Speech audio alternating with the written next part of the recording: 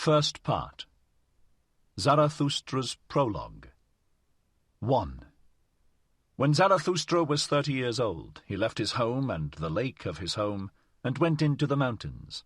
There he enjoyed his spirit and solitude, and for 10 years did not weary of it. But at last his heart changed, and rising one morning with the rosy dawn, he went before the sun, and spake thus unto it: Thou great star, what would be thy happiness if thou hadst not those for whom thou shinest? For 10 years hast thou climbed hither unto my cave. Thou wouldst have wearied of thy light and of the journey, had it not been for me, mine eagle and my serpent. But we awaited thee every morning, took from thee thine overflow, and blessed thee for it. Lo, I am weary of my wisdom. Like the bee that hath gathered too much honey, I need hands outstretched to take it. I would fain bestow and distribute, until the wise have once more become joyous in their folly, and the poor happy in their riches. Therefore must I descend into the deep, as thou doest in the evening, when thou goest behind the sea, and givest light also to the netherworld, thou exuberant star. Like thee must I go down, as men say, to whom I shall descend. Bless me then, thou tranquil eye, that canst behold even the greatest happiness without envy. Bless the cup that is about to overflow, that the water may flow golden out of it, and carry everywhere the reflection of thy bliss. Lo, this cup is again going to empty itself, and Zarathustra is again going to be a man. Thus began Zarathustra's down-going. 2. Zarathustra went down the mountain alone, no one meeting him. When he entered the forest, however, there suddenly stood before him an old man, who had left his holy cot to seek roots, and thus spake the old man to Zarathustra: No stranger to me is this wanderer. Many years ago passed he by. Zarathustra he was called, but he hath altered. Then thou carriedst thine ashes into the mountains. Wilt thou now carry thy fire into the valleys? Fearest thou not the incendiary's doom? Yea, I recognize Zarathustra. Pure is his eye, and no loathing lurketh about his mouth. Goeth he not along like a dancer? Altered is Zarathustra. A child hath Zarathustra become. An awakened one is Zarathustra. What wilt thou do in the land of the sleepers?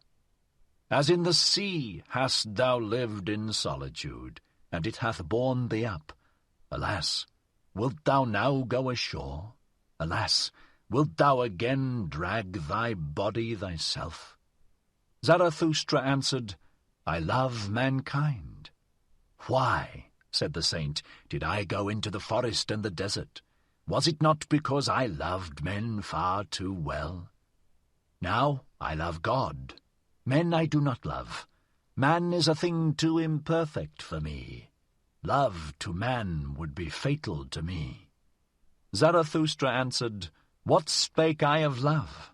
I am bringing gifts unto men. Give them nothing, said the saint. Take rather part of their load, and carry it along with them. That will be most agreeable unto them, if only it be agreeable unto thee. If, however, thou wilt give unto them, give them no more than an alms, and let them also beg for it. No, replied Zarathustra, I give no alms. I am not poor enough for that. The saint laughed at Zarathustra, and spake thus: Then see to it that they accept thy treasures. They are distrustful of anchorites, and do not believe that we come with gifts. The fall of our footsteps ringeth too hollow through their streets, and just as at night, when they are in bed and hear a man abroad long before sunrise, so they ask themselves concerning us, Where goeth the thief? Go not to men, but stay in the forest. Go rather to the animals. Why not be like me, a bear amongst bears, a bird amongst birds? "And what doeth the saint in the forest?" asked Zarathustra. The saint answered, "I make hymns and sing them, and in making hymns I laugh and weep and mumble. Thus do I praise God. With singing, weeping, laughing, and mumbling do I praise the God who is my God. But what dost thou bring us as a gift?" When Zarathustra had heard these words, he bowed to the saint and said, "What should I have to give thee? Let me rather hurry hence, lest I take aught away from thee." And thus they parted from one another, the old man and Zarathustra, laughing like schoolboys. When Zarathustra was alone, however, he said to his heart, "Could it be possible? This old saint in the forest hath not yet heard of it, that God is dead." 3. When Zarathustra arrived at the nearest town which adjoineth the forest, he found many people assembled in the marketplace, for it had been announced that a rope-dancer would give a performance, and Zarathustra spake thus unto the people, "I teach you the Superman. Man is something that is to be surpassed.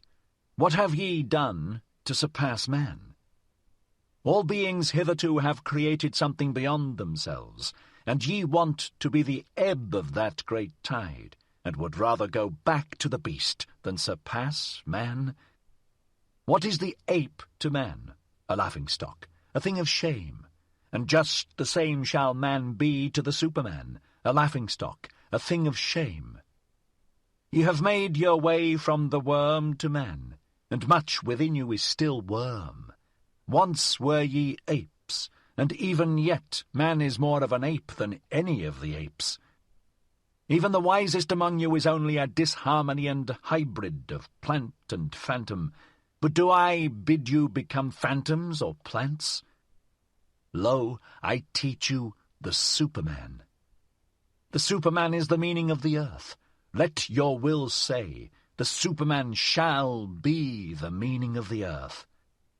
I conjure you, my brethren, remain true to the earth, and believe not those who speak unto you of super-earthly hopes. Poisoners are they, whether they know it or not. Despisers of life are they, decaying ones and poisoned ones themselves, of whom the earth is weary, so away with them. Once blasphemy against God was the greatest blasphemy, but God died, and therewith also those blasphemers. To blaspheme the earth is now the dreadfulest sin, and to rate the heart of the unknowable higher than the meaning of the earth. Once the soul looked contemptuously on the body, and then that contempt was the supreme thing.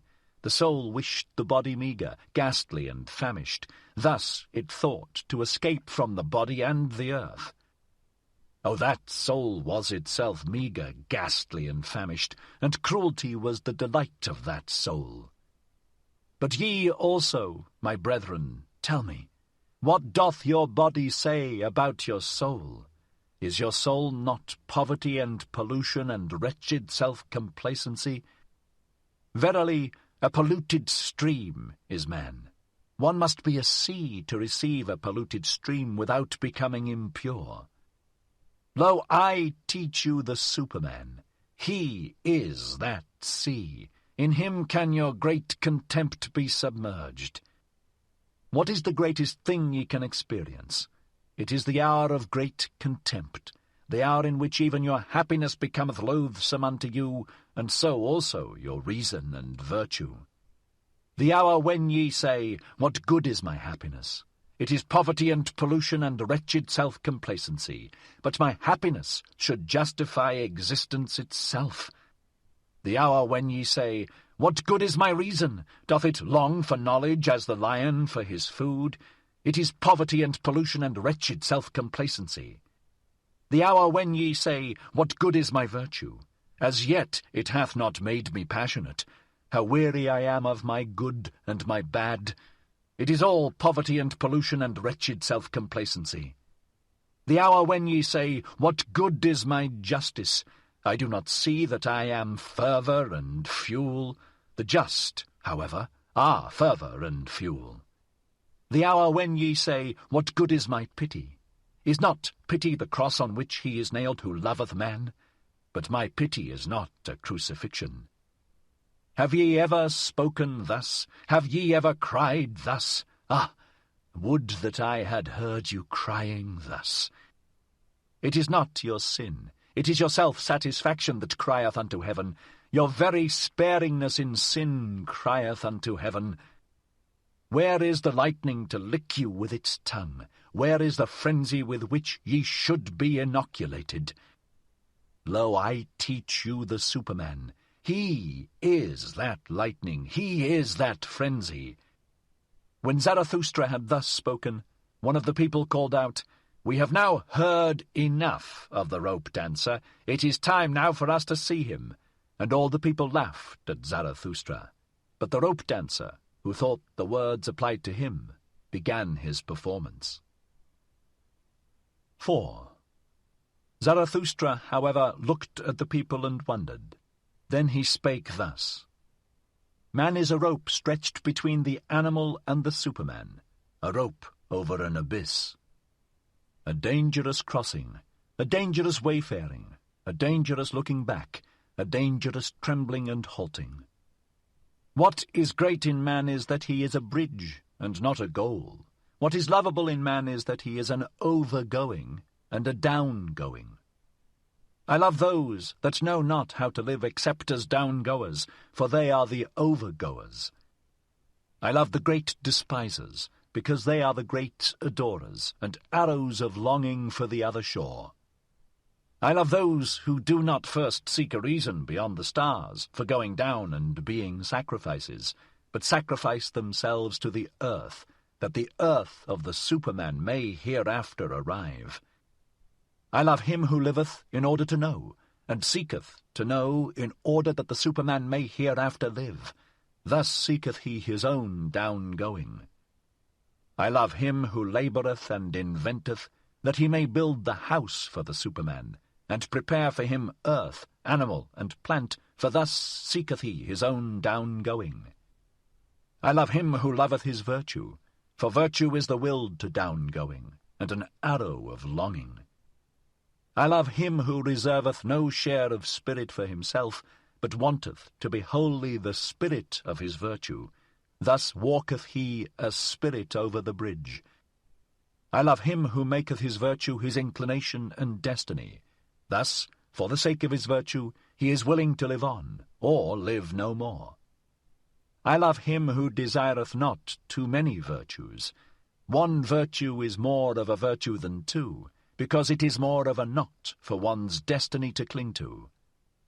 I love him whose soul is lavish, who wanteth no thanks and doth not give back, for he always bestoweth and desireth not to keep for himself. I love him who is ashamed when the dice fall in his favour, and who then asketh, Am I a dishonest player? For he is willing to succumb. I love him who scattereth golden words in advance of his deeds, and always doeth more than he promiseth, for he seeketh his own downgoing. I love him who justifieth the future ones, and redeemeth the past ones, for he is willing to succumb through the present ones. I love him who chasteneth his God, because he loveth his God, for he must succumb through the wrath of his God. I love him whose soul is deep even in the wounding, and may succumb through a small matter. Thus goeth he willingly over the bridge. I love him whose soul is so overfull that he forgetteth himself, and all things are in him. Thus all things become his downgoing. I love him who is of a free spirit and a free heart. Thus is his head only the bowels of his heart. His heart, however, causeth his downgoing. I love all who are like heavy drops, falling one by one out of the dark cloud that lowereth over man. They herald the coming of the lightning, and succumb as heralds. Lo, I am a herald of the lightning, and a heavy drop out of the cloud. The lightning, however, is the Superman. 5. When Zarathustra had spoken these words, he again looked at the people and was silent. "There they stand," said he to his heart. "There they laugh. They understand me not. I am not the mouth for these ears." Must one first batter their ears that they may learn to hear with their eyes? Must one clatter like kettledrums and penitential preachers, or do they only believe the stammerer? They have something whereof they are proud.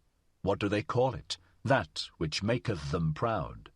Culture, they call it. It distinguisheth them from the goatherds. They dislike, therefore, to hear of contempt of themselves. So I will appeal to their pride. I will speak unto them of the most contemptible thing. That, however, is the last man. And thus spake Zarathustra unto the people. It is time for man to fix his goal. It is time for man to plant the germ of his highest hope. Still is his soil rich enough for it, but that soil will one day be poor and exhausted, and no lofty tree will any longer be able to grow thereon. Alas, there cometh the time when man will no longer launch the arrow of his longing beyond man, and the string of his bow will have unlearned to whiz. I tell you, one must still have chaos in one to give birth to a dancing star. I tell you, ye have still chaos in you. Alas, there cometh the time when man will no longer give birth to any star. Alas, there cometh the time of the most despicable man, who can no longer despise himself. Lo, I show you the last man. What is love? What is creation? What is longing? What is a star? So asketh the last man, and blinketh. The earth hath then become small, and on it there hoppeth the last man who maketh everything small. His species is ineradicable like that of the ground flea. The last man liveth longest. We have discovered happiness, say the last men, and blink thereby. They have left the regions where it is hard to live, for they need warmth. One still loveth one's neighbour and rubbeth against him, for one needeth warmth. Turning ill and being distrustful, they consider sinful. They walk warily. He is a fool who still stumbleth over stones or men. A little poison now and then, that maketh pleasant dreams, and much poison at last for a pleasant death. One still worketh, for work is a pastime, but one is careful lest the pastime should hurt one. One no longer becometh poor or rich. Both are too burdensome. Who still wanteth to rule? Who still wanteth to obey? Both are too burdensome. No shepherd and one herd. Everyone wanteth the same. Everyone is equal. He who hath other sentiments goeth voluntarily into the madhouse. Formerly all the world was insane, say the subtlest of them, and blink thereby. They are clever and know all that hath happened, so there is no end to their raillery. People still fall out, but are soon reconciled. Otherwise it spoileth their stomachs. They have their little pleasures for the day, and their little pleasures for the night, but they have a regard for health. We have discovered happiness, say the last men, and blink thereby. And here ended the first discourse of Zarathustra, which is also called the prologue, for at this point the shouting and mirth of the multitude interrupted him. "Give us this last man, O Zarathustra," they called out. "Make us into these last men. Then will we make thee a present of the Superman." And all the people exulted and smacked their lips. Zarathustra, however, turned sad, and said to his heart, "They understand me not. I am not the mouth for these ears. Too long perhaps have I lived in the mountains, too much have I hearkened unto the brooks and trees. Now do I speak unto them as unto the goatherds. Calm is my soul, and clear, like the mountains in the morning. But they think me cold, and a mocker with terrible jests. And now do they look at me and laugh, and while they laugh they hate me too. There is ice in their laughter.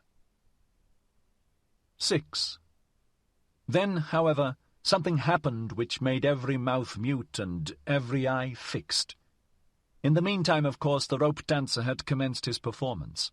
He had come out at a little door, and was going along the rope, which was stretched between two towers, so that it hung above the marketplace and the people. When he was just midway across, the little door opened once more, and a gaudily dressed fellow like a buffoon sprang out, and went rapidly after the first one. "Go on, halt-foot," cried his frightful voice. "Go on, lazy bones, interloper, sallow face, lest I tickle thee with my heel. What dost thou here between the towers?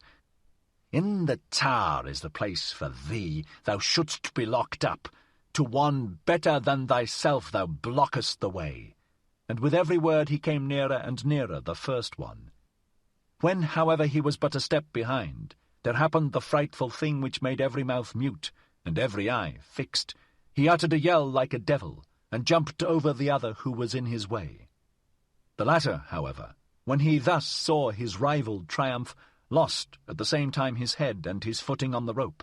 He threw his pole away, and shot downwards faster than it, like an eddy of arms and legs, into the depth. The marketplace and the people were like the sea when the storm cometh on. They all flew apart and in disorder, especially where the body was about to fall.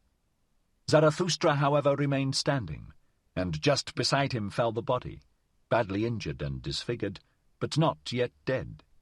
After a while consciousness returned to the shattered man, and he saw Zarathustra kneeling beside him. "What art thou doing there?" said he at last. "I knew long ago that the devil would trip me up. Now he draggeth me to hell. Wilt thou prevent him?"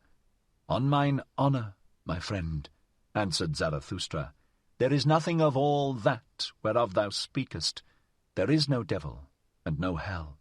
Thy soul will be dead even sooner than thy body. Fear, therefore, nothing any more." The man looked up distrustfully. "If thou speakest the truth," said he, "I lose nothing when I lose my life. I am not much more than an animal which hath been taught to dance by blows and scanty fare." "Not at all," said Zarathustra. "Thou hast made danger thy calling. Therein there is nothing contemptible. Now thou perishest by thy calling. Therefore will I bury thee with mine own hands." When Zarathustra had said this, the dying one did not reply further, but he moved his hand, as if he sought the hand of Zarathustra in gratitude. 7. Meanwhile the evening came on, and the marketplace veiled itself in gloom. Then the people dispersed, for even curiosity and terror become fatigued. Zarathustra, however, still sat beside the dead man on the ground, absorbed in thought, so he forgot the time. But at last it became night, and a cold wind blew upon the lonely one. Then arose Zarathustra and said to his heart, "Verily, a fine catch of fish hath Zarathustra made today. It is not a man he hath caught, but a corpse. Sombre is human life, and as yet without meaning. A buffoon may be fateful to it. I want to teach men the sense of their existence, which is the Superman, the lightning out of the dark cloud, man. But still am I far from them, and my sense speaketh not unto their sense. To men I am still something between a fool and a corpse. Gloomy is the night. Gloomy are the ways of Zarathustra. Come, thou cold and stiff companion, I carry thee to the place where I shall bury thee with mine own hands. 8. When Zarathustra had said this to his heart, he put the corpse upon his shoulders and set out on his way. Yet had he not gone 100 steps, when there stole a man up to him and whispered in his ear, and lo! He that spake was the buffoon from the tower. "Leave this town, O Zarathustra," said he. "There are too many here who hate thee. The good and just hate thee, and call thee their enemy and despiser.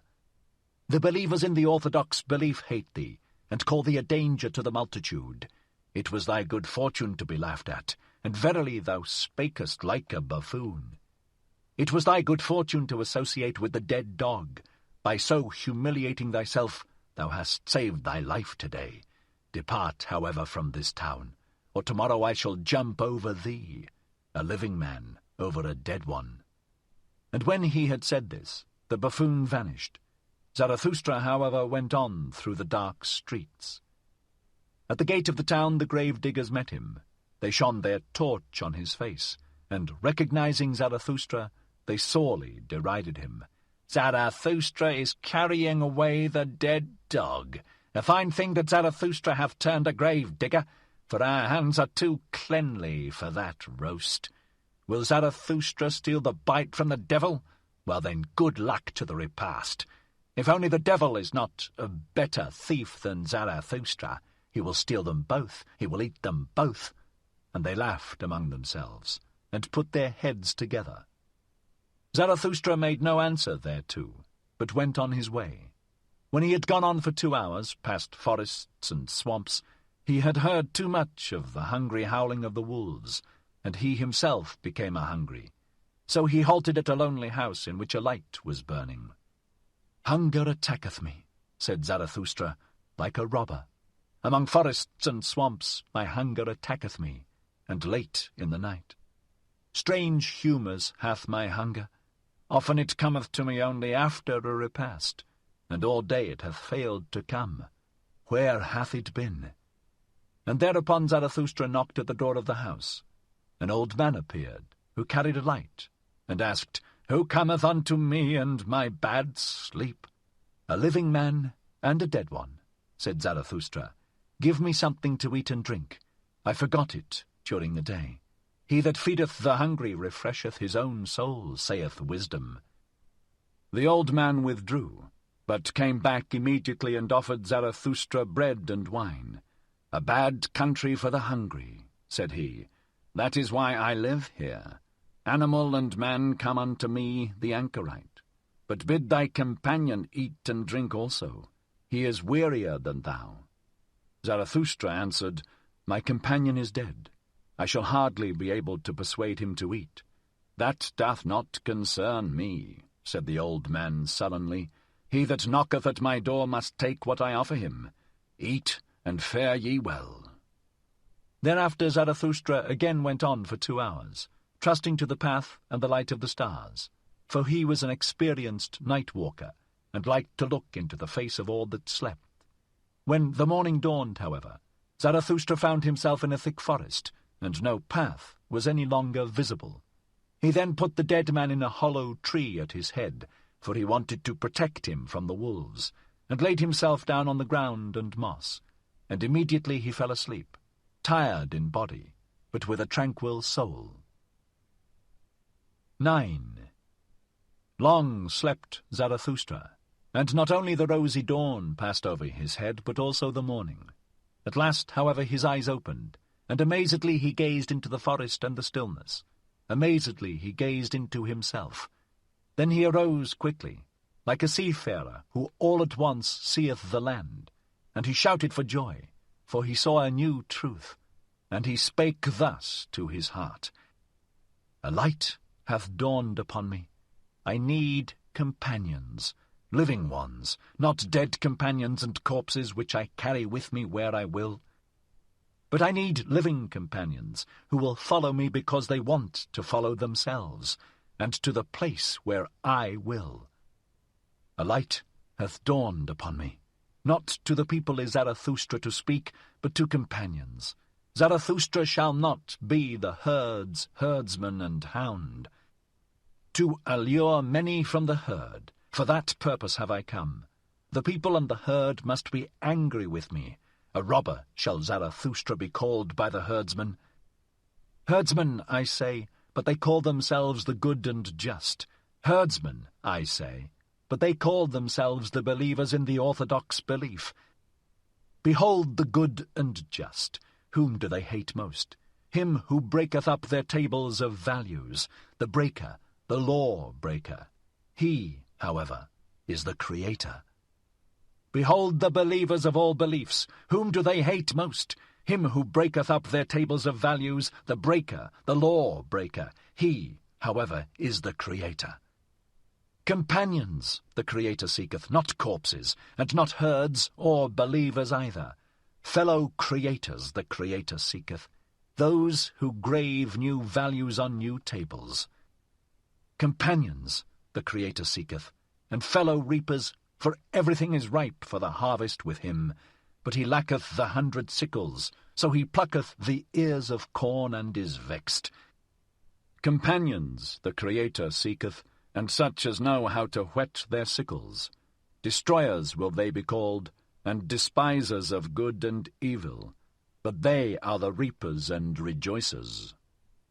Fellow creators Zarathustra seeketh, fellow reapers and fellow rejoicers Zarathustra seeketh. What hath he to do with herds and herdsmen and corpses? And thou, my first companion, rest in peace. Well have I buried thee in thy hollow tree, well have I hid thee from the wolves. But I part from thee, the time hath arrived. Twixt rosy dawn and rosy dawn there came unto me a new truth. I am not to be a herdsman, I am not to be a grave digger. Not any more will I discourse unto the people, for the last time have I spoken unto the dead. With the creators, the reapers, and the rejoicers will I associate, the rainbow will I show them, and all the stairs to the Superman. To the lone dwellers will I sing my song, and to the twain dwellers, and unto him who hath still ears for the unheard, will I make the heart heavy with my happiness. I make for my goal, I follow my course. Over the loitering and tardy will I leap. Thus let my ongoing be their downgoing. 10. This had Zarathustra said to his heart when the sun stood at noontide. Then he looked inquiringly aloft, for he heard above him the sharp call of a bird. And behold, an eagle swept through the air in wide circles, and on it hung a serpent, not like a prey, but like a friend, for it kept itself coiled round the eagle's neck. They are mine animals, said Zarathustra, and rejoiced in his heart. The proudest animal under the sun, and the wisest animal under the sun. They have come out to reconnoitre. They want to know whether Zarathustra still liveth. Verily, do I still live? More dangerous have I found it among men than among animals. In dangerous paths goeth Zarathustra. Let mine animals lead me. When Zarathustra had said this, he remembered the words of the saint in the forest, and he sighed and spake thus to his heart. Would that I were wiser! Would that I were wise from the very heart, like my serpent! But I am asking the impossible. Therefore do I ask my pride to go always with my wisdom. And if my wisdom should some day forsake me, alas, it loveth to fly away, may my pride then fly with my folly. Thus began Zarathustra's down-going. Zarathustra's Discourses. 1. The Three Metamorphoses. 3 metamorphoses of the spirit do I designate to you. How the spirit becometh a camel, the camel a lion, and the lion at last a child. Many heavy things are there for the spirit, the strong, load-bearing spirit in which reverence dwelleth, for the heavy and the heaviest longeth its strength. What is heavy? So asketh the load-bearing spirit. Then kneeleth it down like the camel, and wanteth to be well laden. What is the heaviest thing, ye heroes? Asketh the load-bearing spirit, that I may take it upon me and rejoice in my strength. Is it not this? To humiliate oneself in order to mortify one's pride, to exhibit one's folly in order to mock at one's wisdom? Or is it this? To desert our cause when it celebrateth its triumph, to ascend high mountains, to tempt the tempter? Or is it this? To feed on the acorns and grass of knowledge, and for the sake of truth to suffer hunger of soul? Or is it this? To be sick and dismiss comforters, and make friends of the deaf, who never hear thy requests? Or is it this? To go into foul water when it is the water of truth, and not disclaim cold frogs and hot toads? Or is it this: to love those who despise us, and give one's hand to the phantom when it is going to frighten us? All these heaviest things the load-bearing spirit taketh upon itself, and, like the camel, which, when laden, hasteneth into the wilderness, so hasteneth the spirit into its wilderness. But in the loneliest wilderness happeneth the second metamorphosis. Here the spirit becometh a lion. Freedom will it capture, and lordship in its own wilderness. Its last lord it here seeketh. Hostile will it be to him, and to its last god. For victory will it struggle with the great dragon. What is the great dragon which the spirit is no longer inclined to call Lord and God? Thou shalt is the great dragon called, but the spirit of the lion saith, I will. Thou shalt lieth in its path, sparkling with gold, a scale-covered beast, and on every scale glittereth golden, Thou shalt. The values of 1,000 years glitter on those scales, and thus speaketh the mightiest of all dragons, All the values of things glitter on me. All values have already been created, and all created values do I represent. Verily there shall be no I will any more. Thus speaketh the dragon. My brethren, wherefore is there need of the lion in the spirit? Why sufficeth not the beast of burden, which renounceth and is reverent? To create new values, that even the lion cannot yet accomplish, but to create itself freedom for new creating, that can the might of the lion do. To create itself freedom and give a holy nay, even unto duty, for that, my brethren, there is need of the lion. To assume the right to new values, that is the most formidable assumption for a load-bearing and reverent spirit. Verily, unto such a spirit it is praying, and the work of a beast of prey. At its holiest it once loved, thou shalt. Now it is forced to find illusion and arbitrariness, even in the holiest things, that it may capture freedom from its love.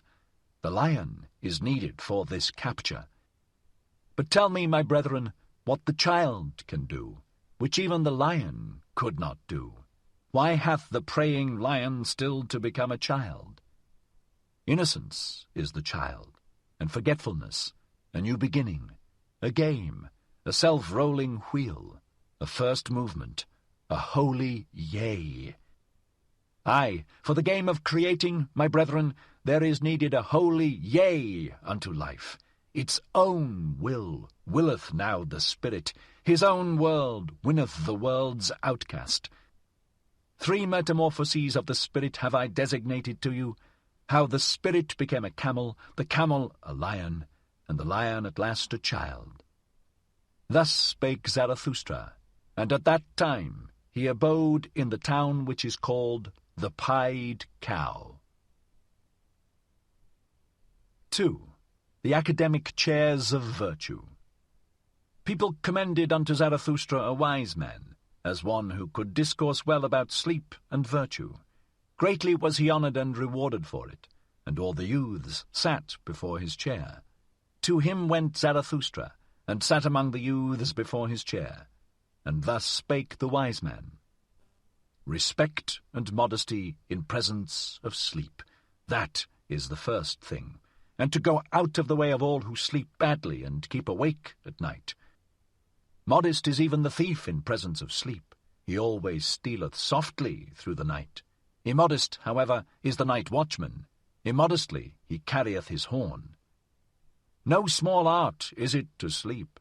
It is necessary for that purpose to keep awake all day. 10 times a day must thou overcome thyself. That causeth wholesome weariness, and is poppy to the soul. 10 times must thou reconcile again with thyself, for overcoming is bitterness, and badly sleep the unreconciled. 10 truths must thou find during the day, otherwise wilt thou seek truth during the night, and thy soul will have been hungry. 10 times must thou laugh during the day, and be cheerful. Otherwise thy stomach, the father of affliction, will disturb thee in the night. Few people know it, but one must have all the virtues in order to sleep well. Shall I bear false witness? Shall I commit adultery? Shall I covet my neighbour's maidservant? All that would ill accord with good sleep. And even if one have all the virtues, there is still one thing needful, to send the virtues themselves to sleep at the right time, that they may not quarrel with one another, the good females. And about thee, thou unhappy one, peace with God and thy neighbour, so desireth good sleep, and peace also with thy neighbour's devil, otherwise it will haunt thee in the night. Honour to the government and obedience, and also to the crooked government, so desireth good sleep. How can I help it, if power like to walk on crooked legs? He who leadeth his sheep to the greenest pasture shall always be for me the best shepherd, so doth it accord with good sleep. Many honours I want not, nor great treasures, they excite the spleen. But it is bad sleeping without a good name and a little treasure. A small company is more welcome to me than a bad one, but they must come and go at the right time. So doth it accord with good sleep. Well also do the poor in spirit please me, they promote sleep. Blessed are they, especially if one always give in to them. Thus passeth the day unto the virtuous. When night cometh, then take I good care not to summon sleep. It disliketh to be summoned. Sleep, the lord of the virtues. But I think of what I have done and thought during the day. Thus ruminating, patient as a cow, I ask myself, what were thy 10 overcomings? And what were the 10 reconciliations, and the 10 truths, and the 10 laughters with which my heart enjoyed itself? Thus pondering and cradled by 40 thoughts, it overtaketh me all at once. Sleep, the unsummoned, the lord of the virtues. Sleep tappeth on mine eye, and it turneth heavy. Sleep toucheth my mouth, and it remaineth open. Verily on soft souls doth it come to me, the dearest of thieves, and stealeth from me my thoughts. Stupid do I then stand, like this academic chair. But not much longer do I then stand. I already lie. When Zarathustra heard the wise man thus speak, he laughed in his heart, for thereby had a light dawned upon him, and thus spake he to his heart. A fool seemeth this wise man with his 40 thoughts, but I believe he knoweth well how to sleep. Happy even is he who liveth near this wise man. Such sleep is contagious. Even through a thick wall it is contagious. A magic resideth even in his academic chair, and not in vain did the youth sit before the preacher of virtue. His wisdom is to keep awake in order to sleep well, and verily, if life had no sense, and had I to choose nonsense, this would be the desirablest nonsense for me also. Now know I well what people sought formerly above all else when they sought teachers of virtue. Good sleep they sought for themselves, and poppy-head virtues to promote it. To all those belauded sages of the academic chairs, wisdom was sleep without dreams. They knew no higher significance of life. Even at present, to be sure, there are some like this preacher of virtue, and not always so honourable. But their time is past, and not much longer do they stand. There they already lie. Blessed are those drowsy ones, for they shall soon nod to sleep. Thus spake Zarathustra. 3. Backworldsmen. Once on a time, Zarathustra also cast his fancy beyond man, like all backworldsmen. The work of a suffering and tortured god did the world then seem to me.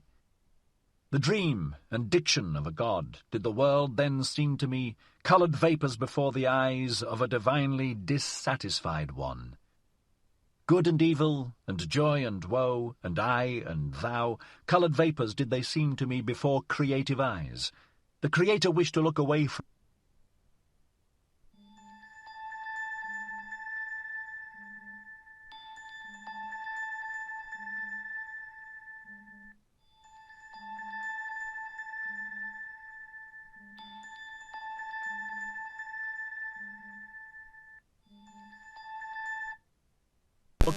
himself. Thereupon he created the world.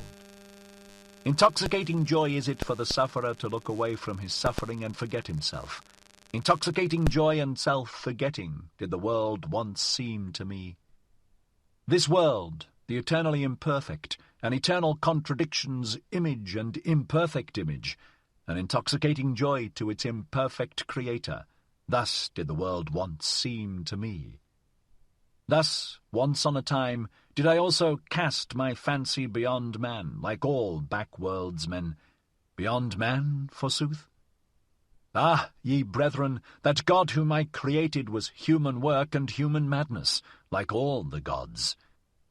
A man was he, and only a poor fragment of a man, and ego.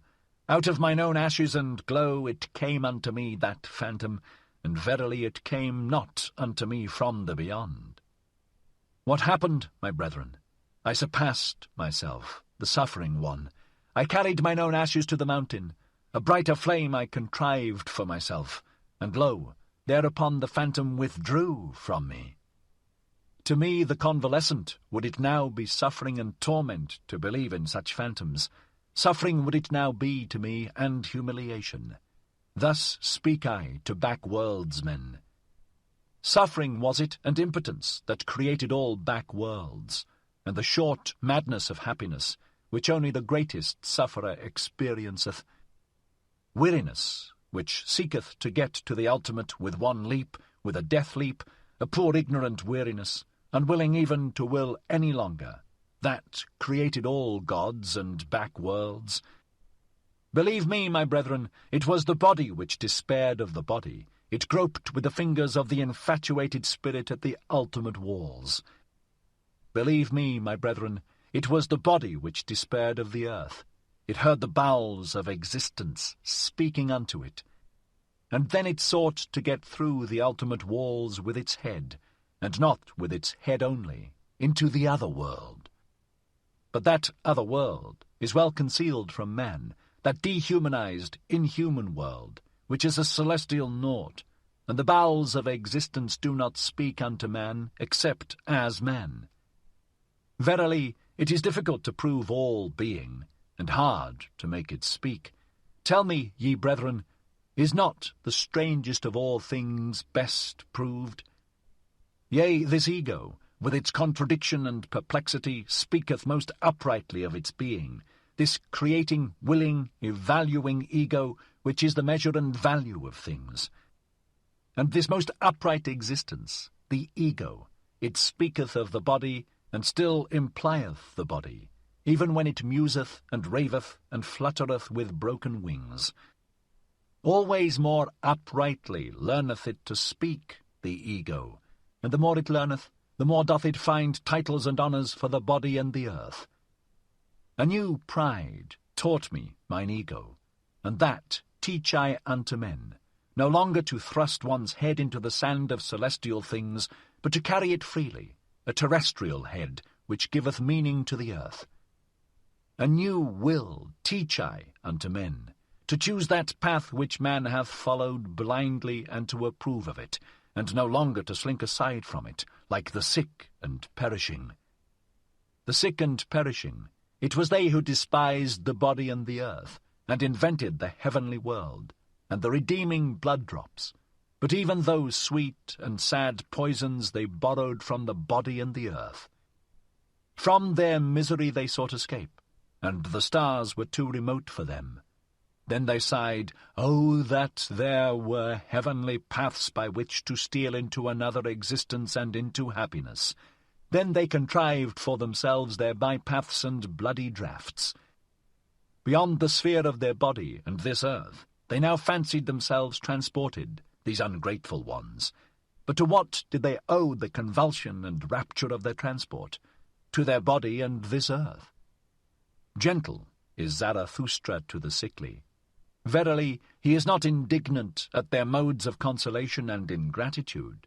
May they become convalescents and overcomers, and create higher bodies for themselves. Neither is Zarathustra indignant at a convalescent who looketh tenderly on his delusions, and at midnight stealeth round the grave of his God, but sickness and a sick frame remain even in his tears. Many sickly ones have there always been among those who muse and languish for God. Violently they hate the discerning ones, and the latest of virtues, which is uprightness. Backward they always gaze toward dark ages. Then, indeed, were delusion and faith something different. Raving of the reason was likeness to God, and doubt was sin. Too well do I know those godlike ones. They insist on being believed in, and that doubt is sin. Too well also do I know what they themselves most believe in. Verily, not in backworlds and redeeming blood drops, but in the body do they also believe most, and their own body is for them the thing in itself. But it is a sickly thing to them, and gladly would they get out of their skin. Therefore hearken they to the preachers of death, and themselves preach backworlds. Hearken rather, my brethren, to the voice of the healthy body. It is a more upright and pure voice. More uprightly and purely speaketh the healthy body, perfect and square-built, and it speaketh of the meaning of the earth. Thus spake Zarathustra. 4. The Despisers of the Body. To the despisers of the body will I speak my word. I wish them neither to learn afresh nor teach anew, but only to bid farewell to their own bodies, and thus be dumb. Body am I and soul, so saith the child, and why should one not speak like children? But the awakened one, the knowing one, saith, Body am I entirely, and nothing more, and soul is only the name of something in the body. The body is a big sagacity, a plurality with one sense, a war and a peace, a flock and a shepherd. An instrument of thy body is also thy little sagacity, my brother, which thou callest spirit, a little instrument and plaything of thy big sagacity. Ego, sayest thou, and art proud of that word, but the greater thing, in which thou art unwilling to believe, is thy body with its big sagacity. It saith not ego, but doeth it. What the sense feeleth, what the spirit discerneth, hath never its end in itself. But sense and spirit would fain persuade thee that they are the end of all things. So vain are they. Instruments and playthings are sense and spirit. Behind them there is still the self. The self seeketh with the eyes of the senses. It hearkeneth also with the ears of the spirit. Ever hearkeneth the self, and seeketh. It compareth, mastereth, conquereth, and destroyeth. It ruleth, and is also the ego's ruler. Behind thy thoughts and feelings, my brother, there is a mighty lord, an unknown sage. It is called self. It dwelleth in thy body. It is thy body. There is more sagacity in thy body than in thy best wisdom. And who then knoweth why thy body requireth just thy best wisdom? Thyself laugheth at thine ego, and its proud prancings. What are these prancings and flights of thought unto me? It saith to itself, a byway to my purpose. I am the leading string of the ego and the prompter of its notions. The self saith unto the ego, feel pain. And thereupon it suffereth, and thinketh how it may put an end thereto, and for that very purpose it is meant to think. The self saith unto the ego, feel pleasure. Thereupon it rejoiceth, and thinketh how it may oft times rejoice, and for that very purpose it is meant to think.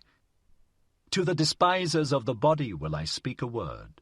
That they despise is caused by their esteem.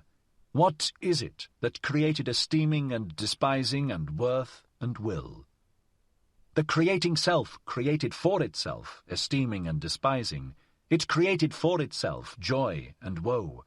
The creating body created for itself spirit, as a hand to its will. Even in your folly and despising, ye each serve yourself, ye despisers of the body. I tell you, your very self wanteth to die, and turneth away from life. No longer can your self do that which it desireth most, create beyond itself. That is what it desireth most. That is all its fervour. But it is now too late to do so. So yourself wisheth to succumb, ye despisers of the body. To succumb, so wisheth yourself, and therefore have ye become despisers of the body, for ye can no longer create beyond yourselves. And therefore are ye now angry with life, and with the earth, and unconscious envy is in the sidelong look of your contempt. I go not your way, ye despisers of the body, ye are no bridges for me to the Superman. Thus spake Zarathustra. 5. Joys and Passions. My brother, when thou hast a virtue, and it is thine own virtue, thou hast it in common with no one. To be sure, thou wouldst call it by name and caress it, thou wouldst pull its ears and amuse thyself with it. And lo, then hast thou its name in common with the people, and hast thou become one of the people, and the herd, with thy virtue. Better for thee to say, ineffable is it, and nameless, that which is pain and sweetness to my soul, and also the hunger of my bowels. Let thy virtue be too high for the familiarity of names, and if thou must speak of it, be not ashamed to stammer about it. Thus speak and stammer. That is my good. That do I love. Thus doth it please me entirely. Thus only do I desire the good. Not as the law of a god do I desire it. Not as a human law or a human need do I desire it.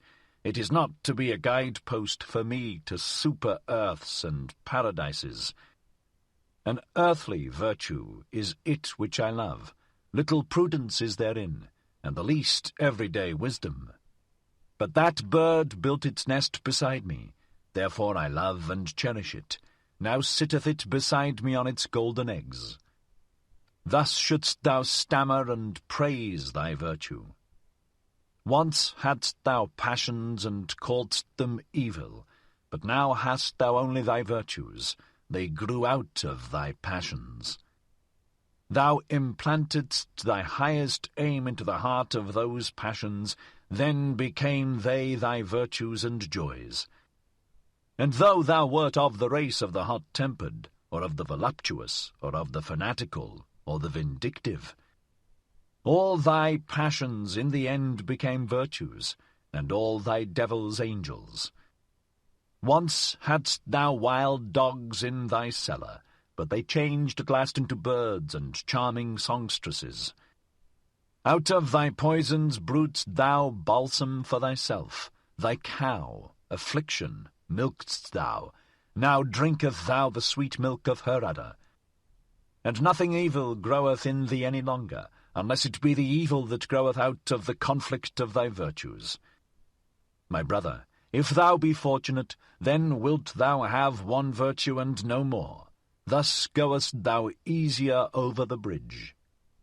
Illustrious is it to have many virtues, but a hard lot, and many a one hath gone into the wilderness and killed himself, because he was weary of being the battle and battlefield of virtues. My brother, are war and battle evil? Necessary, however, is the evil. Necessary are the envy and the distrust and the backbiting among the virtues.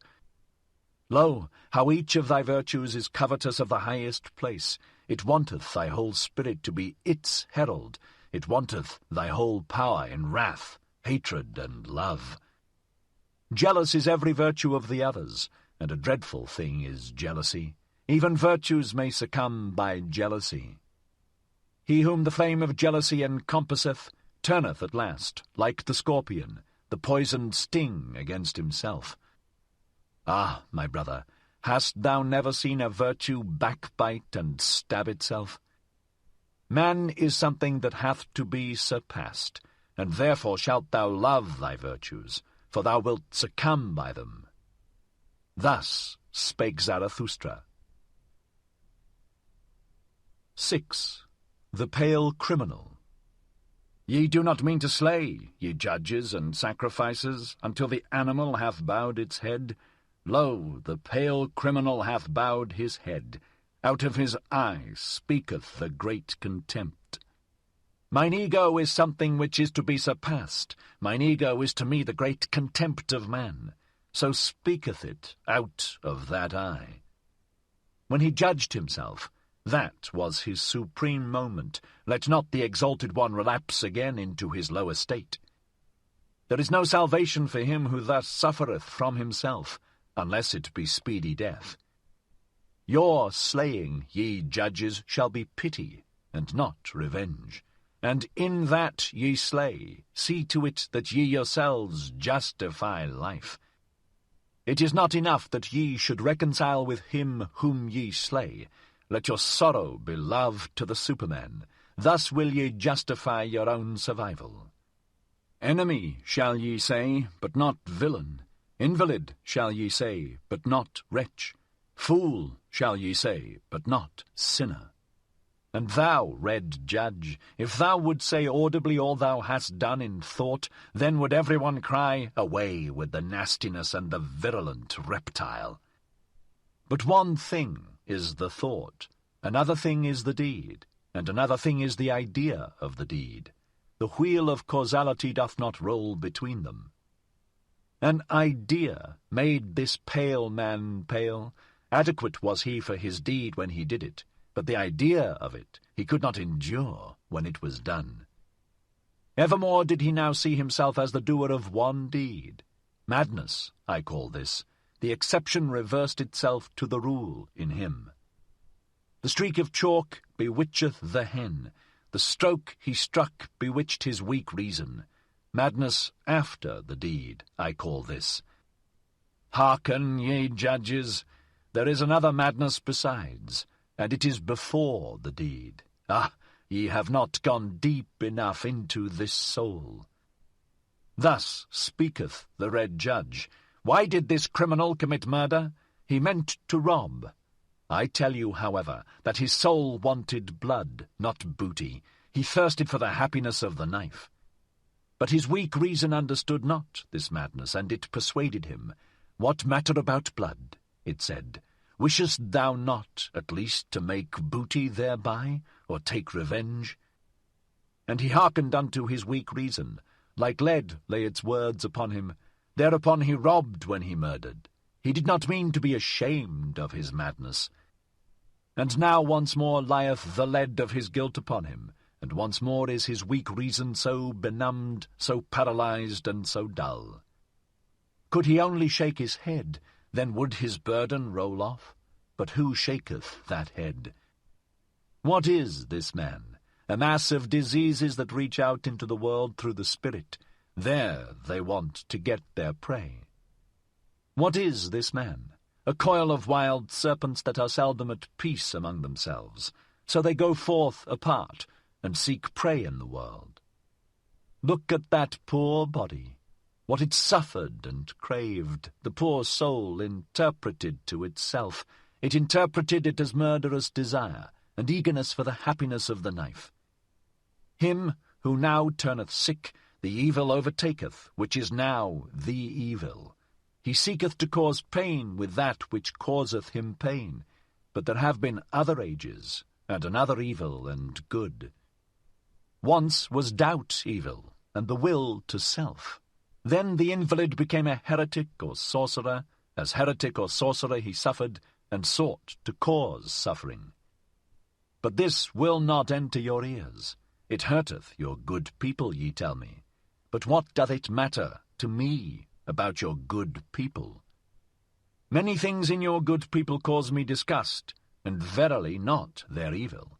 I would that they had a madness by which they succumbed, like this pale criminal. Verily I would that their madness were called truth, or fidelity, or justice, but they have their virtue in order to live long, and in wretched self-complacency. I am a railing alongside the torrent. Whoever is able to grasp me may grasp me. Your crutch, however, I am not. Thus spake Zarathustra. 7. Reading and writing. Of all that is written, I love only what a person hath written with his blood. Write with blood, and thou wilt find that blood is spirit. It is no easy task to understand unfamiliar blood. I hate the reading idlers. He who knoweth the reader doeth nothing more for the reader. Another century of readers, and spirit itself will stink. Everyone being allowed to learn to read ruineth in the long run not only writing but also thinking. Once spirit was God, then it became man, and now it even becometh populace. He that writeth in blood and proverbs doth not want to be read, but learnt by heart. In the mountains the shortest way is from peak to peak, but for that route thou must have long legs. Proverbs should be peaks, and those spoken to should be big and tall. The atmosphere rare and pure, danger near, and the spirit full of a joyful wickedness.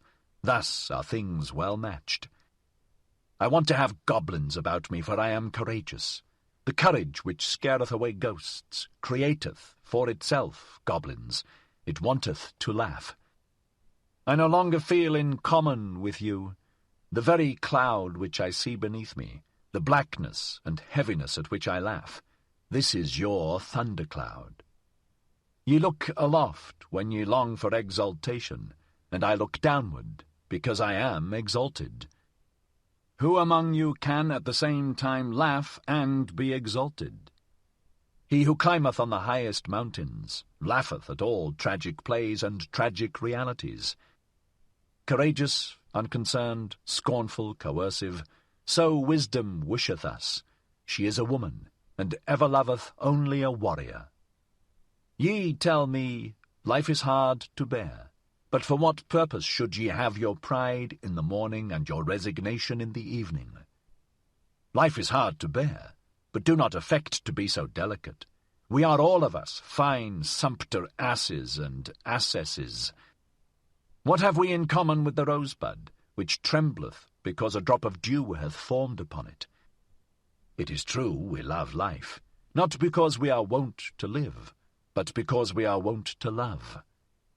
There is always some madness in love, but there is always also some method in madness.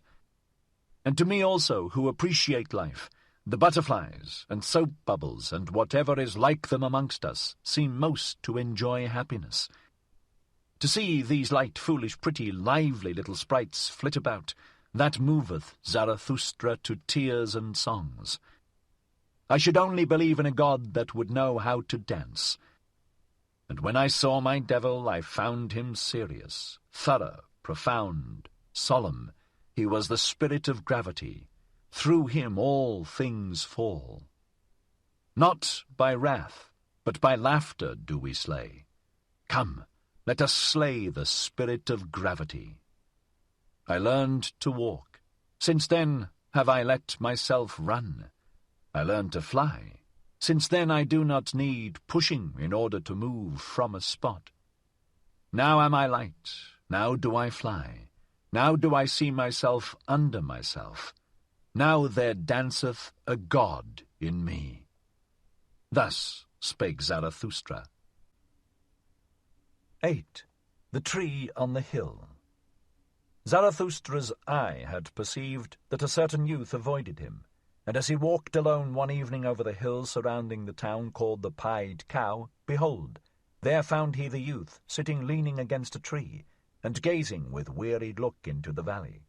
Zarathustra thereupon laid hold of the tree beside which the youth sat, and spake thus, If I wished to shake this tree with my hands, I should not be able to do so. But the wind, which we see not, troubleth and bendeth it as it listeth. We are sorest bent and troubled by invisible hands. Thereupon the youth arose disconcerted, and said, I hear Zarathustra, and just now was I thinking of him. Zarathustra answered, Why art thou frightened on that account? But it is the same with man as with the tree. The more he seeketh to rise into the height and light, the more vigorously do his roots struggle earthward, downward, into the dark and deep, into the evil. Yea, into the evil, cried the youth. How is it possible that thou hast discovered my soul? Zarathustra smiled and said, Many a soul one will never discover, unless one first invent it. Yea, into the evil, cried the youth once more. Thou saidst the truth, Zarathustra. I trust myself no longer, since I sought to rise into the height, and nobody trusteth me any longer. How doth that happen? I change too quickly. My today refuteth my yesterday. I often overleap the steps when I clamber. For so doing, none of the steps pardons me. When aloft, I find myself always alone. No one speaketh unto me. The frost of solitude maketh me tremble. What do I seek on the height? My contempt and my longing increase together. The higher I clamber, the more do I despise him who clambereth. What doth he seek on the height? How ashamed I am of my clambering and stumbling, how I mock at my violent panting, how I hate him who flieth, how tired I am on the height. Here the youth was silent, and Zarathustra contemplated the tree beside which they stood, and spake thus. This tree standeth lonely here on the hills. It hath grown up high above man and beast, and if it wanted to speak, it would have none who could understand it. So high hath it grown. Now it waiteth and waiteth. For what doth it wait? It dwelleth too close to the seat of the clouds. It waiteth, perhaps, for the first lightning. When Zarathustra had said this, the youth called out with violent gestures, Yea, Zarathustra, thou speakest the truth. My destruction I longed for when I desired to be on the height, and thou art the lightning for which I waited. Lo, what have I been since thou hast appeared amongst us? It is mine envy of thee that hath destroyed me. Thus spake the youth, and wept bitterly. Zarathustra, however, put his arm about him, and led the youth away with him. And when they had walked a while together, Zarathustra began to speak thus. It rendeth my heart. Better than thy words express it, thine eyes tell me all thy danger. As yet thou art not free. Thou still seekest freedom. Too unslept hath thy seeking made thee, and too wakeful. On the open height wouldst thou be, for the stars thirsteth thy soul. But thy bad impulses also thirst for freedom. Thy wild dogs want liberty. They bark for joy in their cellar when thy spirit endeavoureth to open all prison doors. Still art thou a prisoner, it seemeth to me, who deviseth liberty for himself. Ah, sharp becometh the soul of such prisoners, but also deceitful and wicked. To purify himself is still necessary for the freedom of the spirit. Much of the prison and the mould still remaineth in him. Pure hath his eye still to become. Yea, I know thy danger, but by my love and hope I conjure thee, cast not thy love and hope away. Noble thou feelest thyself still, and noble others also feel thee still, though they bear thee a grudge and cast evil looks. Know this, that to everybody a noble one standeth in the way. Also to the good a noble one standeth in the way, and even when they call him a good man, they want thereby to put him aside. The new would the noble man create, and a new virtue. The old wanteth the good man, and that the old should be conserved. But it is not the danger of the noble man to turn a good man, but lest he should become a blusterer, a scoffer, or a destroyer. Ah, I have known noble ones who lost their highest hope, and then they disparaged all high hopes. Then lived they shamelessly in temporary pleasures, and beyond the day had hardly a name. Spirit is also voluptuousness, said they, then broke the wings of their spirit, and now it creepeth about. and defileth where it gnaweth. Once they thought of becoming heroes, but sensualists are they now. A trouble and a terror is the hero to them. But by my love and hope I conjure thee, cast not away the hero in thy soul. Maintain wholly thy highest hope. Thus spake Zarathustra. 9. The Preachers of Death. There are preachers of death, and the earth is full of those to whom desistance from life must be preached. Full is the earth of the superfluous. Marred is life by the many too many. May they be decoyed out of this life by the life eternal. The yellow ones, so are called the preachers of death, or the black ones, but I will show them unto you in other colours besides. There are the terrible ones who carry about in themselves the beast of prey, and have no choice except lusts or self-laceration, and even their lusts are self-laceration. They have not yet become men, those terrible ones. May they preach desistance from life, and pass away themselves. There are the spiritually consumptive ones. Hardly are they born when they begin to die, and long for doctrines of lassitude and renunciation. They would fain be dead, and we should approve of their wish. Let us beware of awakening those dead ones, and of damaging those living coffins. They meet an invalid or an old man or a corpse, and immediately they say, life is refuted. But they only are refuted, and their eye, which seeth only one aspect of existence. Shrouded in thick melancholy and eager for the little casualties that bring death, thus do they wait and clench their teeth. Or else they grasp at sweetmeats and mock at their childishness thereby.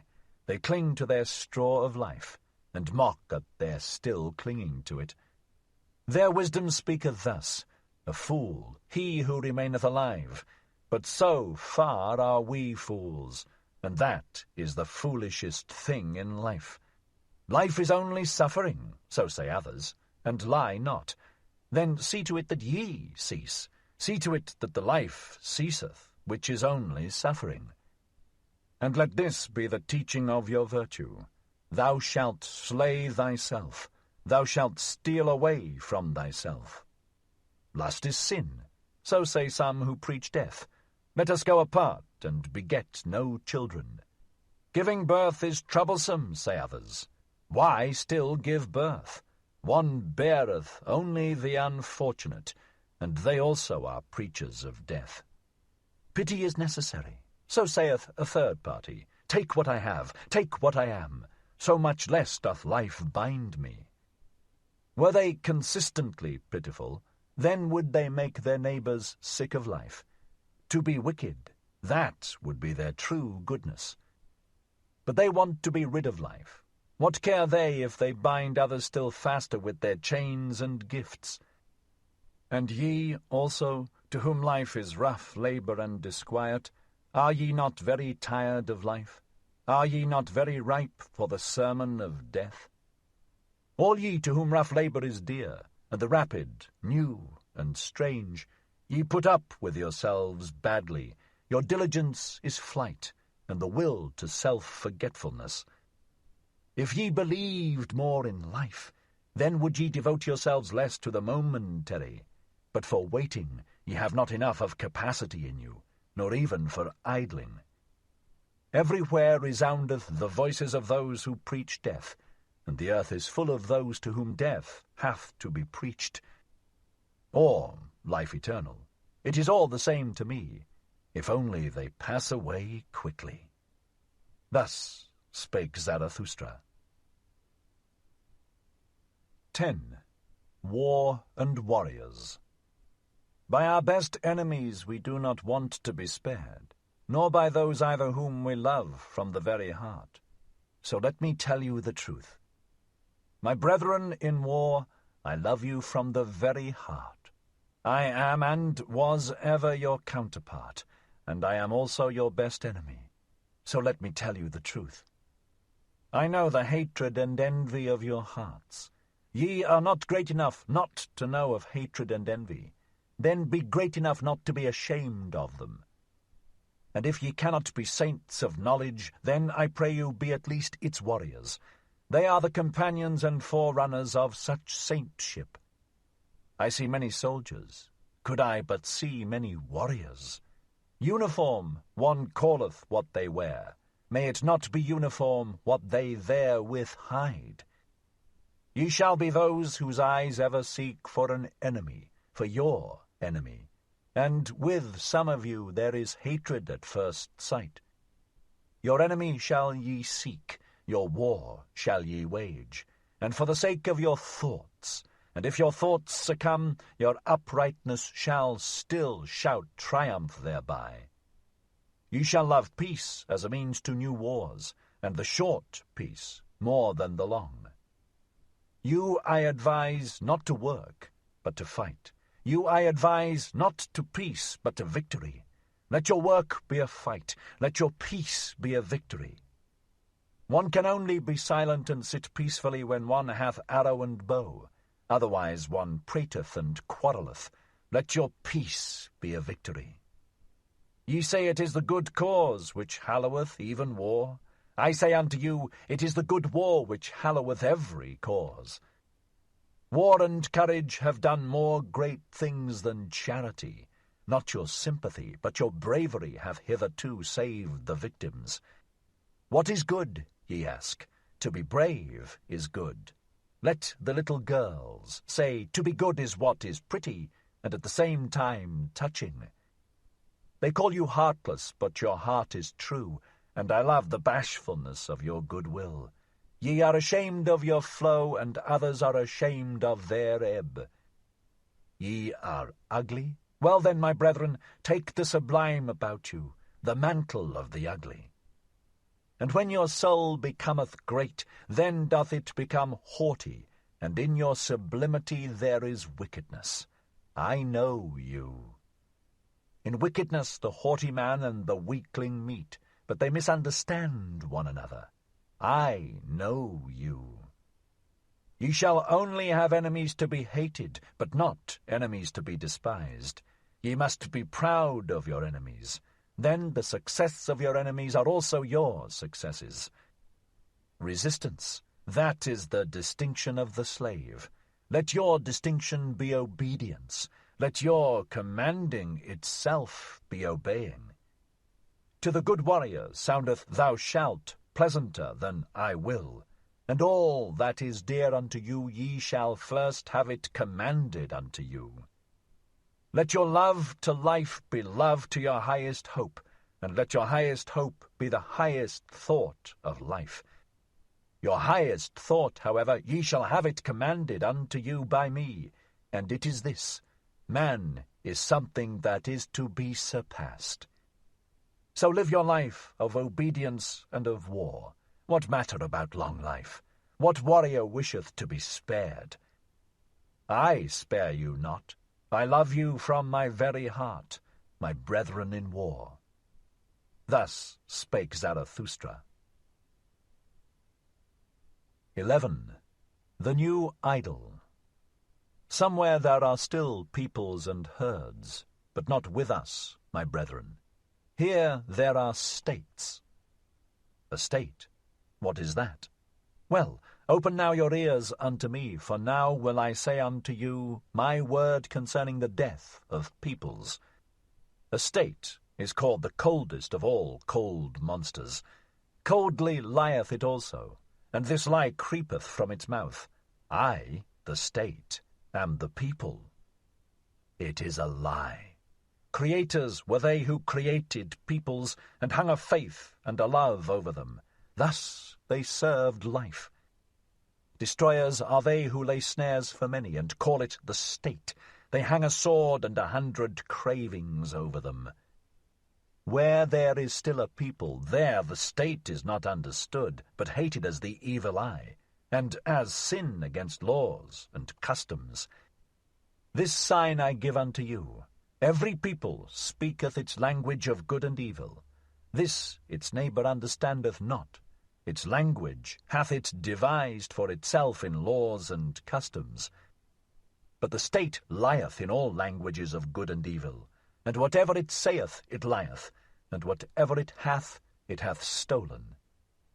False is everything in it, with stolen teeth it biteth the biting one. False are even its bowels. Confusion of language of good and evil, this sign I give unto you as the sign of the state. Verily, the will to death indicateth this sign. Verily, it beckoneth unto the preachers of death. Many too many are born, for the superfluous ones was the state devised. See just how it enticeth them to it, the many too many, how it swalloweth and cheweth and re-cheweth them. On earth there is nothing greater than I. It is I who am the regulating finger of God. Thus roareth the monster. And not only the long-eared and short-sighted fall upon their knees. Ah, even in your ears, ye great souls, it whispereth its gloomy lies. Ah, it findeth out the rich hearts which willingly lavish themselves. Yea, it findeth you out too, ye conquerors of the old God. Weary ye became of the conflict, and now your weariness serveth the new idol. Heroes and honourable ones, it would fain set up around it the new idol. Gladly it basketh in the sunshine of good consciences, the cold monster. Everything will it give you, if ye worship it, the new idol. Thus it purchaseth the lustre of your virtue, and the glance of your proud eyes. It seeketh to allure by means of you the many too many. Yea, a hellish artifice hath here been devised, a death-horse jingling with the trappings of divine honours.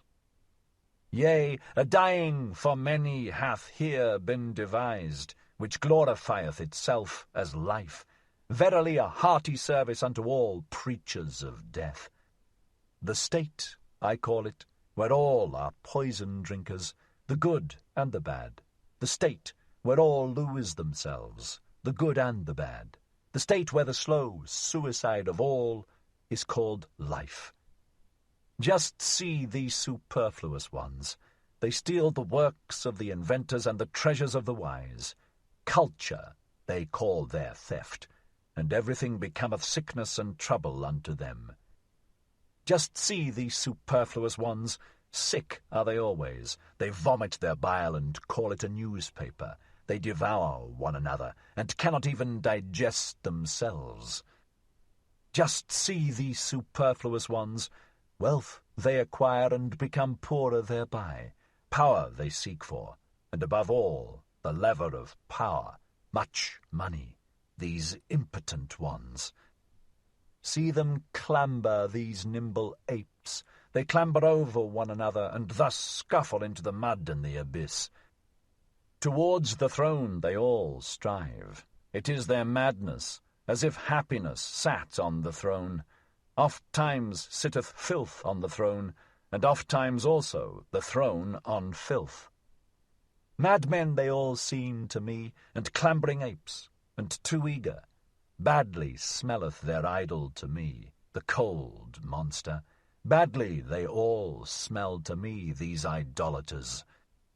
My brethren, will ye suffocate in the fumes of their maws and appetites? Better break the windows and jump into the open air. Do go out of the way of the bad odour, withdraw from the idolatry of the superfluous. Do go out of the way of the bad odour, withdraw from the steam of these human sacrifices. Open still remaineth the earth for great souls. Empty are still many sites for lone ones and twain ones, around which floateth the odour of tranquil seas. Open still remaineth a free life for great souls. Verily, he who possesseth little is so much the less possessed. Blessed be moderate poverty. There, where the state ceaseth, there only commenceth the man who is not superfluous. There commenceth the song of the necessary ones, the single and irreplaceable melody. There where the state ceaseth, pray look thither, my brethren. Do ye not see it? the rainbow and the bridges of the Superman? Thus spake Zarathustra. 12.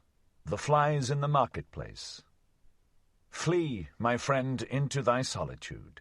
I see thee deafened with the noise of the great men, and stung all over with the stings of the little ones.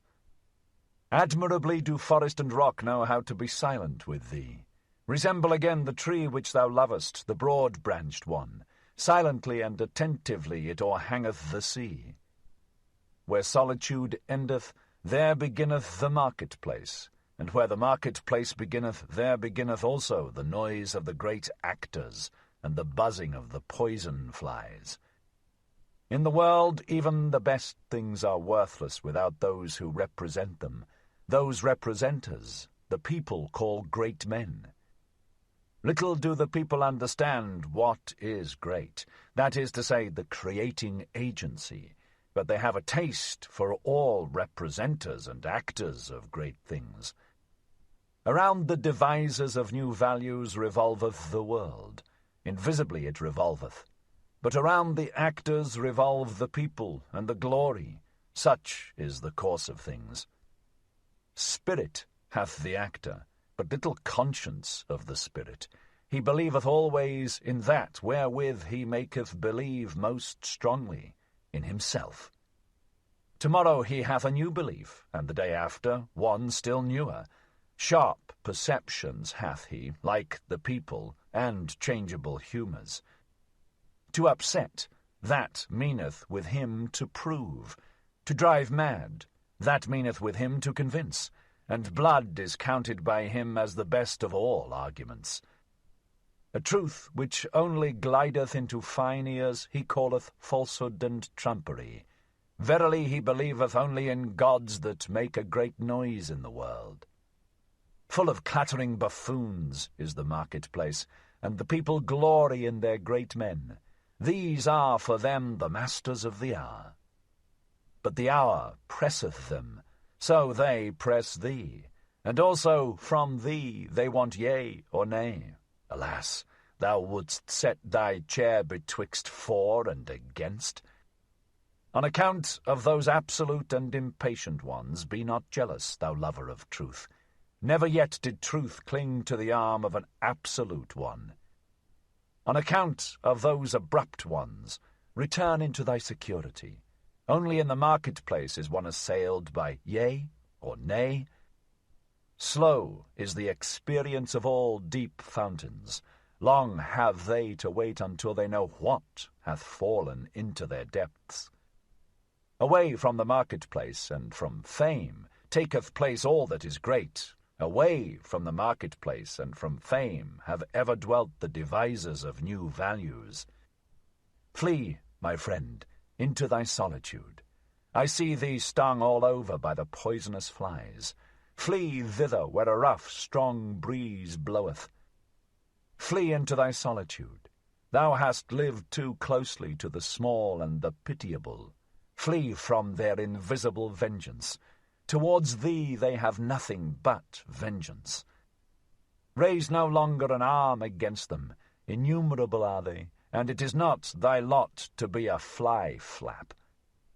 Innumerable are the small and pitiable ones, and of many a proud structure raindrops and weeds have been the ruin. Thou art not stone, but already hast thou become hollow by the numerous drops. Thou wilt yet break and burst by the numerous drops. Exhausted I see thee by poisonous flies. Bleeding I see thee, and torn at 100 spots, and thy pride will not even upbraid. Blood they would have from thee in all innocence. Blood their bloodless souls crave for, and they sting, therefore, in all innocence. But thou, profound one, thou sufferest too profoundly even from small wounds, and ere thou hadst recovered, the same poison worm crawled over thy hand. Too proud art thou to kill these sweet tooths, but take care lest it be thy fate to suffer all their poisonous injustice. They buzz around thee also with their praise.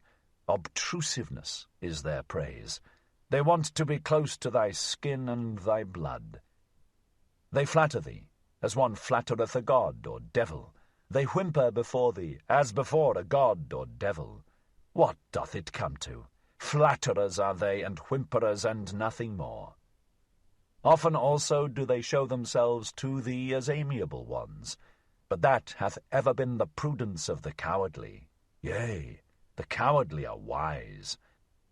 They think much about thee with their circumscribed souls. Thou art always suspected by them. Whatever is much thought about is at last thought suspicious. They punish thee for all thy virtues. They pardon thee in their inmost hearts only for thine errors. Because thou art gentle and of upright character, thou sayest, blameless are they for their small existence. But their circumscribed souls think, blamable is all great existence. Even when thou art gentle towards them, they still feel themselves despised by thee, and they repay thy beneficence with secret maleficence.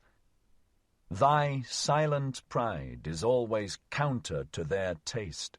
They rejoice if once thou be humble enough to be frivolous. What we recognize in a man, we also irritate in him. Therefore be on your guard against the small ones. In thy presence they feel themselves small, and their baseness gleameth and gloweth against thee in invisible vengeance. Sawest thou not how often they became dumb when thou approachedst them, and how their energy left them like the smoke of an extinguishing fire? Yea, my friend, the bad conscience art thou of thy neighbours, for they are unworthy of thee. Therefore they hate thee and would fain suck thy blood. Thy neighbours will always be poisonous flies. What is great in thee? That itself must make them more poisonous, and always more fly-like. Flee, my friend, into thy solitude, and thither where a rough, strong breeze bloweth. It is not thy lot to be a fly-flap. Thus spake Zarathustra. 13. Chastity. I love the forest. It is bad to live in cities. There are too many of the lustful. Is it not better to fall into the hands of a murderer than into the dreams of a lustful woman? And just look at these men. Their eyes saith it. They know nothing better on earth than to lie with a woman. Filth is at the bottom of their souls, and alas, if their filth hath still spirit in it. Would that ye were perfect, at least as animals, but to animals belongeth innocence. Do I counsel you to slay your instincts? I counsel you to innocence in your instincts. Do I counsel you to chastity? Chastity is a virtue with some, but with many almost a vice. These are continent, to be sure, but doggish lust looketh enviously out of all that they do. Even into the heights of their virtue and into their cold spirit doth this creature follow them with its discord. And how nicely can doggish lust beg for a piece of spirit when a piece of flesh is denied it. Ye love tragedies and all that breaketh the heart, but I am distrustful of your doggish lust. Ye have two cruel eyes, and ye look wantonly towards the sufferers. Hath not your lust just disguised itself and taken the name of fellow suffering? And also this parable give I unto you. Not a few who meant to cast out their devil went thereby into the swine themselves. To whom chastity is difficult, it is to be dissuaded, lest it become the road to hell, to filth and lust of soul. Do I speak of filthy things? That is not the worst thing for me to do.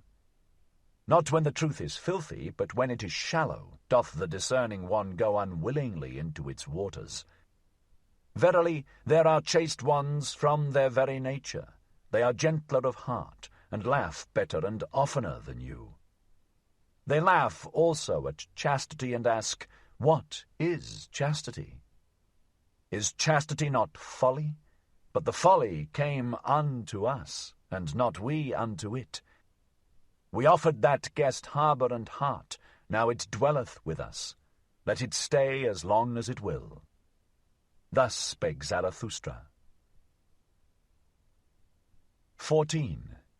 The Friend.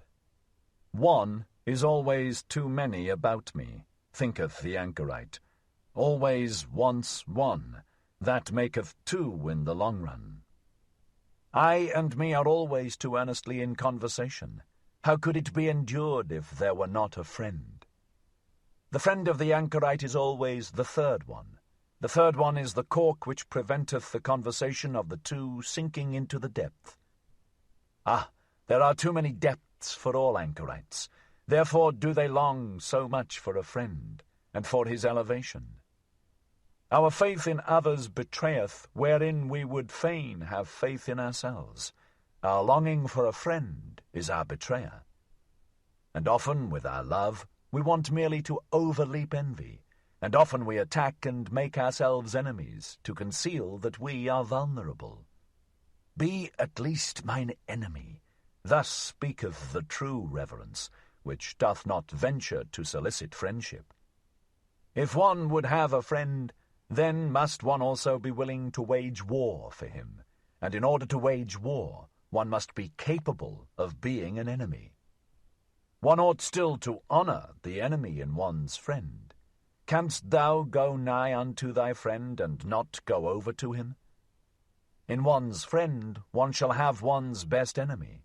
Thou shalt be closest unto him with thy heart when thou withstandest him.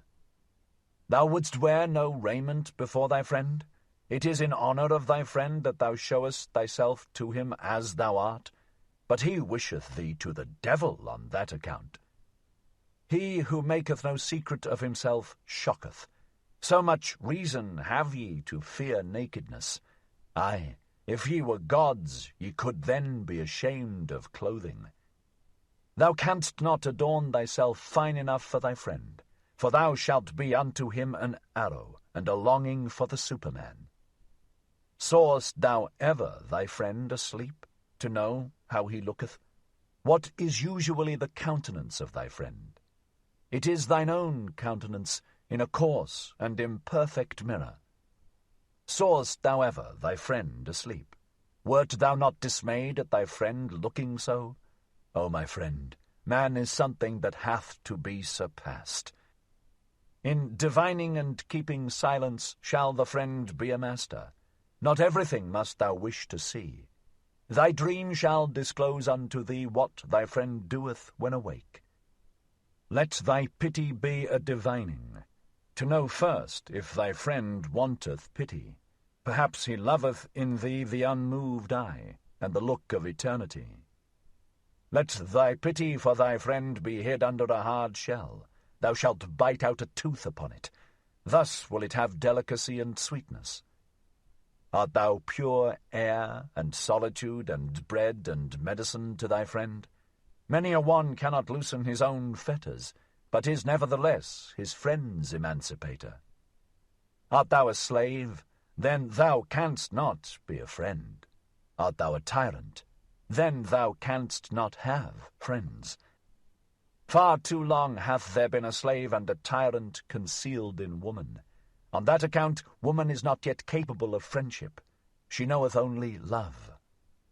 In woman's love there is injustice and blindness to all she doth not love. And even in woman's conscious love there is still always surprise and lightning and night, along with the light. As yet woman is not capable of friendship. Women are still cats and birds, or at the best, cows. As yet woman is not capable of friendship. But tell me, ye men, who of you are capable of friendship? Oh, your poverty, ye men, and your sordidness of soul! As much as ye give to your friend will I give even to my foe, and will not have become poorer thereby. There is comradeship. May there be friendship. Thus spake Zarathustra. 15. The 1,001 Goals. Many lands saw Zarathustra, and many peoples. Thus he discovered the good and bad of many peoples. No greater power did Zarathustra find on earth than good and bad. No people could live without first valuing.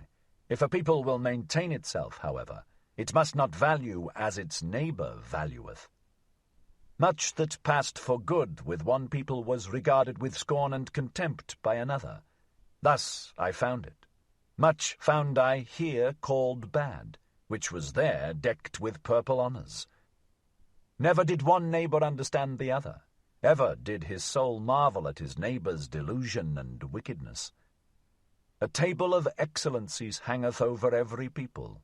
Lo, it is the table of their triumphs. Lo, it is the voice of their will to power. It is laudable what they think hard.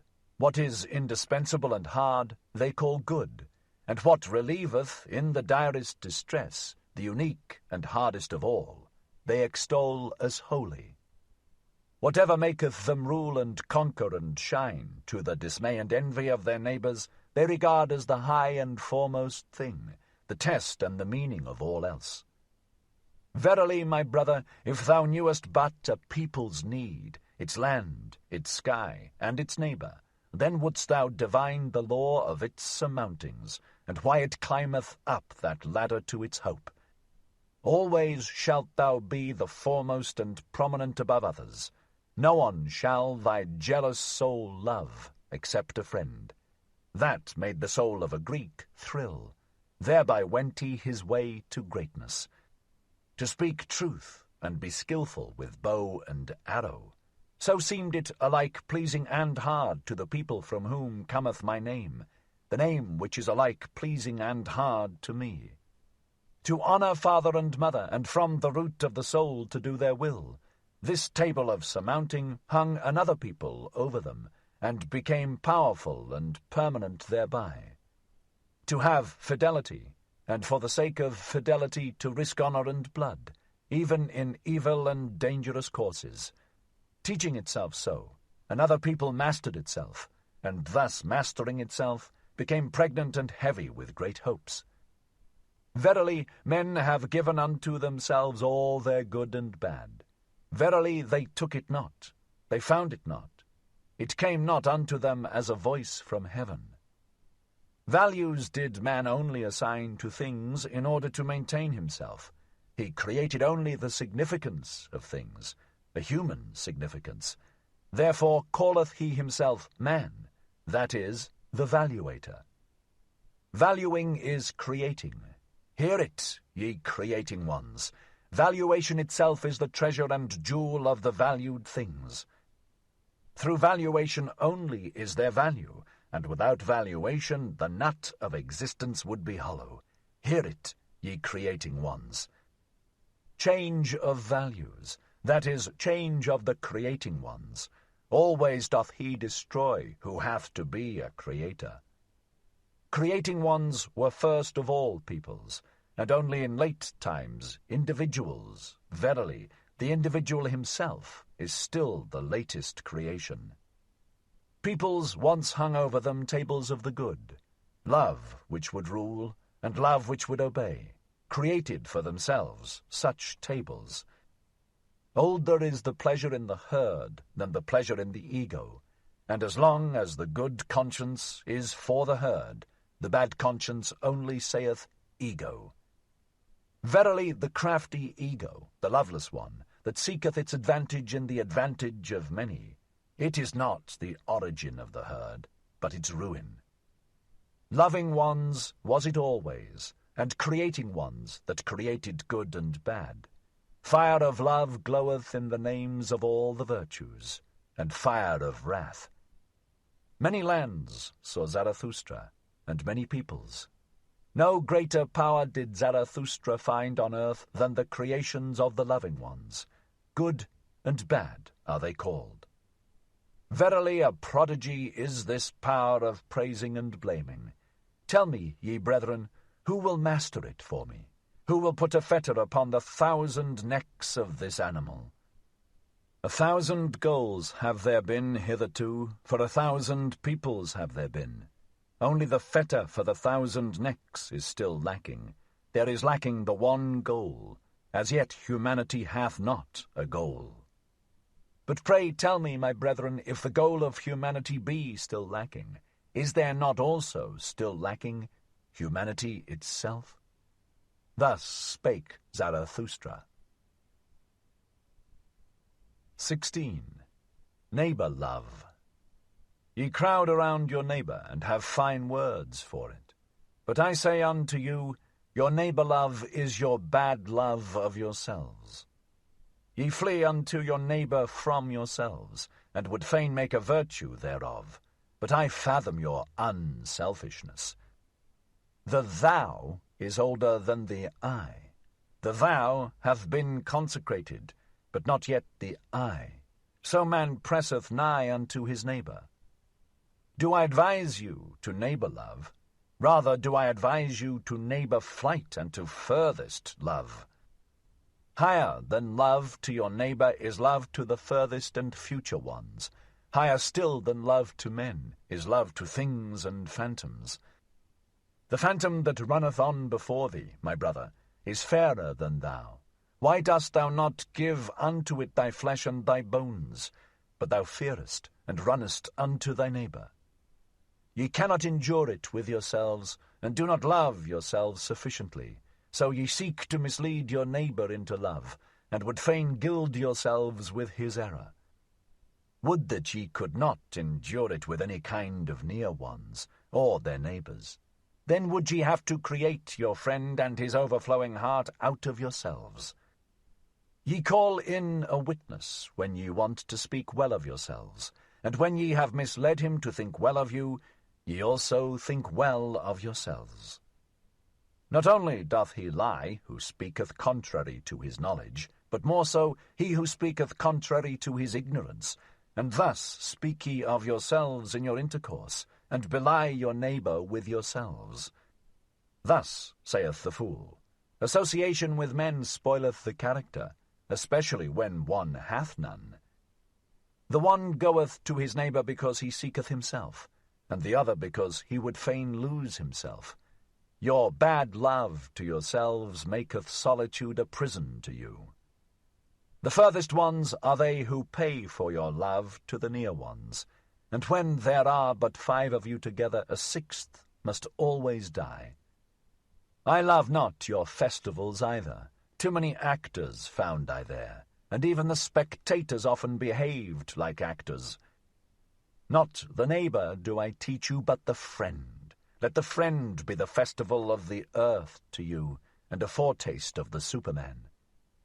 I teach you the friend and his overflowing heart, but one must know how to be a sponge if one would be loved by overflowing hearts.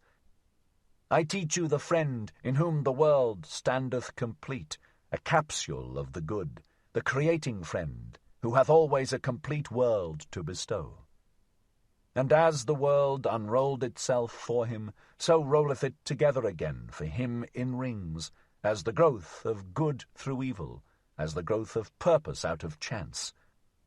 Let the future and the furthest be the motive of thy today. In thy friend shalt thou love the Superman as thy motive. My brethren, I advise you not to neighbour-love. I advise you to furthest love.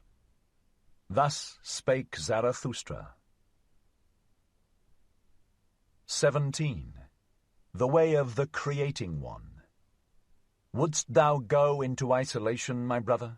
Wouldst thou seek the way unto thyself? Tarry yet a little, and hearken unto me. He who seeketh may easily get lost himself. All isolation is wrong. So say the herd.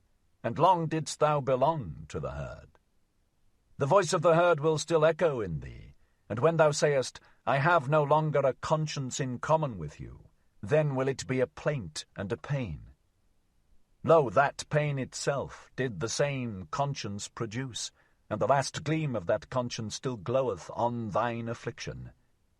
But thou wouldst go the way of thine affliction, which is the way unto thyself. Then show me thine authority and thy strength to do so. Art thou a new strength and a new authority, a first motion, a self-rolling wheel? Canst thou also compel stars to revolve around thee? Alas, there is so much lusting for loftiness. There are so many convulsions of the ambitions. Show me that thou art not a lusting and ambitious one. Alas, there are so many great thoughts that do nothing more than the bellows. They inflate and make emptier than ever. Free dost thou call thyself? Thy ruling thought would I hear of, and not that thou hast escaped from a yoke. Art thou one entitled to escape from a yoke? Many a one hath cast away his final worth when he hath cast away his servitude. Free from what? What doth that matter to Zarathustra? Clearly, however, shall thine eye show unto me, free for what? Canst thou give unto thyself thy bad and thy good, and set up thy will as a law over thee? Canst thou be judge for thyself, and avenger of thy law? Terrible is aloneness with the judge and avenger of one's own law. Thus is a star projected into desert space, and into the icy breath of aloneness. Today sufferest thou still from the multitude, thou individual. Today hast thou still thy courage unabated, and thy hopes. But one day will the solitude weary thee. One day will thy pride yield, and thy courage quail. Thou wilt one day cry, I am alone. One day wilt thou see no longer thy loftiness, and see too closely thy lowliness. Thy sublimity itself will frighten thee as a phantom. Thou wilt one day cry, all is false. There are feelings which seek to slay the lonesome one. If they do not succeed, then must they themselves die. But art thou capable of it, to be a murderer? Hast thou ever known, my brother, the word disdain, and the anguish of thy justice in being just to those that disdain thee? Thou forcest many to think differently about thee. That charge they heavily to thine account. Thou camest nigh unto them, and yet wentest past. For that they never forgive thee. Thou goest beyond them, but the higher thou risest, the smaller doth the eye of envy see thee. Most of all, however, is the flying one hated. How could ye be just unto me, must thou say? I choose your injustice as my allotted portion. Injustice and filth cast they at the lonesome one. But, my brother, if thou wouldst be a star, thou must shine for them none the less on that account. And be on thy guard against the good and just. They would fain crucify those who devise their own virtue. They hate the lonesome ones. Be on thy guard also against holy simplicity. All is unholy to it that is not simple. Fain likewise would it play with the fire of the faggot and the stake. And be on thy guard also against the assaults of thy love. Too readily doth the recluse reach his hand to anyone who meeteth him. To many a one mayest thou not give thy hand, but only thy paw, and I wish thy paw also to have claws. But the worst enemy thou canst meet wilt thou thyself always be. Thou waylayest thyself in caverns and forests. Thou lonesome one, thou goest the way to thyself, and past thyself and thy 7 devils leadeth thy way. A heretic wilt thou be to thyself, and a wizard and a soothsayer, and a fool and a doubter, and a reprobate and a villain. Ready must thou be to burn thyself in thine own flame. How couldst thou become new if thou have not first become ashes? Thou lonesome one, thou goest the way of the creating one. A god wilt thou create for thyself out of thy 7 devils. Thou lonesome one, thou goest the way of the loving one. Thou lovest thyself, and on that account despisest thou thyself, as only the loving ones despise. To create desireth the loving one, because he despiseth. What knoweth he of love, who hath not been obliged to despise just what he loved? With thy love, go into thine isolation, my brother, and with thy creating, and late only will justice limp after thee. With my tears go into thine isolation, my brother. I love him who seeketh to create beyond himself, and thus succumbeth.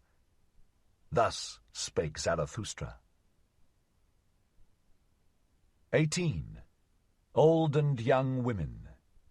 Why stealest thou along so furtively in the twilight, Zarathustra?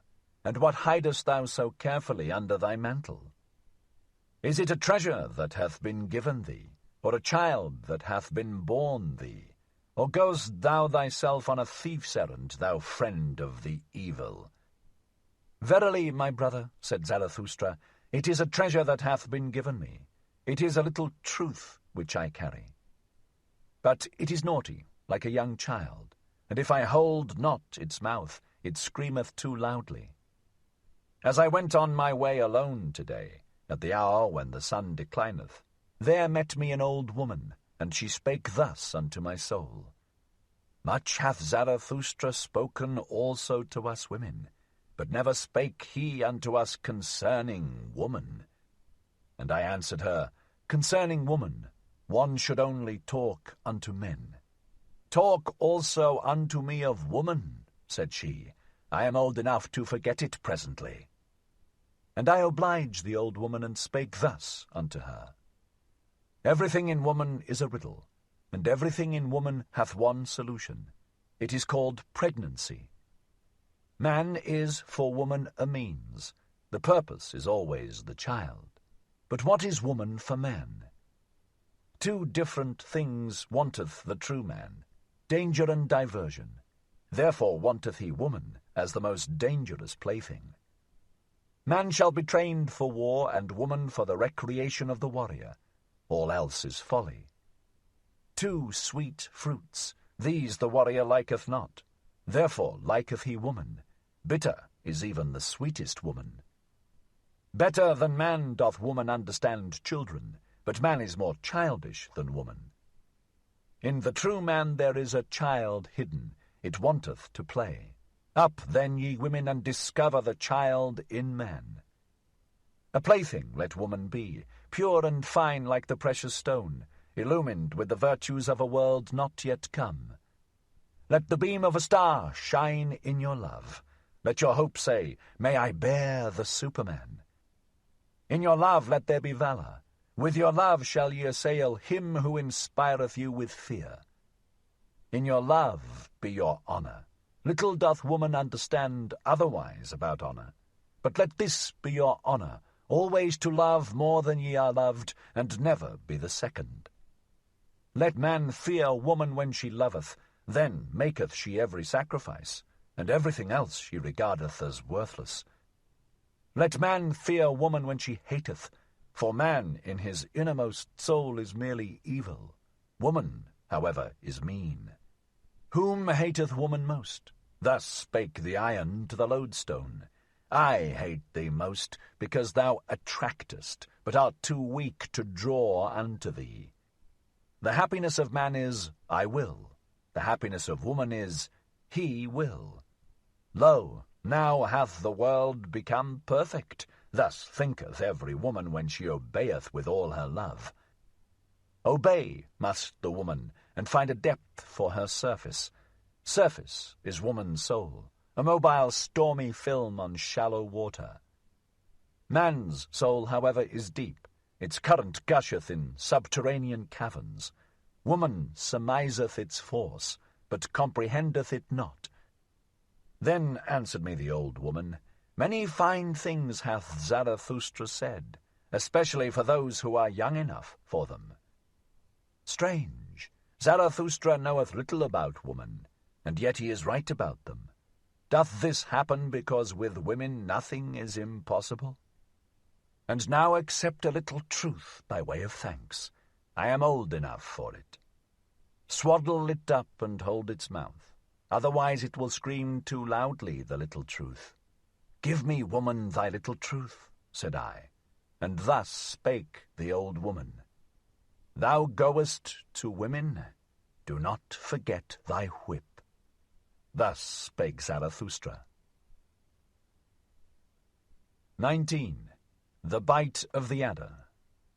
One day had Zarathustra fallen asleep under a fig tree, owing to the heat, with his arms over his face, and there came an adder and bit him in the neck, so that Zarathustra screamed with pain. When he had taken his arm from his face, he looked at the serpent, and then did it recognize the eyes of Zarathustra, wriggled awkwardly, and tried to get away. "Not at all," said Zarathustra. "As yet hast thou not received my thanks. Thou hast awakened me in time. My journey is yet long." "Thy journey is short," said the adder sadly. "My poison is fatal." Zarathustra smiled.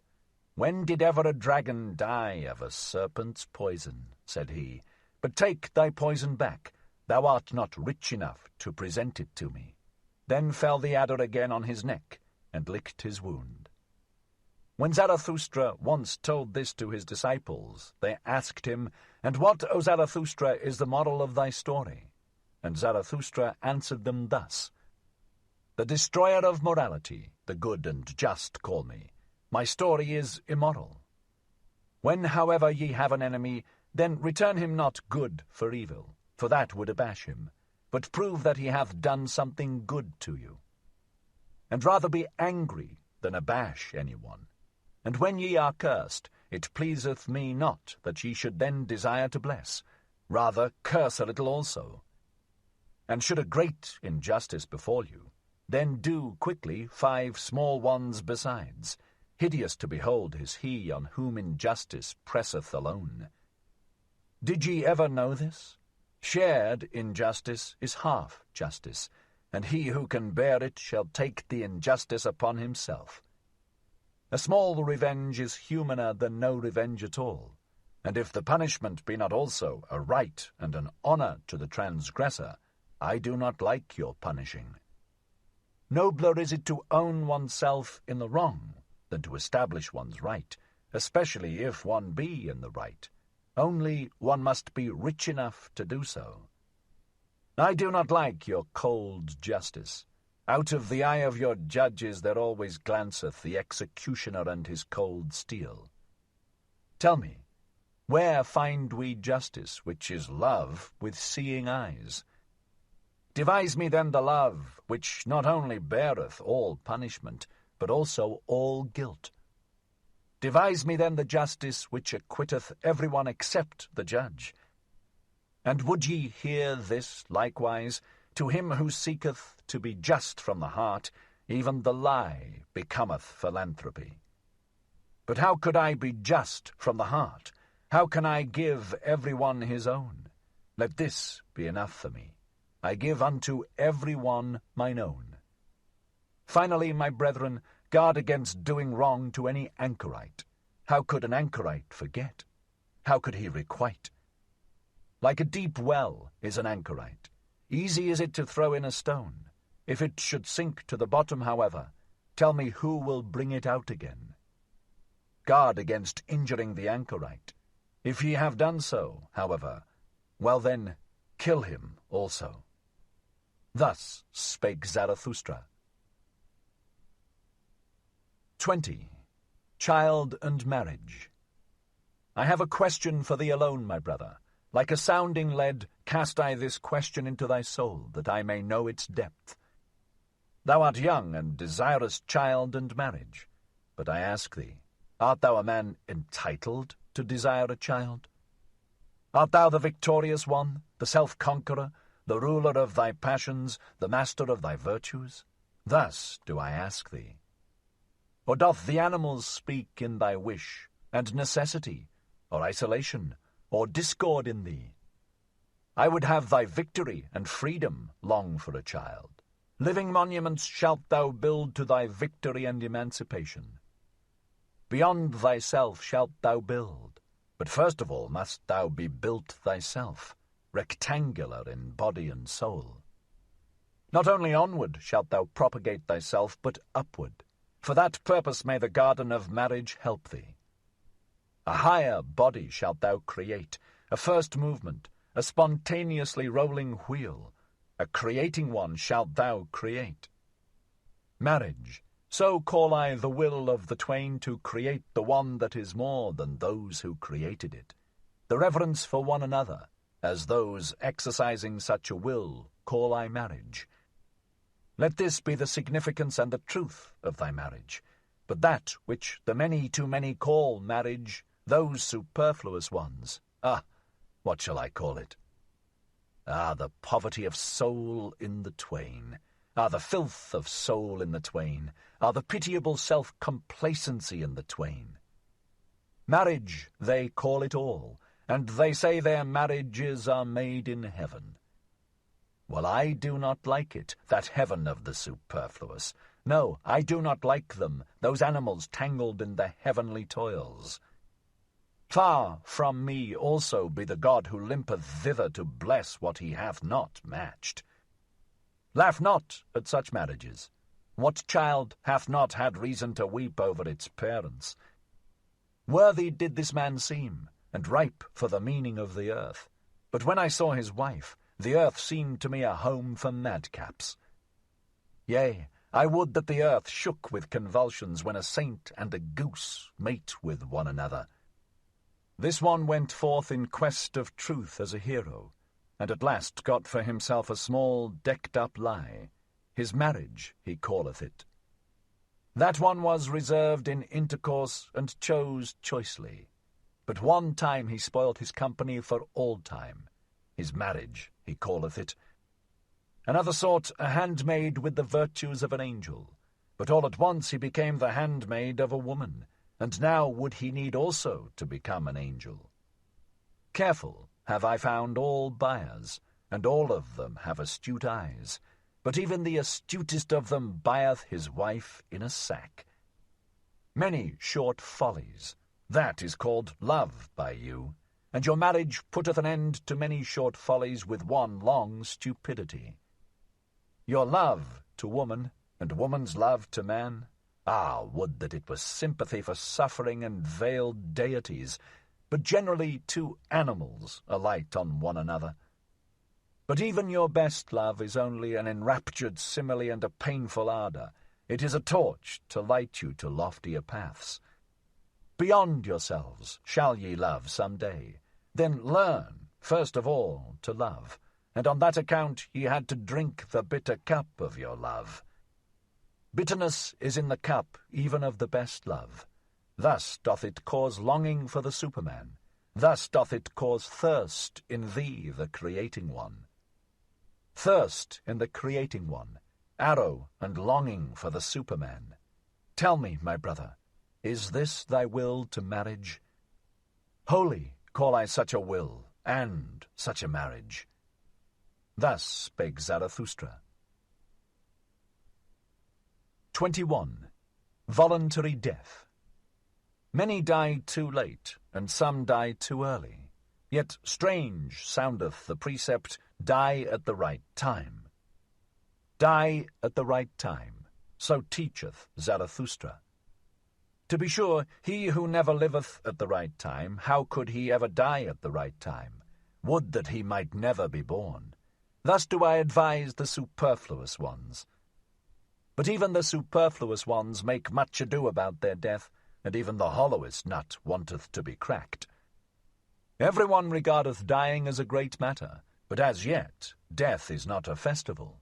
Not yet have people learned to inaugurate the finest festivals. The consummating death I show unto you, which becometh a stimulus and promise to the living. His death dieth the consummating one triumphantly, surrounded by hoping and promising ones. Thus should one learn to die, and there should be no festival at which such a dying one doth not consecrate the oaths of the living. Thus to die is best. The next best, however, is to die in battle, and sacrifice a great soul. But to the fighter equally hateful as to the victor is your grinning death, which stealeth nigh like a thief, and yet cometh as master. My death praise I unto you, the voluntary death, which cometh unto me because I want it. And when shall I want it? He that hath a goal and an heir wanteth death at the right time for the goal and the heir. and out of reverence for the goal and the air he will hang up no more withered wreaths in the sanctuary of life. Verily not the rope-makers will I resemble, they lengthen out their cord, and thereby go ever backward. Many a one also waxeth too old for his truths and triumphs, a toothless mouth hath no longer the right to every truth. And whoever wanteth to have fame must take leave of honour betimes, and practise the difficult art of going at the right time. One must discontinue being feasted upon when one tasteth best. That is known by those who want to be long loved. Sour apples are there, no doubt, whose lot is to wait until the last day of autumn, and at the same time they become ripe, yellow, and shrivelled. In some ageth the heart first, and in others the spirit, and some are hoary in youth, but the late young keep long young. To many men life is a failure, a poison worm gnaweth at their heart. Then let them see to it that their dying is all the more a success. Many never become sweet, they rot even in the summer. It is cowardice that holdeth them fast to their branches. Far too many live, and far too long hang they on their branches. Would that a storm came and shook all this rottenness and worm-eatenness from the tree. Would that there came preachers of speedy death. Those would be the appropriate storms and agitators of the trees of life. But I hear only slow death preached, and patience with all that is earthly. Ah, ye preach patience with what is earthly? This earthly is it that hath too much patience with you, ye blasphemers. Verily too early died that Hebrew whom the preachers of slow death honour, and to many hath it proved a calamity that he died too early. As yet had he known only tears, and the melancholy of the Hebrews, together with the hatred of the good and just, the Hebrew Jesus. Then was he seized with the longing for death. Had he but remained in the wilderness, and far from the good and just, then perhaps would he have learned to live and love the earth, and laughter also. Believe it, my brethren, he died too early. He himself would have disavowed his doctrine had he attained to my age. Noble enough was he to disavow. But he was still immature. Immaturely loveth the youth, and immaturely also hateth he man and earth. Confined and awkward are still his soul and the wings of his spirit. But in man there is more of the child than in the youth, and less of melancholy. Better understandeth he about life and death. Free for death, and free in death, a holy naysayer when there is no longer time for yea. Thus understandeth he about death and life. That your dying may not be a reproach to man and the earth, my friends, that do I solicit from the honey of your soul. In your dying shall your spirit and your virtue still shine like an evening afterglow around the earth. Otherwise your dying hath been unsatisfactory. Thus will I die myself, that ye friends may love the earth more for my sake, and earth will I again become, to have rest in her that bore me. Verily a goal had Zarathustra, he threw his ball. Now be ye, friends, the heirs of my goal. To you throw I the golden ball. Best of all do I see you, my friends, throw the golden ball, and so tarry I still a little while on the earth. Pardon me for it. Thus spake Zarathustra. 22. The Bestowing Virtue. 1. When Zarathustra had taken leave of the town to which his heart was attached, the name of which is the Pied Cow, there followed him many people who called themselves his disciples, and kept him company. Thus came they to a crossroad. Then Zarathustra told them that he now wanted to go alone, for he was fond of going alone. His disciples, however, presented him at his departure with a staff, on the golden handle of which a serpent twined round the sun. Zarathustra rejoiced on account of the staff, and supported himself thereon. Then spake he thus to his disciples. Tell me, pray, How came gold to the highest value? Because it is uncommon and unprofiting and beaming and soft in lustre. It always bestoweth itself. Only as image of the highest virtue came gold to the highest value. Gold-like beameth the glance of the bestower. Gold lustre maketh peace between moon and sun. Uncommon is the highest virtue, and unprofiting, beaming is it, and soft of lustre. A bestowing virtue is the highest virtue.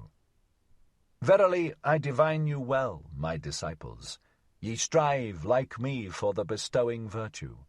What should ye have in common with cats and wolves? It is your thirst to become sacrifices and gifts yourselves, and therefore have ye the thirst to accumulate all riches in your soul.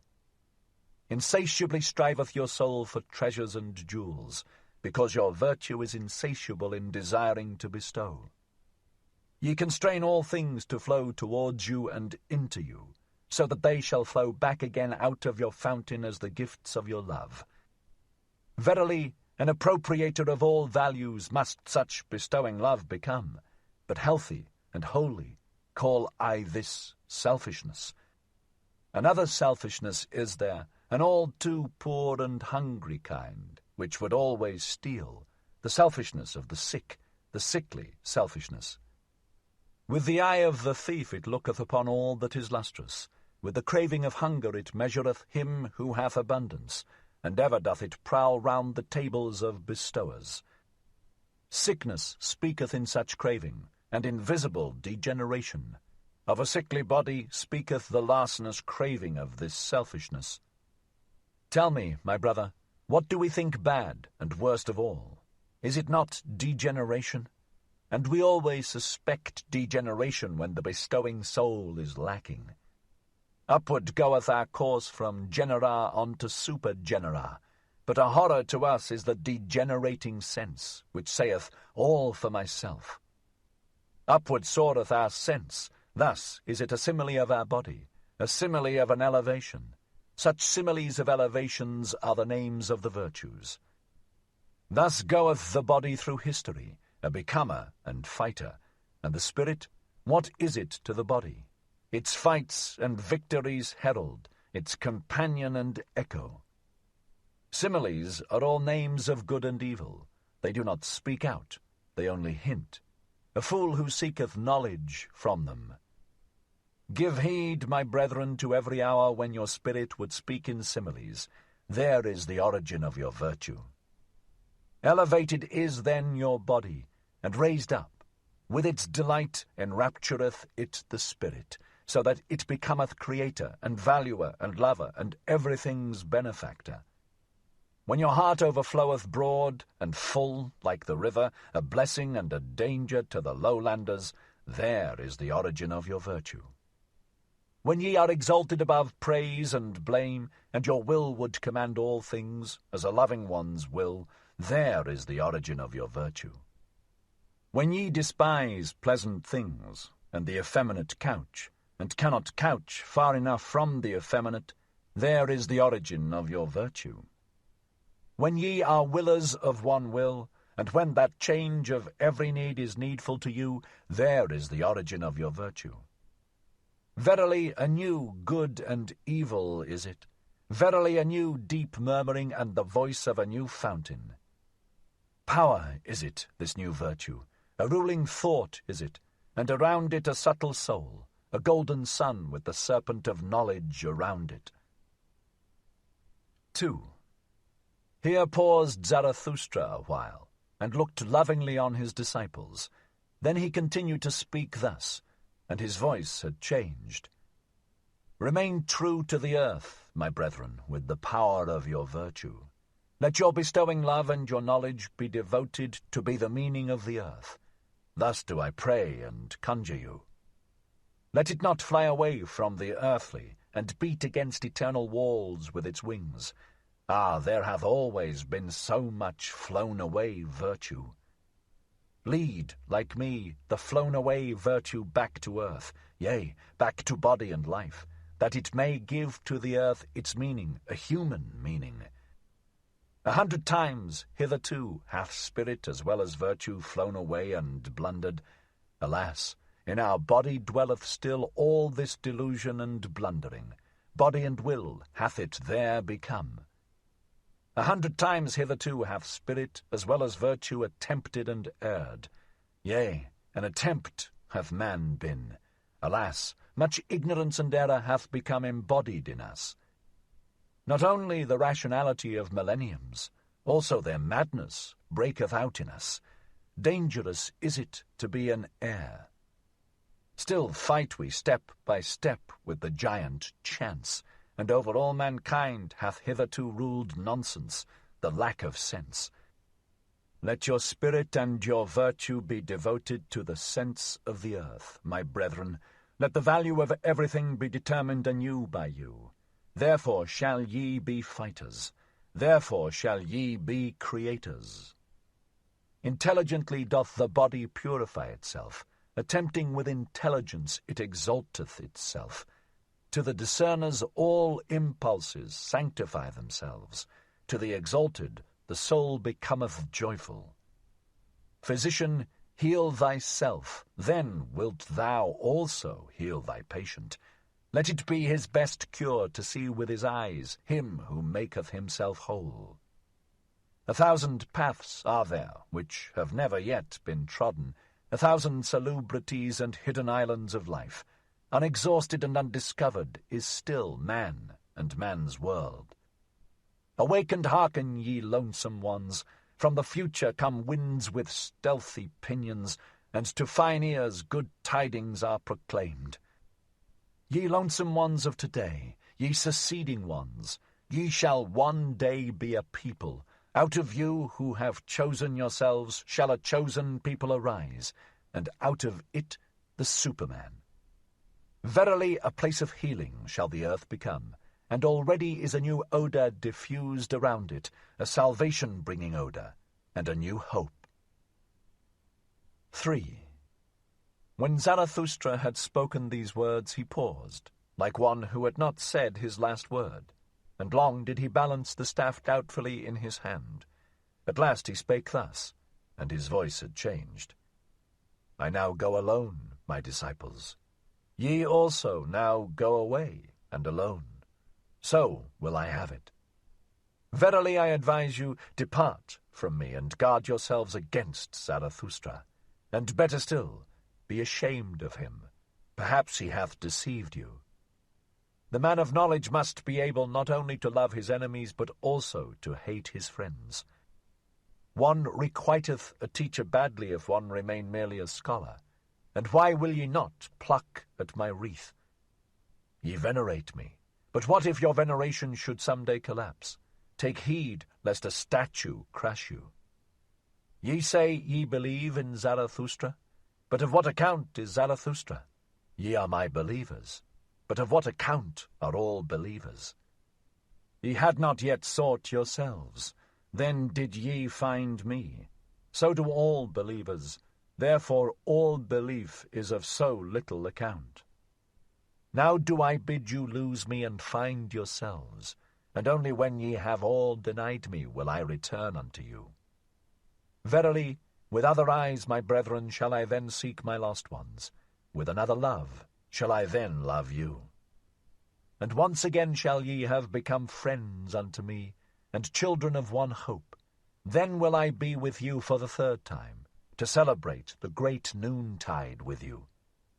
And it is the great noontide, when man is in the middle of his course between animal and Superman, and celebrateth his advance to the evening as his highest hope, for it is the advance to a new morning.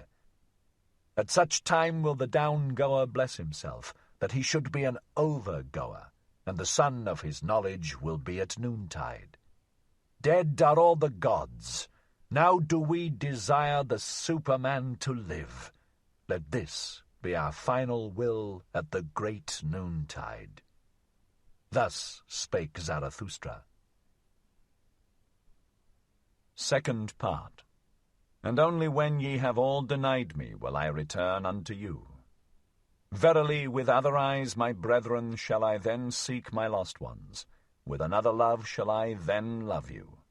Zarathustra 1. The Bestowing Virtue. 23. The Child with the Mirror. After this Zarathustra returned again into the mountains to the solitude of his cave, and withdrew himself from men, waiting like a sower who hath scattered his seed. His soul, however, became impatient and full of longing for those whom he loved, because he had still much to give them. For this is hardest of all, to close the open hand out of love, and keep modest as a giver. Thus passed with the lonesome one months and years. His wisdom meanwhile increased, and caused him pain by its abundance.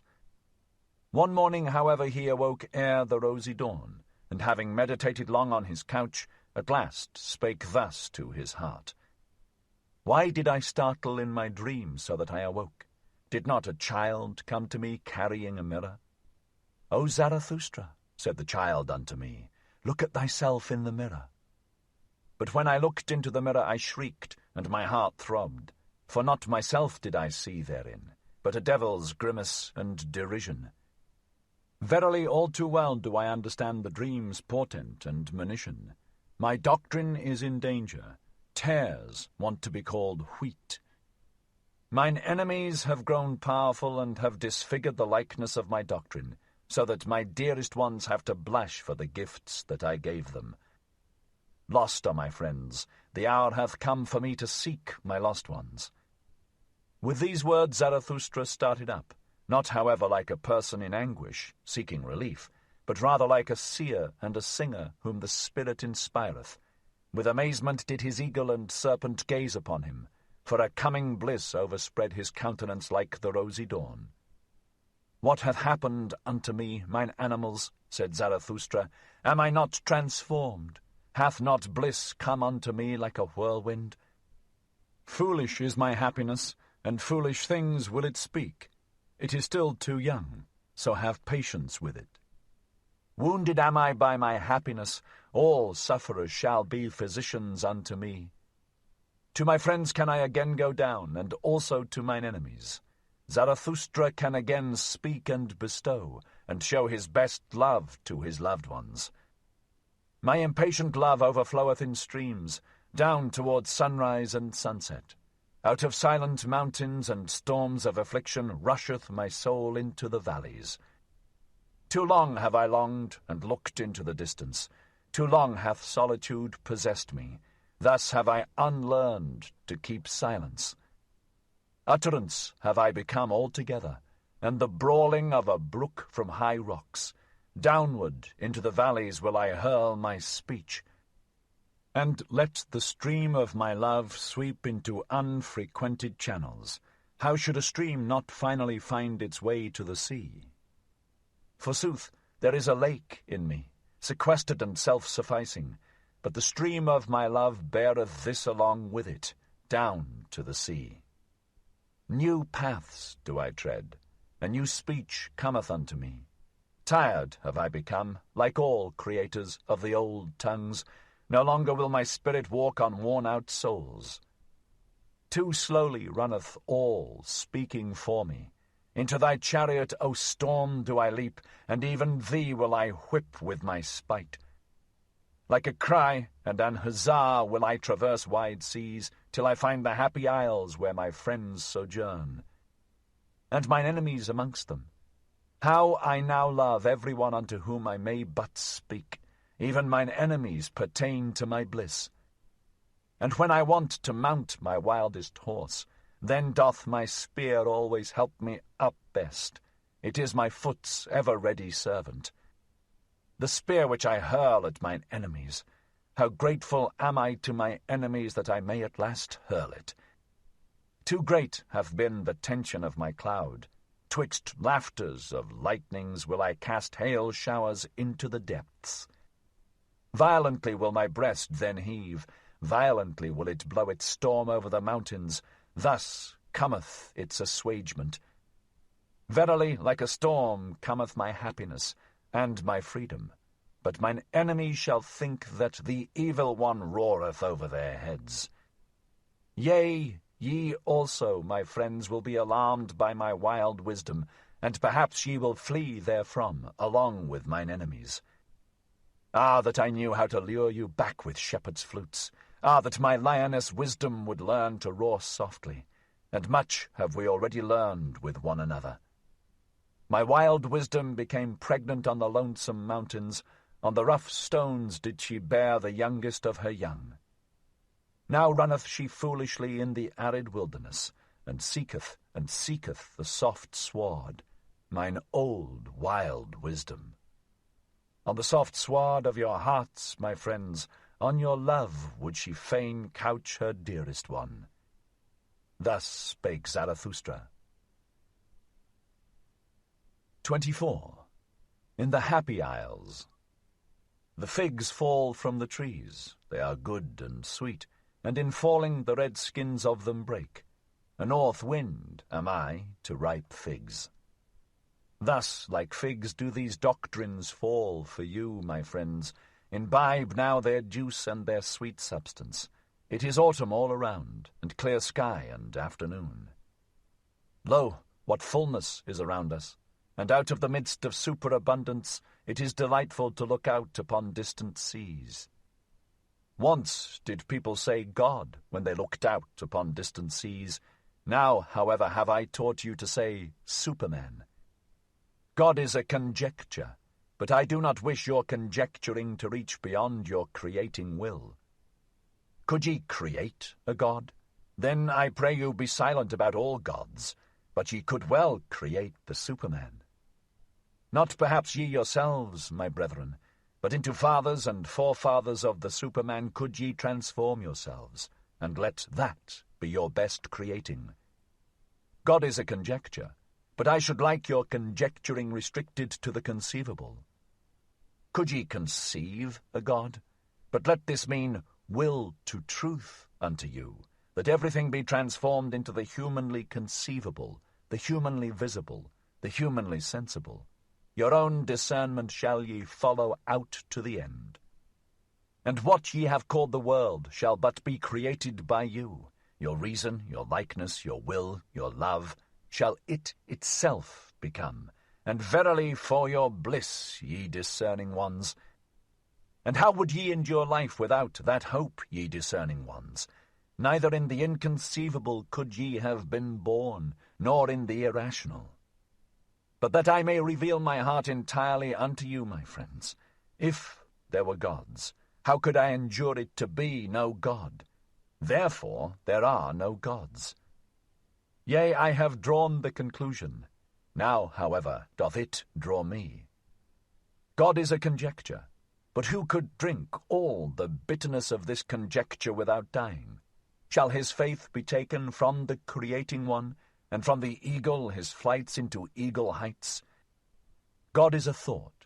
It maketh all the straight crooked, and all that standeth real. What? Time would be gone, and all the perishable would be but a lie? To think this is giddiness and vertigo to human limbs, and even vomiting to the stomach.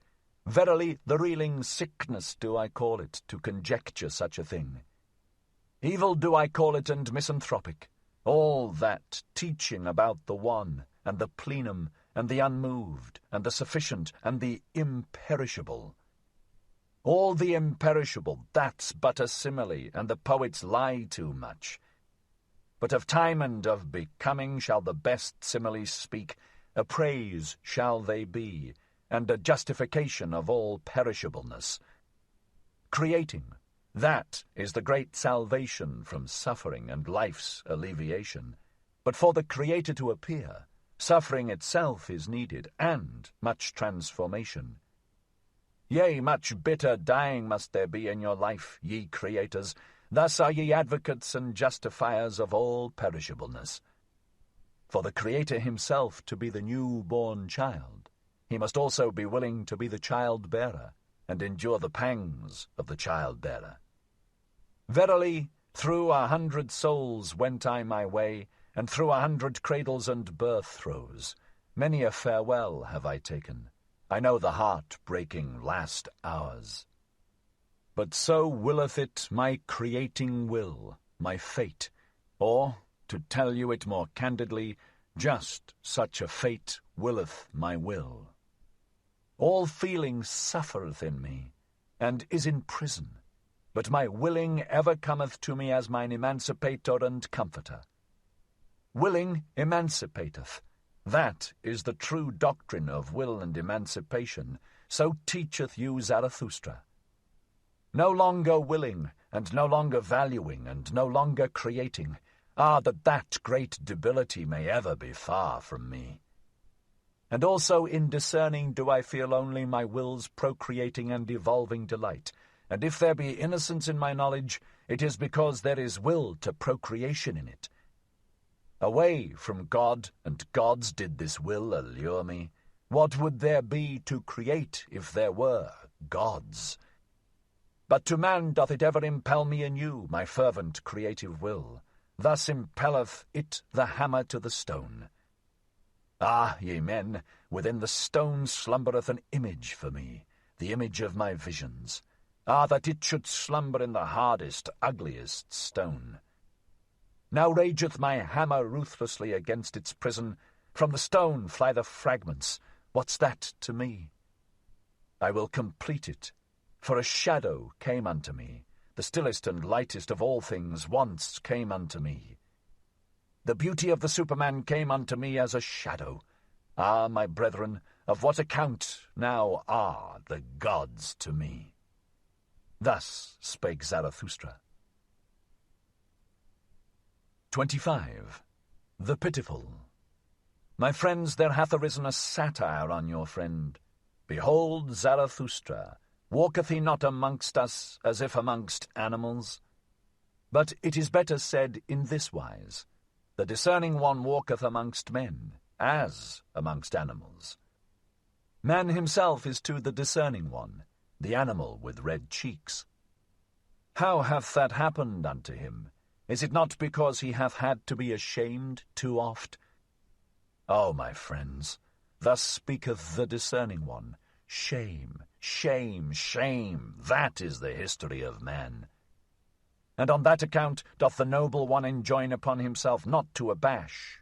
Bashfulness doth he enjoin on himself in presence of all sufferers.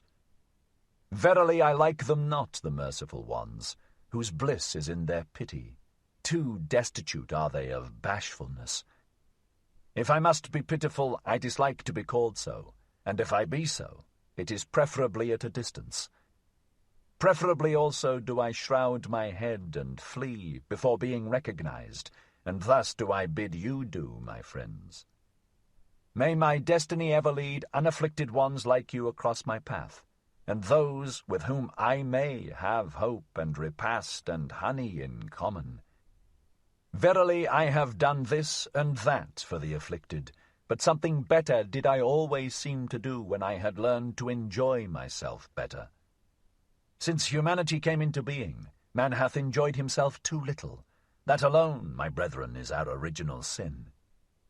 And when we learn better to enjoy ourselves, then do we unlearn best to give pain unto others and to contrive pain. Therefore do I wash the hand that hath helped the sufferer, therefore do I wipe also my soul. For in seeing the sufferer suffering, thereof was I ashamed on account of his shame, and in helping him sorely did I wound his pride. Great obligations do not make grateful, but revengeful, and when a small kindness is not forgotten, it becometh a gnawing worm. Be shy in accepting, distinguish by accepting. Thus do I advise those who have naught to bestow.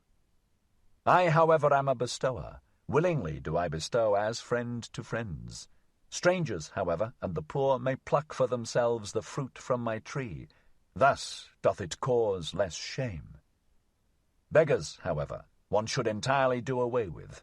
Verily it annoyeth one to give unto them, and it annoyeth one not to give unto them. And likewise sinners and bad consciences. Believe me, my friends, the sting of conscience teacheth one to sting. The worst things, however, are the petty thoughts. Verily better to have done evilly than to have thought pettily. To be sure, ye say, the delight in petty evils spareth one many a great evil deed. But here one should not wish to be sparing. Like a boil is the evil deed. It itcheth and irritateth and breaketh forth. It speaketh honourably. Behold, I am disease, saith the evil deed. That is its honourableness. But like infection is the petty thought. It creepeth and hideth and wanteth to be nowhere, until the whole body is decayed and withered by the petty infection. To him, however, who is possessed of a devil, I would whisper this word in the ear. Better for thee to rear up thy devil. Even for thee there is still a path to greatness. Ah, my brethren, one knoweth a little too much about everyone, and many a one becometh transparent to us, but still we can by no means penetrate him. It is difficult to live among men because silence is so difficult. And not to him who is offensive to us are we most unfair, but to him who doth not concern us at all. If, however, thou hast a suffering friend, then be a resting place for his suffering, like a hard bed, however, a camp bed. Thus wilt thou serve him best. And if a friend doeth thee wrong, then say, I forgive thee what thou hast done unto me. That thou hast done it unto thyself, however, how could I forgive that? Thus speaketh all great love. It surpasseth even forgiveness and pity. One should hold fast one's heart, for when one letteth it go, how quickly doth one's head run away. Ah, where in the world have there been greater follies than with the pitiful? And what in the world hath caused more suffering than the follies of the pitiful? Woe unto all loving ones who have not an elevation which is above their pity. Thus spake the devil unto me once on a time. Even God hath his hell. It is his love for man. And lately did I hear him say these words, God is dead. Of his pity for man hath God died. So be ye warned against pity. From thence there yet cometh unto men a heavy cloud. Verily I understand weather signs. But attend also to this word. All great love is above all its pity, for it seeketh to create what is loved. Myself do I offer unto my love, and my neighbour as myself. Such is the language of all creators. All creators, however, are hard. Thus spake Zarathustra. 26. The Priests. And one day Zarathustra made a sign to his disciples, and spake these words unto them. Here are priests, but although they are mine enemies, pass them quietly and with sleeping swords. Even among them there are heroes. Many of them have suffered too much, so they want to make others suffer. Bad enemies are they. Nothing is more revengeful than their meekness, and readily doth he soil himself who toucheth them. But my blood is related to theirs, and I want withal to see my blood honoured in theirs. And when they had passed, a pain attacked Zarathustra, but not long had he struggled with the pain when he began to speak thus. It moveth my heart for those priests. They also go against my taste, but that is the smallest matter unto me, since I am among men. But I suffer and have suffered with them. Prisoners are they unto me, and stigmatized ones. He whom they call Saviour put them in fetters of false values and fatuous words. Oh, that someone would save them from their Saviour. On an isle they once thought they had landed, when the sea tossed them about, but behold, it was a slumbering monster. False values and fatuous words, these are the worst monsters for mortals. Long slumbereth and waiteth the fate that is in them. But at last it cometh and awaketh, and devoureth and engulfeth whatever hath built tabernacles upon it. Oh, just look at those tabernacles which those priests have built themselves. Churches they call their sweet-smelling caves. Oh, that falsified light, that mustified air, where the soul may not fly aloft to its height, but so enjoineth their belief. On your knees, up the stair, ye sinners. Verily, rather would I see a shameless one than the distorted eyes of their shame and devotion. Who created for themselves such caves and penitent stairs? Was it not those who sought to conceal themselves and were ashamed under the clear sky? And only when the clear sky looketh again through ruined roofs, and down upon grass and red poppies on ruined walls, will I again turn my heart to the seats of this God. They call God that which opposed and afflicted them, and verily there was much hero spirit in their worship. And they knew not how to love their God, otherwise than by nailing men to the cross. As corpses they thought to live. In black draped they their corpses, even in their talk do I still feel the evil flavour of charnel houses. And he who liveth nigh unto them liveth nigh unto black pools, wherein the toad singeth his song with sweet gravity. Better songs would they have to sing for me to believe in their Saviour. More like saved ones would his disciples have to appear unto me. Naked would I like to see them, for beauty alone should preach penitence, but whom would that disguised affliction convince? Verily their saviours themselves came not from freedom and freedom's seventh heaven. Verily they themselves never trod the carpets of knowledge. Of defects did the spirit of those saviours consist, but into every defect had they put their illusion, their stopgap, which they called God. In their pity was their spirit drowned, and when they swelled and o'erswelled with pity, there always floated to the surface a great folly.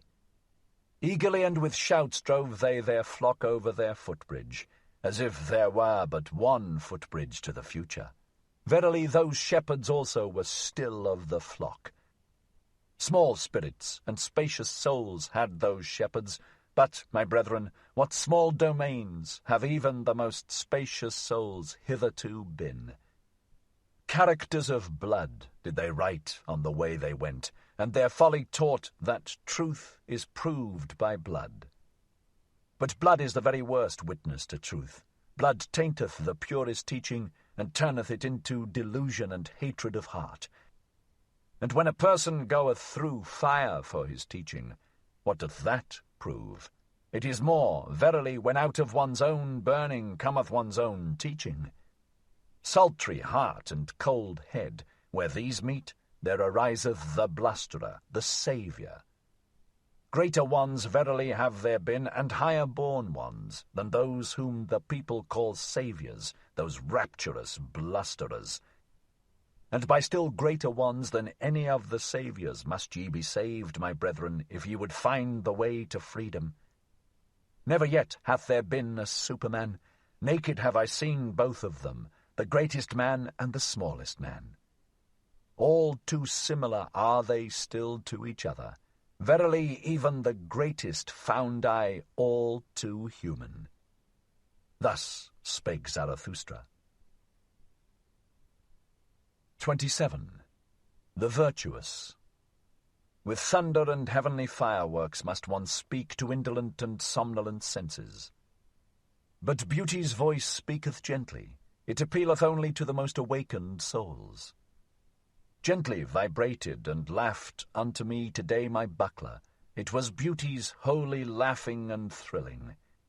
At you, ye virtuous ones, laughed my beauty today, and thus came its voice unto me. They want to be paid besides. Ye want to be paid besides, ye virtuous ones. You want reward for virtue, and heaven for earth, and eternity for your today. And now ye upbraid me for teaching that there is no reward giver nor paymaster, and verily I do not even teach that virtue is its own reward. Ah, this is my sorrow. Into the basis of things have reward and punishment been insinuated, and now even into the basis of your souls, ye virtuous ones. But like the snout of the boar shall my word grub up the basis of your souls. A ploughshare will I be called by you. All the secrets of your heart shall be brought to light, and when ye lie in the sun, grubbed up and broken, then will also your falsehood be separated from your truth. For this is your truth. Ye are too pure for the filth of the words. Vengeance, punishment, recompense, retribution. Ye love your virtue as a mother loveth her child. But when did one hear of a mother wanting to be paid for her love? It is your dearest self, your virtue. The ring's thirst is in you. To reach itself again struggleth every ring, and turneth itself. And like the star that goeth out, so is every work of your virtue. Ever is its light on its way and travelling, and when will it cease to be on its way? Thus is the light of your virtue still on its way, even when its work is done. Be it forgotten and dead, still its ray of light liveth and travelleth. That your virtue is yourself, and not an outward thing, a skin or a cloak, that is the truth from the basis of your souls, ye virtuous ones. But sure enough, there are those to whom virtue meaneth writhing under the lash, and ye have hearkened too much unto their crying. And others are there who call virtue the slothfulness of their vices, and when once their hatred and jealousy relax the limbs, their justice becometh lively and rubbeth its sleepy eyes. And others are there who are drawn downwards, their devils draw them, but the more they sink, the more ardently gloweth their eye, and the longing for their God. Ah, their crying also hath reached your ears, ye virtuous ones. What I am not, that is God to me, and virtue. And others are there who go along heavily and creakingly, like carts taking stones downhill. They talk much of dignity and virtue. Their drag they call virtue. And others are there who are like 8-day clocks when wound up. They tick and want people to call ticking virtue. Verily, in those have I mine amusement. Wherever I find such clocks, I shall wind them up with my mockery, and they shall even whir thereby. And others are proud of their modicum of righteousness, and for the sake of it do violence to all things, so that the world is drowned in their unrighteousness. Ah, how ineptly cometh the word virtue out of their mouth, and when they say, I am just, it always soundeth like, I am just revenged.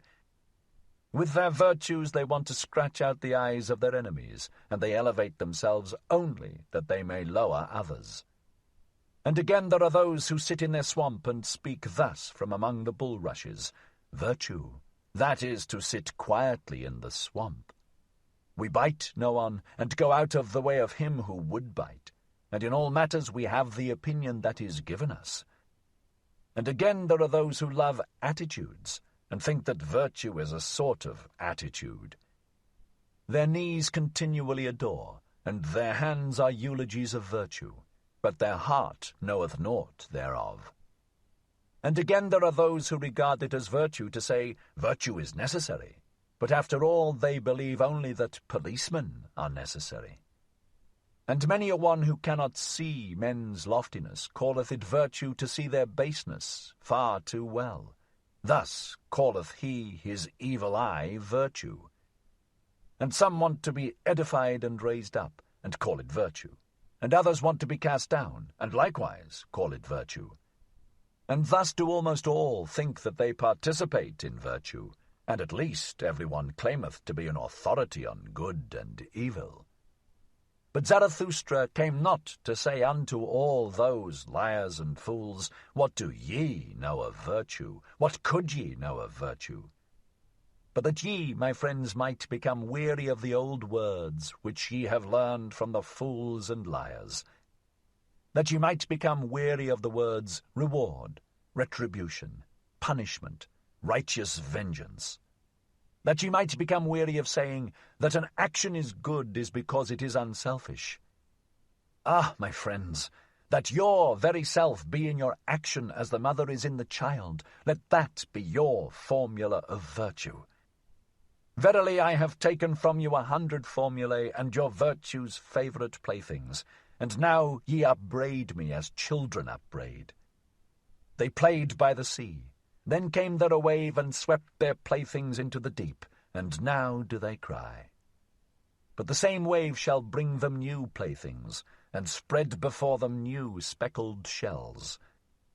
Thus will they be comforted, and like them shall ye also, my friends, have your comforting and new speckled shells.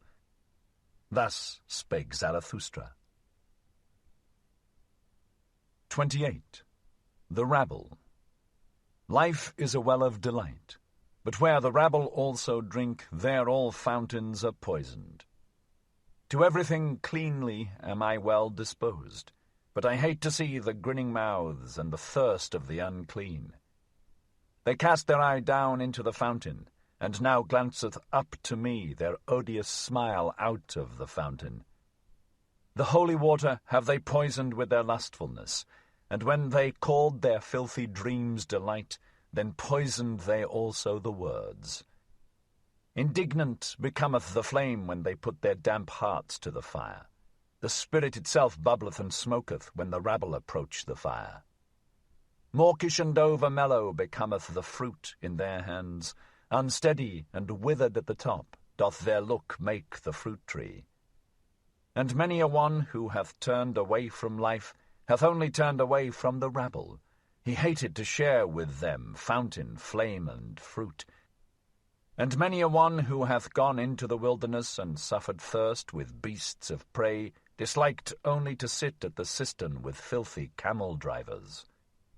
And many a one who hath come along as a destroyer and as a hailstorm to all cornfields wanted merely to put his foot into the jaws of the rabble and thus stop their throat. And it is not the mouthful which hath most choked me, to know that life itself requireth enmity and death and torture crosses. But I asked once, and suffocated almost with my question, what? Is the rabble also necessary for life? Are poisoned fountains necessary, and stinking fires, and filthy dreams, and maggots in the bread of life? Not my hatred, but my loathing gnawed hungrily at my life. Ah, oft times became I weary of spirit, when I found even the rabble spiritual. And on the rulers turned I my back when I saw what they now call ruling, to traffic and bargain for power with the rabble. Amongst peoples of a strange language did I dwell, with stopped ears, so that the language of their trafficking might remain strange unto me, and their bargaining for power.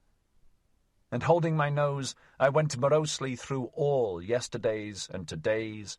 Verily badly smell all yesterdays and todays of the scribbling rabble. Like a cripple become deaf and blind and dumb, thus have I lived long, that I might not live with the power rabble, the scribe rabble, and the pleasure rabble. Toilsomely did my spirit mount stairs, and cautiously. Arms of delight were its refreshment. On the staff did life creep along with the blind one. What hath happened unto me?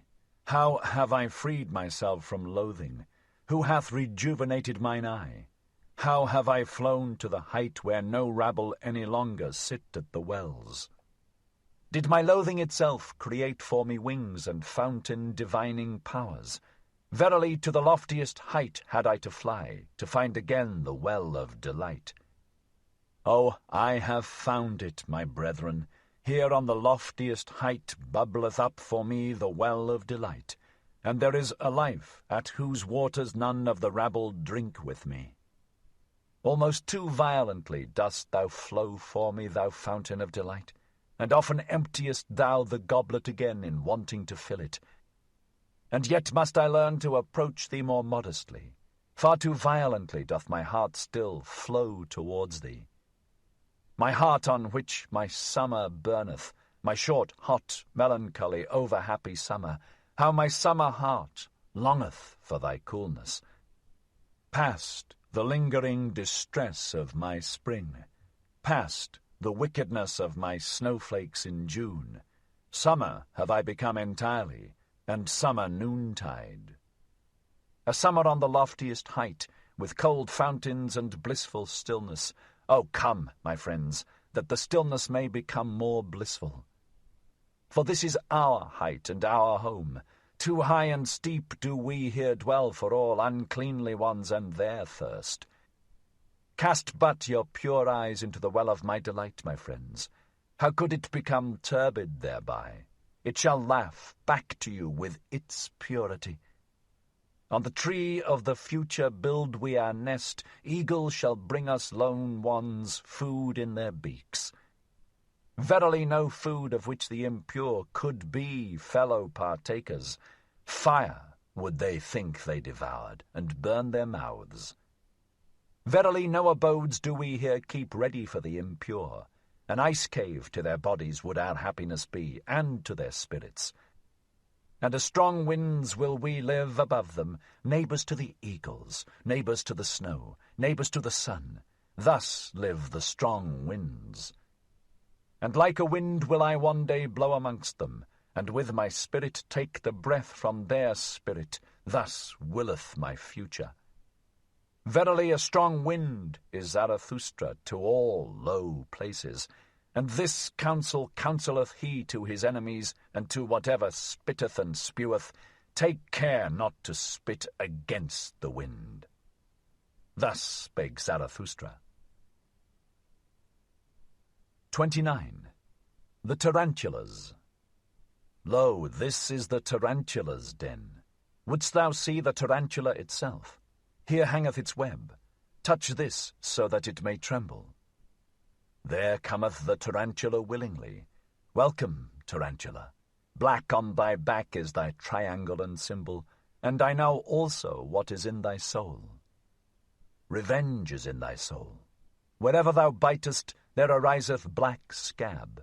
With revenge thy poison maketh the soul giddy. Thus do I speak unto you in parable, ye who make the soul giddy, ye preachers of equality. Tarantulas are ye unto me, and secretly revengeful ones. But I will soon bring your hiding places to the light. Therefore do I laugh in your face, my laughter of the height. Therefore do I tear at your web, that your rage may lure you out of your den of lies, and that your revenge may leap forth from behind your word justice. Because for man to be redeemed from revenge, that is for me the bridge to the highest hope and a rainbow after long storms. Otherwise, however, would the tarantulas have it. Let it be very justice for the world to become full of the storms of our vengeance. Thus do they talk to one another. Vengeance will we use, and insult against all who are not like us. Thus do the tarantula hearts pledge themselves. And will to equality, that itself shall henceforth be the name of virtue, and against all that hath power will we raise an outcry. Ye preachers of equality, the tyrant frenzy of impotence crieth thus in you for equality. Your most secret tyrant longings disguise themselves thus in virtue words. Fretted conceit and suppressed envy, perhaps your father's conceit and envy, in you break they forth as flame and frenzy of vengeance. What the Father hath hid cometh out in the Son, and oft have I found in the Son the Father's revealed secret. Inspired ones they resemble, but it is not the heart that inspireth them, but vengeance. And when they become subtle and cold, it is not spirit, but envy that maketh them so. Their jealousy leadeth them also into thinkers' paths, and this is the sign of their jealousy. They always go too far, so that their fatigue hath at last to go to sleep on the snow. In all their lamentations soundeth vengeance, in all their eulogies is maleficence, and being judge seemeth to them bliss. But thus do I counsel you, my friends, distrust all in whom the impulse to punish is powerful. They are people of bad race and lineage. Out of their countenances peer the hangman and the sleuth-hound. Distrust all those who talk much of their justice. Verily in their souls not only honey is lacking. And when they call themselves the good and just, forget not that for them to be Pharisees nothing is lacking but power. My friends, I will not be mixed up and confounded with others. There are those who preach my doctrine of life, and are at the same time preachers of equality, and tarantulas. That they speak in favour of life, though they sit in their den, these poison spiders, and withdrawn from life, is because they would thereby do injury. To those would they thereby do injury who have power at present, for with those the preaching of death is still most at home. Were it otherwise, then would the tarantulas teach otherwise, and they themselves were formerly the best world maligners and heretic burners. With these preachers of equality will I not be mixed up and confounded, for thus speaketh justice unto me. Men are not equal, and neither shall they become so. What would be my love to the Superman if I spake otherwise? On 1,000 bridges and piers shall they throng to the future, and always shall there be more war and inequality among them. Thus doth my great love make me speak.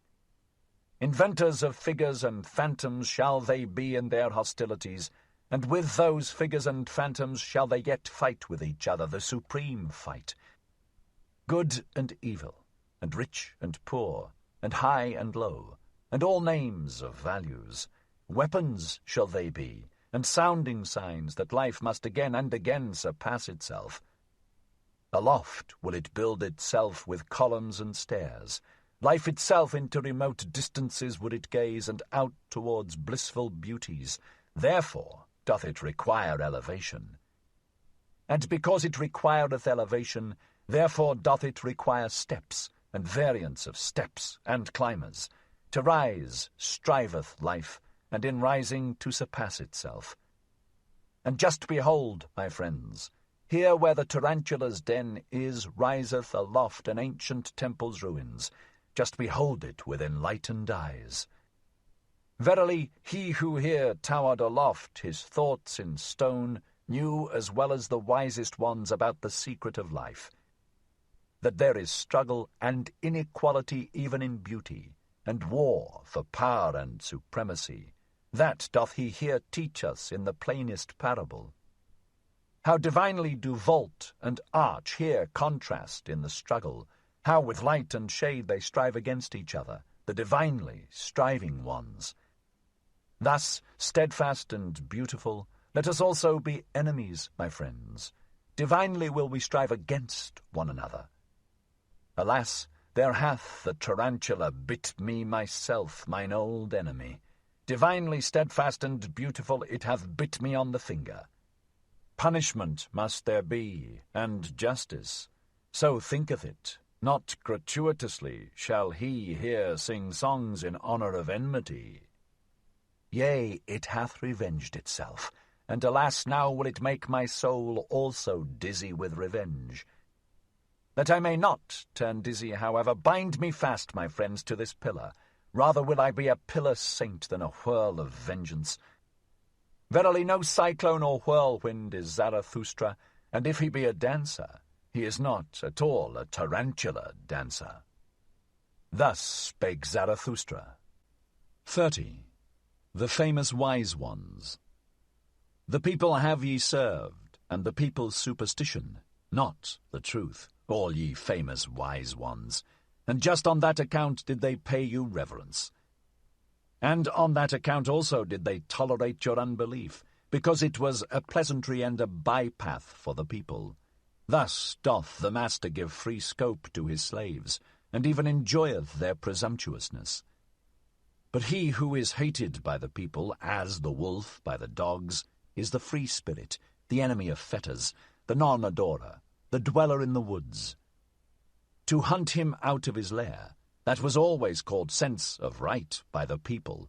On him do they still hound their sharpest-toothed dogs. For there the truth is, where the people are. Woe, woe to the seeking ones! Thus hath it echoed through all time.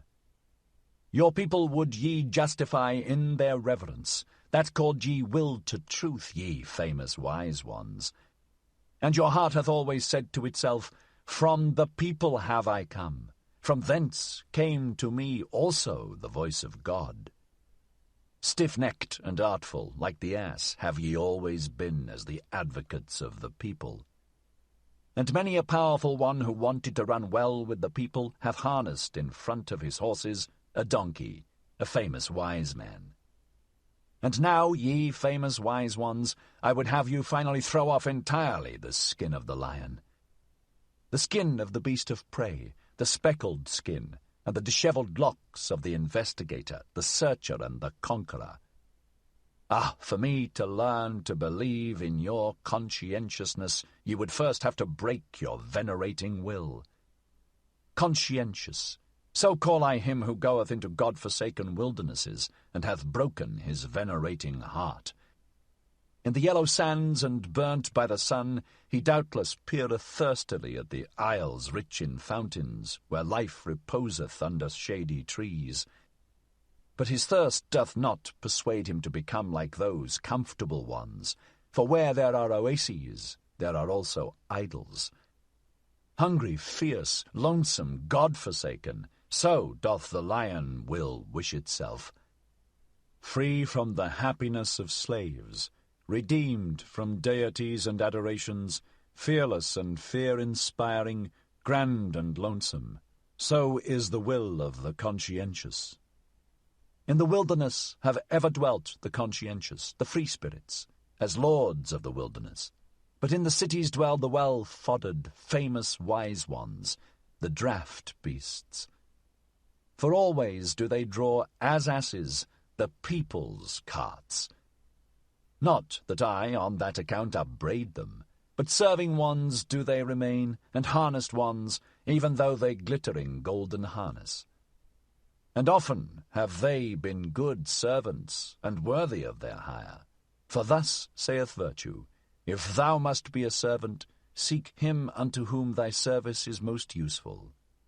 The spirit and virtue of thy master shall advance by thou being his servant. Thus wilt thou thyself advance with his spirit and virtue. And verily, ye famous wise ones, ye servants of the people, ye yourselves have advanced with the people's spirit and virtue, and the people by you.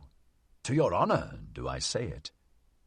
But the people ye remain, for me, even with your virtues, the people with purblind eyes, the people who know not what spirit is. Spirit is life which itself cutteth into life. By its own torture doth it increase its own knowledge. Did ye know that before? And the spirit's happiness is this, to be anointed and consecrated with tears as a sacrificial victim. Did ye know that before? And the blindness of the blind one, and his seeking and groping, shall yet testify to the power of the sun into which he hath gazed. Did ye know that before? And with mountains shall the discerning one learn to build. It is a small thing for the spirit to remove mountains. Did ye know that before? Ye know only the sparks of the spirit, but ye do not see the anvil which it is, and the cruelty of its hammer. Verily ye know not the spirit's pride, but still less could ye endure the spirit's humility, should it ever want to speak. And never yet could ye cast your spirit into a pit of snow. Ye are not hot enough for that. Thus are ye unaware also of the delight of its coldness.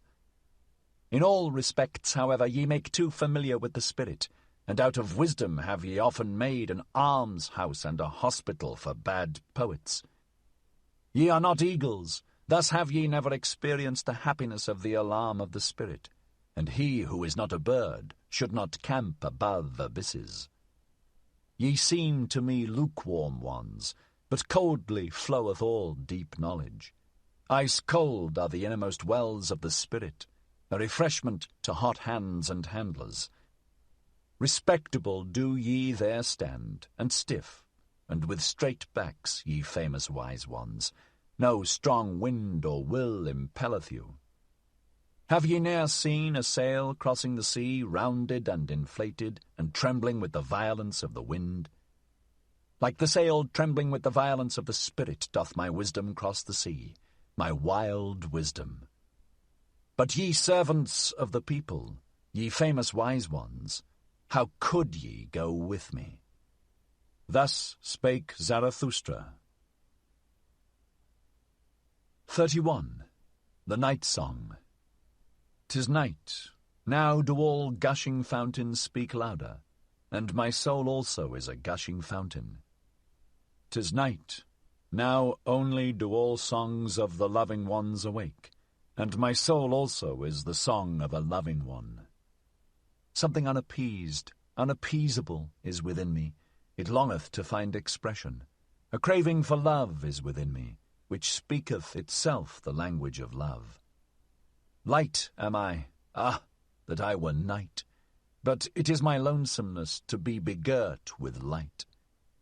That I were dark and nightly, how would I suck at the breasts of light? And you yourselves would I bless, ye twinkling starlets and glowworms aloft, and would rejoice in the gifts of your light. But I live in mine own light. I drink again into myself the flames that break forth from me. I know not the happiness of the receiver, and oft have I dreamt that stealing must be more blessed than receiving. It is my poverty that my hand never ceaseth bestowing. It is mine envy that I see waiting eyes, and the brightened nights of longing.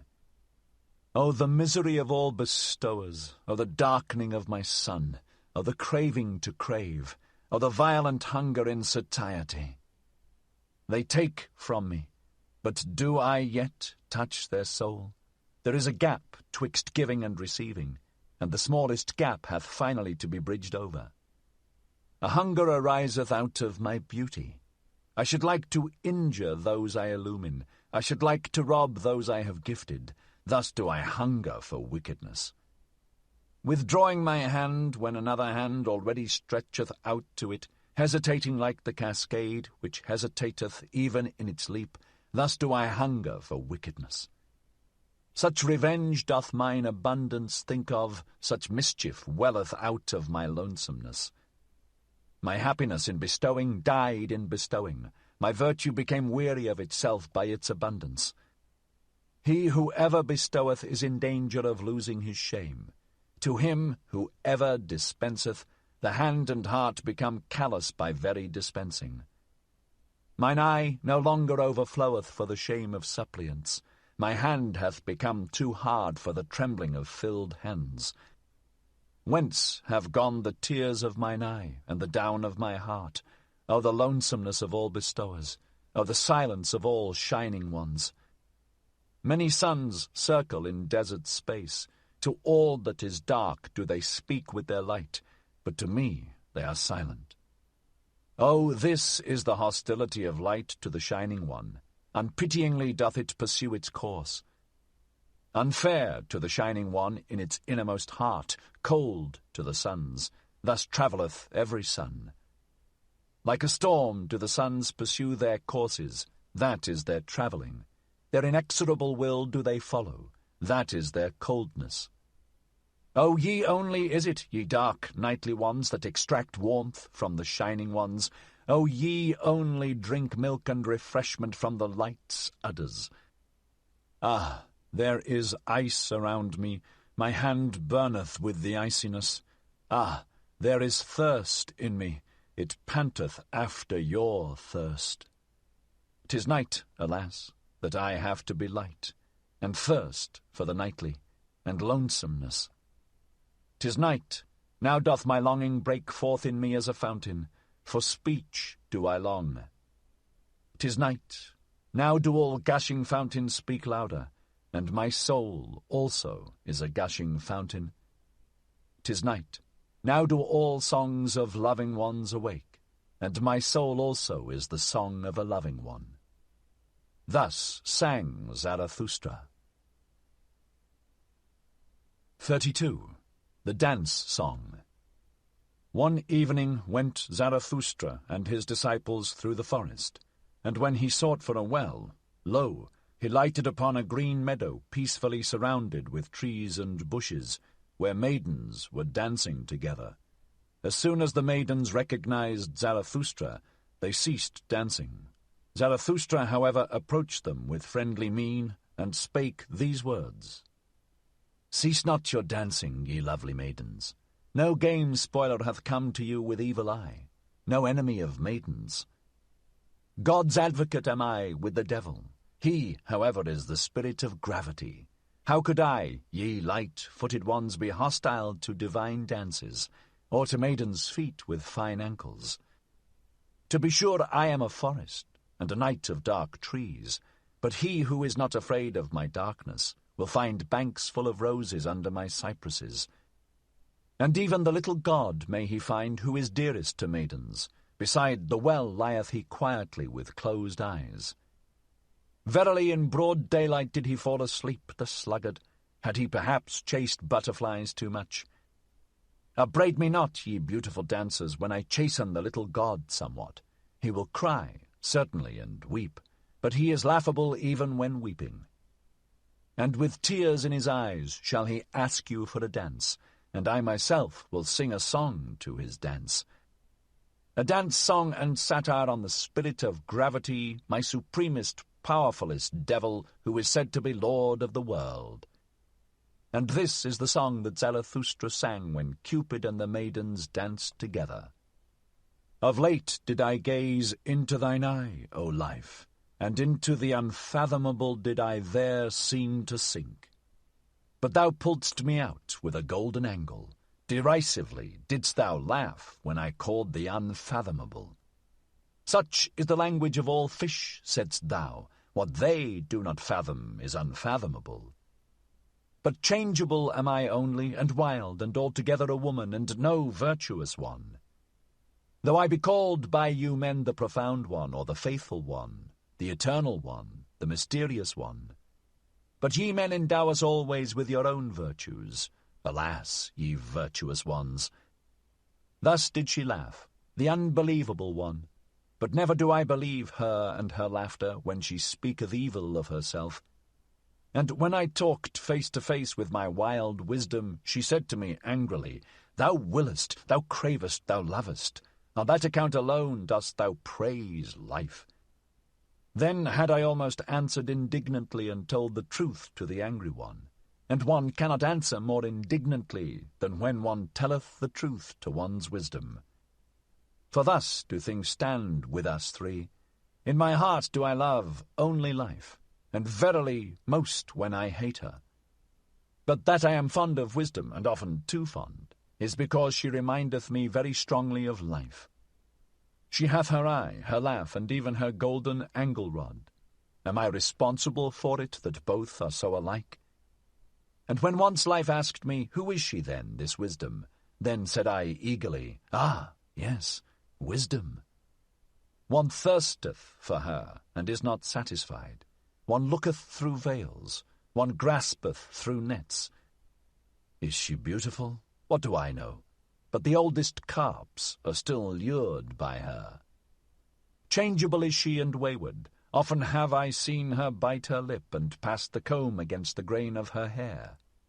Perhaps she is wicked and false, and altogether a woman, but when she speaketh ill of herself, just then doth she seduce most. When I had said this unto life, then laughed she maliciously and shut her eyes. Of whom dost thou speak? Said she. Perhaps of me? And if thou wert right, is it proper to say that in such wise to my face? But now, pray, speak also of thy wisdom. Ah, and now hast thou again opened thine eyes, O beloved life, and into the unfathomable have I again seemed to sink.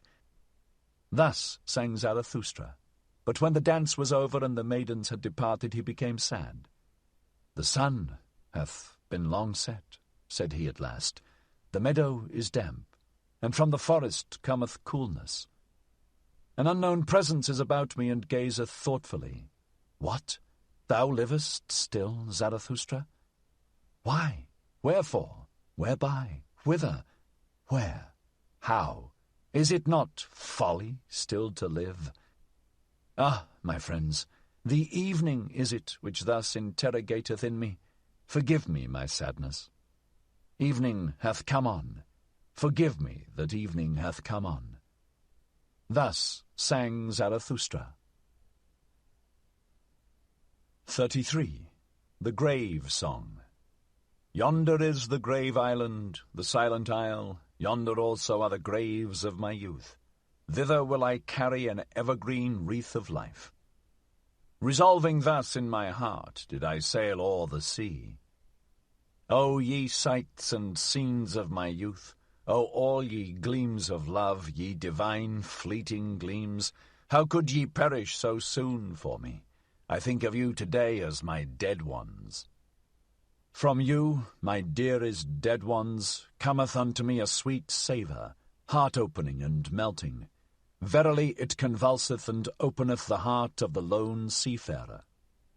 Still am I the richest and most to be envied, I, the lonesomest one, for I have possessed you, and ye possess me still. Tell me, to whom hath there ever fallen such rosy apples from the tree as have fallen unto me? Still am I, your love's heir and heritage, blooming to your memory with many-hued wild-growing virtues, O ye dearest ones. Ah, we were made to remain nigh unto each other, ye kindly strange marvels, and not like timid birds did ye come to me and my longing, nay, but as trusting ones to a trusting one. Yea, made for faithfulness like me, and for fond eternities, must I now name you by your faithlessness, ye divine glances and fleeting gleams. No other name have I yet learned. Verily too early did ye die for me, ye fugitives, yet did ye not flee from me, nor did I flee from you. Innocent are we to each other in our faithlessness. To kill me did they strangle you, ye singing birds of my hopes. Yea, at you, ye dearest ones, did malice ever shoot its arrows, to hit my heart. And they hit it, because ye were always my dearest, my possession and my possessedness. On that account had ye to die young and far too early. At my most vulnerable point did they shoot the arrow, namely at you, whose skin is like down, or more like the smile that dieth at a glance. But this word will I say unto mine enemies, what is all manslaughter in comparison with what ye have done unto me? Worse evil did ye do unto me than all manslaughter. The irretrievable did ye take from me. Thus do I speak unto you, mine enemies. Slew ye not my youth's visions and dearest marvels? My playmates took ye from me, the blessed spirits. To their memory do I deposit this wreath and this curse. This curse upon you, mine enemies. Have ye not made mine eternal short, as a tone dieth away in a cold night? Scarcely, as the twinkle of divine eyes, did it come to me, as a fleeting gleam. Thus spake once in a happy hour my purity, divine shall everything be unto me. Then did ye haunt me with foul phantoms. Ah, whither hath that happy hour now fled? All days shall be holy unto me, so spake once the wisdom of my youth, verily the language of a joyous wisdom. But then did ye enemies steal my nights, and sold them to sleepless torture. Ah, whither hath that joyous wisdom now fled? Once did I long for happy auspices, then did ye lead an owl monster across my path, an adverse sign. Ah, whither did my tender longing then flee? All loathing did I once vow to renounce, then did ye change my nigh ones and nearest ones into ulcerations. Ah, whither did my noblest vow then flee? As a blind one did I once walk in blessed ways, then did ye cast filth on the blind one's course, and now he is disgusted with the old footpath. And when I performed my hardest task, and celebrated the triumph of my victories, then did ye make those who loved me call out that I then grieved them most. Verily it was always your doing. Ye embittered to me my best honey and the diligence of my best bees. To my charity have ye ever sent the most impudent beggars. Around my sympathy have ye ever crowded the incurably shameless. Thus have ye wounded the faith of my virtue. And when I offered my holiest as a sacrifice, immediately did your piety put its fatter gifts beside it, so that my holiest suffocated in the fumes of your fat. And once did I want to dance as I had never yet danced. Beyond all heavens did I want to dance. Then did ye seduce my favourite minstrel. And now hath he struck up an awful, melancholy air. Alas, he tooted as a mournful horn to mine ear. Murderous minstrel, instrument of evil, most innocent instrument, already did I stand prepared for the best dance. Then didst thou slay my rapture with thy tones. Only in the dance do I know how to speak the parable of the highest things, and now hath my grandest parable remained unspoken in my limbs. Unspoken and unrealized hath my highest hope remained, and there have perished for me all the visions and consolations of my youth. How did I ever bear it? How did I survive and surmount such wounds? How did my soul rise again out of these sepulchres? Yea, something invulnerable, unburyable is with me, something that would rend rocks asunder. It is called my will. Silently doth it proceed, and unchanged throughout the years. Its course will it go upon my feet, mine old will. Hard of heart is its nature and invulnerable. Invulnerable am I only in my heel. Ever livest thou there, and art like thyself, thou most patient one. Ever hast thou burst all shackles of the tomb. In thee still liveth also the unrealizedness of my youth, and as life and youth sittest thou here hopeful on the yellow ruins of graves. Yea, thou art still for me the demolisher of all graves. Hail to thee, my will, and only where there are graves are there resurrections. Thus sang Zarathustra. 34. Self-Surpassing. Will to truth do ye call it, ye wisest ones, that which impelleth you and maketh you ardent? Will for the thinkableness of all being, thus do I call your will. All being would ye make thinkable, for ye doubt with good reason whether it be already thinkable. But it shall accommodate and bend itself to you.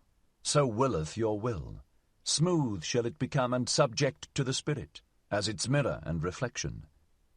That is your entire will, ye wisest ones, as a will to power, and even when ye speak of good and evil and of estimates of value. Ye would still create a world before which ye can bow the knee. Such is your ultimate hope and ecstasy. The ignorant, to be sure, the people, they are like a river on which a boat floateth along, and in the boat sit the estimates of value, Solomon disguised. Your will and your valuations have ye put on the river of becoming. It betrayeth unto me an old will to power, what is believed by the people as good and evil. It was ye wisest ones, who put such guests in this boat, and gave them pomp and proud names, ye and your ruling will. Onward the river now carrieth your boat, it must carry it, a small matter if the rough wave foameth and angrily resisteth its keel. It is not the river that is your danger and the end of your good and evil, ye wisest ones, but that will itself, the will to power, the unexhausted procreating life will. But that ye may understand my gospel of good and evil, for that purpose will I tell you my gospel of life, and of the nature of all living things. The living thing did I follow. I walked in the broadest and narrowest paths to learn its nature. With 100-faced mirror did I catch its glance when its mouth was shut, so that its eye might speak unto me, and its eye spake unto me. But wherever I found living things, there heard I also the language of obedience. All living things are obeying things. And this heard I secondly: whatever cannot obey itself is commanded. Such is the nature of living things. This, however, is the third thing which I heard, namely that commanding is more difficult than obeying, and not only because the commander beareth the burden of all obeyers, and because this burden readily crusheth him. An attempt and a risk seemed all commanding unto me, and whenever it commandeth, the living thing risketh itself thereby. Yea, even when it commandeth itself, then also must it atone for its commanding. Of its own law must it become the judge, and avenger, and victim. How doth this happen? So did I ask myself. What persuadeth the living thing to obey, and command, and even be obedient in commanding? Hearken now unto my word, ye wisest ones.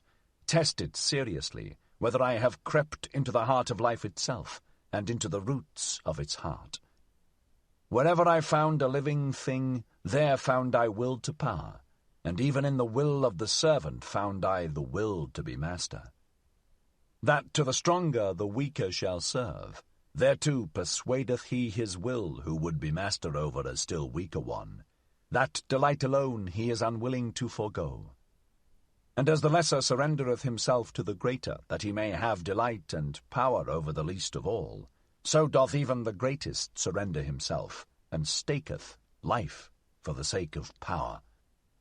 It is the surrender of the greatest to run risk and danger, and play dice for death.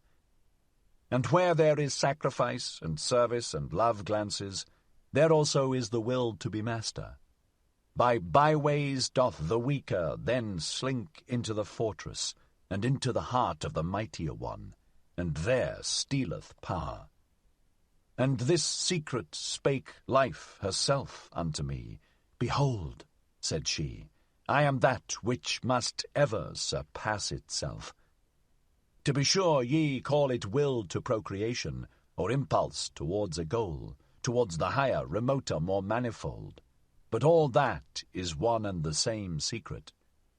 Rather would I succumb than disown this one thing, and verily where there is succumbing and leaf falling, lo, there doth life sacrifice itself for power. That I have to be struggle, and becoming, and purpose, and cross-purpose. Ah, he who divineth my will, divineth well also on what crooked paths it hath to tread. Whatever I create, and however much I love it, soon must I be adverse to it, and to my love. So willeth my will. And even thou, discerning one, art only a path and footstep of my will. Verily my will to power walketh even on the feet of thy will to truth. He certainly did not hit the truth, who shot at it the formula, will to existence. That will doth not exist. For what is not, cannot will. That, however, which is in existence, how could it still strive for existence? Only where there is life is there also will, not, however, will to life, but, so I teach thee, will to power. Much is reckoned higher than life itself by the living one, but out of the very reckoning speaketh the will to power. Thus did life once teach me, and thereby, ye wisest ones, do I solve you the riddle of your hearts. Verily I say unto you, good and evil, which would be everlasting, it doth not exist. Of its own accord must it ever surpass itself anew. With your values and formulae of good and evil, ye exercise power, ye valuing ones, and that is your secret love, and the sparkling, trembling, and overflowing of your souls. But a stronger power groweth out of your values, and a new surpassing. By it breaketh egg and eggshell. And he who hath to be a creator in good and evil, verily he hath first to be a destroyer, and break values in pieces. Thus doth the greatest evil pertain to the greatest good. That, however, is the creating good. Let us speak thereof, ye wisest ones, even though it be bad. To be silent is worse. All suppressed truths become poisonous. And let everything break up which can break up by our truths.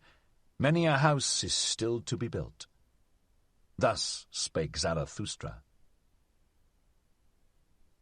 35. The Sublime Ones. Calm is the bottom of my sea. Who would guess that it hideth droll monsters? Unmoved is my depth, but it sparkleth with swimming enigmas and laughters. A sublime one saw I today, a solemn one, a penitent of the spirit. Oh, how my soul laughed at his ugliness!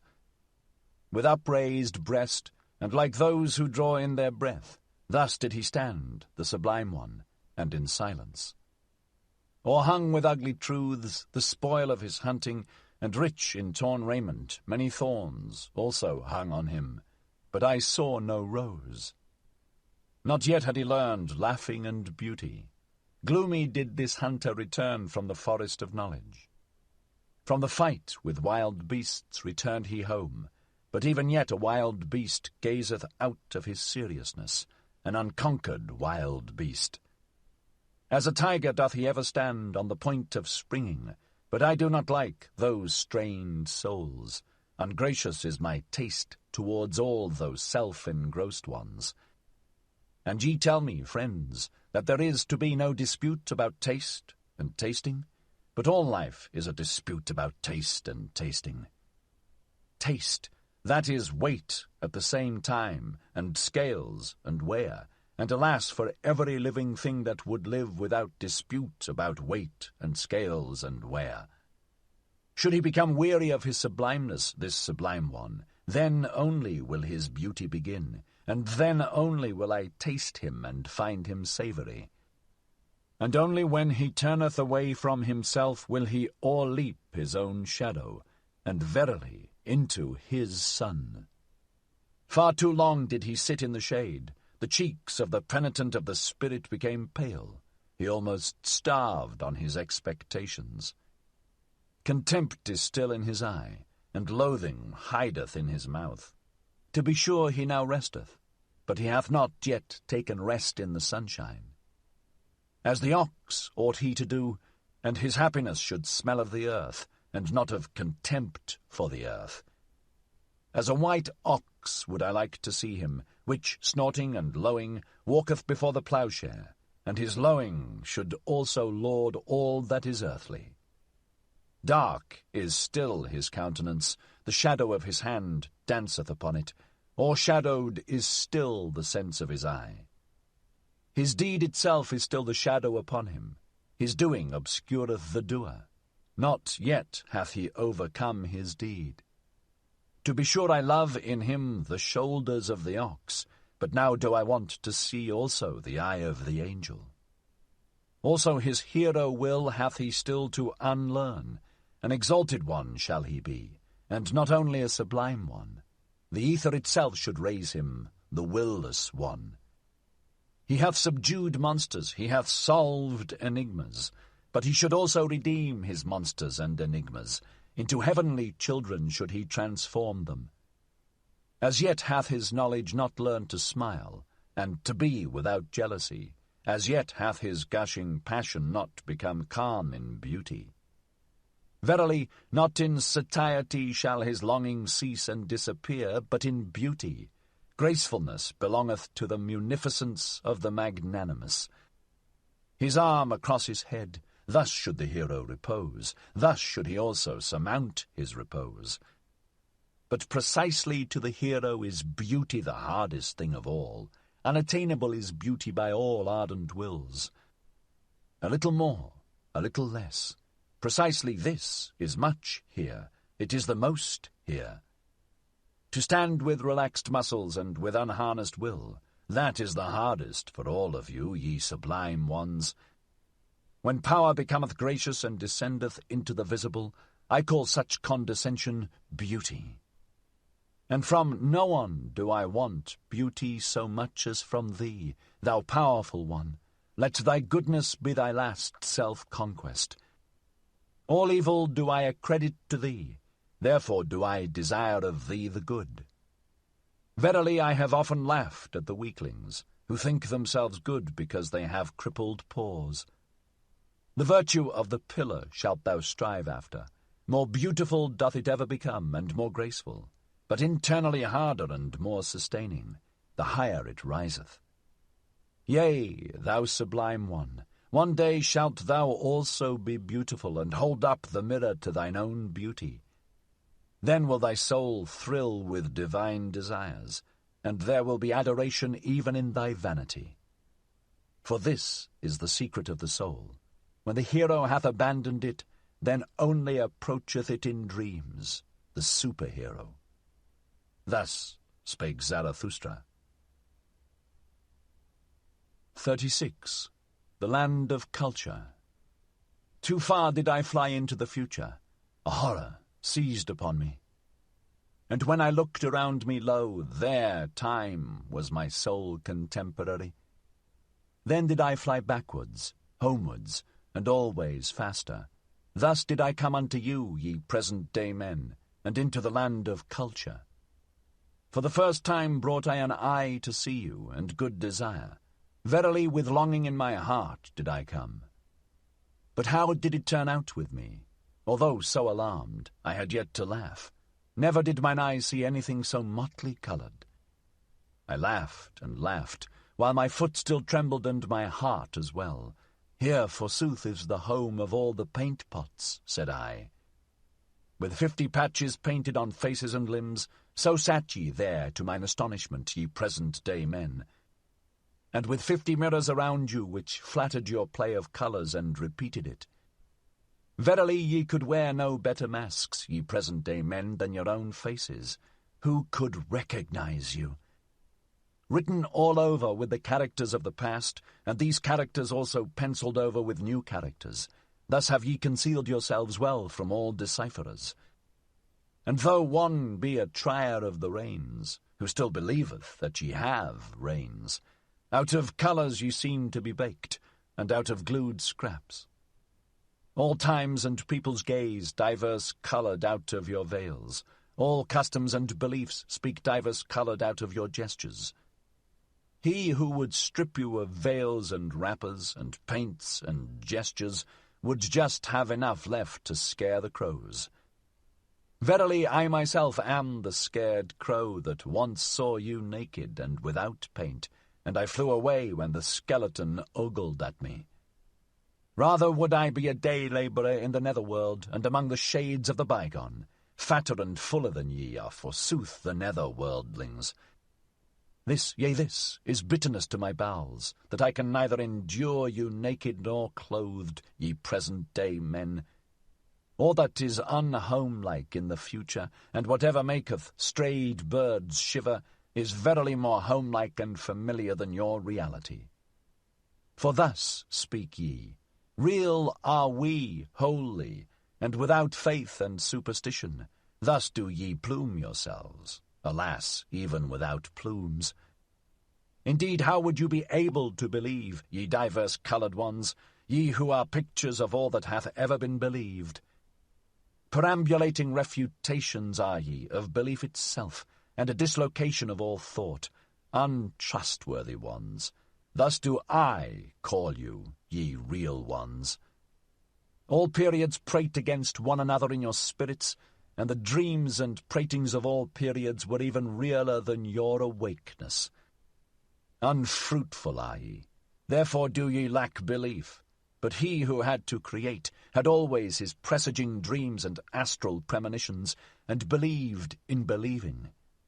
Half-open doors are ye, at which grave diggers wait, and this is your reality. Everything deserveth to perish. Alas, how ye stand there before me, ye unfruitful ones! How lean your ribs! And many of you surely have had knowledge thereof.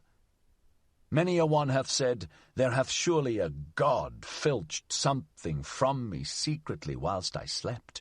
Verily enough to make a girl for himself therefrom.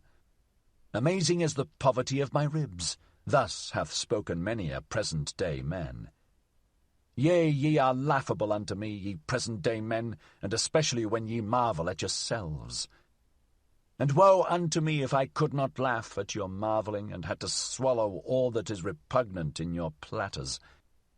As it is, however, I will make lighter of you, since I have to carry what is heavy, and what matter if beetles and maybugs also alight on my load? Verily it shall not on that account become heavier to me, and not from you, ye present-day men, shall my great weariness arise. Ah, whither shall I now ascend with my longing? From all mountains do I look out for fatherlands and motherlands. But a home have I found nowhere. Unsettled am I in all cities, and decamping at all gates. Alien to me and a mockery are the present-day men, to whom of late my heart impelled me, and exiled am I from fatherlands and motherlands.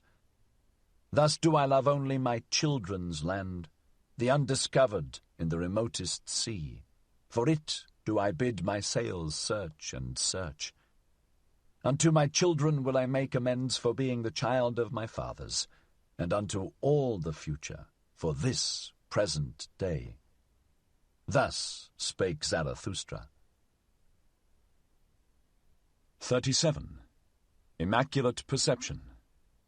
When yester-eve the moon arose, then did I fancy it about to bear a sun, so broad and teeming did it lie on the horizon. But it was a liar with its pregnancy, and sooner will I believe in the man in the moon than in the woman. To be sure, little of a man is he also, that timid night reveller. Verily with a bad conscience doth he stalk over the roofs. For he is covetous and jealous, the monk in the moon, covetous of the earth and all the joys of lovers. Nay, I like him not, that tomcat on the roofs. Hateful unto me are all that slink around half-closed windows. Piously and silently doth he stalk along on the star carpets, but I like no light-treading human feet, on which not even a spur jingleth. Every honest one's step speaketh. The cat, however, stealeth along over the ground. Lo, cat-like doth the moon come along, and dishonestly. This parable speak I unto you, sentimental dissemblers, unto you, the pure discerners. You do I call covetous ones.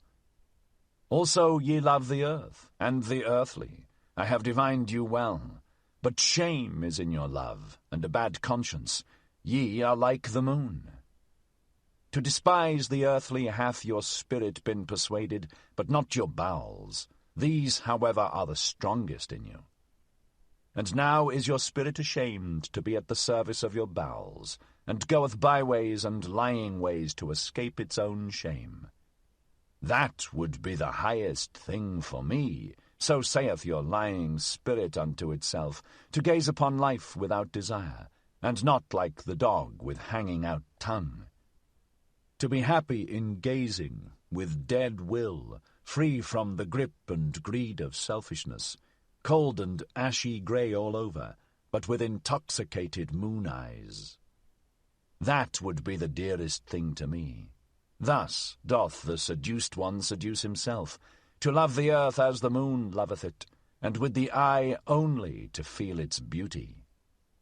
And this do I call immaculate perception of all things, to want nothing else from them, but to be allowed to lie before them as a mirror with 100 facets.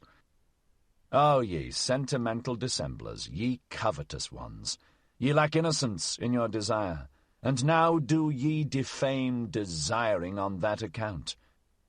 Verily, not as creators, as procreators, or as jubilators do ye love the earth. Where is innocence? Where there is will to procreation, and he who seeketh to create beyond himself hath for me the purest will. Where is beauty? Where I must will with my whole will, where I will love and perish, that an image may not remain merely an image. Loving and perishing, these have rhymed from eternity. Will to love, that is to be ready also for death. Thus do I speak unto you cowards. But now doth your emasculated ogling profess to be contemplation, and that which can be examined with cowardly eyes is to be christened beautiful. O ye violators of noble names! But it shall be your curse, ye immaculate ones, ye pure discerners, that ye shall never bring forth, even though ye lie broad and teeming on the horizon. Verily ye fill your mouth with noble words, and we are to believe that your heart overfloweth, ye cozeners. But my words are poor, contemptible, stammering words, gladly do I pick up what falleth from the table at your repasts. Yet still can I say therewith the truth to dissemblers. Yea, my fish bones, shells, and prickly leaves shall tickle the noses of dissemblers. Bad air is always about you and your repasts. Your lascivious thoughts, your lies and secrets are indeed in the air. Dare only to believe in yourselves and in your inward parts. He who doth not believe in himself always lieth. A god's mask have ye hung in front of you, ye pure ones. Into a god's mask hath your execrable coiling snake crawled. Verily ye deceive, ye contemplative ones. Even Zarathustra was once the dupe of your godlike exterior. He did not divine the serpent's coil with which it was stuffed. A god's soul I once thought I saw, playing in your games, ye pure discerners. No better arts did I once dream of than your arts. Serpent's filth and evil odour the distance concealed from me, and that a lizard's craft prowled thereabouts lasciviously. But I came nigh unto you. Then came to me the day, and now cometh it to you. At an end is the moon's love affair. See, there, surprised and pale doth it stand before the rosy dawn. For already she cometh, the glowing one. Her love to the earth cometh. Innocence and creative desire is all solar love. See there, how she cometh impatiently over the sea. Do ye not feel the thirst and the hot breath of her love? At the sea would she suck, and drink its depths to her height. Now riseth the desire of the sea with its 1,000 breasts.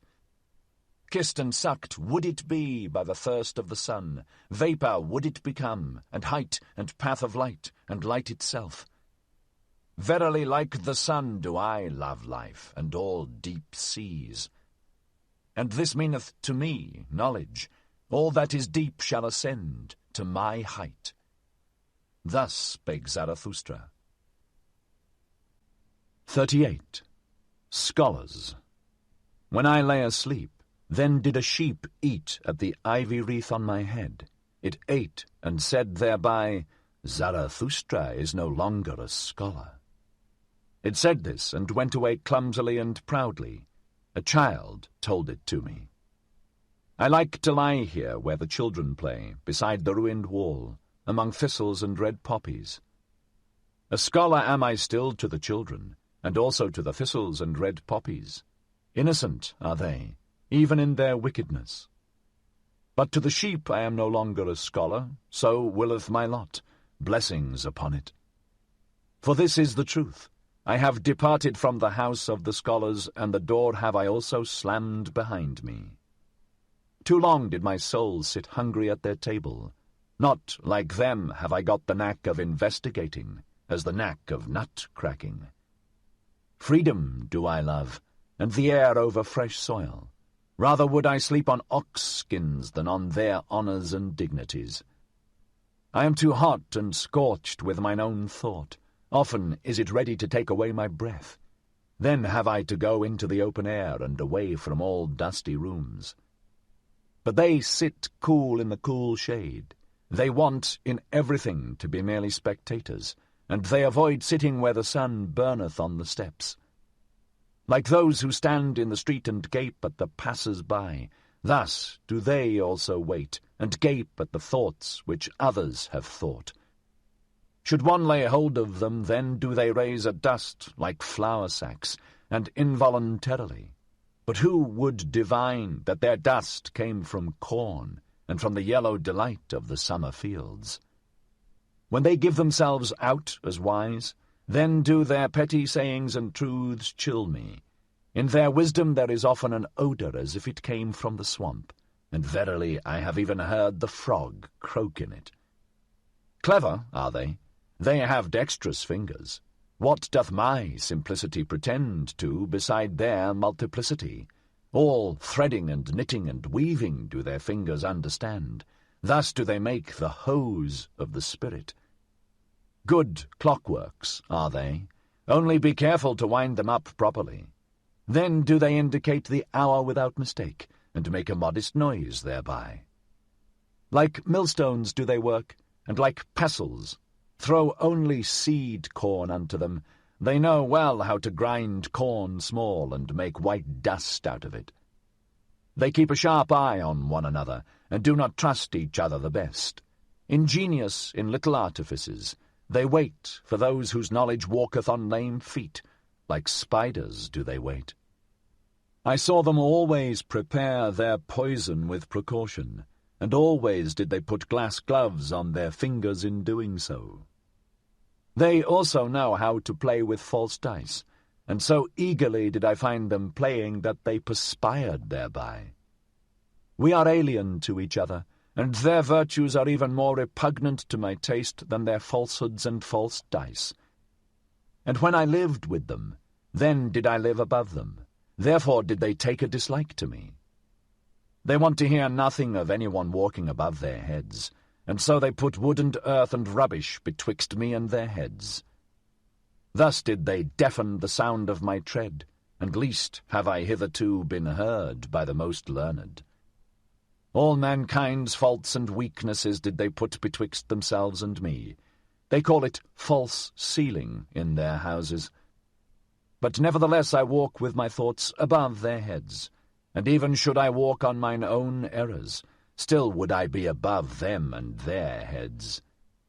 For men are not equal, so speaketh justice, and what I will, they may not will. Thus spake Zarathustra. 39. Poets. Since I have known the body better, said Zarathustra to one of his disciples, the spirit hath only been to me symbolically spirit, and all the imperishable. That is also but a simile. So have I heard thee say once before, answered the disciple, and then thou addedst, but the poets lie too much. Why didst thou say that the poets lie too much? Why, said Zarathustra, thou askest why. I do not belong to those who may be asked after their why. Is my experience but of yesterday? It is long ago that I experienced the reasons for mine opinions. Should I not have to be a cask of memory if I also wanted to have my reasons with me? It is already too much for me even to retain mine opinions, and many a bird flieth away. And sometimes also do I find a fugitive creature in my dovecote, which is alien to me, and trembleth when I lay my hand upon it. But what did Zarathustra once say unto thee? That the poets lie too much. But Zarathustra also is a poet. Believest thou that he there spake the truth? Why dost thou believe it? The disciple answered, I believe in Zarathustra. But Zarathustra shook his head and smiled. Belief doth not sanctify me, said he, least of all the belief in myself. But granting that someone did say in all seriousness that the poets lie too much, he was right. We do lie too much. We also know too little, and are bad learners, so we are obliged to lie. And which of us poets hath not adulterated his wine? Many a poisonous hotchpotch hath evolved in our cellars. Many an indescribable thing hath there been done. And because we know little, therefore we are pleased from the heart with the poor in spirit, especially when they are young women. And even of those things we are desirous, which old women tell one another in the evening. This do we call the eternally feminine in us. And as if there were a special secret access to knowledge, which choketh up for those who learn anything, so do we believe in the people and in their wisdom. This, however, do all poets believe, that whoever pricketh up his ears when lying in the grass, or on lonely slopes, learneth something of the things that are betwixt heaven and earth. And if there come unto them tender emotions, then do the poets always think that nature herself is in love with them, and that she stealeth to their ear to whisper secrets into it, and amorous flatteries. Of this do they plume and pride themselves before all mortals. Ah, there are so many things betwixt heaven and earth of which only the poets have dreamed. and especially above the heavens. For all gods are poet symbolizations, poet sophistications. Verily, ever are we drawn aloft, that is, to the realm of the clouds. On these do we set our gaudy puppets, and then call them gods and supermen. Are not they light enough for those chairs, all these gods and supermen? Ah, how I am weary of all the inadequate that is insisted on as actual. Ah, how I am weary of the poets. When Zarathustra so spake, his disciple resented it, but was silent. And Zarathustra also was silent, and his eye directed itself inwardly, as if it gazed into the far distance. At last he sighed and drew breath. I am of today, and heretofore, said he thereupon. But something is in me that is of the morrow, and the day following, and the hereafter. I became weary of the poets, of the old and of the new. Superficial are they all unto me, and shallow seas. They did not think sufficiently into the depth, therefore their feeling did not reach to the bottom. Some sensation of voluptuousness and some sensation of tedium, these have as yet been their best contemplation. Ghost-breathing and ghost-whisking seemeth to me all the jingle-jangling of their harps. What have they known hitherto of the fervour of tones? They are also not pure enough for me. They all muddle their water that it may seem deep. And fain would they thereby prove themselves reconcilers. But mediaries and mixers are they unto me, and half, and impure.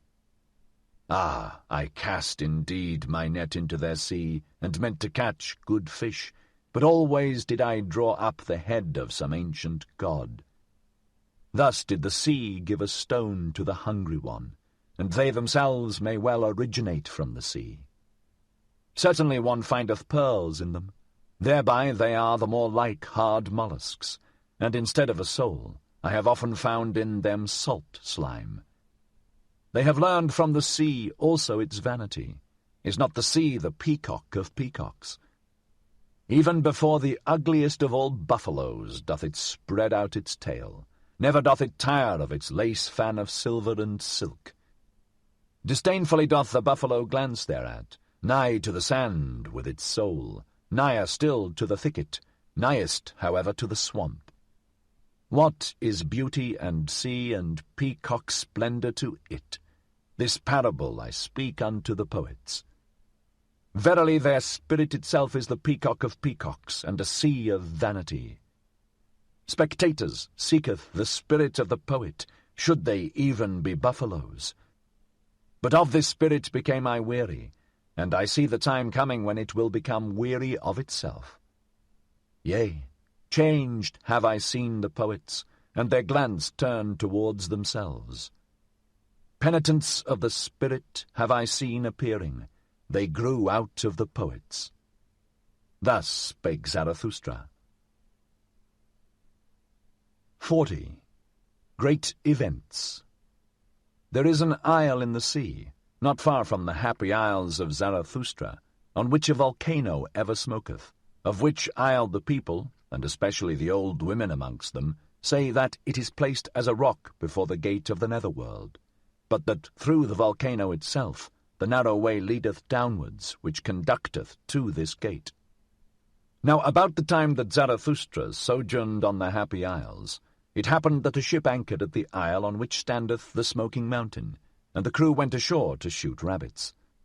About the noontide hour, however, when the captain and his men were together again, they saw suddenly a man coming towards them through the air, and a voice said distinctly, "It is time. It is the highest time." But when the figure was nearest to them, it flew past quickly, however, like a shadow, in the direction of the volcano. Then did they recognize with the greatest surprise that it was Zarathustra. For they had all seen him before, except the captain himself, and they loved him as the people love, in such wise that love and awe were combined in equal degree. "Behold," said the old helmsman, "there goeth Zarathustra to hell." About the same time that these sailors landed on the Fire Isle, there was a rumour that Zarathustra had disappeared, and when his friends were asked about it, they said that he had gone on board a ship by night, without saying whither he was going. Thus there arose some uneasiness. After 3 days, however, there came the story of the ship's crew in addition to this uneasiness, and then did all the people say that the devil had taken Zarathustra. His disciples laughed, sure enough, at this talk, and one of them said even, "Sooner would I believe that Zarathustra had taken the devil." But at the bottom of their hearts they were all full of anxiety and longing. So their joy was great when, on the 5th day, Zarathustra appeared amongst them. And this is the account of Zarathustra's interview with the fire-dog. "The earth," said he, "hath a skin, and this skin hath diseases. One of these diseases, for example, is called man. And another of these diseases is called the fire-dog. Concerning him, men have greatly deceived themselves, and let themselves be deceived. To fathom this mystery did I go o'er the sea, and I have seen the truth naked, verily, barefooted up to the neck. Now do I know how it is concerning the fire-dog, and likewise concerning all the spouting and subversive devils, of which not only old women are afraid. Up with thee, fire-dog, out of thy depth, cried I, and confess how deep that depth is. Whence cometh that which thou snortest up? Thou drinkest copiously at the sea, that doth thine embittered eloquence betray. In sooth, for a dog of the depth, thou takest thy nourishment too much from the surface. At the most I regard thee as the ventriloquist of the earth, and ever, when I have heard subversive and spouting devils speak, I have found them like thee, embittered, mendacious, and shallow. Ye understand how to roar and obscure with ashes. Ye are the best braggarts, and have sufficiently learned the art of making dregs boil. Where ye are, there must always be dregs at hand, and much that is spongy, hollow, and compressed. It wanteth to have freedom. Freedom, ye all roar most eagerly, but I have unlearned the belief in great events, when there is much roaring and smoke about them. And believe me, friend Hullabaloo, the greatest events are not our noisiest, but our stillest hours. Not around the inventors of new noise, but around the inventors of new values doth the world revolve. Inaudibly it revolveth. And just own to it. Little had ever taken place when thy noise and smoke passed away. What if a city did become a mummy and a statue lay in the mud? And this do I say also to the o'erthrowers of statues.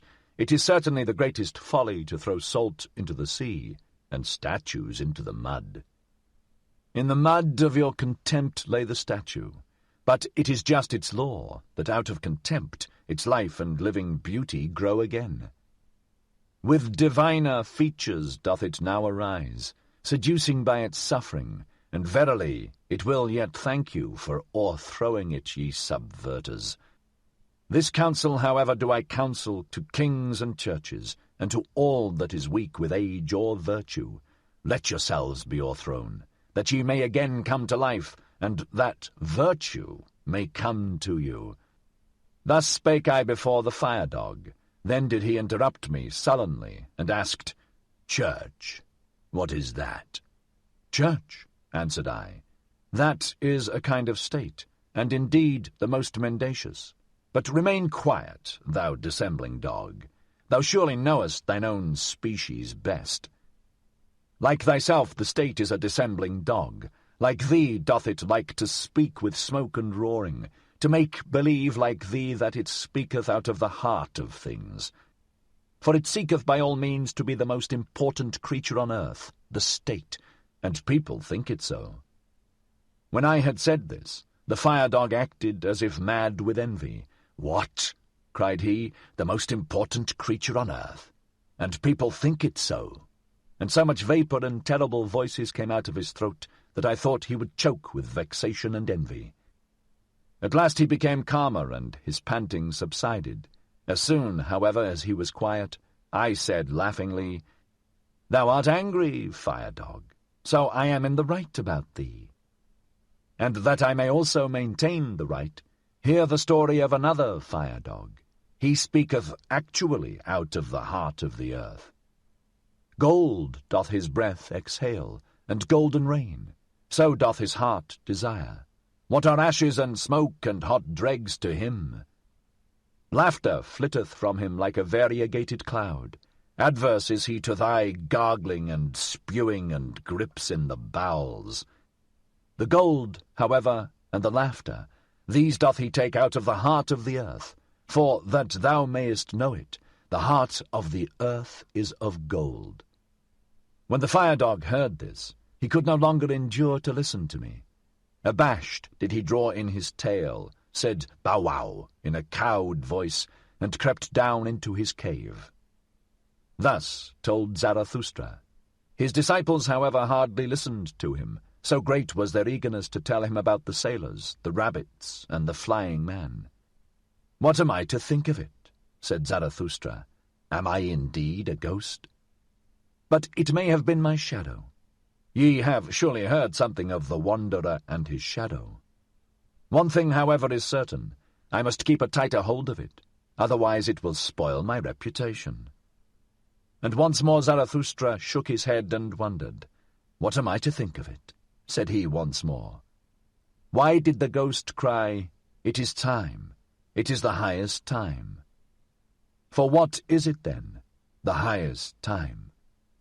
Thus spake Zarathustra. 41. The Soothsayer. And I saw a great sadness come over mankind. The best turned weary of their works. A doctrine appeared, a faith ran beside it. All is empty, all is alike, all hath been. And from all hills there re-echoed, all is empty, all is alike, all hath been. To be sure we have harvested, but why have all our fruits become rotten and brown? What was it fell last night from the evil moon? In vain was all our labour, poison hath our wine become, the evil eye hath singed yellow our fields and hearts. Arid have we all become, and fire falling upon us. Then do we turn dust like ashes, yea, the fire itself have we made aweary. All our fountains have dried up, even the sea hath receded, all the ground trieth to gape, but the depth will not swallow. Alas, where is there still a sea in which one could be drowned? So soundeth our plaint, across shallow swamps. Verily, even for dying have we become too weary. Now do we keep awake and live on in sepulchres. Thus did Zarathustra hear a soothsayer speak, and the foreboding touched his heart and transformed him. Sorrowfully did he go about and wearily, and he became like unto those of whom the soothsayer had spoken. Verily, said he unto his disciples, a little while, and there cometh the long twilight. Alas, how shall I preserve my light through it? That it may not smother in this sorrowfulness. To remoter worlds shall it be a light, and also to remotest nights. Thus did Zarathustra go about grieved in his heart, and for 3 days he did not take any meat or drink. He had no rest, and lost his speech. At last it came to pass that he fell into a deep sleep. His disciples, however, sat around him in long night watches, and waited anxiously to see if he would awake, and speak again, and recover from his affliction. And this is the discourse that Zarathustra spake when he awoke. His voice, however, came unto his disciples as from afar. Hear, I pray you, the dream that I dreamed, my friends, and help me to divine its meaning. A riddle is it still unto me, this dream. The meaning is hidden in it and encaged, and doth not yet fly above it on free pinions. All life had I renounced, so I dreamed. Night watchman and grave guardian had I become, aloft in the lone mountain fortress of death. There did I guard his coffins. Full stood the musty vaults of those trophies of victory. Out of glass coffins did vanquished life gaze upon me. The odour of dust-covered eternities did I breathe. Sultry and dust-covered lay my soul, and who could have aired his soul there? Brightness of midnight was ever around me, lonesomeness cowered beside her, and as a third, death-rattle stillness, the worst of my female friends. Keys did I carry, the rustiest of all keys, and I knew how to open with them the most creaking of all gates. Like a bitterly angry croaking ran the sound through the long corridors when the leaves of the gate opened. Ungraciously did this bird cry, unwillingly was it awakened. But more frightful even, and more heart-strangling was it, when it again became silent and still all around, and I alone sat in that malignant silence. Thus did time pass with me and slip by, if time there still was. What do I know thereof? But at last there happened that which awoke me. Thrice did there peal peals at the gate like thunders. Thrice did the vaults resound and howl again. Then did I go to the gate. "Alpa," cried I, "who carrieth his ashes unto the mountain? Alpa, Alpa, who carrieth his ashes unto the mountain?" And I pressed the key and pulled at the gate, and exerted myself, but not a finger's breadth was it yet open. Then did a roaring wind tear the folds apart, whistling, whizzing, and piercing. It threw unto me a black coffin. And in the roaring and whistling and whizzing the coffin burst up, and spouted out 1,000 peals of laughter, and 1,000 caricatures of children, angels, owls, fools, and child-sized butterflies laughed and mocked and roared at me. Fearfully was I terrified thereby. It prostrated me, and I cried with horror as I ne'er cried before. But mine own crying awoke me, and I came to myself. Thus did Zarathustra relate his dream, and then was silent, for as yet he knew not the interpretation thereof. But the disciple whom he loved most arose quickly, seized Zarathustra's hand, and said, "Thy life itself interpreteth unto us this dream, O Zarathustra. Art thou not thyself the wind with shrill whistling, which bursteth open the gates of the fortress of death? Art thou not thyself the coffin full of many-hued malices and angel caricatures of life? Verily, like 1,000 peals of children's laughter cometh Zarathustra into all sepulchres, laughing at those night watchmen and grave guardians, and whoever else rattleth with sinister keys. With thy laughter wilt thou frighten and prostrate them, fainting and recovering will demonstrate thy power over them. And when the long twilight cometh, and the mortal weariness, even then wilt thou not disappear from our firmament, thou advocate of life. New stars hast thou made us see, and new nocturnal glories. Verily, laughter itself hast thou spread out over us like a many-hued canopy. Now will children's laughter ever from coffins flow. Now will a strong wind ever come victoriously unto all mortal weariness. Of this thou art thyself the pledge and the prophet. Verily, they themselves didst thou dream, thine enemies. That was thy sorest dream. But as thou awokest from them and camest to thyself, so shall they awaken from themselves, and come unto thee. Thus spake the disciple, and all the others then thronged around Zarathustra, grasped him by the hands, and tried to persuade him to leave his bed and his sadness and return unto them. Zarathustra, however, sat upright on his couch, with an absent look. Like one returning from long foreign sojourn, did he look on his disciples, and examine their features, but still he knew them not. When, however, they raised him and set him upon his feet, behold, all on a sudden his eye changed. He understood everything that had happened, stroked his beard, and said with a strong voice, "Well, this hath just its time. But see to it, my disciples, that we have a good repast, and without delay. Thus do I mean to make amends for bad dreams. The soothsayer, however, shall eat and drink at my side, and verily I will yet show him a sea in which he can drown himself." Thus spake Zarathustra, Then did he gaze long into the face of the disciple who had been the dream interpreter, and shook his head. 42. Redemption. When Zarathustra went one day over the great bridge, then did the cripples and beggars surround him, and a hunchback spake thus unto him. Behold, Zarathustra, even the people learn from thee and acquire faith in thy teaching. But for them to believe fully in thee, one thing is still needful. Thou must first of all convince us cripples.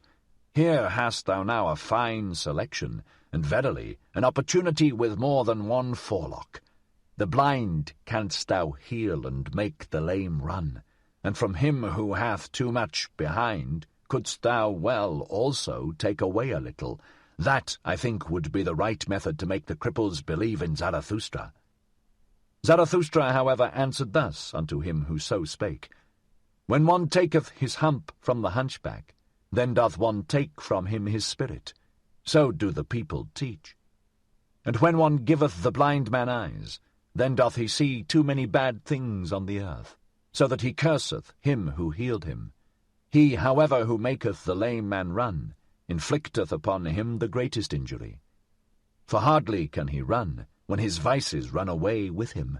So do the people teach concerning cripples. And why should not Zarathustra also learn from the people, when the people learn from Zarathustra?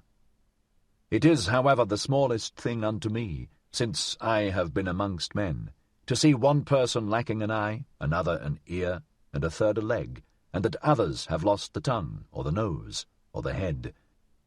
I see and have seen worse things, and divers things so hideous that I should neither like to speak of all matters, nor even keep silent about some of them, namely, men who lack everything, except that they have too much of one thing, men who are nothing more than a big eye, or a big mouth, or a big belly, or something else big, reversed cripples, I call such men. And when I came out of my solitude, and for the first time passed over this bridge, then I could not trust mine eyes, but looked again and again, and said at last, That is an ear as big as a man. I looked still more attentively, and actually there did move under the ear something that was pitiably small and poor and slim, and in truth this immense ear was perched on a small thin stalk. The stalk, however, was a man. A person, putting a glass to his eyes, could even recognize further a small, envious countenance, and also that a bloated sulet dangled at the stalk. The people told me, however, that the big ear was not only a man, but a great man, a genius. But I never believed in the people when they spake of great men, and I hold to my belief that it was a reversed cripple who had too little of everything, and too much of one thing. When Zarathustra had spoken thus unto the hunchback, and unto those of whom the hunchback was the mouthpiece and advocate, then did he turn to his disciples in profound dejection, and said, Verily, my friends, I walk amongst men as amongst the fragments and limbs of human beings. This is the terrible thing to mine eye, that I find man broken up and scattered about, as on a battle and butcher ground. And when my eye fleeth from the present to the bygone, it findeth ever the same, fragments and limbs and fearful chances, but no men.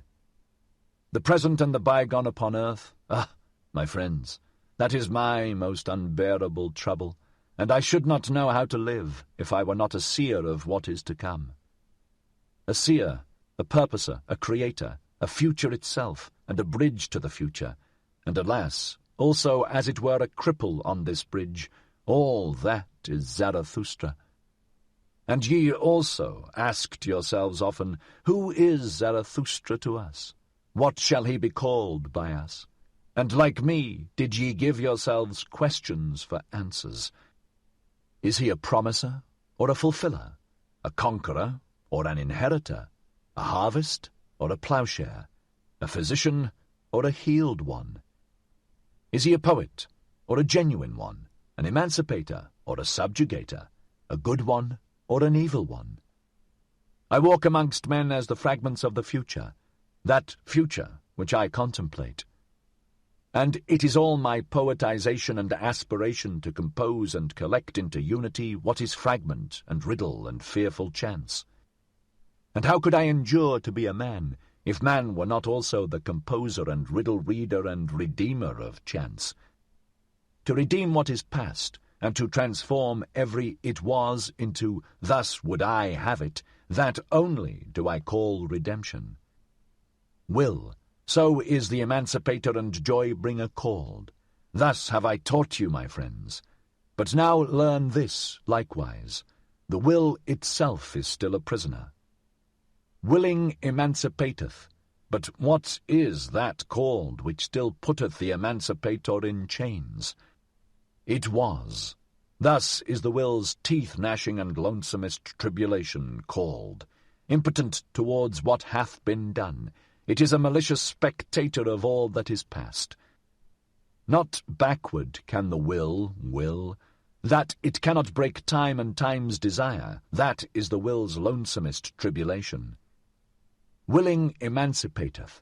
What doth willing itself devise in order to get free from its tribulation and mock at its prison? Ah, a fool becometh every prisoner, foolishly delivereth itself also the imprisoned will. That time doth not run backward, that is its animosity. That which was, so is the stone which it cannot roll called. And thus doth it roll stones out of animosity and ill humour, and taketh revenge on whatever doth not, like it, feel rage and ill humour. Thus did the will, the emancipator, become a torturer, and on all that is capable of suffering it taketh revenge, because it cannot go backward. This, yea, this alone is revenge itself, the will's antipathy to time, and its it was. Verily a great folly dwelleth in our will, and it became a curse unto all humanity that this folly acquired spirit. The spirit of revenge, my friends, that hath hitherto been man's best contemplation, and where there was suffering it was claimed there was always penalty. Penalty, so calleth itself revenge. With a lying word it feigneth a good conscience. And because in the willer himself there is suffering, because he cannot will backwards, thus was willing itself, and all life claimed to be penalty. And then did cloud after cloud roll over the spirit, until at last madness preached, everything perisheth, therefore everything deserveth to perish. And this itself is justice, the law of time, that he must devour his children. Thus did madness preach. Morally are things ordered according to justice and penalty. Oh, where is there deliverance from the flux of things and from the existence of penalty? Thus did madness preach. Can there be deliverance when there is eternal justice? Alas, unrollable is the stone it was. Eternal must also be all penalties. Thus did madness preach. No deed can be annihilated. How could it be undone by the penalty?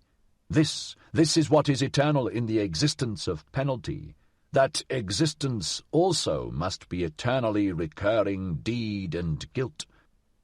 Unless the will should at last deliver itself, and willing become non-willing. But ye know, my brethren, this fabulous song of madness. Away from those fabulous songs did I lead you when I taught you the will is a creator. All it was is a fragment, a riddle, a fearful chance, until the creating will saith thereto, but thus would I have it. Until the creating will saith thereto, but thus do I will it, thus shall I will it. But did it ever speak thus? And when doth this take place?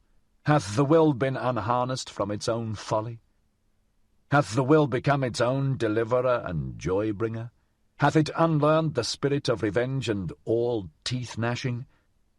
And who hath taught it reconciliation with time, and something higher than all reconciliation? Something higher than all reconciliation must the will, which is the will to power. But how doth that take place?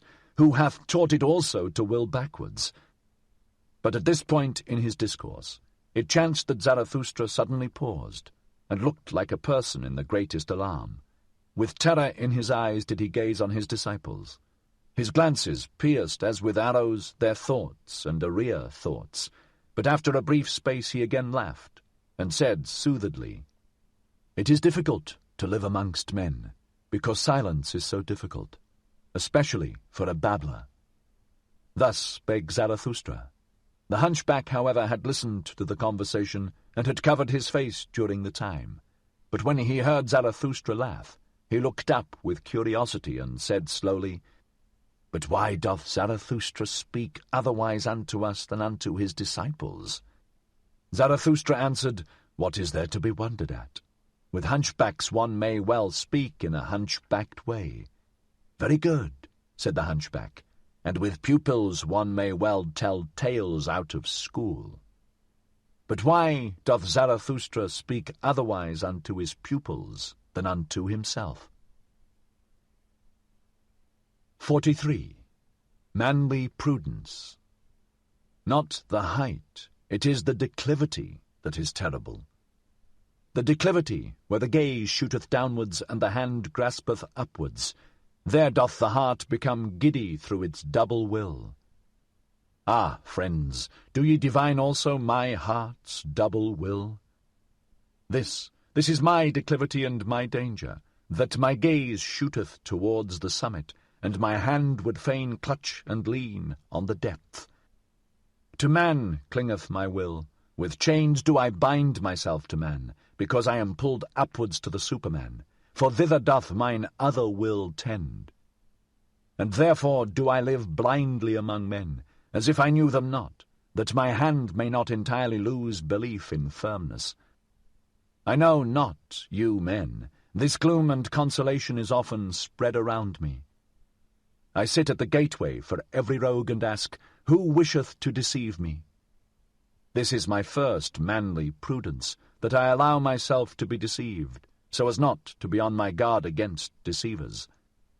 Ah, if I were on my guard against man, how could man be an anchor to my ball? Too easily would I be pulled upwards and away. This providence is over my fate, that I have to be without foresight. And he who would not languish amongst men must learn to drink out of all glasses, and he who would keep clean amongst men must know how to wash himself even with dirty water. And thus spake I often to myself for consolation, Courage, cheer up, old heart, an unhappiness hath failed to befall thee.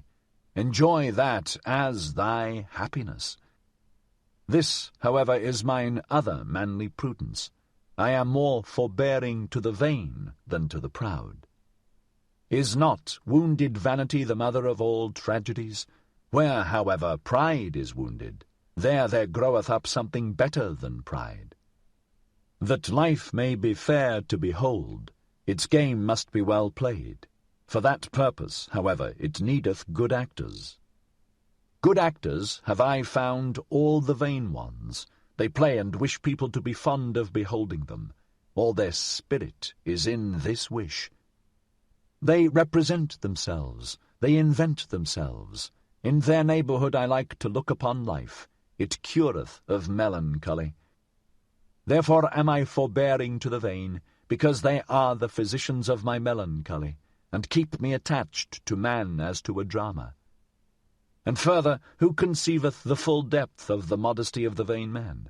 I am favourable to him and sympathetic on account of his modesty. From you would he learn his belief in himself. He feedeth upon your glances. He eateth praise out of your hands. Your lies doth he even believe when you lie favourably about him, for in its depths sigheth his heart, What am I? And if that be the true virtue which is unconscious of itself, well, the vain man is unconscious of his modesty. This is, however, my third manly prudence. I am not put out of conceit with the wicked by your timorousness. I am happy to see the marvels the warm sun hatcheth, tigers and palms and rattlesnakes. Also amongst men there is a beautiful brood of the warm sun, and much that is marvellous in the wicked. In truth, as your wisest did not seem to me so very wise, so found I also human wickedness below the fame of it. And oft did I ask with a shake of the head, Why still rattle, ye rattlesnakes? Verily there is still a future even for evil, and the warmest south is still undiscovered by man. How many things are now called the worst wickedness, which are only 12 feet broad and 3 months long? Some day, however, will greater dragons come into the world. For that the Superman may not lack his dragon, the super-dragon that is worthy of him, there must still much warm sun glow on moist virgin forests. Out of your wild cats must tigers have evolved, and out of your poison toads crocodiles, for the good hunter shall have a good hunt.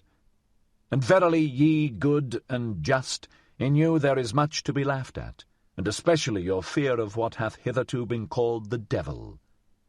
So alien are ye in your souls to what is great, that to you the Superman would be frightful in his goodness. And ye wise and knowing ones, ye would flee from the solar glow of the wisdom in which the Superman joyfully batheth his nakedness. Ye highest men who have come within my ken, this is my doubt of you, and my secret laughter. I suspect you would call my Superman a devil. I became tired of those highest and best ones. From their height did I long to be up, out, and away to the Superman. A horror came over me when I saw those best ones naked.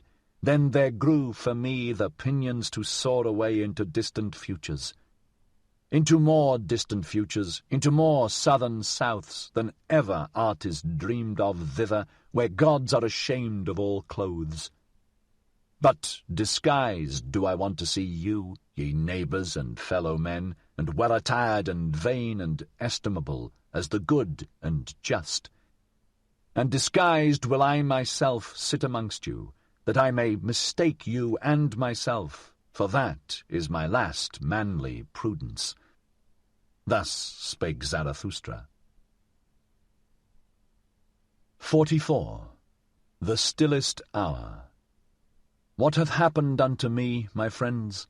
Ye see me troubled, driven forth, unwillingly obedient, ready to go, alas, to go away from you. Yea, once more must Zarathustra retire to his solitude, but unjoyously this time doth the bear go back to his cave. What hath happened unto me? Who ordereth this? Ah, mine angry mistress wisheth it so. She spake unto me. Have I ever named her name to you? Yesterday towards evening there spake unto me my stillest hour. That is the name of my terrible mistress. And thus did it happen, for everything must I tell you, that your heart may not harden against the suddenly departing one. Do ye know the terror of him who falleth asleep? To the very toes is he terrified, because the ground giveth way under him, and the dream beginneth. This do I speak unto you in parable. Yesterday at the stillest hour did the ground give way under me. The dream began. The hour hand moved on. The timepiece of my life drew breath. Never did I hear such stillness around me, so that my heart was terrified. Then was there spoken unto me without voice, Thou knowest it, Zarathustra. And I cried in terror at this whispering, and the blood left my face, but I was silent. Then was there once more spoken unto me without voice, Thou knowest it, Zarathustra, but thou dost not speak it. And at last I answered like one defiant, Yea, I know it, but I will not speak it. Then was there again spoken unto me without voice, Thou wilt not, Zarathustra? Is this true? Conceal thyself not behind thy defiance. And I wept and trembled like a child, and said, I would indeed, but how can I do it? Exempt me only from this. It is beyond my power. Then was there again spoken unto me without voice, What matter about thyself, Zarathustra? Speak thy word and succumb. And I answered, is it my word? Who am I? I await the worthier one. I am not worthy even to succumb by it. Then was there again spoken unto me without voice, What matter about thyself? Thou art not yet humble enough for me. Humility hath the hardest skin. And I answered, What hath not the skin of my humility endured? At the foot of my height do I dwell. How high are my summits? No one hath yet told me, but well do I know my valleys. Then was there again spoken unto me without voice, O Zarathustra, he who hath to remove mountains removeth also valleys and plains. And I answered, As yet hath my word not removed mountains, and what I have spoken hath not reached men. I went indeed unto men, but not yet have I attained unto them. Then was there again spoken unto me without voice, What knowest thou thereof? The dew falleth on the grass when the night is most silent. And I answered, They mocked me when I found and walked in mine own path, and certainly did my feet then tremble. And thus did they speak unto me, Thou forgottest the path before, now dost thou also forget how to walk. Then was there again spoken unto me without voice, What matter about their mockery? Thou art one who hast unlearned to obey. Now shalt thou command. Knowest thou not who is most needed by all? He who commandeth great things. To execute great things is difficult, but the more difficult task is to command great things. This is thy most unpardonable obstinacy. Thou hast the power, and thou wilt not rule. And I answered, I lack the lion's voice for all commanding. Then was there again spoken unto me as a whispering, It is the stillest words which bring the storm. Thoughts that come with dove's footsteps guide the world. O Zarathustra, thou shalt go as a shadow of that which is to come. Thus wilt thou command, and in commanding go foremost. And I answered, I am ashamed. Then was there again spoken unto me without voice, Thou must yet become a child, and be without shame. The pride of youth is still upon thee. Late hast thou become young, but he who would become a child must surmount even his youth. And I considered a long while and trembled. At last, however, did I say what I had said at first, I will not. Then did a laughing take place all around me. Alas, how that laughing lacerated my bowels and cut into my heart. And there was spoken unto me for the last time, O Zarathustra, thy fruits are ripe, but thou art not ripe for thy fruits. So must thou go again into solitude, for thou shalt yet become mellow. And again was there a laughing, and it fled.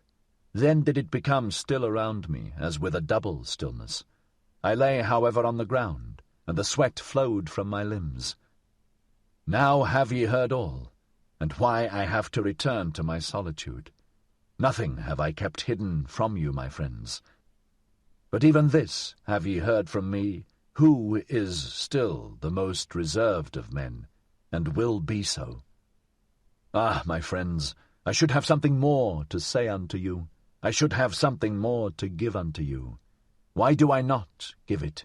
Am I then a niggard? When, however, Zarathustra had spoken these words, the violence of his pain, and a sense of the nearness of his departure from his friends came over him, so that he wept aloud, and no one knew how to console him.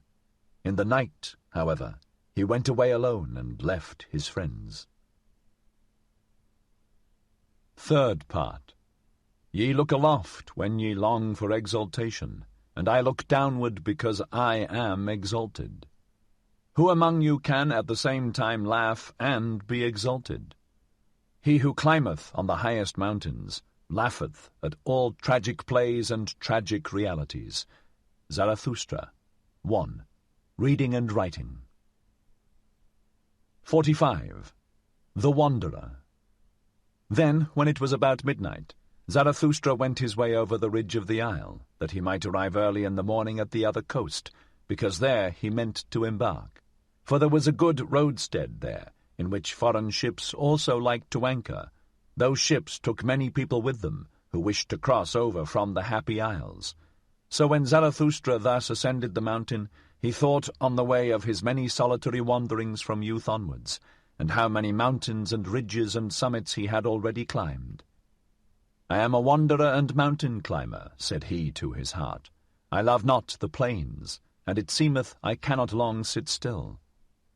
And whatever may still overtake me as fate and experience, a wandering will be therein, and a mountain climbing. In the end one experienceth only oneself. The time is now past when accidents could befall me, and what could now fall to my lot which would not already be mine own? It returneth only, it cometh home to me at last, mine own self, and such of it as hath been long abroad, and scattered among things and accidents. And one thing more do I know, I stand now before my last summit, and before that which hath been longest reserved for me. Ah, my hardest path must I ascend. Ah, I have begun my lonesomest wandering. He, however, who is of my nature, doth not avoid such an hour, the hour that saith unto him, Now only dost thou go the way to thy greatness, summit and abyss, these are now comprised together. Thou goest the way to thy greatness, now hath it become thy last refuge, what was hitherto thy last danger. Thou goest the way to thy greatness, it must now be thy best courage that there is no longer any path behind thee. Thou goest the way to thy greatness, here shall no one steal after thee. Thy foot itself hath effaced the path behind thee, and over it standeth written, Impossibility. And if all ladders henceforth fail thee, then must thou learn to mount upon thine own head. How couldst thou mount upward otherwise? Upon thine own head, and beyond thine own heart, now must the gentlest in thee become the hardest. He who hath always much indulged himself, sickeneth at last by his much indulgence, praises on what maketh hardy. I do not praise the land where butter and honey flow. To learn to look away from oneself is necessary in order to see many things. This hardiness is needed by every mountain climber. He, however, who is obtrusive with his eyes as a discerner, how can he ever see more of anything than its foreground? But thou, O Zarathustra, wouldst view the ground of everything, and its background. Thus must thou mount even above thyself, upwards, until thou hast even thy stars under thee. Yea, to look down upon myself, and even upon my stars, that only would I call my summit, that hath remained for me as my last summit. Thus spake Zarathustra to himself while ascending, comforting his heart with harsh maxims, for he was sore at heart, as he had never been before. And when he had reached the top of the mountain ridge, behold, there lay the other sea spread out before him, and he stood still and was long silent. The night, however, was cold at this height, and clear and starry. I recognize my destiny, said he at last, sadly. Well, I am ready. Now hath my last lonesomeness begun. Ah, this sombre, sad sea below me! Ah, this sombre, nocturnal vexation! Ah, fate and sea! To you must I now go down. Before my highest mountain do I stand, and before my longest wandering. Therefore must I first go deeper down than I ever ascended. Deeper down into pain than I ever ascended, even into its darkest flood. So willeth my fate. Well, I am ready. Whence come the highest mountains? So did I once ask. Then did I learn that they come out of the sea. That testimony is inscribed on their stones and on the walls of their summits. Out of the deepest must the highest come to its height. Thus spake Zarathustra on the ridge of the mountain where it was cold. When, however, he came into the vicinity of the sea, and at last stood alone amongst the cliffs, then had he become weary on his way, and eagerer than ever before. Everything as yet sleepeth, said he, even the sea sleepeth. Drowsily and strangely doth its eye gaze upon me. But it breatheth warmly, I feel it, and I feel also that it dreameth, it tosseth about dreamily on hard pillows. Hark, hark, how it groaneth with evil recollections, or evil expectations? Ah, I am sad along with thee, thou dusky monster, and angry with myself even for thy sake. Ah, that my hand hath not strength enough! Gladly indeed would I free thee from evil dreams. And while Zarathustra thus spake, he laughed at himself with melancholy and bitterness. What, Zarathustra, said he, wilt thou even sing consolation to the sea? Ah, thou amiable fool, Zarathustra, thou too blindly confiding one, but thus hast thou ever been, ever hast thou approached confidently all that is terrible. Every monster wouldst thou caress, a whiff of warm breath, a little soft tuft on its paw, and immediately wert thou ready to love and lure it. Love is the danger of the lonesomest one, love to anything, if it only live. Laughable, verily, is my folly and my modesty in love. Thus spake Zarathustra, and laughed thereby a second time. Then, however, he thought of his abandoned friends, and, as if he had done them a wrong with his thoughts, he upbraided himself because of his thoughts, and forthwith it came to pass that the laugher wept. With anger and longing wept Zarathustra bitterly. 46. The Vision and the Enigma. 1. When it got abroad among the sailors that Zarathustra was on board the ship, for a man who came from the Happy Isles had gone on board along with him, there was great curiosity and expectation. But Zarathustra kept silent for 2 days, and was cold and deaf with sadness, so that he neither answered looks nor questions. On the evening of the 2nd day, however, he again opened his ears, though he still kept silent, for there were many curious and dangerous things to be heard on board the ship, which came from afar, and was to go still further. Zarathustra, however, was fond of all those who make distant voyages, and dislike to live without danger, and behold, when listening, his own tongue was at last loosened, and the ice of his heart broke.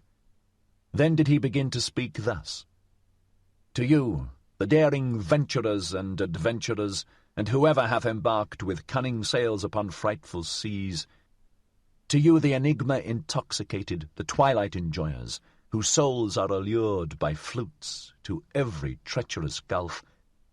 For ye dislike to grope at a thread with cowardly hand, and where ye can divine, there do ye hate to calculate.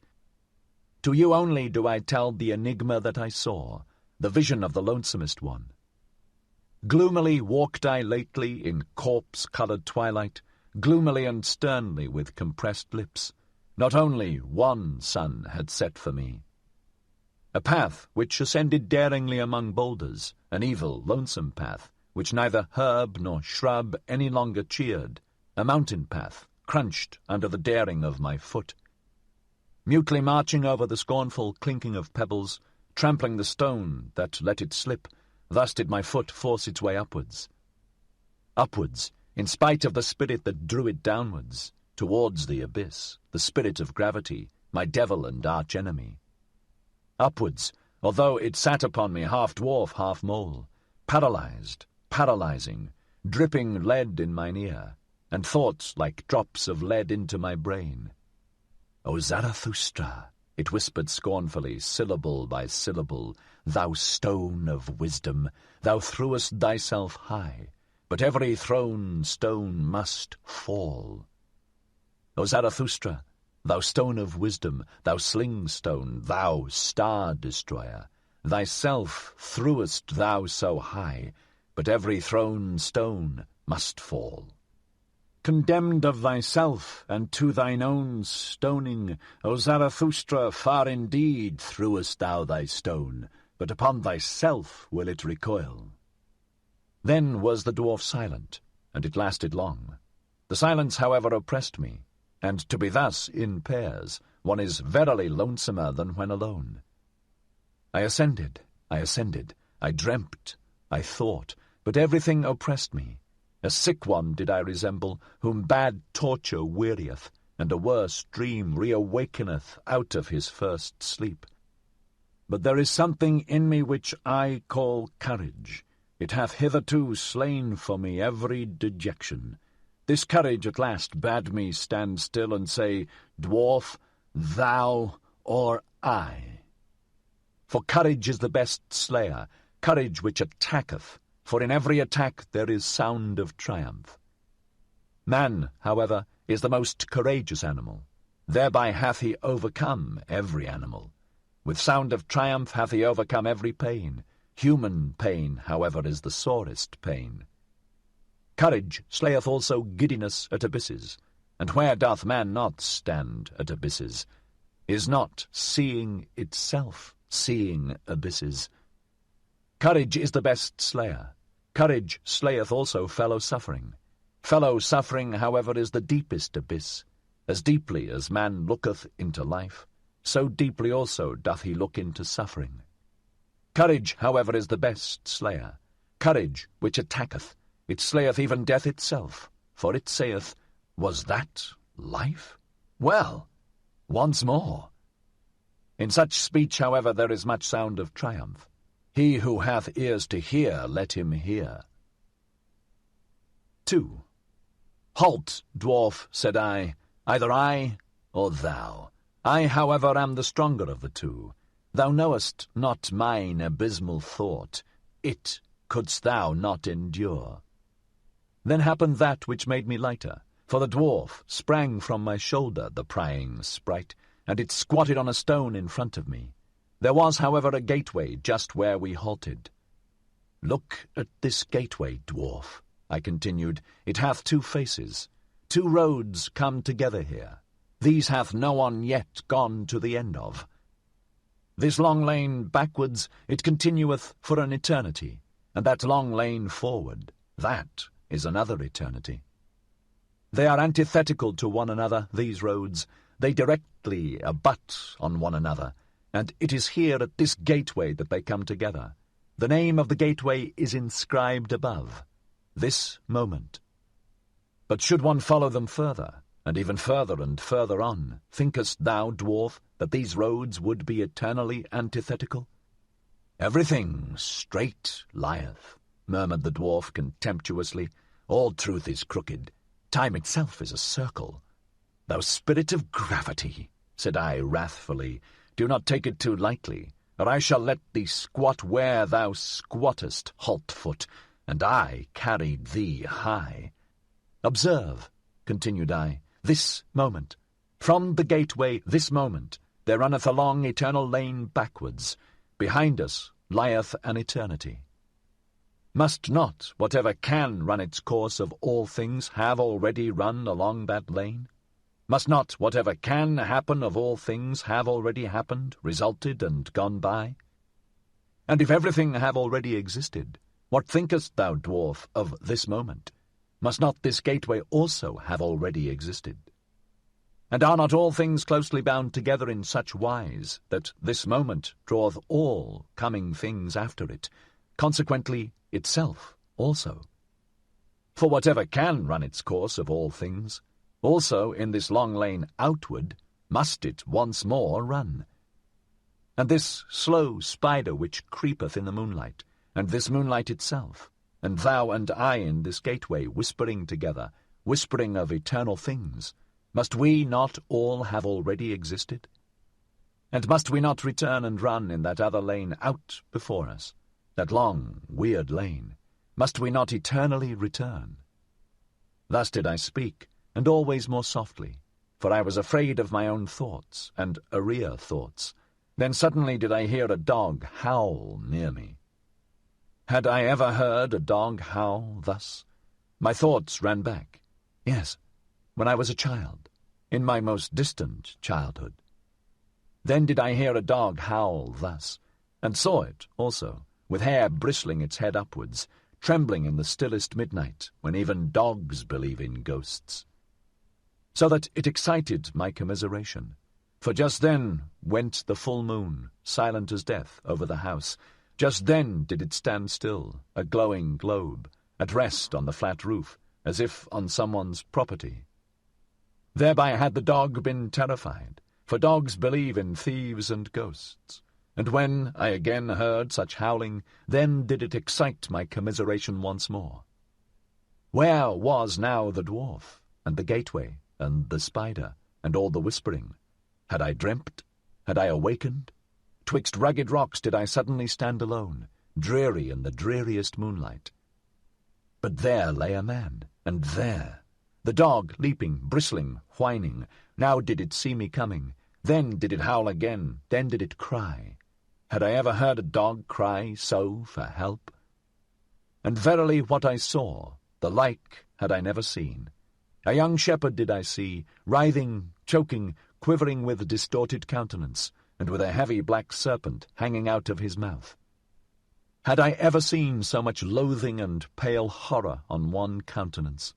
He had perhaps gone to sleep. Then had the serpent crawled into his throat. There had it bitten itself fast. My hand pulled at the serpent and pulled, in vain. I failed to pull the serpent out of his throat. Then there cried out of me, "Bite! Bite! Its head off! Bite!" So cried it out of me, my horror, my hatred, my loathing, my pity, all my good and my bad cried with one voice out of me. Ye daring ones around me, ye venturers and adventurers, and whoever of you have embarked with cunning sails on unexplored seas, ye enigma enjoyers, solve unto me the enigma that I then beheld, interpret unto me the vision of the lonesomest one. For it was a vision and a foresight. What did I then behold in parable, and who is it that must come some day? Who is the shepherd into whose throat the serpent thus crawled? Who is the man into whose throat all the heaviest and blackest will thus crawl?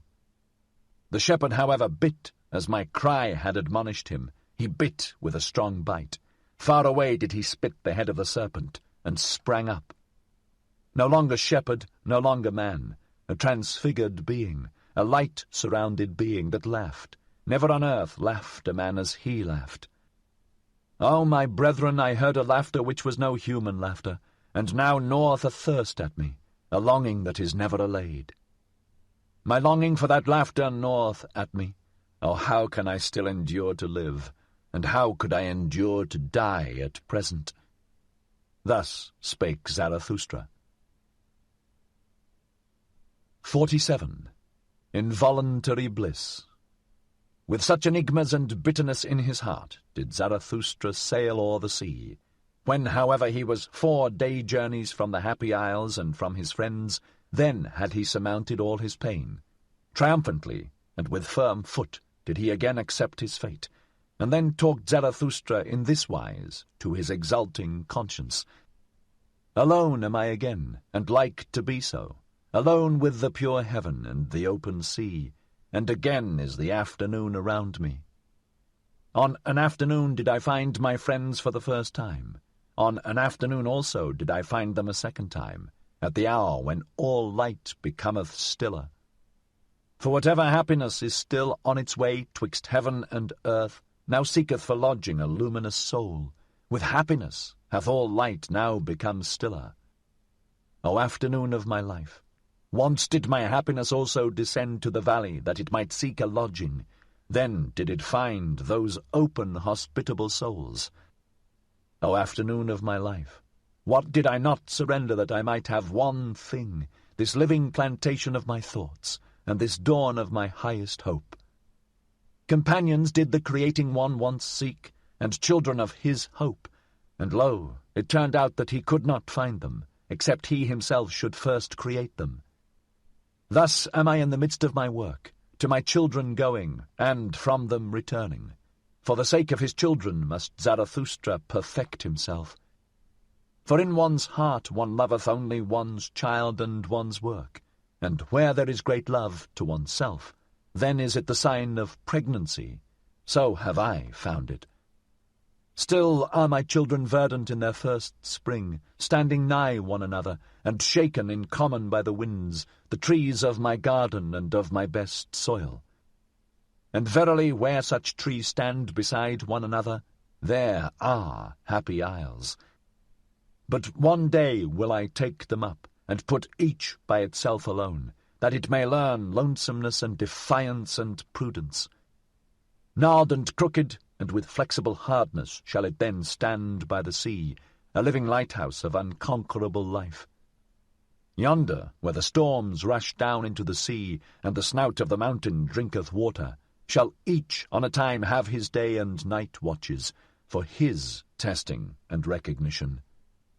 Recognized and tested shall each be, to see if he be of my type and lineage, if he be master of a long will, silent even when he speaketh, and giving in such wise that he taketh in giving, so that he may one day become my companion, a fellow creator and fellow enjoyer with Zarathustra, such a one as writeth my will on my tables for the fuller perfection of all things. And for his sake, and for those like him, must I perfect myself. Therefore do I now avoid my happiness, and present myself to every misfortune, for my final testing and recognition. And verily, it were time that I went away, and the wanderer's shadow and the longest tedium and the stillest hour have all said unto me, it is the highest time. The word blew to me through the keyhole and said, Come. The door sprang subtly open unto me and said, Go. But I lay enchained to my love for my children. Desire spread this snare for me, the desire for love, that I should become the prey of my children and lose myself in them. Desiring, that is now for me to have lost myself. I possess you, my children. In this possessing shall everything be assurance, and nothing desire. But brooding lay the son of my love upon me, in his own juice stewed Zarathustra, then did shadows and doubts fly past me. For frost and winter I now longed. Oh, that frost and winter would again make me crack and crunch, sighed I. Then arose icy mist out of me. My past burst its tomb, many pains buried alive woke up. Fully slept had they merely, concealed in corpse clothes. So called everything unto me in signs. It is time. But I heard not, until at last mine abyss moved, and my thought bit me. Ah, abysmal thought, which art my thought, when shall I find strength to hear thee burrowing and no longer tremble? To my very throat throbbeth my heart when I hear thee burrowing. Thy muteness even is like to strangle me, thou abysmal mute one. As yet have I never ventured to call thee up. It hath been enough that I have carried thee about with me. As yet have I not been strong enough for my final lion wantonness and playfulness. Sufficiently formidable unto me hath thy weight ever been. But one day shall I yet find the strength and the lion's voice which will call thee up. When I shall have surmounted myself therein, then will I surmount myself also in that which is greater, and a victory shall be the seal of my perfection. Meanwhile do I sail along on uncertain seas. Chance flattereth me, smooth-tongued chance. Forward and backward do I gaze. Still see I no end. And yet hath the hour of my final struggle not come to me, or doth it come to me perhaps just now? Verily, with insidious beauty do sea and life gaze upon me round about. O afternoon of my life, O happiness before eventide, O haven upon high seas, O peace in uncertainty, how I distrust all of you. Verily distrustful am I of your insidious beauty, like the lover am I, who distrusteth too sleek smiling. As he pusheth the best beloved before him, tender even in severity, the jealous one, so do I push this blissful hour before me. Away with thee, thou blissful hour. With thee hath there come to me an involuntary bliss. Ready for my severest pain do I here stand. At the wrong time hast thou come. Away with thee, thou blissful hour. Rather harbour there with my children. Hasten and bless them before eventide with my happiness.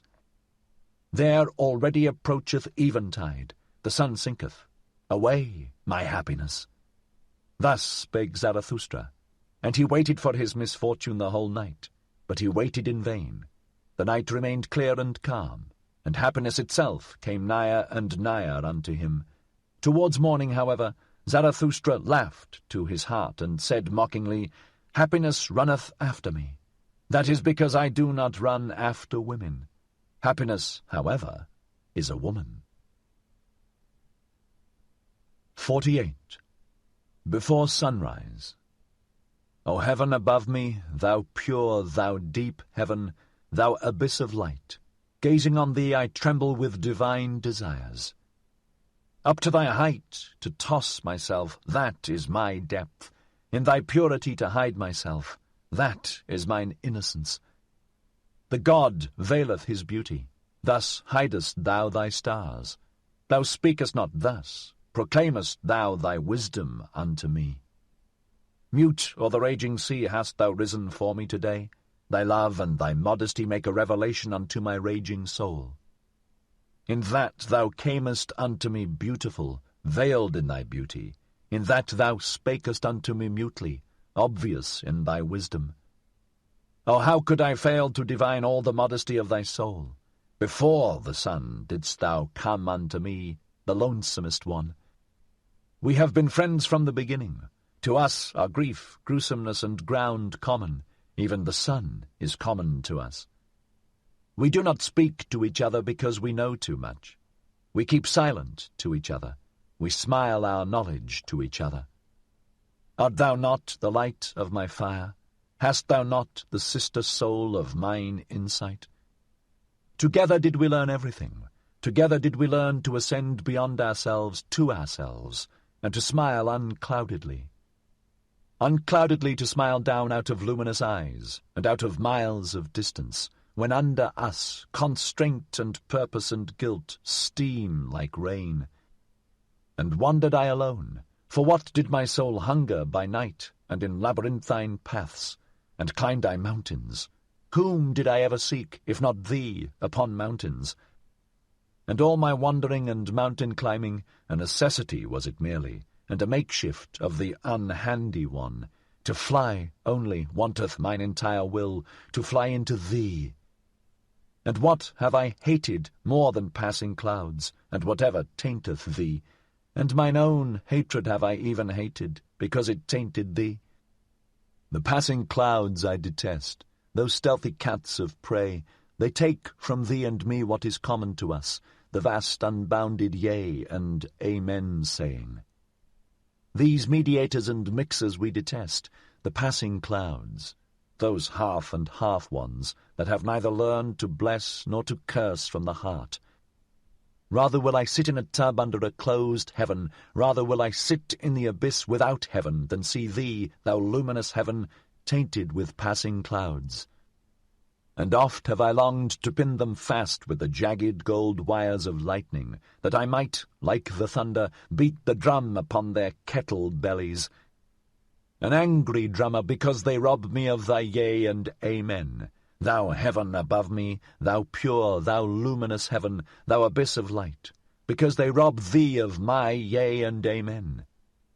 For rather will I have noise and thunders and tempest blasts than this discreet doubting cat repose, and also amongst men do I hate most of all the soft treaders, and half ones, and the doubting, hesitating, passing clouds. And he who cannot bless shall learn to curse. This clear teaching dropped unto me from the clear heaven. This star standeth in my heaven even in dark nights. I, however, am a blesser and a yea-sayer. If thou be but around me, thou pure, thou luminous heaven, thou abyss of light, into all abysses do I then carry my beneficent yea-saying. A blesser have I become and a yea-sayer, and therefore strove I long and was a striver, that I might one day get my hands free for blessing. This, however, is my blessing, to stand above everything as its own heaven, its round roof, its azure bell and eternal security, and blessed is he who thus blesseth. For all things are baptized at the font of eternity, and beyond good and evil. Good and evil themselves, however, are but fugitive shadows and damp afflictions and passing clouds. Verily it is a blessing and not a blasphemy when I teach that, above all things, there standeth the heaven of chance, the heaven of innocence, the heaven of hazard, the heaven of wantonness. Of hazard, that is the oldest nobility in the world. That gave I back to all things. I emancipated them from bondage under purpose.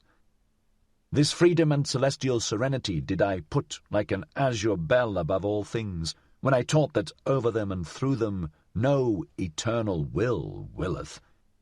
This wantonness and folly did I put in place of that will, when I taught that in everything there is one thing impossible, rationality. A little reason, to be sure, a germ of wisdom scattered from star to star. This leaven is mixed in all things. For the sake of folly, wisdom is mixed in all things. A little wisdom is indeed possible, but this blessed security have I found in all things, that they prefer to dance on the feet of chance. O heaven above me, thou pure, thou lofty heaven, this is now thy purity unto me, that there is no eternal reason spider and reason cobweb. That thou art to me a dancing floor for divine chances, that thou art to me a table of the gods for divine dice and dice players. But thou blushest? Have I spoken unspeakable things? Have I abused when I meant to bless thee? Or is it the shame of being two of us that maketh thee blush? Dost thou bid me go and be silent, because now day cometh? The world is deep, and deeper than e'er the day could read. Not everything may be uttered in presence of day, but day cometh, so let us part. O heaven above me, thou modest one, thou glowing one, O thou my happiness before sunrise, the day cometh, so let us part.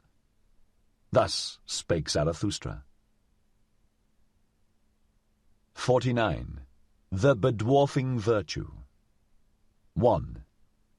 When Zarathustra was again on the continent, he did not go straightway to his mountain and his cave, but made many wanderings and questionings, and ascertained this and that, so that he said of himself jestingly, Lo, a river that floweth back unto its source in many windings, for he wanted to learn what had taken place among men during the interval, whether they had become greater or smaller, and once, when he saw a row of new houses, he marvelled and said, What do these houses mean?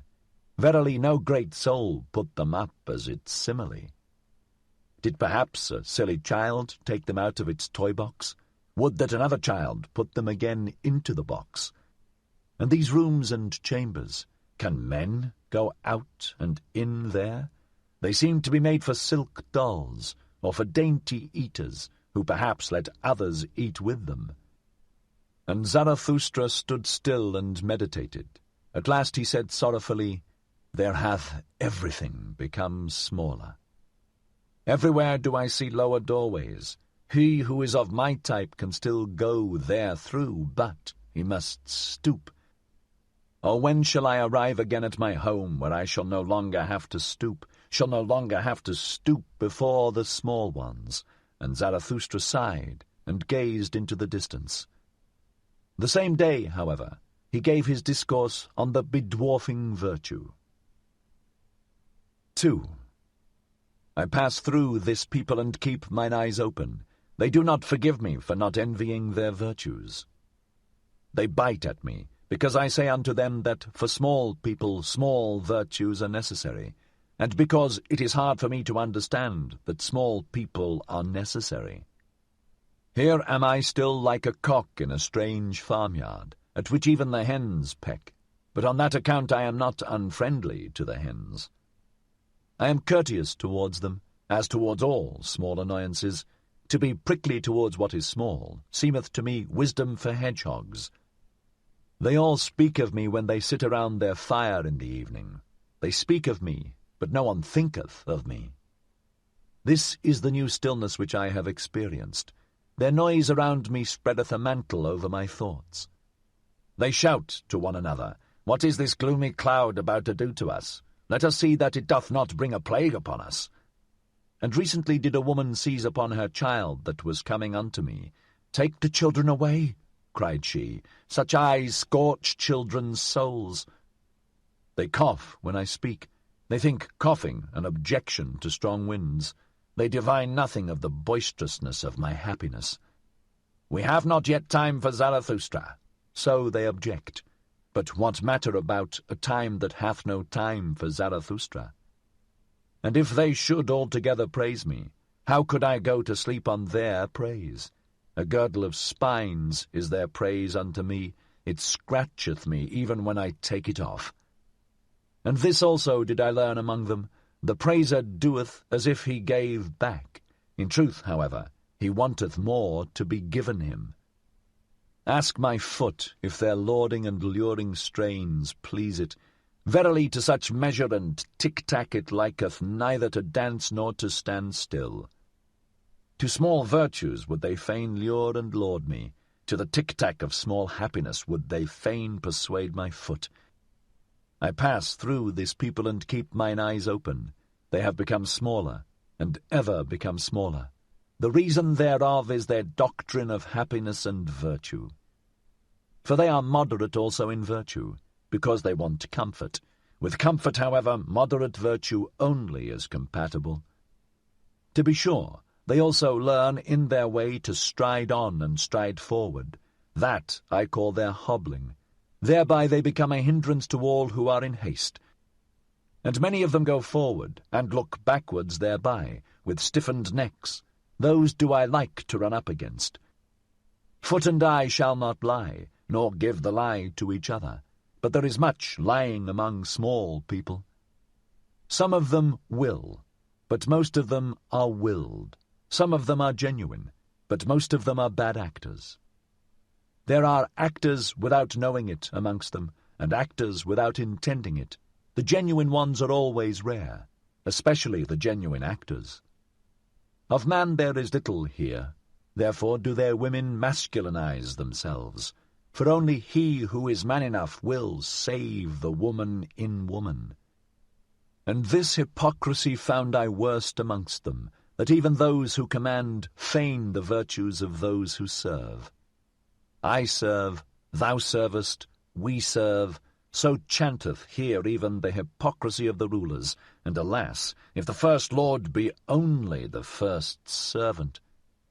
Ah, even upon their hypocrisy did mine eyes' curiosity alight, and well did I divine all their fly happiness, and their buzzing around sunny window panes.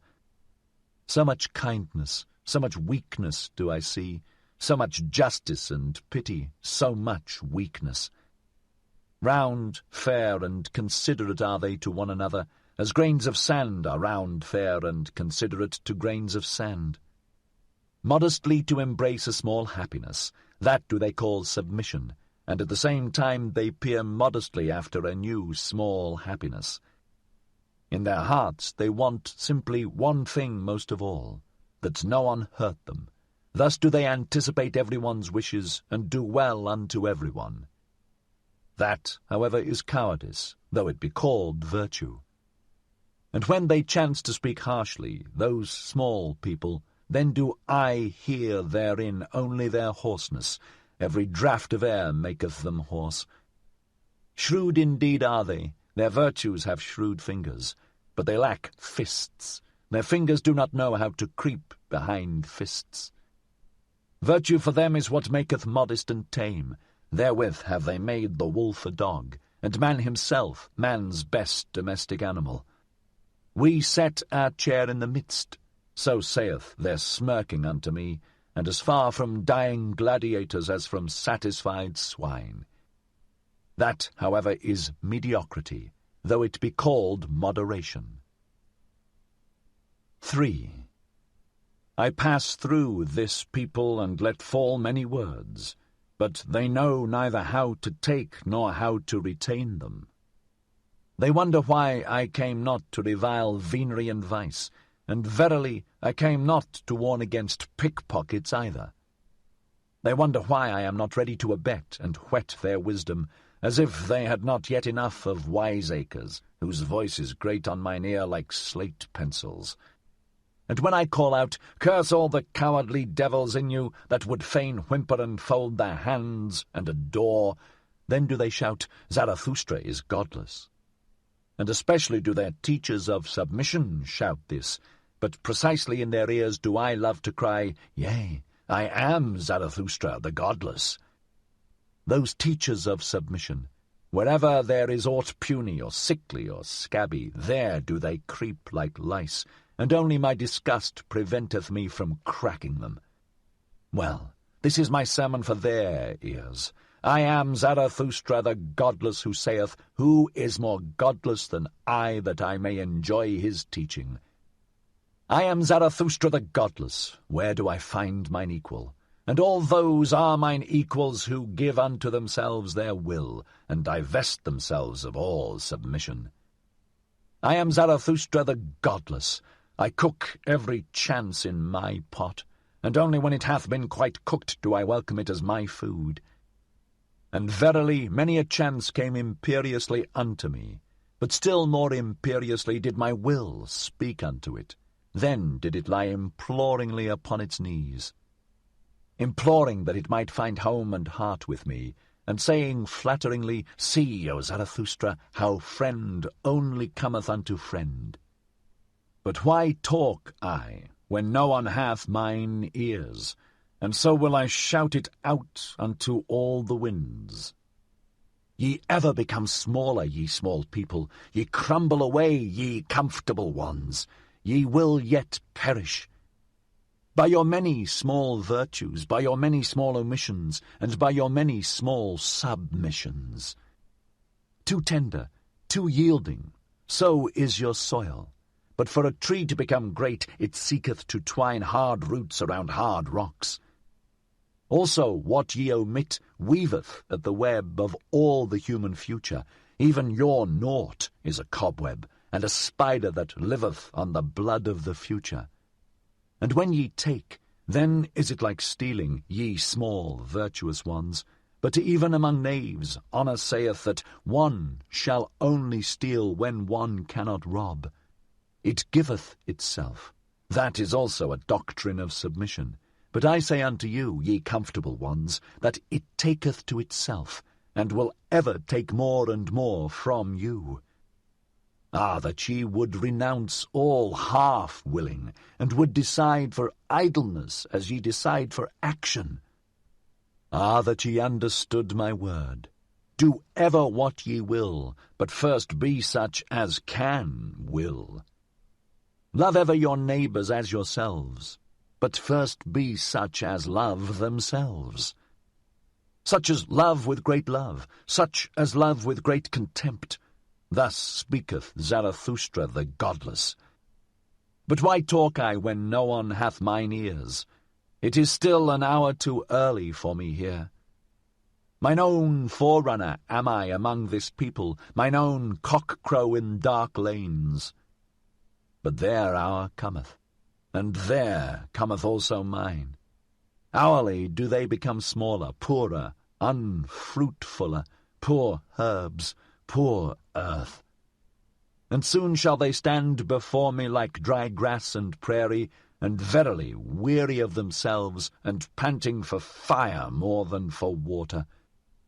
O blessed hour of the lightning, O mystery before noontide!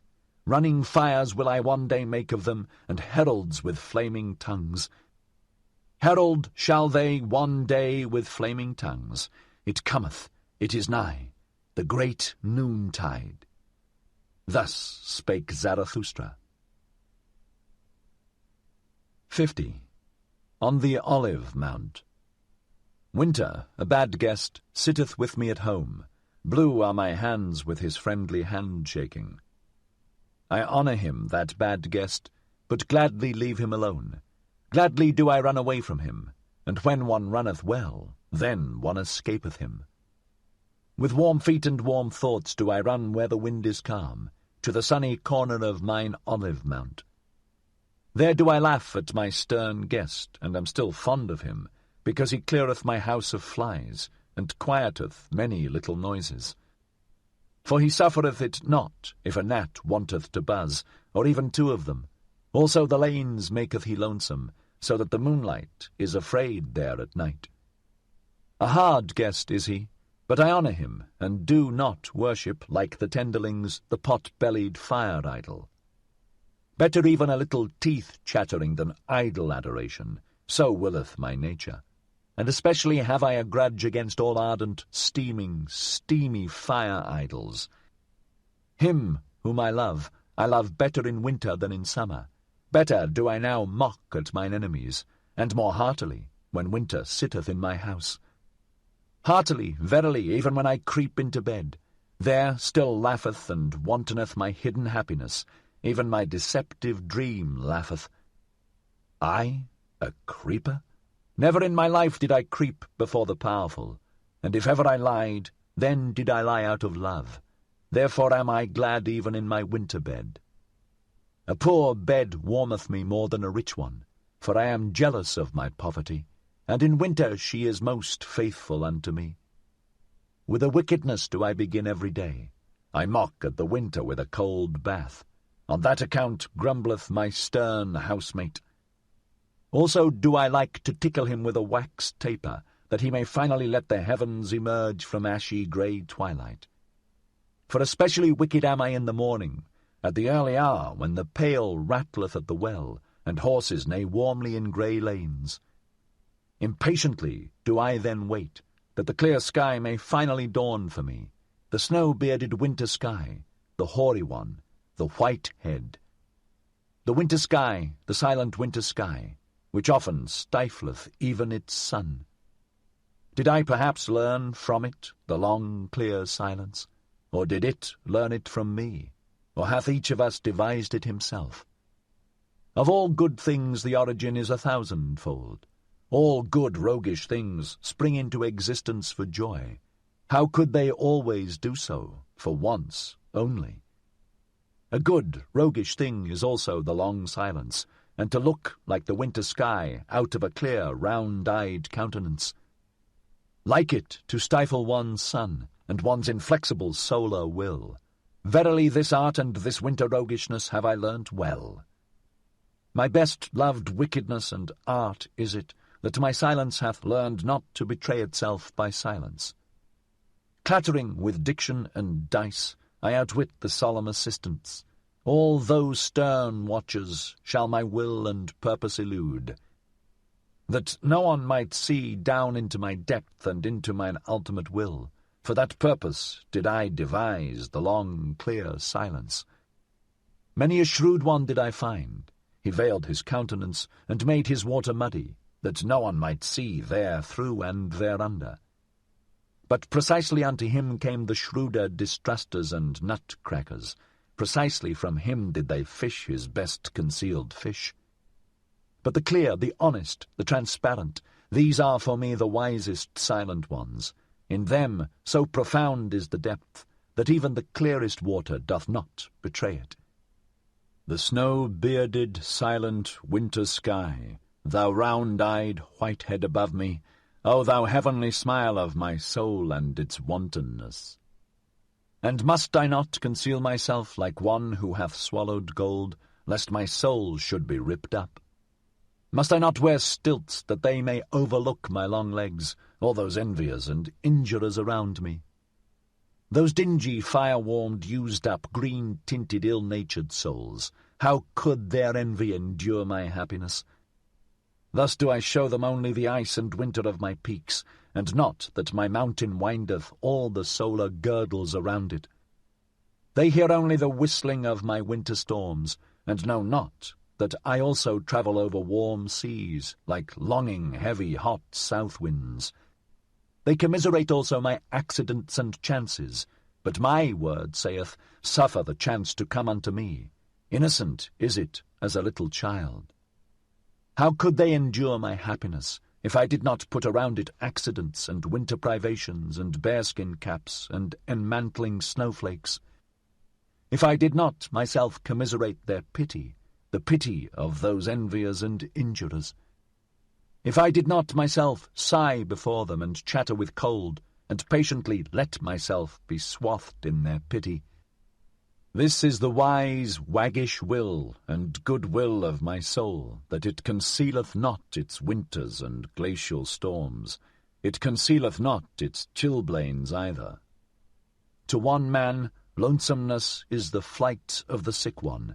To another it is the flight from the sick ones. Let them hear me, chattering and sighing with winter cold, all those poor, squinting knaves around me. With such sighing and chattering do I flee from their heated rooms. Let them sympathize with me and sigh with me on account of my chilblains. At the ice of knowledge will he yet freeze to death, so they mourn. Meanwhile do I run with warm feet hither and thither on mine olive mount. In the sunny corner of mine olive mount do I sing and mock at all pity. Thus sang Zarathustra. 51. On Passing By. Thus slowly wandering through many peoples and divers cities did Zarathustra return by roundabout roads to his mountains and his cave. And behold, thereby came he unawares also to the gate of the great city. Here, however, a foaming fool with extended hands sprang forward to him and stood in his way. It was the same fool whom the people called the ape of Zarathustra, for he had learned from him something of the expression and modulation of language, and perhaps liked also to borrow from the store of his wisdom.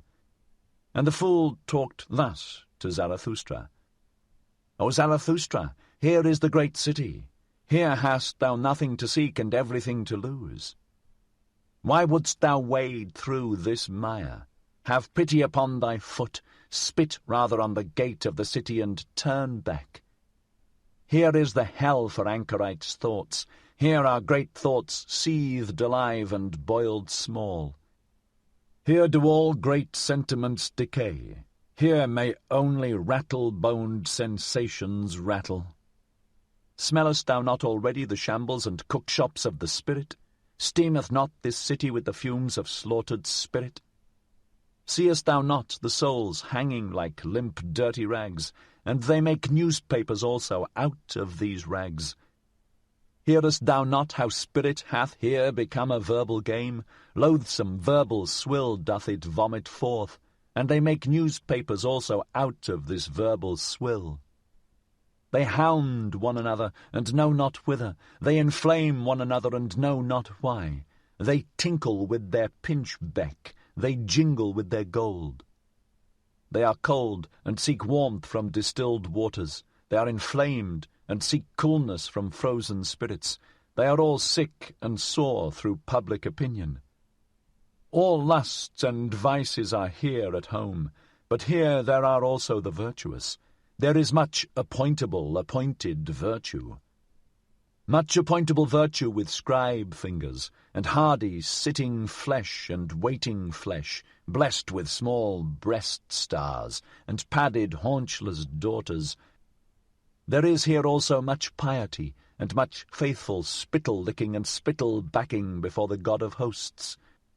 From on high drippeth the star, and the gracious spittle, for the high longeth every starless bosom. The moon hath its court, and the court hath its moon-calves.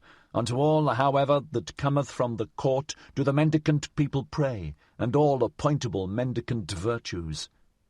I serve, thou servest, we serve. So prayeth all appointable virtue to the prince, that the merited star may at last stick on the slender breast. But the moon still revolveth around all that is earthly. So revolveth also the prince around what is earthliest of all. That, however, is the gold of the shopman. The god of the hosts of war is not the god of the golden bar. The prince proposeth, but the shopman disposeth. By all that is luminous and strong and good in thee, O Zarathustra, spit on this city of shopmen and return back. Here floweth all blood putridly and tepidly and frothily through all veins. Spit on the great city, which is the great slum where all the scum frotheth together. Spit on the city of compressed souls and slender breasts, of pointed eyes and sticky fingers. On the city of the obtrusive, the brazen-faced, the pen demagogues and tongue demagogues, the overheated ambitious. where everything maimed, ill-famed, lustful, untrustful, over-mellow, sickly yellow, and seditious, festereth, pernicious. Spit on the great city and turn back. Here, however, did Zarathustra interrupt the foaming fool, and shut his mouth.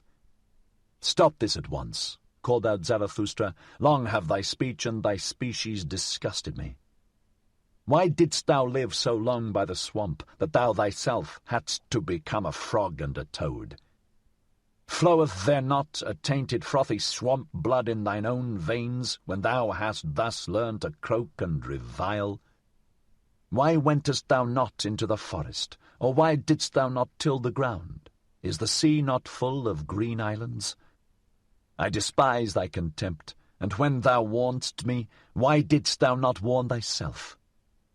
Out of love alone shall my contempt and my warning bird take wing, but not out of the swamp. They call thee mine ape, thou foaming fool, but I call thee my grunting pig. By thy grunting thou spoilest even my praise of folly. What was it that first made thee grunt? Because no one sufficiently flattered thee.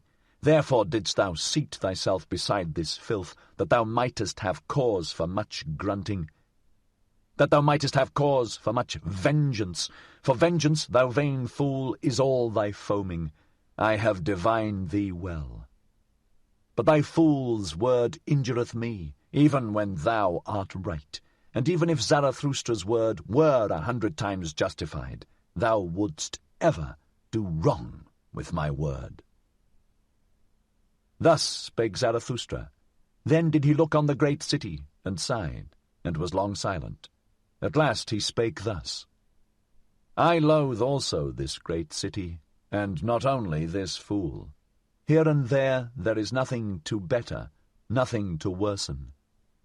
Woe to this great city, and I would that I already saw the pillar of fire in which it will be consumed.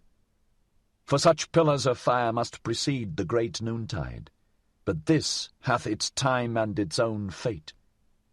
This precept, however, give I unto thee, in parting, thou fool. Where one can no longer love, there should one pass by. Thus spake Zarathustra, and passed by the fool and the great city. 52. The Apostates. 1. Ah, lieth everything already withered and grey, which but lately stood green and many-hued on this meadow? And how much honey of hope did I carry hence into my beehives? Those young hearts have already all become old, and not old even, only weary, ordinary, comfortable. They declare it. We have again become pious. Of late did I see them run forth at early morn with valorous steps, but the feet of their knowledge became weary, and now do they malign even their morning valour. Verily, many of them once lifted their legs like the dancer. To them winked the laughter of my wisdom. Then did they bethink themselves. Just now have I seen them bent down to creep to the cross. Around light and liberty did they once flutter like gnats and young poets. A little older, a little colder, and already are they mystifiers and mumblers and molly-coddles. Did perhaps their hearts despond, because lonesomeness had swallowed me like a whale? Did their ear perhaps hearken yearningly, long for me in vain, and for my trumpet notes and herald calls? Ah, ever are there but few of those whose hearts have persistent courage and exuberance, and in such remaineth also the spirit patient. The rest, however, are cowardly. The rest, these are always the great majority, the commonplace, the superfluous, the far too many. Those all are cowardly. Him who is of my type will also the experiences of my type meet on the way, so that his first companions must be corpses and buffoons. His second companions, however, they will call themselves his believers, will be a living host with much love, much folly, much unbearded veneration. To those believers shall he, who is of my type, among men not bind his heart. In those springtimes and many-hued meadows shall he not believe, who knoweth the fickly, faint-hearted human species. Could they do otherwise, then would they also will otherwise. The half and half spoil every whole. That leaves become withered, what is there to lament about that? Let them go and fall away, O Zarathustra, and do not lament. Better even to blow amongst them with rustling winds. Blow amongst those leaves, O Zarathustra, that everything withered may run away from thee the faster. 2. We have again become pious. So do those apostates confess, and some of them are still too pusillanimous thus to confess. Unto them I look into the eye. Before them I say it unto their face, and unto the blush on their cheeks, ye are those who again pray. It is, however, a shame to pray, not for all, but for thee and me, and whoever hath his conscience in his head. For thee it is a shame to pray. Thou knowest it well, the faint-hearted devil in thee, which would fain fold its arms and place its hands in its bosom and take it easier, this faint-hearted devil persuadeth thee that there is a God. Thereby, however, dost thou belong to the light-dreading type, to whom light never permitteth repose. Now must thou daily thrust thy head deeper into obscurity and vapour. And verily thou choosest the hour well. For just now do the nocturnal birds again fly abroad. The hour hath come for all light-dreading people, the vesper hour and leisure hour, when they do not take leisure. I hear it and smell it. It hath come. Their hour for hunt and procession, not indeed for a wild hunt, but for a tame, lame, snuffling, soft-treaders, soft prayers hunt. For a hunt after susceptible simpletons, all mouse-traps for the heart have again been set, and whenever I lift a curtain, a night-moth rusheth out of it. Did it perhaps squat there along with another night-moth? For everywhere do I smell small, concealed communities, and wherever there are closets there are new devotees therein, and the atmosphere of devotees. They sit for long evenings beside one another and say, "Let us again become like little children," and say, "Good God," ruined in mouths and stomachs by the pious confectioners. Or they look for long evenings at a crafty, lurking cross-spider that preacheth prudence to the spiders themselves, and teacheth that under crosses it is good for cobweb spinning. Or they sit all day at swamps with angle-rods, and on that account think themselves profound. But whoever fisheth where there are no fish, I do not even call him superficial. Or they learn in godly gay style to play the harp with a hymn poet, who would fain harp himself into the heart of young girls, for he hath tired of old girls and their praises. Or they learn to shudder with a learned semi-madcap, who waiteth in darkened rooms for spirits to come to him, and the spirit runneth away entirely. Or they listen to an old roving howl and growl piper, who hath learnt from the sad winds the sadness of sounds. Now pipeth he as the wind, and preacheth sadness in sad strains. And some of them have even become night watchmen. They know now how to blow horns, and go about at night, and awaken old things which have long fallen asleep. 5 words about old things did I hear yesternight at the garden wall. They came from such old, sorrowful, arid night watchmen. For a father he careth not sufficiently for his children. Human fathers do this better. He is too old. He now careth no more for his children, answered the other night watchman. Hath he then children? No one can prove it unless he himself prove it. I have long wished that he would for once prove it thoroughly. Prove? As if he had ever proved anything. Proving is difficult to him. He layeth great stress on one's believing him. Aye, belief saveth him, belief in him. That is the way with old people. So it is with us also. Thus spake to each other the 2 old night watchmen and light-scarers, and tooted thereupon sorrowfully on their horns. So did it happen yesternight at the garden wall. To me, however, did the heart writhe with laughter, and was like to break. It knew not where to go, and sunk into the midriff. Verily it will be my death, yet, to choke with laughter when I see asses drunken, and hear night watchmen thus doubt about God? Hath the time not long since passed for all such doubts? Who may nowadays awaken such old slumbering, light-shunning things? With the old deities hath it long since come to an end, and verily a good joyful deity end had they. They did not begloom themselves to death. That do people fabricate. On the contrary, they laughed themselves to death once on a time. That took place when the ungodliest utterance came from a god himself, the utterance, "There is but one God, thou shalt have no other gods before me." An old grim beard of a god, a jealous one, forgot himself in such wise. And all the gods then laughed and shook upon their thrones and exclaimed, "Is it not just divinity that there are gods, but no God? He that hath an ear, let him hear." Thus talked Zarathustra in the city he loved, which is surnamed the Pied Cow. For from here he had but 2 days to travel to reach once more his cave and his animals. His soul, however, rejoiced unceasingly on account of the nighness of his return home. 53. The Return Home. O lonesomeness, my home, lonesomeness! Too long have I lived wildly in wild remoteness to return to thee without tears. Now threaten me with the finger as mothers threaten, now smile upon me as mothers smile. Now say just, who was it that like a whirlwind once rushed away from me?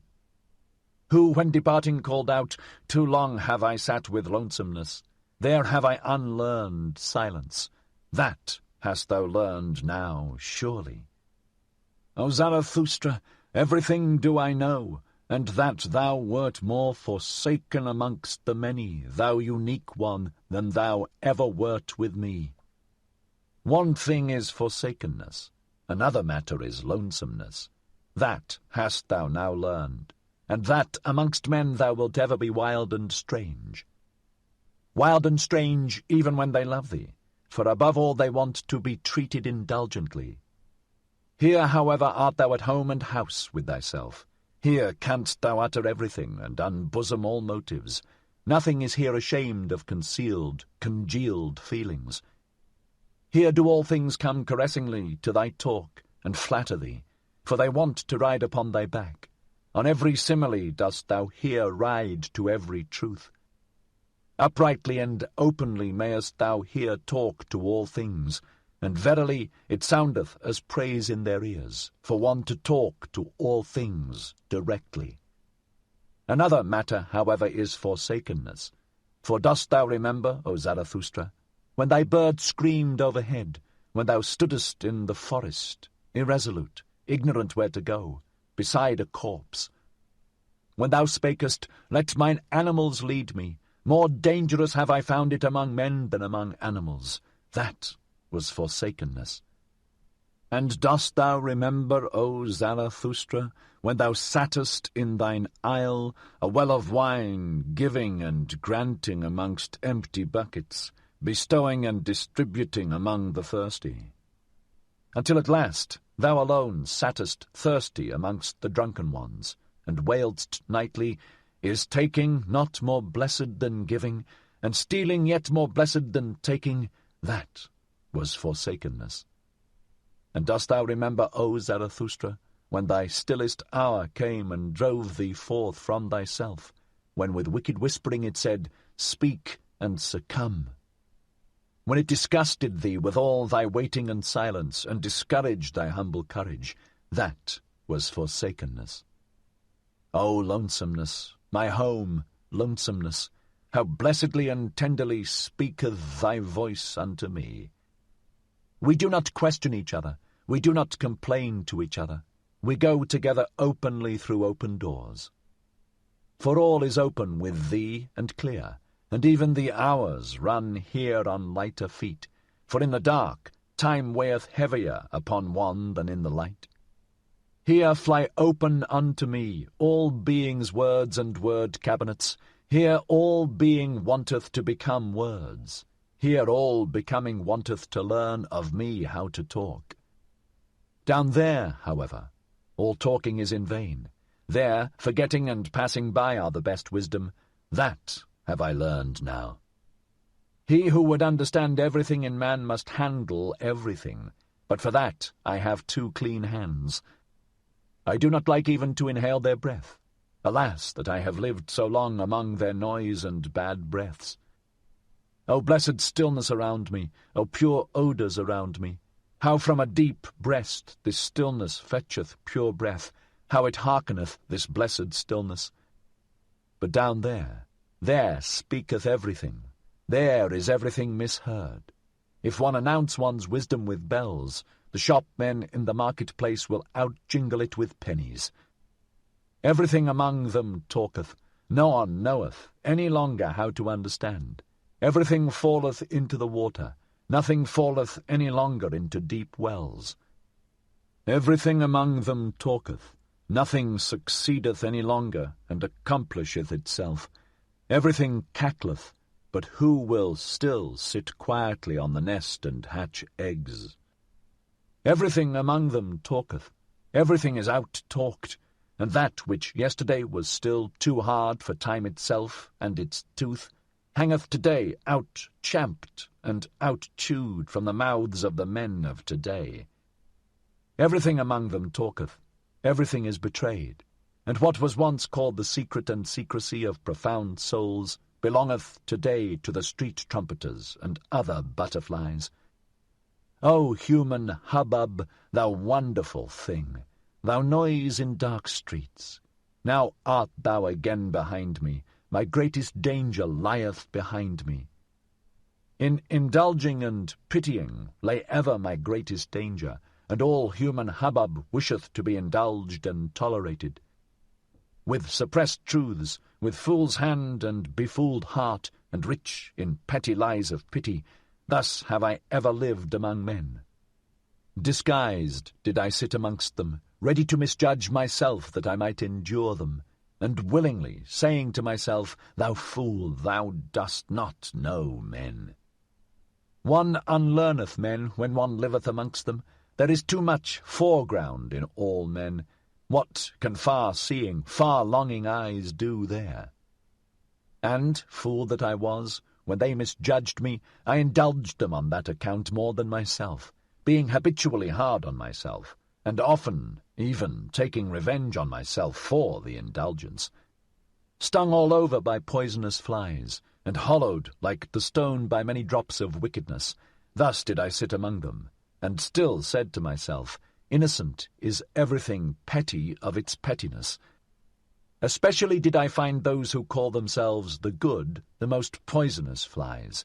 They sting in all innocence, they lie in all innocence. How could they be just towards me? He who liveth amongst the good, pity teacheth him to lie. Pity maketh stifling air for all free souls, for the stupidity of the good is unfathomable. To conceal myself and my riches, that did I learn down there. For every one did I still find poor in spirit. It was the lie of my pity that I knew in every one, that I saw and scented in every one, what was enough of spirit for him and what was too much. They're stiff, wise men. I call them wise, not stiff. Thus did I learn to slur over words. The grave-diggers dig for themselves diseases. Under old rubbish rest bad vapours. One should not stir up the marsh. One should live on mountains. With blessed nostrils do I again breathe mountain freedom. Freed at last is my nose from the smell of all human hubbub. With sharp breezes tickled, as with sparkling wine, sneezeth my soul, sneezeth and shouteth self-congratulatingly, Health to thee. Thus spake Zarathustra. 54. The Three Evil Things. 1. In my dream, in my last morning dream, I stood today on a promontory, beyond the world. I held a pair of scales and weighed the world.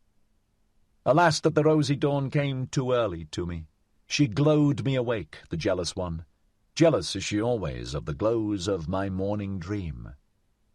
Measurable by him who hath time, weighable by a good weigher, attainable by strong pinions, divinable by divine nutcrackers, thus did my dream find the world. My dream, a bold sailor, half ship, half hurricane, silent as the butterfly, impatient as the falcon, how had it the patience and leisure today for world-weighing? Did my wisdom perhaps speak secretly to it, my laughing wide-awake day-wisdom which mocketh at all infinite worlds? For it saith, where force is, there becometh number the master, it hath more force. How confidently did my dream contemplate this finite world, not new-fangledly, not old-fangledly, not timidly, not entreatingly. As if a big round apple presented itself to my hand, a ripe golden apple with a coolly soft velvety skin, thus did the world present itself unto me.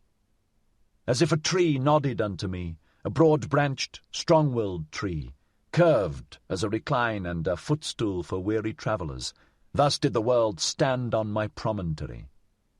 As if delicate hands carried a casket towards me, a casket open for the delectation of modest adoring eyes, thus did the world present itself before me today. Not riddle enough to scare human love from it, not solution enough to put to sleep human wisdom, a humanly good thing was the world to me today, of which such bad things are said. How I thank my morning dream that I thus at today's dawn weighed the world. As a humanly good thing did it come unto me, this dream and heart-comforter. And that I may do the like by day, and imitate and copy its best, now will I put the three worst things on the scales, and weigh them humanly well. He who taught to bless, taught also to curse. What are the three best cursed things in the world? These will I put on the scales. Voluptuousness, passion for power, and selfishness. These three things have hitherto been best cursed, and have been in worst and falsest repute. These three things will I weigh humanly well. Well, here is my promontory, and there is the sea. It rolleth hither unto me, shaggily and fawningly, the old faithful 100-headed dog-monster that I love. Well, here will I hold the scales over the weltering sea, and also a witness do I choose to look on, thee, the anchorite tree, thee, the strong-odoured, broad-arched tree that I love. On what bridge goeth the now to the hereafter? By what constraint doth the high stoop to the low? And what enjoineth even the highest still to grow upwards? Now stand the scales poised and at rest. 3 heavy questions have I thrown in, 3 heavy answers carrieth the other scale. 2. Voluptuousness. Unto all hair-shirted despisers of the body, a sting and stake, and cursed as the world by all Backworldsmen, for it mocketh and befooleth all erring, misinferring teachers. Voluptuousness. To the rabble, the slow fire at which it is burnt, to all wormy wood, to all stinking rags, the prepared heat and stew furnace. Voluptuousness. To free hearts a thing innocent and free, the garden happiness of the earth, all the future's thanks overflow to the present. Voluptuousness. Only to the withered a sweet poison, to the lion-willed, however, the great cordial, and the reverently saved wine of wines. Voluptuousness. The great symbolic happiness of a higher happiness and highest hope, for to many is marriage promised, and more than marriage. To many that are more unknown to each other than man and woman, and who hath fully understood how unknown to each other are man and woman.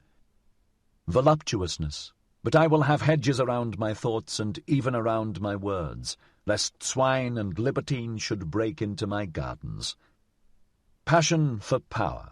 The glowing scourge of the hardest of the heart hard, the cruel torture reserved for the cruelest themselves, the gloomy flame of living pyres. Passion for power, the wicked gadfly which is mounted on the vainest peoples, the scorner of all uncertain virtue, which rideth on every horse and on every pride. Passion for power, the earthquake which breaketh and upbreaketh all that is rotten and hollow, the rolling, rumbling, punitive demolisher of whited sepulchres, the flashing interrogative sign beside premature answers. Passion for power, before whose glance man creepeth and croucheth and drudgeth, and becometh lower than the serpent and the swine, until at last great contempt crieth out of him. Passion for power, the terrible teacher of great contempt, which preacheth to their face, to cities and empires, away with thee, until a voice crieth out of themselves, away with me. Passion for power, which, however, mounteth alluringly even to the pure and lonesome, and up to self-satisfied elevations, glowing like a love that painteth purple felicities alluringly on earthly heavens. Passion for power, but who would call it passion, when the height longeth to stoop for power? Verily nothing sick or diseased is there in such longing and descending. That the lonesome height may not forever remain lonesome and self-sufficing, that the mountains may come to the valleys, and the winds of the heights to the plains. Oh, who could find the right prenomen and honouring name for such longing, bestowing virtue? Thus did Zarathustra once name the unnameable. And then it happened also, and verily it happened for the first time, that his word blessed selfishness, the wholesome, healthy selfishness that springeth from the powerful soul. From the powerful soul to which the high body appertaineth, the handsome, triumphing, refreshing body, around which everything becometh a mirror. The pliant, persuasive body, the dancer, whose symbol and epitome is the self-enjoying soul. Of such bodies and souls the self-enjoyment calleth itself virtue. With its words of good and bad doth such self-enjoyment shelter itself, as with sacred groves. With the names of its happiness doth it banish from itself everything contemptible. Away from itself doth it banish everything cowardly. It saith, bad, that is cowardly. Contemptible seem to it the ever-solicitous, the sighing, the complaining, and do ever pick up the most trifling advantage. It despiseth also all bitter-sweet wisdom, for verily there is also wisdom that bloometh in the dark, a nightshade wisdom, which ever sigheth, all is vain. Shy distrust is regarded by it as base, and every one who wanteth oaths instead of looks and hands. Also all over-distrustful wisdom, for such is the mode of cowardly souls. Baser still it regardeth the obsequious doggish one, who immediately lieth on his back, the submissive one, and there is also wisdom that is submissive, and doggish, and pious, and obsequious.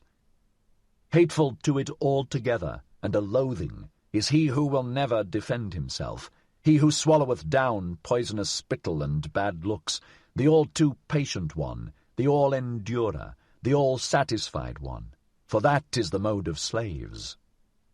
Whether they be servile before gods and divine spurnings, or before men and stupid human opinions, at all kinds of slaves doth it spit this blessed selfishness. Bad, thus doth it call all that is spirit-broken and sordidly servile, constrained, blinking eyes, depressed hearts, and the false, submissive style which kisseth with broad, cowardly lips. And spurious wisdom, so doth it call all the wit that slaves, and hoary-headed and weary ones affect, and especially all the cunning, spurious-witted, curious-witted foolishness of priests. The spurious-wise, however, or the priests, the world-weary, and those whose souls are of feminine and servile nature, oh, how hath their game all along abused selfishness! And precisely that was to be virtue, and was to be called virtue, to abuse selfishness, and selfless. So did they wish themselves with good reason, all those world-weary cowards and cross-spiders. But to all those cometh now the day, the change, the sword of judgment, the great noontide. Then shall many things be revealed. And he who proclaimeth the ego wholesome and holy, and selfishness blessed, verily he, the prognosticator, speaketh also what he knoweth. Behold, it cometh, it is nigh, the great noontide.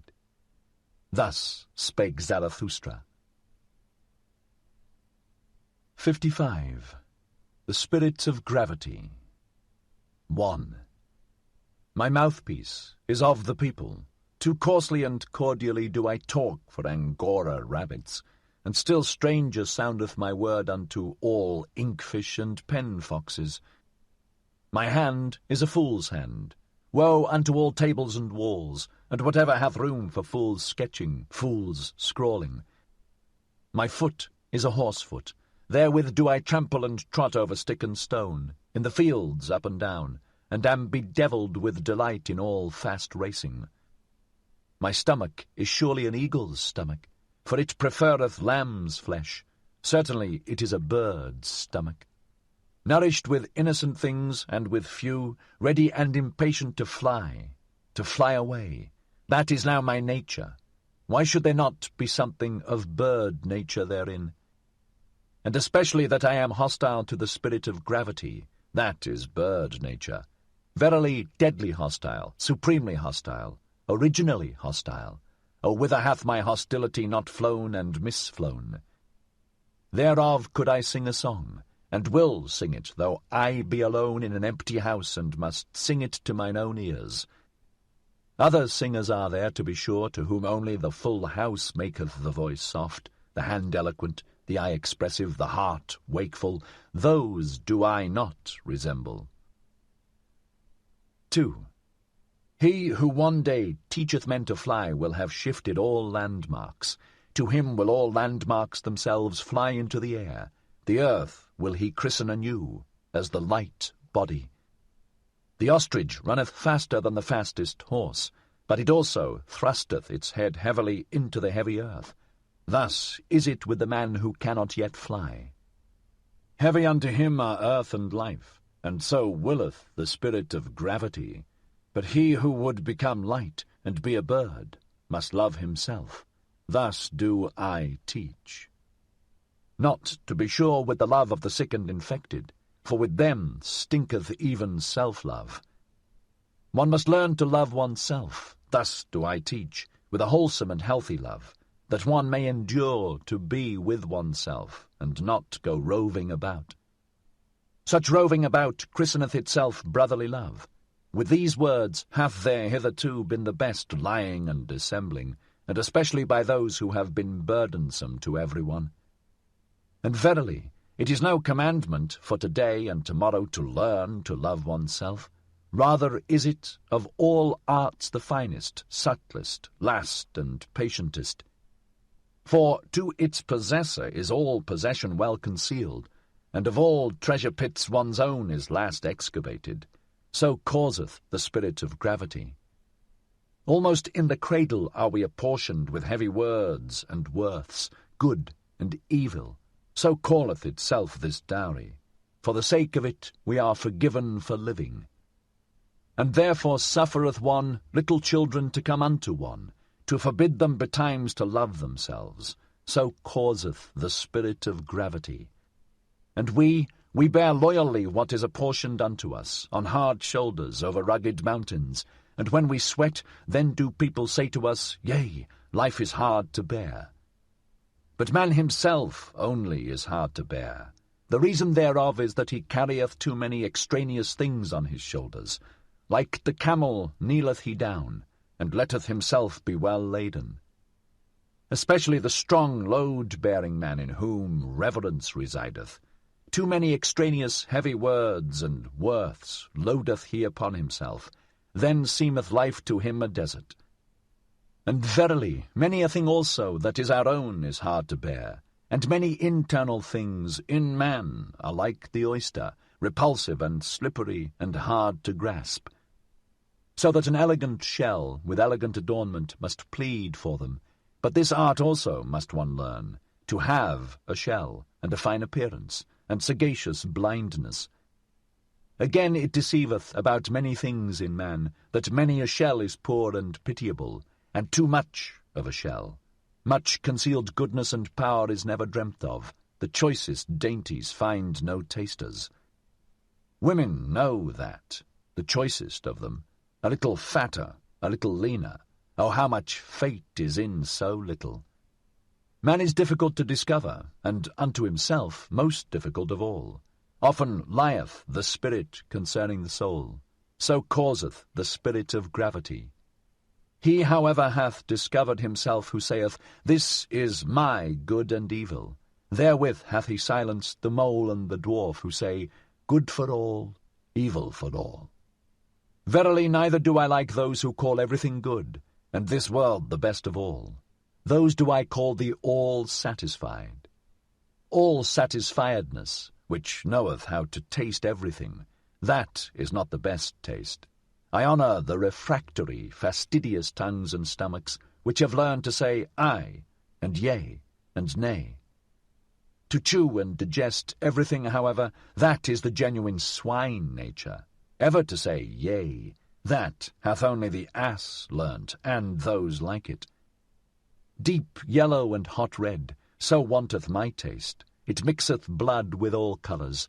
He, however, who whitewasheth his house, betrayeth unto me a whitewashed soul. With mummies some fall in love, others with phantoms, both alike hostile to all flesh and blood. Oh, how repugnant are both to my taste, for I love blood. And there will I not reside and abide, where every one spitteth and speweth. That is now my taste. Rather would I live amongst thieves and perjurers. Nobody carrieth gold in his mouth. Still more repugnant unto me, however, are all lickspittles, and the most repugnant animal of man that I found did I christen Parasite. It would not love, and would yet live by love. Unhappy do I call all those who have only one choice, either to become evil beasts or evil beast tamers. Amongst such would I not build my tabernacle.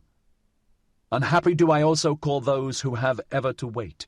They are repugnant to my taste, all the toll-gatherers and traders and kings and other land-keepers and shopkeepers. Verily, I learned waiting also, and thoroughly so, but only waiting for myself. And above all did I learn standing and walking and running and leaping and climbing and dancing. This, however, is my teaching. He who wisheth one day to fly must first learn standing and walking and running and climbing and dancing. One doth not fly into flying. With rope ladders learned I to reach many a window. With nimble legs did I climb high masts. To sit on high masts of perception seemed to me no small bliss.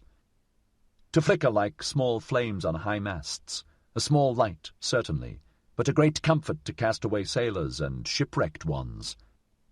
By divers ways and wendings did I arrive at my truth. Not by one ladder did I mount to the height where mine eye roveth into my remoteness. And unwillingly only did I ask my way. That was always counter to my taste. Rather did I question and test the ways themselves. A testing and a questioning hath been all my travelling, and verily one must also learn to answer such questioning. That, however, is my taste. Neither a good nor a bad taste, but my taste, of which I have no longer either shame or secrecy. This is now my way. Where is yours? Thus did I answer those who asked me the way, for the way, it doth not exist.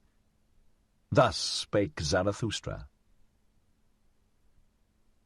56. Old and New Tables. 1.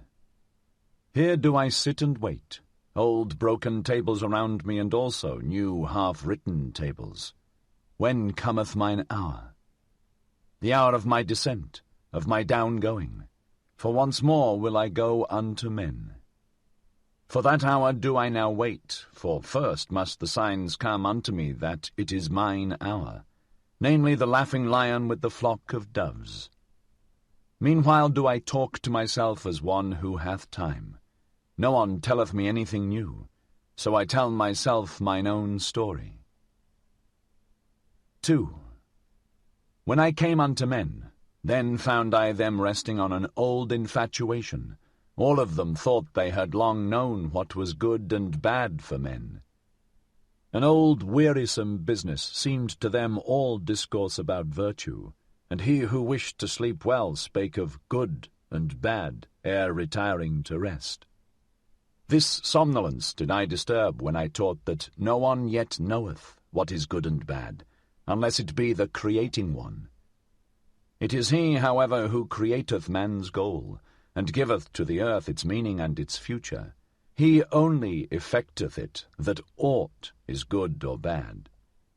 And I bade them upset their old academic chairs, and wherever that old infatuation had sat, I bade them laugh at their great moralists, their saints, their poets, and their saviours. At their gloomy sages did I bid them laugh, and whoever had sat admonishing as a black scarecrow on the tree of life.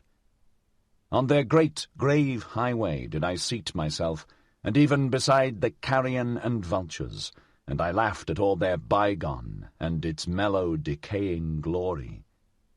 Verily, like penitential preachers and fools did I cry wrath and shame on all their greatness and smallness. Oh, that their best is so very small! Oh, that their worst is so very small! Thus did I laugh. Thus did my wise longing, born in the mountains, cry and laugh in me, a wild wisdom verily, my great pinion-rustling longing. And oft did it carry me off and up and away, and in the midst of laughter, then flew I quivering like an arrow with sun-intoxicated rapture.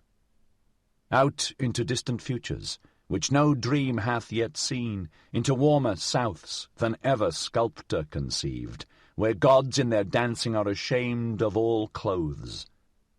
That I may speak in parables and halt and stammer like the poets, and verily I am ashamed that I have still to be a poet. Where all becoming seemed to me dancing of gods and wantoning of gods, and the world unloosed and unbridled and fleeing back to itself. As an eternal self-fleeing and re-seeking of one another of many gods, as the blessed self-contradicting, re-communing, and re-fraternizing with one another of many gods. Where all time seemed to me a blessed mockery of moments, where necessity was freedom itself, which played happily with the goad of freedom. Where I also found again mine old devil and arch-enemy, the spirit of gravity, and all that it created, constraint, law, necessity and consequence and purpose and will and good and evil. For must there not be that which is danced over, danced beyond? Must there not, for the sake of the nimble, the nimblest, be moles and clumsy dwarfs? 3. There was it also where I picked up from the path the word Superman, and that man is something that must be surpassed. That man is a bridge and not a goal, rejoicing over his noontides and evenings as advances to new rosy dawns. The Zarathustra word of the great noontide, and whatever else I have hung up over men like purple evening afterglows. Verily also new stars did I make them see, along with new nights, and over cloud and day and night did I spread out laughter like a gay-coloured canopy. I taught them all my poetization and aspiration, to compose and collect into unity what is fragment in man, and riddle and fearful chance. As composer, riddle reader, and redeemer of chance did I teach them to create the future, and all that hath been, to redeem by creating. The past of man to redeem, and every it was to transform, until the will saith, but so did I will it, so shall I will it. This did I call redemption, this alone taught I them to call redemption. Now do I await my redemption, that I may go unto them for the last time. For once more will I go unto men, amongst them will my sun set, in dying will I give them my choicest gift. From the sun did I learn this, when it goeth down, the exuberant one. Gold doth it then pour into the sea, out of inexhaustible riches. so that the poorest fisherman roweth even with golden oars. For this did I once see, and did not tire of weeping in beholding it. Like the sun will also Zarathustra go down. Now sitteth he here and waiteth, old broken tables around him, and also new tables, half written. 4. Behold, here is a new table, but where are my brethren who will carry it with me to the valley and into hearts of flesh? Thus demandeth my great love to the remotest ones, be not considerate of thy neighbour. Man is something that must be surpassed. There are many divers ways and modes of surpassing. See thou there too. But only a buffoon thinketh man can also be overleapt. Surpass thyself even in thy neighbour, and a right which thou canst seize upon shalt thou not allow to be given thee. What thou doest can no one do to thee again. Lo, there is no requital. He who cannot command himself shall obey, and many a one can command himself, but still sorely lacketh self-obedience. 5. Thus wisheth the type of noble souls. They desire to have nothing gratuitously, least of all life. He who is of the populace wisheth to live gratuitously. We others, however, to whom life hath given itself, we are ever considering what we can best give in return. And verily it is a noble dictum which saith, what life promiseth us, that promise will we keep to life. One should not wish to enjoy where one doth not contribute to the enjoyment, and one should not wish to enjoy. For enjoyment and innocence are the most bashful things, neither like to be sought for. One should have them, but one should rather seek for guilt and pain. 6. O my brethren, he who is a firstling is ever sacrificed. Now, however, are we firstlings. We all bleed on secret sacrificial altars. We all burn and broil in honour of ancient idols. Our best is still young. This exciteth old palates. Our flesh is tender. Our skin is only lamb's skin. How could we not excite old idol priests? In ourselves dwelleth he still, the old idol priest, who broileth our best for his banquet. Ah, my brethren, how could firstlings fail to be sacrifices? But so wisheth our type, and I love those who do not wish to preserve themselves. The down-going ones do I love with mine entire love, for they go beyond. 7. To be true, that can few be, and he who can will not. Least of all, however, can the good be true. O those good ones! Good men never speak the truth, for the spirit thus to be good is a malady. They yield, those good ones, they submit themselves, their heart repeateth, their soul obeyeth. He, however, who obeyeth, doth not listen to himself. All that is called evil by the good must come together in order that one truth may be born. O my brethren, are ye also evil enough for this truth? The daring venture, the prolonged distrust, the cruel nay, the tedium, the cutting into the quick, how seldom do these come together? Out of such seed, however, is truth produced. Beside the bad conscience hath hitherto grown all knowledge. Break up, ye discerning ones, the old tables. 8. When the water hath planks, when gangways and railings o'erspan the stream, verily he is not believed who then saith, all is in flux. But even the simpletons contradict him. What, say the simpletons, all in flux? Planks and railings are still over the stream.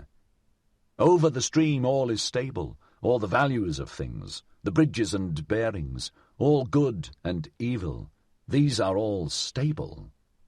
Cometh, however, the hard winter, the stream-tamer, then learn even the wittiest distrust, and verily not only the simpletons then say, should not everything stand still? Fundamentally standeth everything still. That is an appropriate winter doctrine, good cheer for an unproductive period, a great comfort for winter sleepers and fireside loungers. Fundamentally standeth everything still, but contrary thereto preacheth the thawing wind.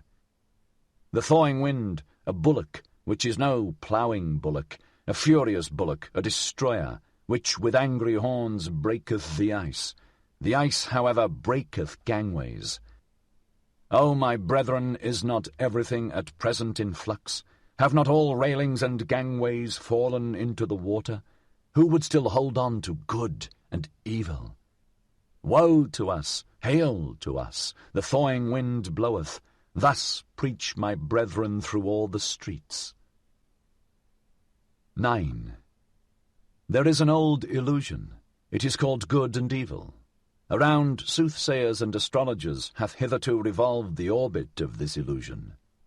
Once did one believe in soothsayers and astrologers, and therefore did one believe, everything is fate, thou shalt, for thou must. Then again did one distrust all soothsayers and astrologers, and therefore did one believe, everything is freedom, thou canst, for thou willest.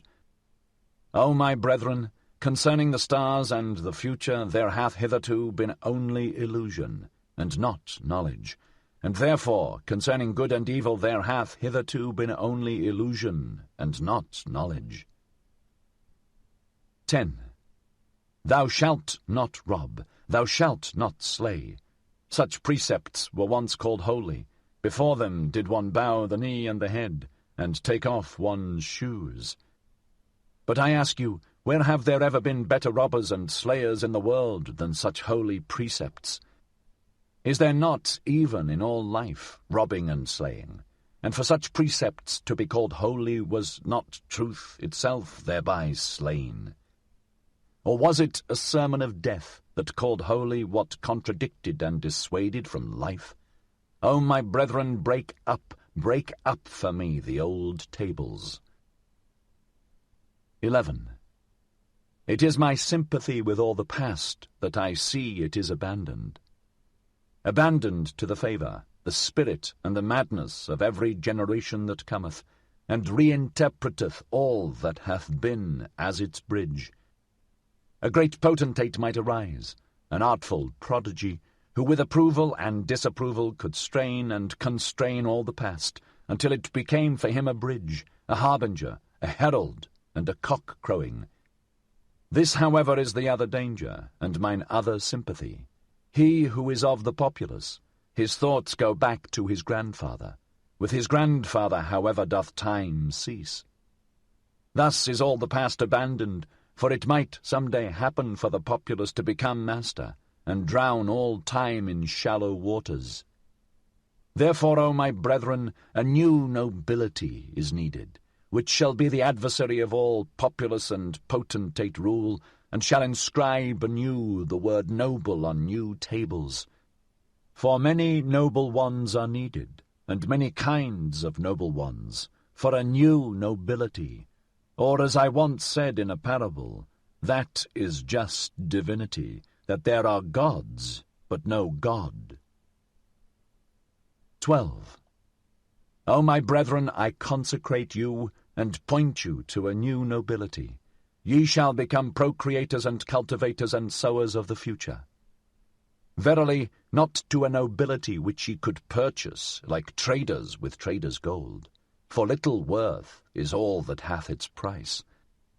Let it not be your honour henceforth, whence ye come, but whither ye go. Your will and your feet which seek to surpass you, let these be your new honour. Verily, not that ye have served a prince, of what account are princes now, nor that ye have become a bulwark to that which standeth, that it may stand more firmly. Not that your family have become courtly at courts, and that ye have learned, gay-coloured like the flamingo, to stand long hours in shallow pools. For ability to stand is a merit in courtiers, and all courtiers believe that unto blessedness after death pertaineth permission to sit. Nor even that a spirit called holy led your forefathers into promised lands, which I do not praise, for where the worst of all trees grew, the cross, in that land there is nothing to praise. And verily, wherever this Holy Spirit led its knights, always in such campaigns did goats and geese and wry-heads and guy-heads run foremost. O my brethren, not backward shall your nobility gaze, but outward. Exiles shall ye be from all fatherlands and forefatherlands. Your children's land shall ye love. Let this love be your new nobility, the undiscovered in the remotest seas. For it do I bid your sails search and search. Unto your children shall ye make amends for being the children of your fathers. All the past shall ye thus redeem. This new table do I place over you. 13. Why should one live? All is vain. To live, that is to thrash straw. To live, that is to burn oneself and yet not get warm.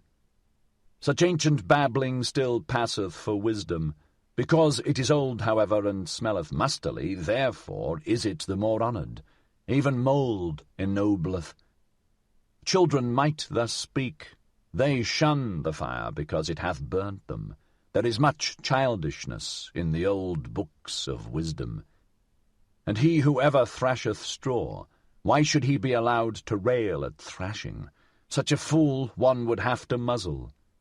Such persons sit down to the table and bring nothing with them, not even good hunger, and then do they rail, all is vain. But to eat and drink well, my brethren, is verily no vain art. Break up for me the tables of the never joyous ones. 14. To the clean are all things clean, thus say the people. I, however, say unto you, to the swine all things become swinish. Therefore preach the visionaries and bowed heads, whose hearts are also bowed down. The world itself is a filthy monster. For these are all unclean spirits, especially those, however, who have no peace or rest, unless they see the world from the backside, the Backworldsmen. To those do I say it to the face, although it sound unpleasantly.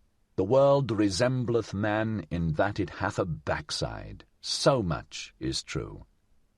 There is in the world much filth. So much is true. But the world itself is not therefore a filthy monster. There is wisdom in the fact that much in the world smelleth badly. Loathing itself createth wings, and fountain divining powers. In the best there is still something to loathe, and the best is still something that must be surpassed. O my brethren, there is much wisdom in the fact that much filth is in the world. 15. Such sayings did I hear pious Backworldsmen speak to their consciences, and verily without wickedness or guile, although there is nothing more guileful in the world, or more wicked. Let the world be as it is, raise not a finger against it. Let whoever will choke and stab and skin and scrape the people, raise not a finger against it. Thereby will they learn to renounce the world. And thine own reason, this shalt thou thyself stifle and choke, for it is a reason of this world. Thereby wilt thou learn thyself to renounce the world. Shatter, shatter, O my brethren, those old tables of the pious. Tatter the maxims of the world maligners. 16. He who learneth much unlearneth all violent cravings. That do people now whisper to one another in all the dark lanes. Wisdom wearieth. Nothing is worth while. Thou shalt not crave. This new table found I hanging even in the public markets. Break up for me, O my brethren, break up also that new table. The weary of the world put it up, and the preachers of death and the jailer, for lo, it is also a sermon for slavery. Because they learned badly and not the best, and everything too early and everything too fast, because they ate badly, from thence hath resulted their ruined stomach. For a ruined stomach is their spirit, it persuadeth to death. For verily, my brethren, the spirit is a stomach. Life is a well of delight, but to him in whom the ruined stomach speaketh, the father of affliction, all fountains are poisoned. To discern, that is delight to the lion-willed. But he who hath become weary is himself merely willed. With him play all the waves. And such is always the nature of weak men. They lose themselves on their way, and at last asketh their weariness, why did we ever go on the way? All is indifferent. To them soundeth it pleasant to have preached in their ears, nothing is worth while, ye shall not will. That, however, is a sermon for slavery. O my brethren, a fresh blustering wind cometh Zarathustra unto all way-weary ones. Many noses will he yet make sneeze. Even through walls bloweth my free breath, and into prisons and imprisoned spirits. Willing emancipateth, for willing is creating. So do I teach, and only for creating shall ye learn. And also the learning shall ye learn only from me, the learning well. He who hath ears, let him hear. 17. There standeth the boat, thither goeth it over, perhaps into vast nothingness. But who willeth to enter into this, perhaps? None of you want to enter into the death-boat. How should ye then be world-weary ones? World-weary ones, and have not even withdrawn from the earth. Eager did I ever find you for the earth, amorous still of your own earth-weariness. Not in vain doth your lip hang down, a small worldly wish still sitteth thereon, and in your eye floateth there not a cloudlet of unforgotten earthly bliss? There are on the earth many good inventions, some useful, some pleasant. For their sake is the earth to be loved.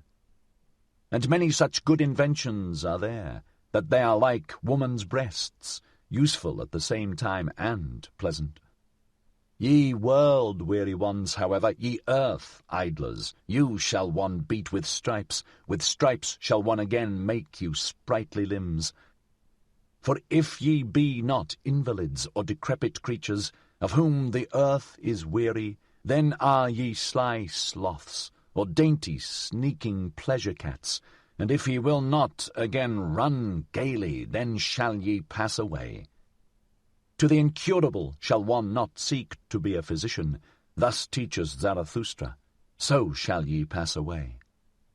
But more courage is needed to make an end than to make a new verse. That do all physicians and poets know well. 18. O my brethren, there are tables which weariness framed, and tables which slothfulness framed, corrupt slothfulness. Although they speak similarly, they want to be heard differently. See this languishing one, only a span breadth is he from his goal, but from weariness hath he lain down obstinately in the dust, this brave one.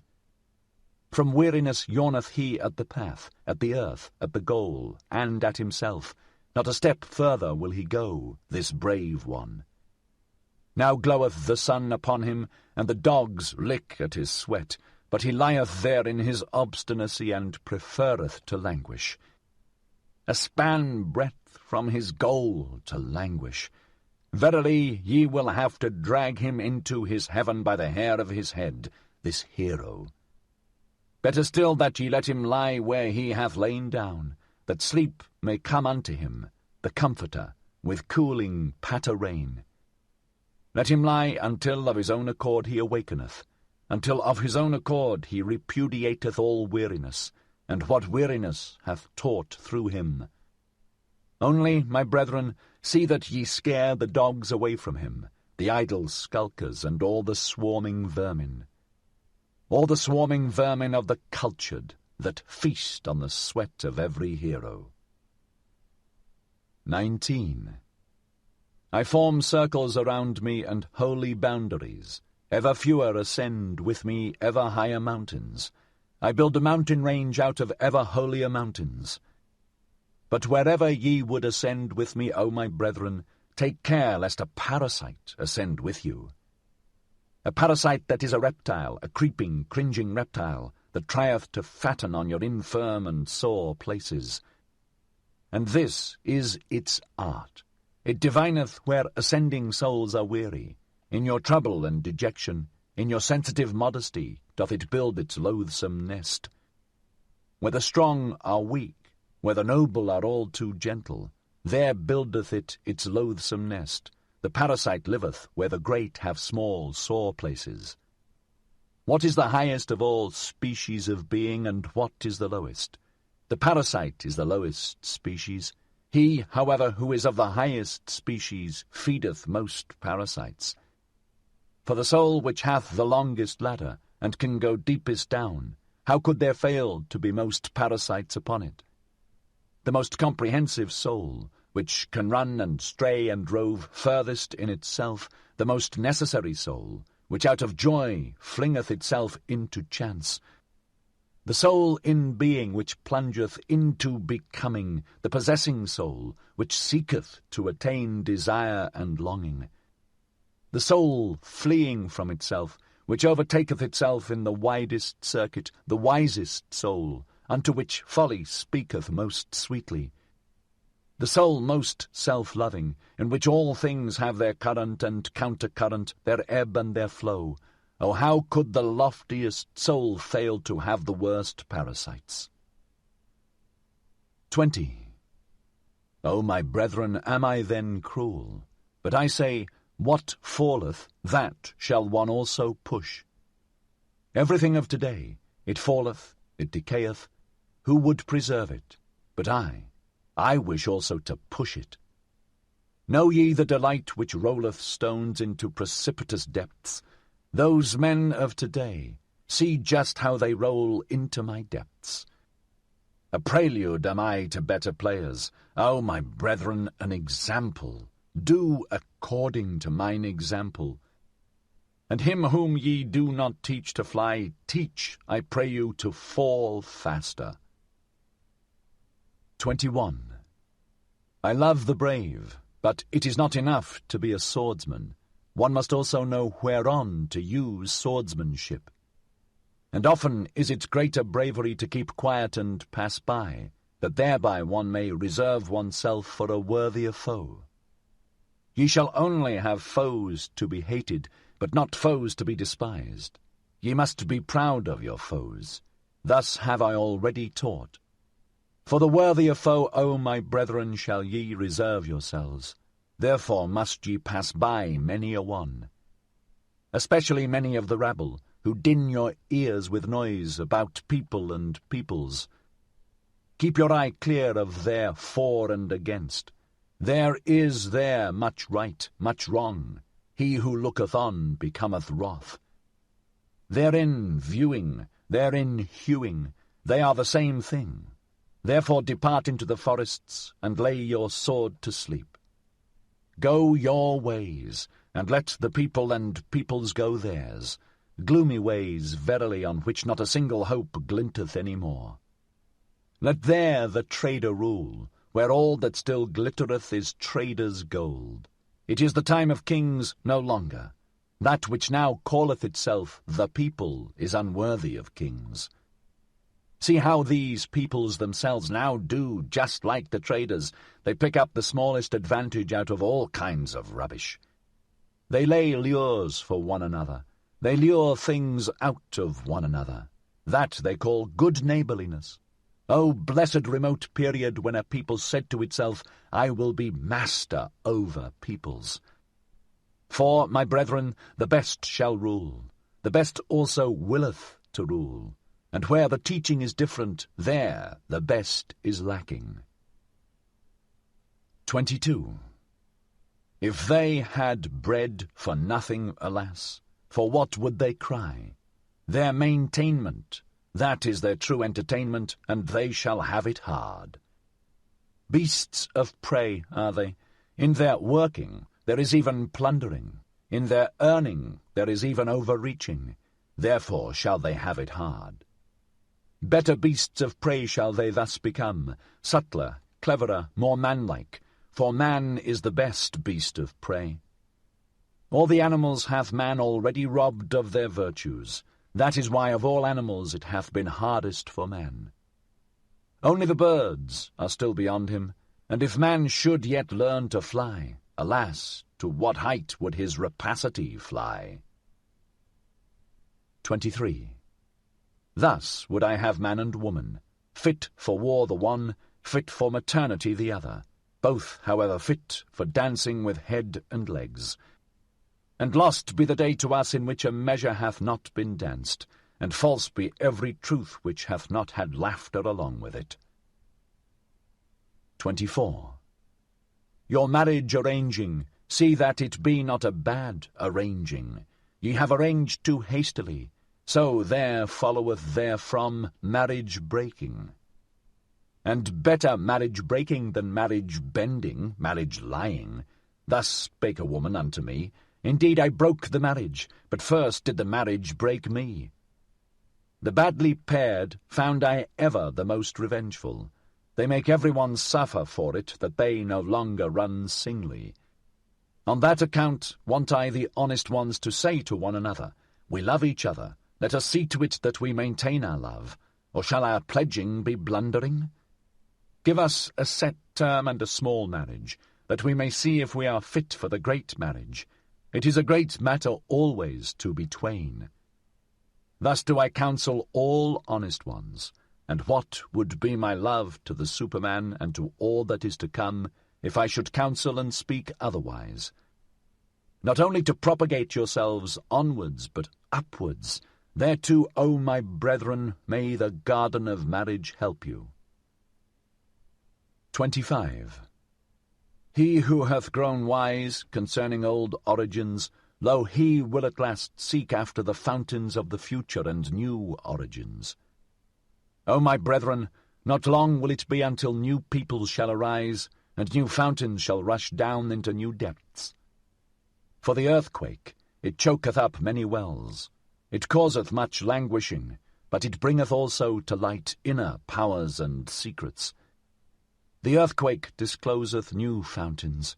In the earthquake of old peoples new fountains burst forth.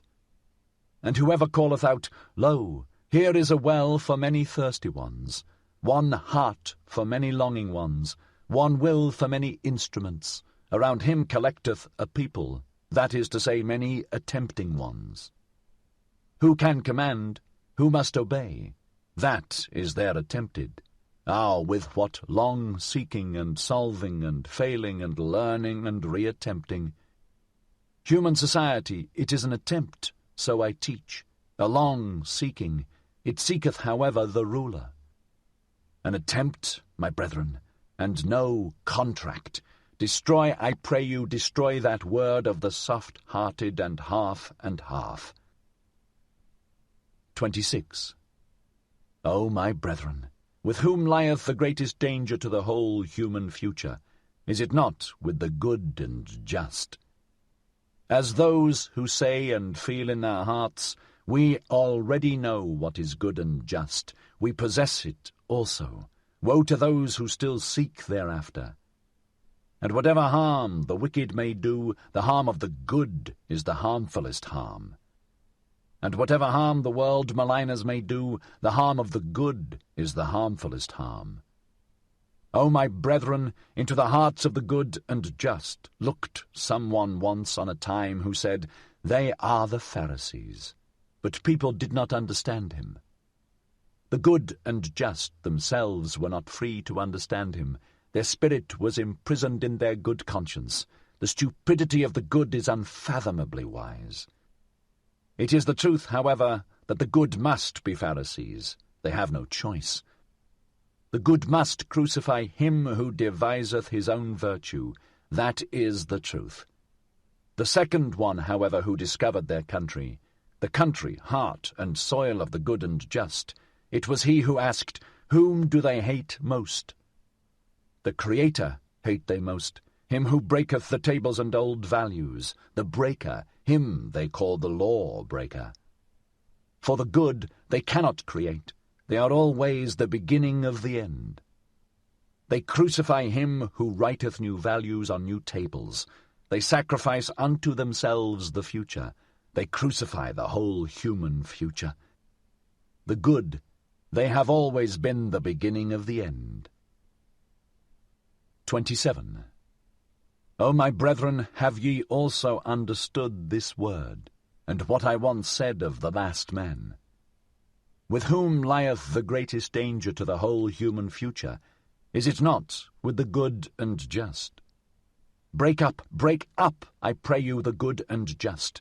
O my brethren, have ye understood also this word? 28. Ye flee from me, ye are frightened, ye tremble at this word.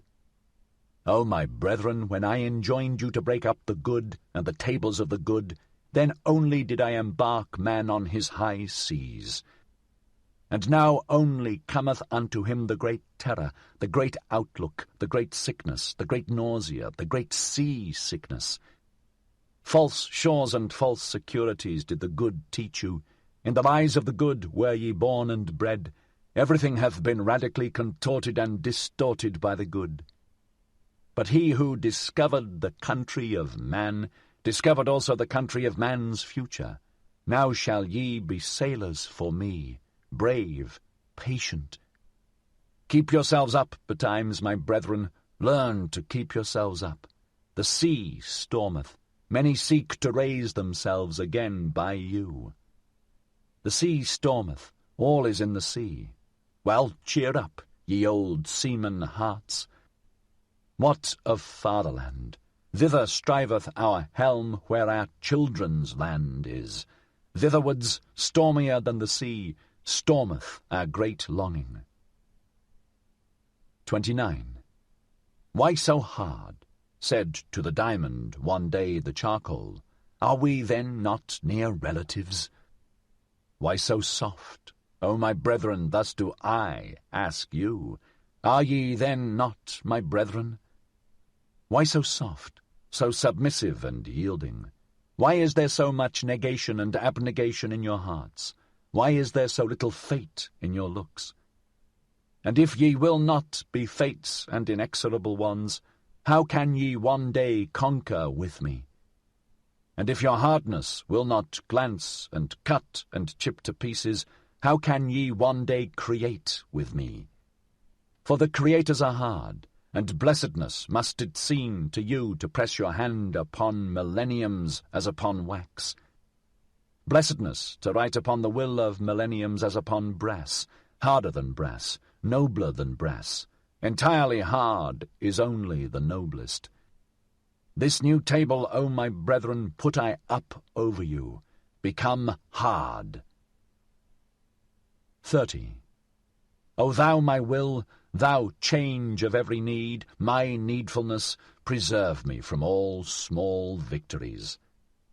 Thou fatedness of my soul, which I call fate, thou in me, over me, preserve and spare me for one great fate.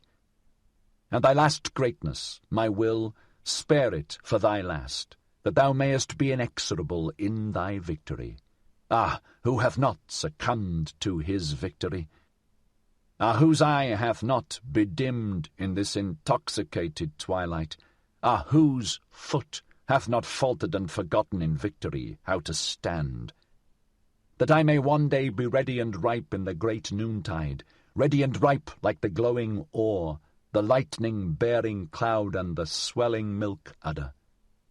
Ready for myself and for my most hidden will, a bow eager for its arrow, an arrow eager for its star. A star, ready and ripe in its noontide, glowing, pierced, blessed by annihilating sun arrows. A sun itself, and an inexorable sun will, ready for annihilation in victory.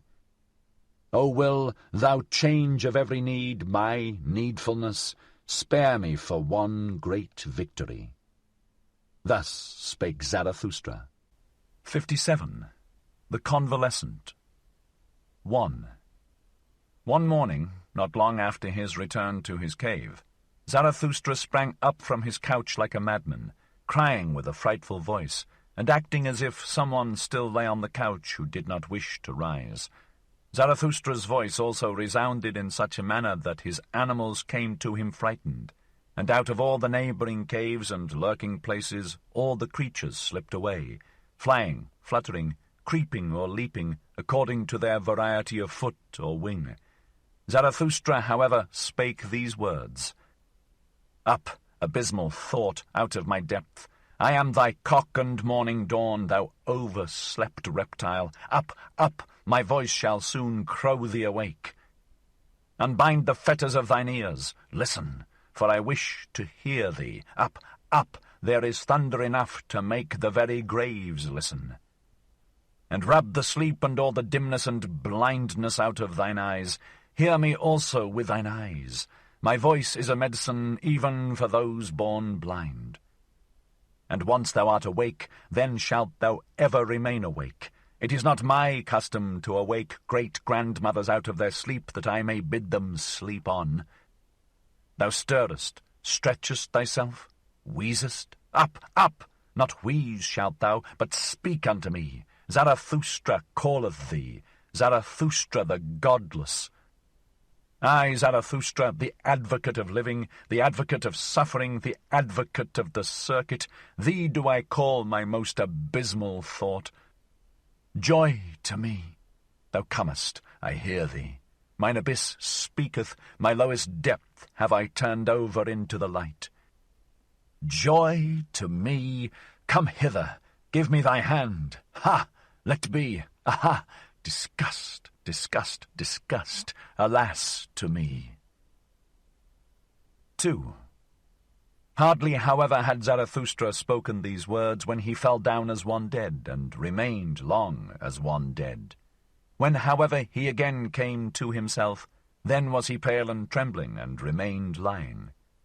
And for long he would neither eat nor drink. This condition continued for 7 days. His animals, however, did not leave him day or night, except that the eagle flew forth to fetch food. And what it fetched and foraged, it laid on Zarathustra's couch, so that Zarathustra at last lay among yellow and red berries, grapes, rosy apples, sweet-smelling herbage, and pine cones. At his feet, however, 2 lambs were stretched, which the eagle had with difficulty carried off from their shepherds. At last, after 7 days, Zarathustra raised himself upon his couch, took a rosy apple in his hand, smelt it, and found its smell pleasant. Then did his animals think the time had come to speak unto him. O Zarathustra, said they, now hast thou lain thus for 7 days with heavy eyes. Wilt thou not set thyself again upon thy feet? Step out of thy cave. The world waiteth for thee as a garden. The wind playeth with heavy fragrance, which seeketh for thee, and all brooks would like to run after thee. All things long for thee, since thou hast remained alone for 7 days. Step forth out of thy cave. All things want to be thy physicians. Did perhaps a new knowledge come to thee, a bitter, grievous knowledge? Like leavened dough layest thou, thy soul arose and swelled beyond all its bounds. O, mine animals, answered Zarathustra, talk on thus and let me listen. It refresheth me so to hear your talk. Where there is talk, there is the world as a garden unto me. How charming it is that there are words and tones. Are not words and tones rainbows, and seeming bridges twixt the eternally separated? To each soul belongeth another world. To each soul is every other soul a back world. Among the most alike doth semblance deceive most delightfully, for the smallest gap is most difficult to bridge over. For me, how could there be an outside of me? There is no outside, but this we forget on hearing tones. How delightful it is that we forget. Have not names and tones been given unto things that man may refresh himself with them? It is a beautiful folly, speaking. Therewith danceth man over everything. How lovely is all speech, and all falsehoods of tones. With tones danceth our love on variegated rainbows. O Zarathustra, said then his animals, to those who think like us. Things all dance themselves. They come and hold out the hand and laugh and flee and return. Everything goeth, everything returneth. Eternally rolleth the wheel of existence. Everything dieth, everything blossometh forth again. Eternally runneth on the year of existence. Everything breaketh, everything is integrated anew. Eternally buildeth itself the same house of existence. All things separate, all things again greet one another. Eternally true to itself remaineth the ring of existence. Every moment beginneth existence. Around every here rolleth the ball there. The middle is everywhere. Crooked is the path of eternity. O ye wags and barrel organs, answered Zarathustra, and smiled once more. How well do ye know what had to be fulfilled in 7 days, and how that monster crept into my throat and choked me, but I bit off its head and spat it away from me. And ye have made a liar lay out of it. Now, however, do I lie here, still exhausted with that biting and spitting away, still sick with mine own salvation. And ye looked on at it all? O mine animals, are ye also cruel? Did ye like to look at my great pain as men do? For man is the cruelest animal. At tragedies, bullfights, and crucifixions hath he hitherto been happiest on earth, and when he invented his hell, behold, that was his heaven on earth. When the great man crieth, immediately runneth the little man thither, and his tongue hangeth out of his mouth for very lusting. He, however, calleth it his pity. The little man, especially the poet, how passionately doth he accuse life in words. Hearken to him, but do not fail to hear the delight which is in all accusation. Such accusers of life, them life overcometh with a glance of the eye. Thou lovest me, saith the insolent one. Wait a little, as yet have I no time for thee. Towards himself man is the cruelest animal, and in all who call themselves sinners and bearers of the cross and penitents, do not overlook the voluptuousness in their plaints and accusations. And I myself, do I thereby want to be man's accuser? Ah, mine animals, this only have I learned hitherto, that for man his baddest is necessary for his best. That all that is baddest is the best power, and the hardest stone for the highest creator, and that man must become better and badder. Not to this torture stake was I tied, that I know man is bad, but I cried, as no one hath yet cried. Ah, that his baddest is so very small, ah, that his best is so very small. The great disgust at man, it strangled me and had crept into my throat, and what the soothsayer had presaged, all is alike, nothing is worth while, knowledge strangleth. A long twilight limped on before me, a fatally weary, fatally intoxicated sadness, which spake with yawning mouth. Eternally he returneth, the man of whom thou art weary, the small man. So yawned my sadness, and dragged its foot, and could not go to sleep. A cavern became the human earth to me, its breast caved in. Everything living became to me human dust and bones and mouldering past. My sighing sat on all human graves, and could no longer arise. My sighing and questioning croaked and choked, and gnawed and nagged day and night. Ah, man returneth eternally, the small man returneth eternally. Naked had I once seen both of them, the greatest man and the smallest man, all too like one another, all too human, even the greatest man. All too small, even the greatest man. That was my disgust at man, and the eternal return also of the smallest man. That was my disgust at all existence. Ah, disgust, disgust, disgust. Thus spake Zarathustra, and sighed and shuddered, for he remembered his sickness. Then did his animals prevent him from speaking further. Do not speak further, thou convalescent, so answered his animals, but go out where the world waiteth for thee like a garden. Go out unto the roses, the bees, and the flocks of doves. especially, however, unto the singing birds, to learn singing from them. For singing is for the convalescent, the sound ones may talk, and when the sound also wants songs, then want they other songs than the convalescent. "O ye wags and barrel-organs, do be silent," answered Zarathustra, and smiled at his animals. "How well ye know what consolation I devised for myself in 7 days. That I have to sing once more, that consolation did I devise for myself, and this convalescence. Would ye also make another lyre lay thereof?" "Do not talk further," answered his animals once more. "Rather, thou convalescent, prepare for thyself first a lyre, a new lyre. For behold, O Zarathustra, for thy new lays there are needed new lyres. Sing and bubble over, O Zarathustra, heal thy soul with new lays, that thou mayest bear thy great fate, which hath not yet been anyone's fate. For thine animals know it well, O Zarathustra, who thou art and must become. Behold, thou art the teacher of the eternal return. That is now thy fate. That thou must be the first to teach this teaching. How could this great fate not be thy greatest danger and infirmity?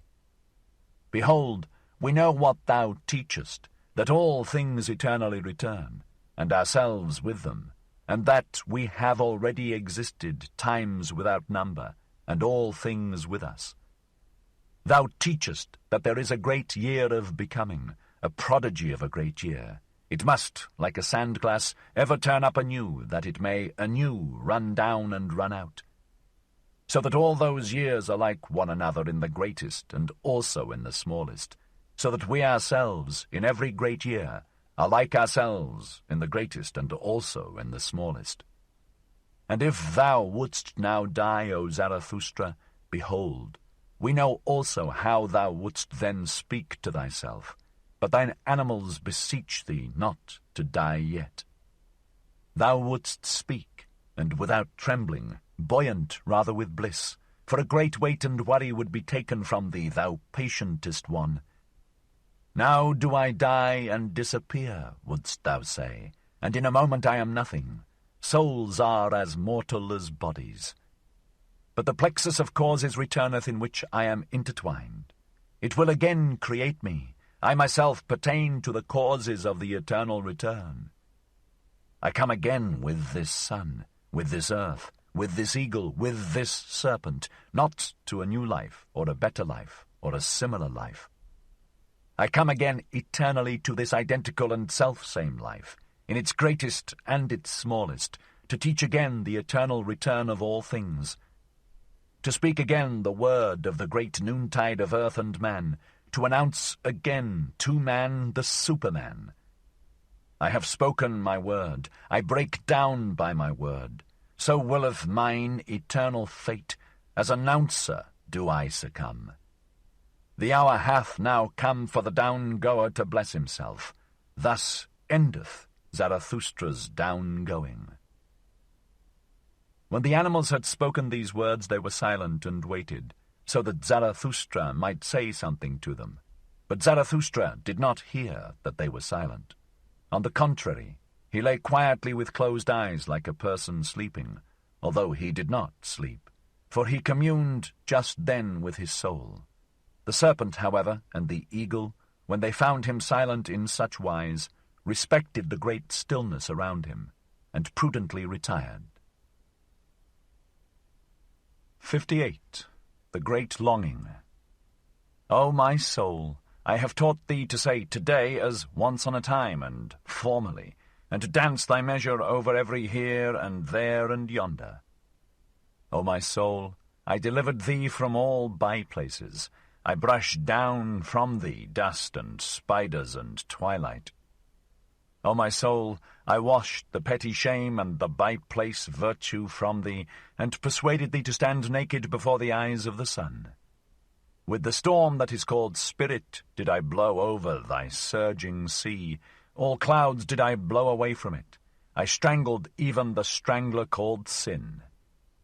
O my soul, I gave thee the right to say nay like the storm, and to say yea as the open heavens saith yea.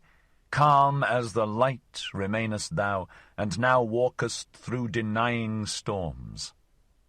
O my soul, I restored to thee liberty over the created and the uncreated, and who knoweth, as thou knowest, the voluptuousness of the future? O my soul, I taught thee the contempt which doth not come like worm-eating, the great, the loving contempt which loveth most where it contemneth most. O my soul, I taught thee so to persuade that thou persuadest even the grounds themselves to thee, like the sun, which persuadeth even the sea to its height. O my soul, I have taken from thee all obeying and knee-bending and homage-paying. I have myself given thee the names Change of Need and Fate. O my soul, I have given thee new names and gay-coloured playthings. I have called thee Fate, and the Circuit of Circuits, and the Navel String of Time, and the Azure Bell. O my soul, to thy domain gave I all wisdom to drink, all new wines, and also all immemorially old strong wines of wisdom. O my soul, every sun shed I upon thee, and every night and every silence and every longing. Then grewest thou up for me as a vine. O my soul, exuberant and heavy dost thou now stand forth, a vine with swelling udders and full clusters of brown golden grapes. Filled and weighted by thy happiness, waiting from superabundance and yet ashamed of thy waiting. O my soul, there is nowhere a soul which could be more loving and more comprehensive and more extensive. Where could future and past be closer together than with thee? O my soul, I have given thee everything, and all my hands have become empty by thee. And now sayest thou to me, smiling and full of melancholy, which of us oweth thanks? Doth the giver not owe thanks because the receiver received? Is bestowing not a necessity? Is receiving not pitying?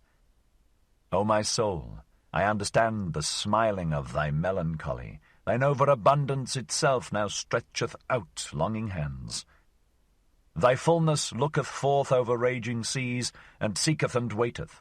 The longing of over-fullness looketh forth from the smiling heaven of thine eyes. And verily, O my soul, who could see thy smiling and not melt into tears? The angels themselves melt into tears through the over-graciousness of thy smiling. Thy graciousness and over-graciousness is it which will not complain and weep. And yet, O my soul, longeth thy smiling for tears, and thy trembling mouth for sobs. Is not all weeping complaining, and all complaining accusing? Thus speakest thou to thyself, and therefore, O my soul, wilt thou rather smile than pour forth thy grief. Than in gushing tears pour forth all thy grief concerning thy fullness, and concerning the craving of the vine for the vintager and vintage knife. But wilt thou not weep? Wilt thou not weep forth thy purple melancholy? Then wilt thou have to sing, O my soul. Behold, I smile myself who foretell thee this. Thou wilt have to sing with passionate song, until all seas turn calm to hearken unto thy longing. Until over calm longing seas the bark glideth, the golden marvel, around the gold of which all good, bad, and marvellous things frisk. Also many large and small animals, and everything that hath light marvellous feet, so that it can run on violet blue paths. Towards the golden marvel, the spontaneous bark, and its master. He, however, is the vintager who waiteth with the diamond vintage knife. Thy great deliverer, O my soul, the nameless one, for whom future songs only will find names, and verily already hath thy breath the fragrance of future songs. Already glowest thou and dreamest, already drinkest thou thirstily at all deep echoing wells of consolation, already reposeth thy melancholy in the bliss of future songs. O my soul, now have I given thee all, and even my last possession, and all my hands have become empty by thee. that I bade thee sing, behold, that was my last thing to give. That I bade thee sing, say now, say which of us now oweth thanks? Better still, however, sing unto me, sing, O my soul, and let me thank thee. Thus spake Zarathustra. 59. The Second Dance Song. 1. Into thine eyes gazed I lately, O life. Gold saw I gleam in thy night eyes. My heart stood still with delight. A golden bark saw I gleam on darkened waters, a sinking, drinking, re-blinking golden swing bark. At my dance-frantic foot dost thou cast a glance, a laughing, questioning, melting, thrown glance. Twice only movedst thou thy rattle with thy little hands, then did my feet swing with dance fury. My heels reared aloft, my toes they hearkened. Thee they would know. Hath not the dancer his ear in his toe? Unto thee did I spring, then fledst thou back from my bound, and towards me waved thy fleeing, flying tresses round. Away from thee did I spring, and from thy snaky tresses. Then stoodst thou there half-turned, and in thine eye caresses. With crooked glances dost thou teach me crooked courses. On crooked courses learn my feet crafty fancies. I fear thee near, I love thee far. Thy flight allureth me, thy seeking secureth me. I suffer, but for thee what would I not gladly bear?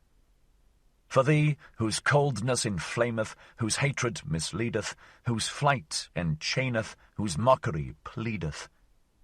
Who would not hate thee, thou great bindress, inwindress, temptress, seekress, findress? Who would not love thee, thou innocent, impatient, wind-swift, child-eyed sinner?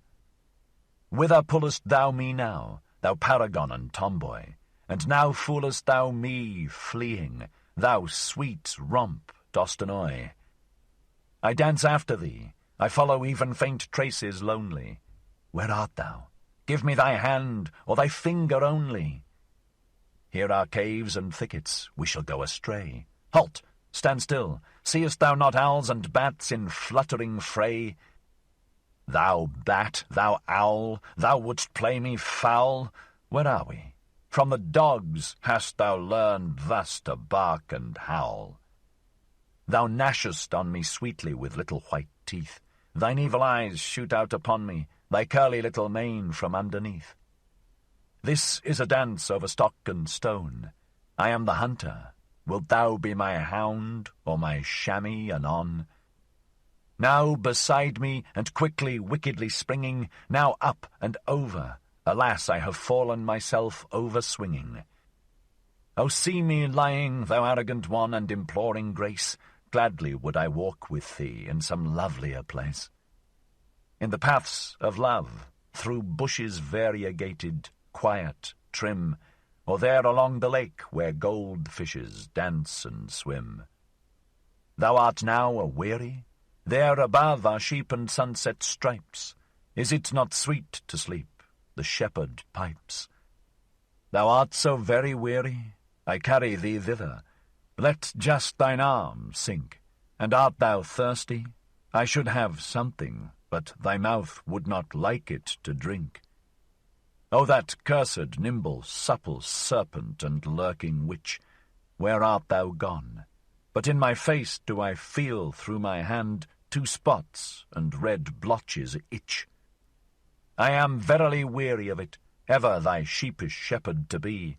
Thou witch, if I have hitherto sung unto thee, now shalt thou cry unto me. To the rhythm of my whip shalt thou dance and cry. I forget not my whip, not I. 2. Then did life answer me thus, and kept thereby her fine ears closed. O Zarathustra, crack not so terribly with thy whip. Thou knowest surely that noise killeth thought, and just now there came to me such delicate thoughts. We are both of us genuine ne'er-do-wells and ne'er-do-ills. Beyond good and evil found we our island and our green meadow, we two alone. Therefore must we be friendly to each other. And even should we not love each other from the bottom of our hearts, must we then have a grudge against each other if we do not love each other perfectly? And that I am friendly to thee, and often too friendly, that knowest thou.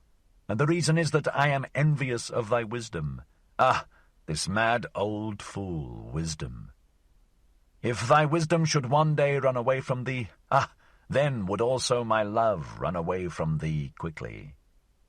Thereupon did life look thoughtfully behind and around, and said softly, O Zarathustra, thou art not faithful enough to me.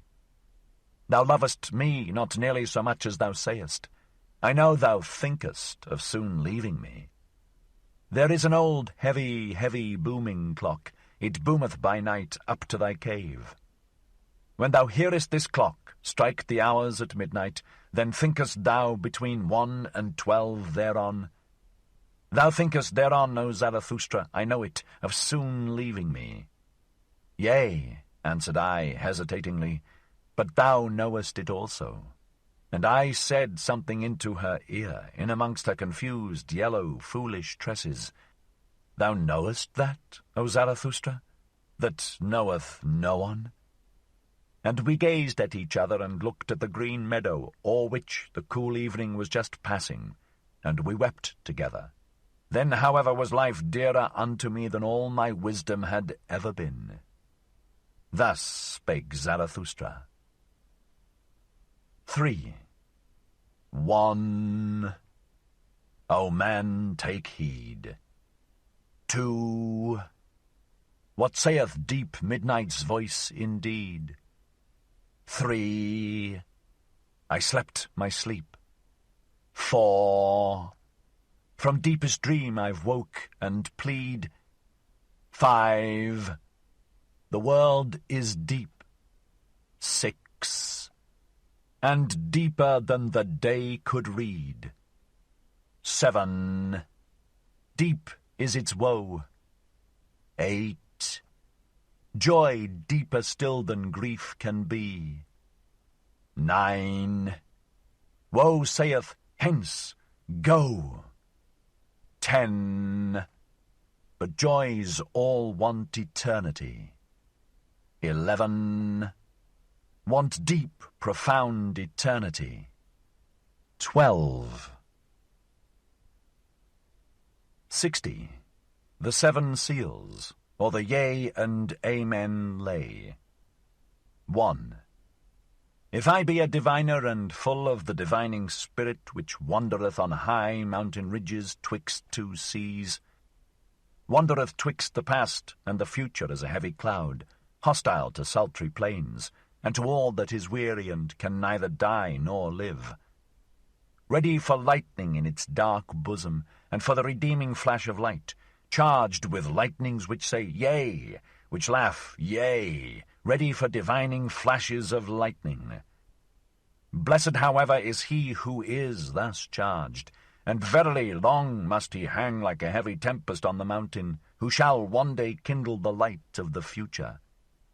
Oh, how could I not be ardent for eternity and for the marriage ring of rings, the ring of the return? Never yet have I found the woman by whom I should like to have children, unless it be this woman whom I love, for I love thee, O eternity. For I love thee, O eternity. 2. If ever my wrath hath burst graves, shifted landmarks, or rolled old shattered tables into precipitous depths, if ever my scorn hath scattered mouldered words to the winds, and if I have come like a besom to cross spiders, and as a cleansing wind to old charnel houses, if ever I have sat rejoicing where old gods lie buried, world-blessing, world-loving, beside the monuments of old world-maligners. For even churches and gods' graves do I love, if only heaven looketh through their ruined roofs with pure eyes. Gladly do I sit like grass and red poppies on ruined churches.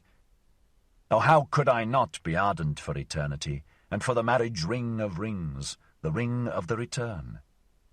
Never yet have I found the woman by whom I should like to have children, unless it be this woman whom I love, for I love thee, O eternity.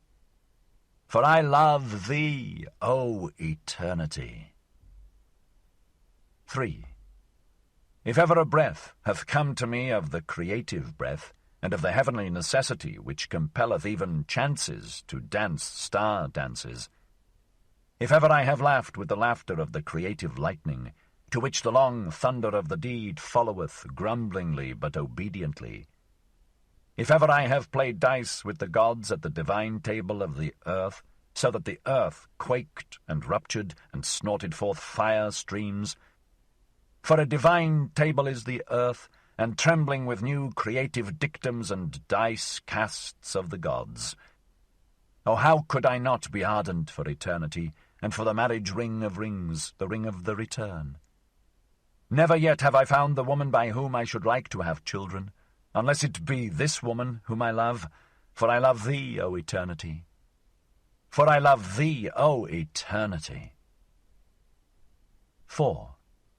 If ever I have drunk a full draught of the foaming spice and confection bowl in which all things are well mixed, if ever my hand hath mingled the furthest with the nearest, fire with spirit, joy with sorrow, and the harshest with the kindest, if I myself am a grain of the saving salt which maketh everything in the confection bowl mix well, for there is a salt which untieth good with evil, and even the evilest is worthy, as spicing and as final over-foaming.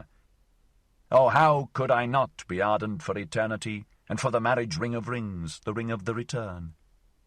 Never yet have I found the woman by whom I should like to have children, unless it be this woman whom I love, for I love thee, O eternity. For I love thee, O eternity. 5. If I be fond of the sea, and all that is sea-like, and fondest of it when it angrily contradicteth me, if the exploring delight be in me, which impelleth sails to the undiscovered, if the seafarer's delight be in my delight, if ever my rejoicing hath called out, the shore hath vanished, now hath fallen from me the last chain, the boundless roareth around me, far away sparkle for me space and time, well, cheer up, old heart. Oh, how could I not be ardent for eternity, and for the marriage ring of rings, the ring of the return? Never yet have I found the woman by whom I should like to have children, unless it be this woman whom I love, for I love thee, O eternity. For I love thee, O eternity. 6. If my virtue be a dancer's virtue, and if I have often sprung with both feet into golden emerald rapture, if my wickedness be a laughing wickedness, at home among rosebanks and hedges of lilies, for in laughter is all evil present, but it is sanctified and absolved by its own bliss. And if it be my Alpha and Omega, that everything heavy shall become light, every body a dancer, and every spirit a bird, and verily that is my Alpha and Omega. Oh, how could I not be ardent for eternity, and for the marriage ring of rings, the ring of the return? Never yet have I found the woman by whom I should like to have children, unless it be this woman whom I love, for I love thee, O eternity. For I love thee, O eternity. 7. If ever I have spread out a tranquil heaven above me, and have flown into mine own heaven with my own pinions, if I have swum playfully in profound luminous distances, and if my freedom's avian wisdom hath come to me, thus, however, speaketh avian wisdom, lo, there is no above and no below. Throw thyself about, outward, backward, thou light one, sing, speak no more. Are not all words made for the heavy? Do not all words lie to the light ones? Sing, speak no more. Oh, how could I not be ardent for eternity, and for the marriage ring of rings, the ring of the return? Never yet have I found the woman by whom I should like to have children, unless it be this woman whom I love, for I love thee, O eternity. for I love thee, O eternity. Fourth and last part. Ah, where in the world have there been greater follies than with the pitiful? And what in the world hath caused more suffering than the follies of the pitiful? Woe unto all loving ones who have not an elevation which is above their pity. Thus spake the devil unto me once on a time, even God hath his hell, it is his love for man. And lately did I hear him say these words, God is dead, of his pity for man hath God died. Zarathustra, 2, the Pitiful. 61. The Honey Sacrifice. And again passed moons and years over Zarathustra's soul, and he heeded it not. His hair, however, became white. One day when he sat on a stone in front of his cave and gazed calmly into the distance, one there gazeth out on the sea, and away beyond sinuous abysses. Then went his animals thoughtfully round about him, and at last set themselves in front of him. O Zarathustra, said they, gazest thou out, perhaps, for thy happiness? Of what account is my happiness? Answered he. I have long ceased to strive any more for happiness. I strive for my work. O Zarathustra, said the animals once more, that sayest thou as one who hath overmuch of good things. Liest thou not in a sky-blue lake of happiness? Ye wags, answered Zarathustra, and smiled. How well did ye choose the simile! But ye know also that my happiness is heavy, and not like a fluid wave of water. It presseth me, and will not leave me, and is like molten pitch. Then went his animals again thoughtfully around him, and placed themselves once more in front of him. O Zarathustra, said they, it is consequently for that reason that thou thyself always becometh yellower and darker, although thy hair looketh white and flaxen. Lo, thou sittest in thy pitch. What do ye say, mine animals? Said Zarathustra, laughing. Verily I reviled when I spake of pitch. As it happeneth with me, so is it with all fruits that turn ripe. It is the honey in my veins that maketh my blood thicker, and also my soul stiller. So will it be, O Zarathustra, answered his animals, and pressed up to him. But wilt thou not today ascend a high mountain? The air is pure, and today one seeth more of the world than ever. Yea, mine animals, answered he, ye counsel admirably and according to my heart. I will today ascend a high mountain. But see that honey is there ready to hand, yellow, white, good, ice-cool, golden comb honey, for know that when aloft I will make the honey sacrifice. When Zarathustra, however, was aloft on the summit, he sent his animals home that had accompanied him, and found that he was now alone. Then he laughed from the bottom of his heart, looked around him, and spake thus, That I spake of sacrifices and honey sacrifices, it was merely a ruse in talking, and verily a useful folly. Here aloft can I now speak freer than in front of mountain caves and anchorites' domestic animals. What to sacrifice? I squander what is given me, a squanderer with 1,000 hands. How could I call that sacrificing? And when I desired honey, I only desired bait, and sweet mucus and mucilage, for which even the mouths of growling bears and strange, sulky, evil birds water.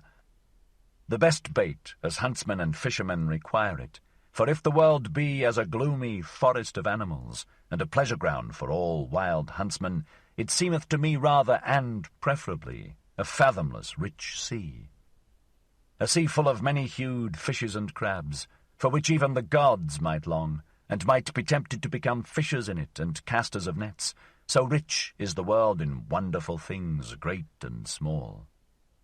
Especially the human world, the human sea, towards it do I now throw out my golden angle rod and say, Open up, thou human abyss! Open up and throw unto me thy fish and shining crabs. With my best bait shall I allure to myself today the strangest human fish. My happiness itself do I throw out into all places far and wide, twixt Orient, noontide, and Occident, to see if many human fish will not learn to hug and tug at my happiness, until, biting at my sharp hidden hooks, they have to come up unto my height, the motliest abyss groundlings, to the wickedest of all fishers of men. For this am I from the heart, and from the beginning, drawing, hither drawing, upward drawing, upbringing, a drawer, a trainer, a training master, who not in vain counselled himself once on a time, become what thou art. Thus may men now come up to me, for as yet do I await the signs that it is time for my down-going. As yet do I not myself go down, as I must do, amongst men. Therefore do I here wait, crafty and scornful upon high mountains, no impatient one, no patient one, rather one who hath even unlearnt patience, because he no longer suffereth. For my fate giveth me time. It hath forgotten me, perhaps, or doth it sit behind a big stone and catch flies? And verily I am well disposed to mine eternal fate, because it doth not hound and hurry me, but leaveth me time for merriment and mischief, so that I have today ascended this high mountain to catch fish. Did ever any one catch fish upon high mountains? And though it be a folly what I here seek and do, it is better so than that down below I should become solemn with waiting and green and yellow. A posturing wrath snorter with waiting, a holy howl-storm from the mountains, an impatient one that shouteth down into the valleys, Hearken, else I will scourge you with the scourge of God. Not that I would have a grudge against such wrathful ones on that account. They are well enough for laughter to me. Impatient must they now be, those big alarm drums, which find a voice now or never. Myself, however, and my fate, we do not talk to the present, neither do we talk to the never. For talking we have patience and time, and more than time. For one day must it yet come, and may not pass by. What must one day come and may not pass by? Our great huzzah, that is to say, our great remote human kingdom, the Zarathustra kingdom of 1,000 years. How remote may such remoteness be? What doth it concern me? But on that account it is none the less sure unto me. With both feet stand I secure on this ground. On an eternal ground, on hard primary rock, on this highest, hardest primary mountain ridge, unto which all winds come, as unto the storm parting, asking where, and whence, and whither.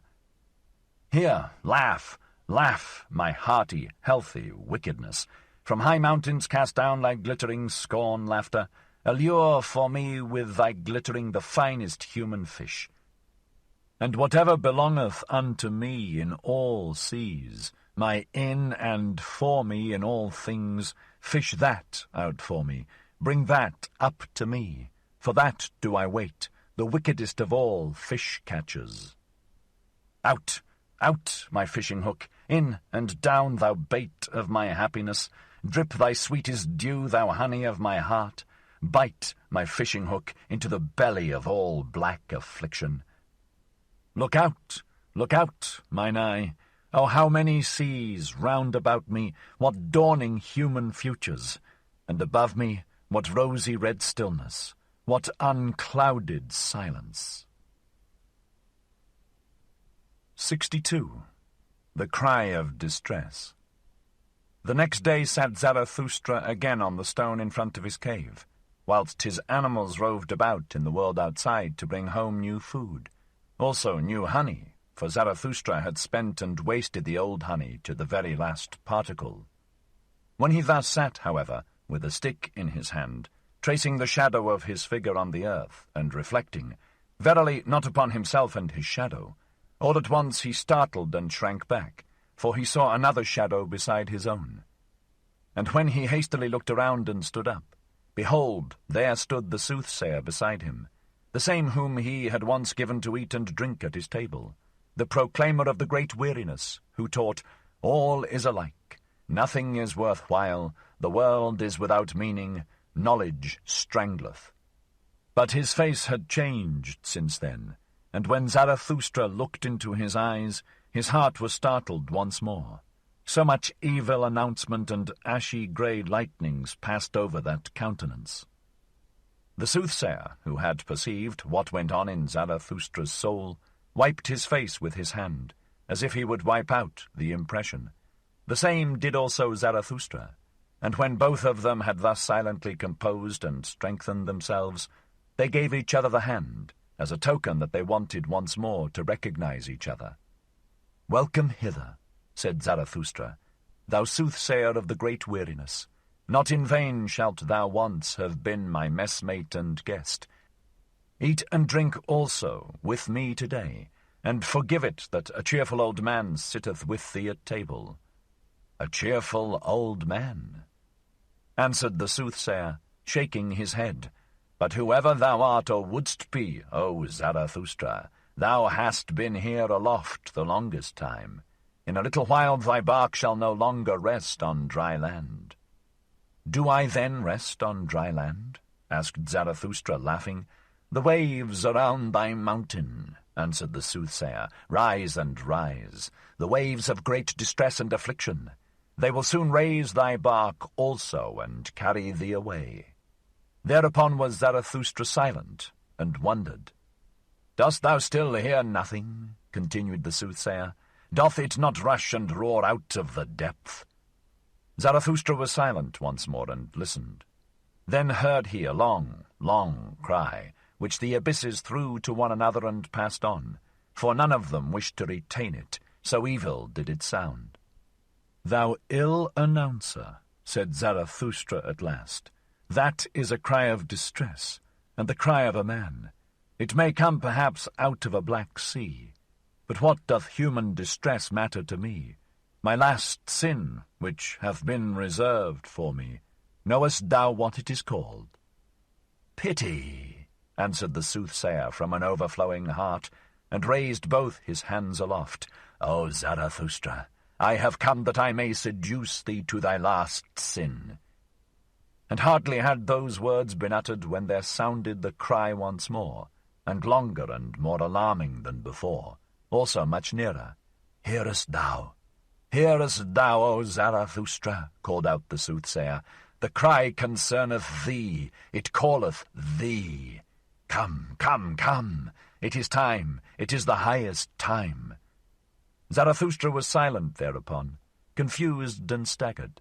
At last he asked, like one who hesitateth in himself, "And who is it that there calleth me?" "But thou knowest it certainly," answered the soothsayer warmly. "Why dost thou conceal thyself? It is the higher man that crieth for thee." "The higher man?" cried Zarathustra, horror-stricken. "What wanteth he? What wanteth he? The higher man? What wanteth he here?" And his skin covered with perspiration. The soothsayer, however, did not heed Zarathustra's alarm, but listened and listened in the downward direction. When, however, it had been still there for a long while, he looked behind and saw Zarathustra standing trembling. "O Zarathustra," he began with sorrowful voice, "thou dost not stand there like one whose happiness maketh him giddy. Thou wilt have to dance, lest thou tumble down. But although thou shouldst dance before me, and leap all thy side leaps, no one may say unto me, Behold, here danceth the last joyous man. In vain would anyone come to this height who sought him here. Caves would he find, indeed, and back caves, hiding places for hidden ones, but not lucky mines, nor treasure chambers, nor new gold veins of happiness. Happiness! How indeed could one find happiness among such buried alive and solitary ones? Must I yet seek the last happiness on the happy isles, and far away among forgotten seas? But all is alike. Nothing is worth while. No seeking is of service. There are no longer any happy isles. Thus sighed the soothsayer with his last sigh. However, Zarathustra again became serene and assured, like one who hath come out of a deep chasm into the light. "Nay, nay, 3 times nay," exclaimed he with a strong voice. and stroked his beard. "That do I know better. There are still happy isles. Silence thereon, thou sighing sorrow sack. Cease to splash thereon, thou rain cloud of the forenoon.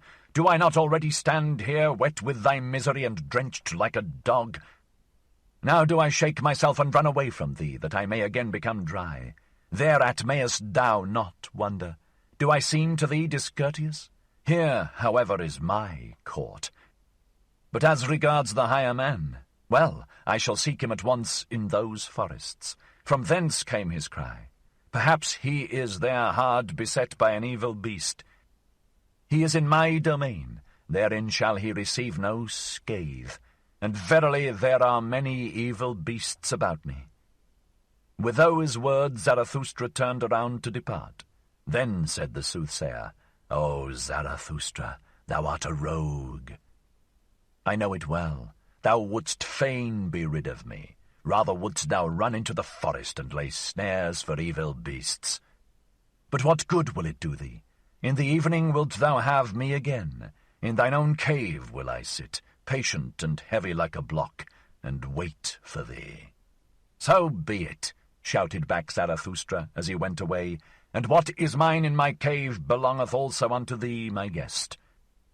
Shouldst thou, however, find honey therein, well, just lick it up, thou growling bear, and sweeten thy soul, for in the evening we want both to be in good spirits.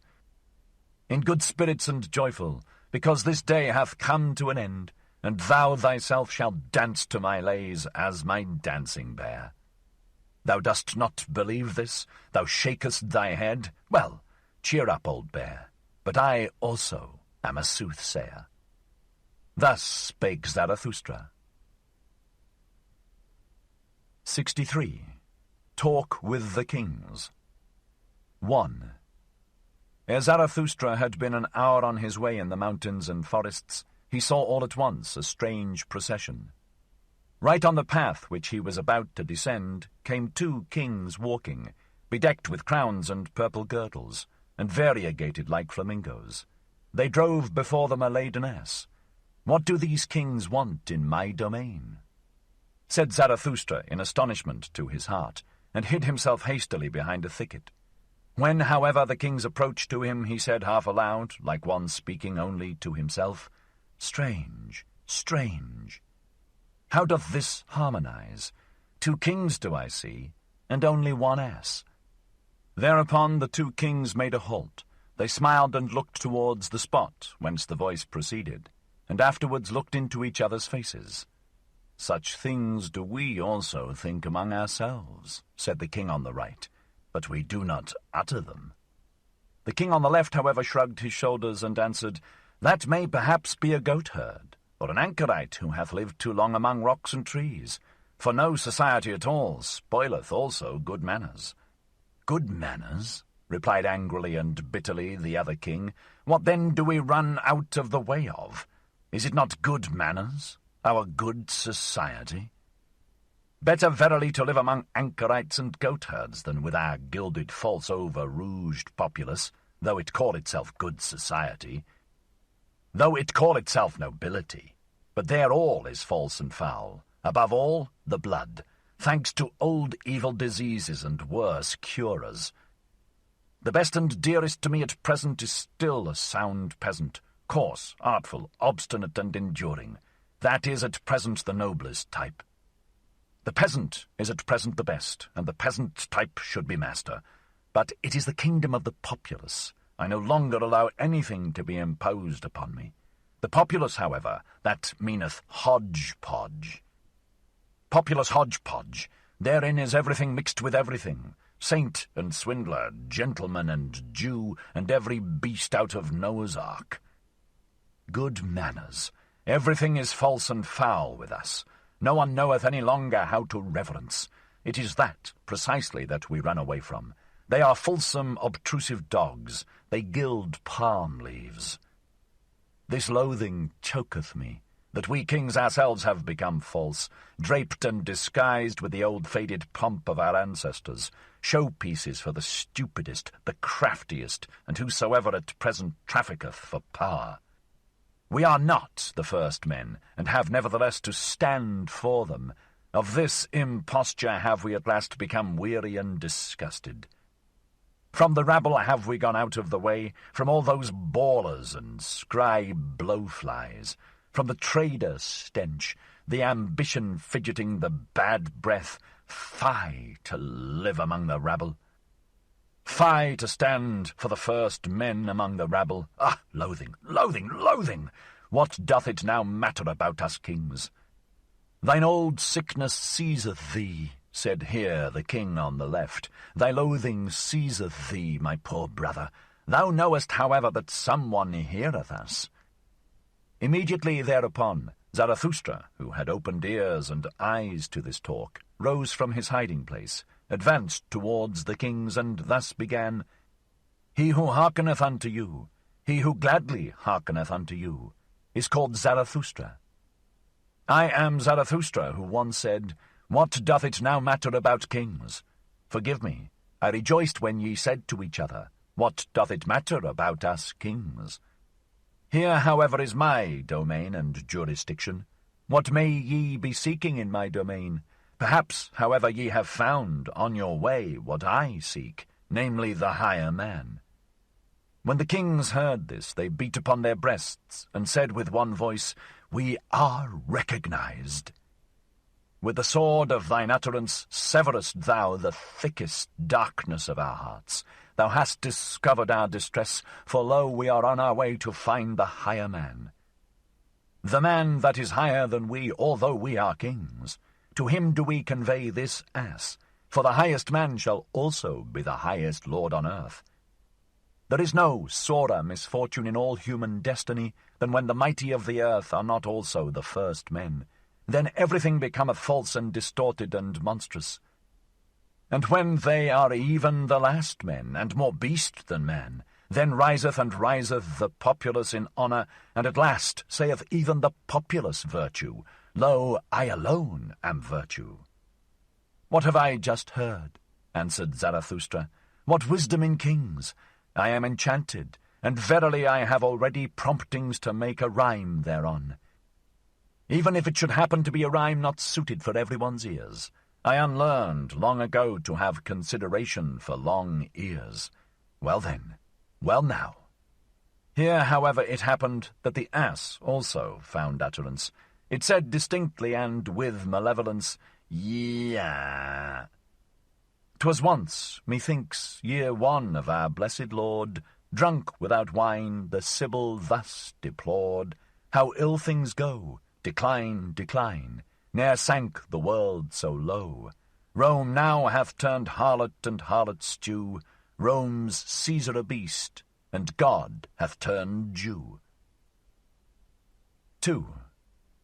With those rhymes of Zarathustra the kings were delighted. The king on the right, however, said, O Zarathustra, how well it was that we set out to see thee. For thine enemies showed us thy likeness in their mirror. There lookedst thou with the grimace of a devil, and sneeringly, so that we were afraid of thee.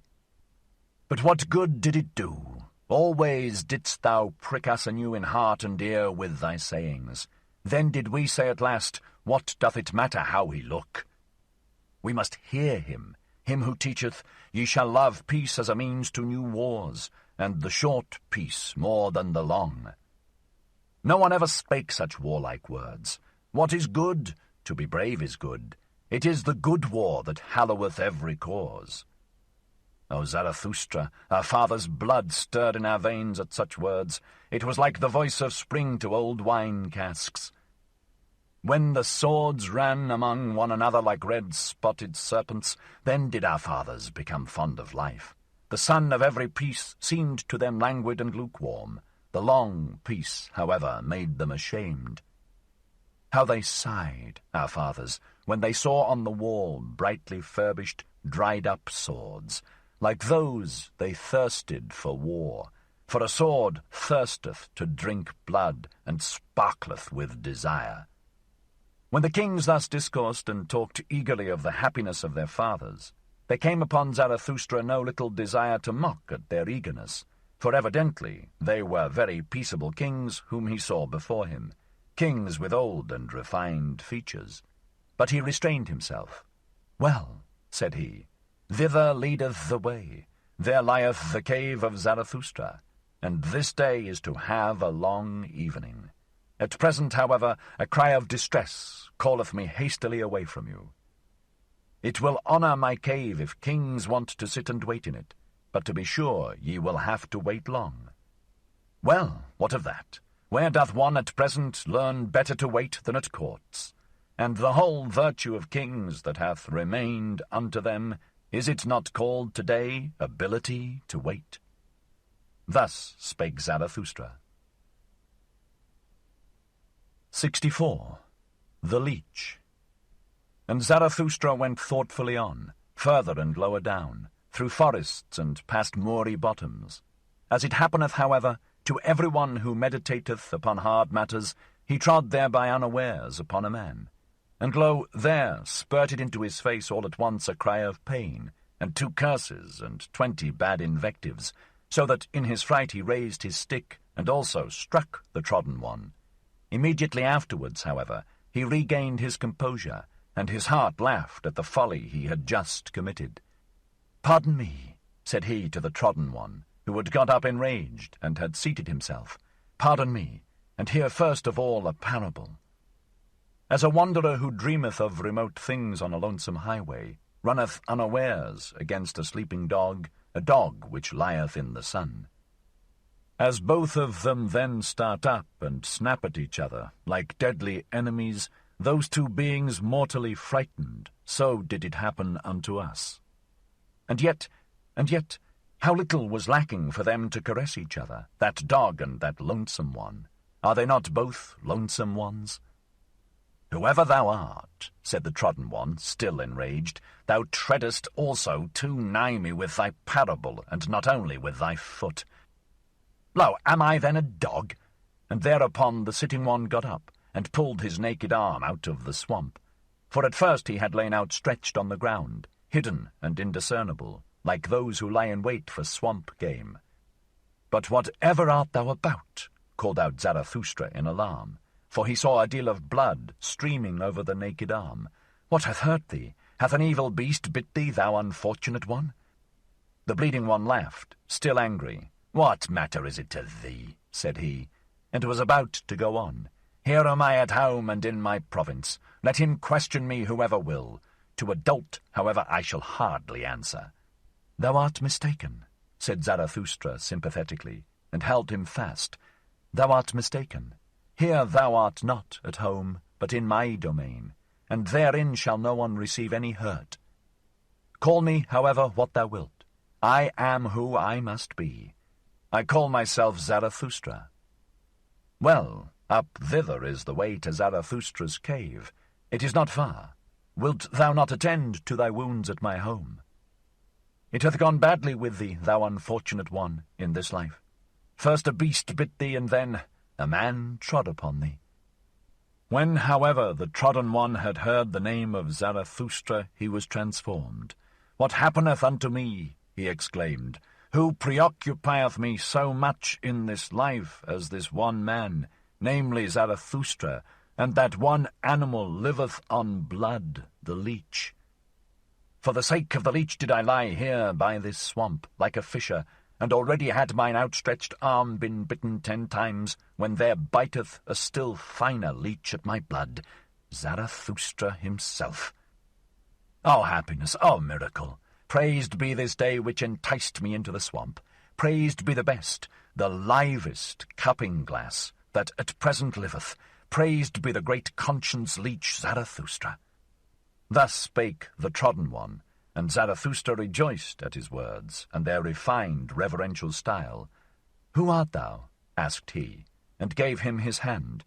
"There is much to clear up and elucidate between us, but already methinketh pure, clear day is dawning." "I am the spiritually conscientious one," answered he who was asked, "and in matters of the spirit it is difficult for anyone to take it more rigorously, more restrictedly, and more severely than I, except him from whom I learnt it, Zarathustra himself. Better know nothing than half know many things. Better be a fool on one's own account than a sage on other people's approbation. I go to the basis. What matter if it be great or small, if it be called swamp or sky? A handbreadth of basis is enough for me, if it be actually basis and ground.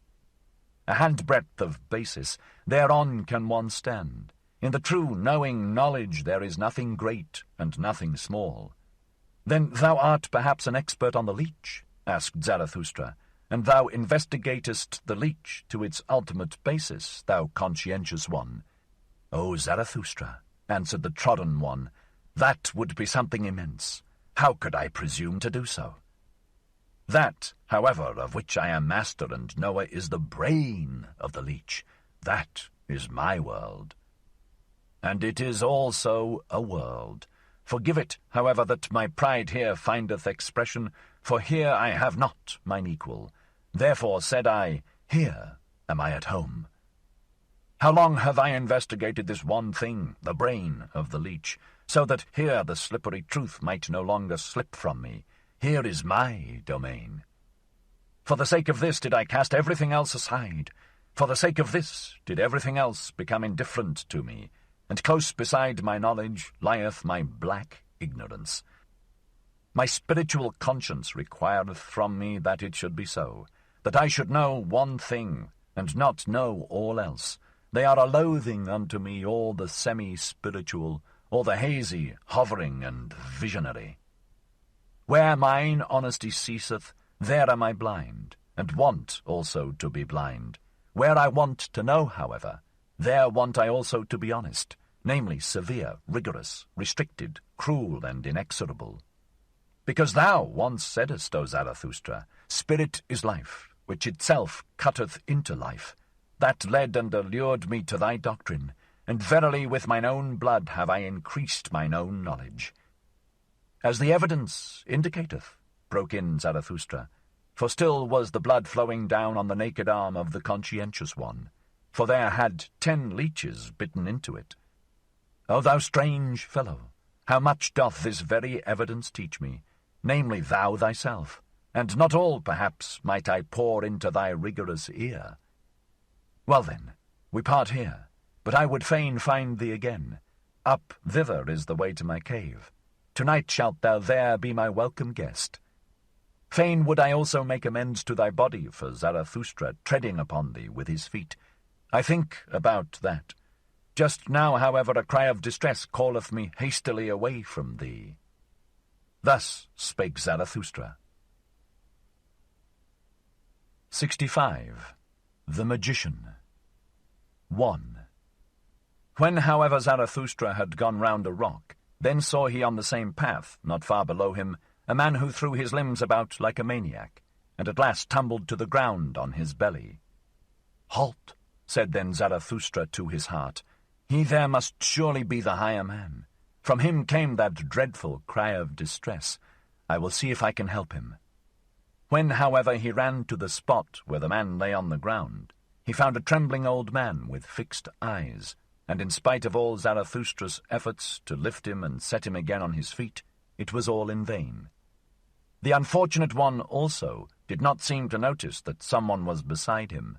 On the contrary, he continually looked around with moving gestures, like one forsaken and isolated from all the world. At last, however, after much trembling and convulsion, and curling himself up, he began to lament thus. Who warmth me, who loveth me still, give ardent fingers, give heartening charcoal warmers, prone, outstretched, trembling, like him half dead and cold, whose feet won warmth, and shaken, by unfamiliar fevers, shivering with sharpened icy cold frost arrows, by thee pursued my fancy, ineffable, recondite, sore frightening, thou huntsman hind the cloud banks. Now lightning struck by thee, thou mocking eye that me in darkness watcheth, thus do I lie, bend myself, twist myself convulsed, with all eternal torture, and smitten by thee, cruelest huntsman, thou unfamiliar god. Smite deeper, smite yet once more, pierce through and rend my heart. What mean'th this torture with dull indented arrows? Why look'st thou thither, of human pain not weary, with mischief-loving, godly flash glances? Not murder wilt thou, but torture. Torture? For why me torture, thou mischief-loving, unfamiliar god? Ha ha! Thou stealest nigh in midnight's gloomy hour. What wilt thou? Speak! Thou crowdst me, pressest. Ha! Now far too closely. Thou hearst me breathing, thou o'erhearst my heart, thou ever-jealous one. Of what, pray, ever jealous? Off, off. For why the ladder? Wouldst thou get in? To heart in clamber, to mine own secrets, conceptions in clamber. Shameless one, thou unknown one, thief, what seek'st thou by thy stealing? What seek'st thou by thy hearkening? What seek'st thou by thy torturing, thou torturer, thou hangman god? Or shall I, as the mastiffs do, roll me before thee, and cringing, enraptured, frantical, my tail friendly waggle? In vain, goad further, cruelest goader. No dog, thy game just am I, cruelest huntsman. Thy proudest of captives, thou robber hind the cloud banks, speak finally, thou lightning-veiled one, thou unknown one, speak. What wilt thou, highway ambusher, from me? What wilt thou, unfamiliar god? What? Ransom gold? How much of ransom gold? Solicit much, that biddeth my pride, and be concise, that biddeth mine other pride. Ha ha! Me want'st thou, me, entire? Ha ha! And torturest me, fool that thou art. Dead torturest quite my pride? Give love to me, who warmth me still, who loveth me still. Give ardent fingers, give heartening charcoal warmers, give me the lonesomest, the ice, sevenfold frozen ice. For very enemies, for foes doth make one thirst. Give, yield to me, cruelest foe, thyself. Away! There fled he surely, my final only comrade, my greatest foe, mine unfamiliar, my hangman god. Nay, come thou back, with all of thy great tortures, to me the last of lonesome ones. Oh, come thou back. All my hot tears in streamlets trickle their course to thee, and all my final hearty fervour upgloweth to thee. Oh, come thou back, mine unfamiliar god, my pain, my final bliss. 2. Here, however, Zarathustra could no longer restrain himself. He took his staff and struck the wailer with all his might. "Stop this!" cried he to him with wrathful laughter. "Stop this, thou stage player, thou false coiner, thou liar from the very heart. I know thee well. I will soon make warm legs to thee, thou evil magician. I know well how to make it hot for such as thou." "Leave off," said the old man, and sprang up from the ground. "Strike me no more, O Zarathustra. I did it only for amusement. That kind of thing belongeth to mine art.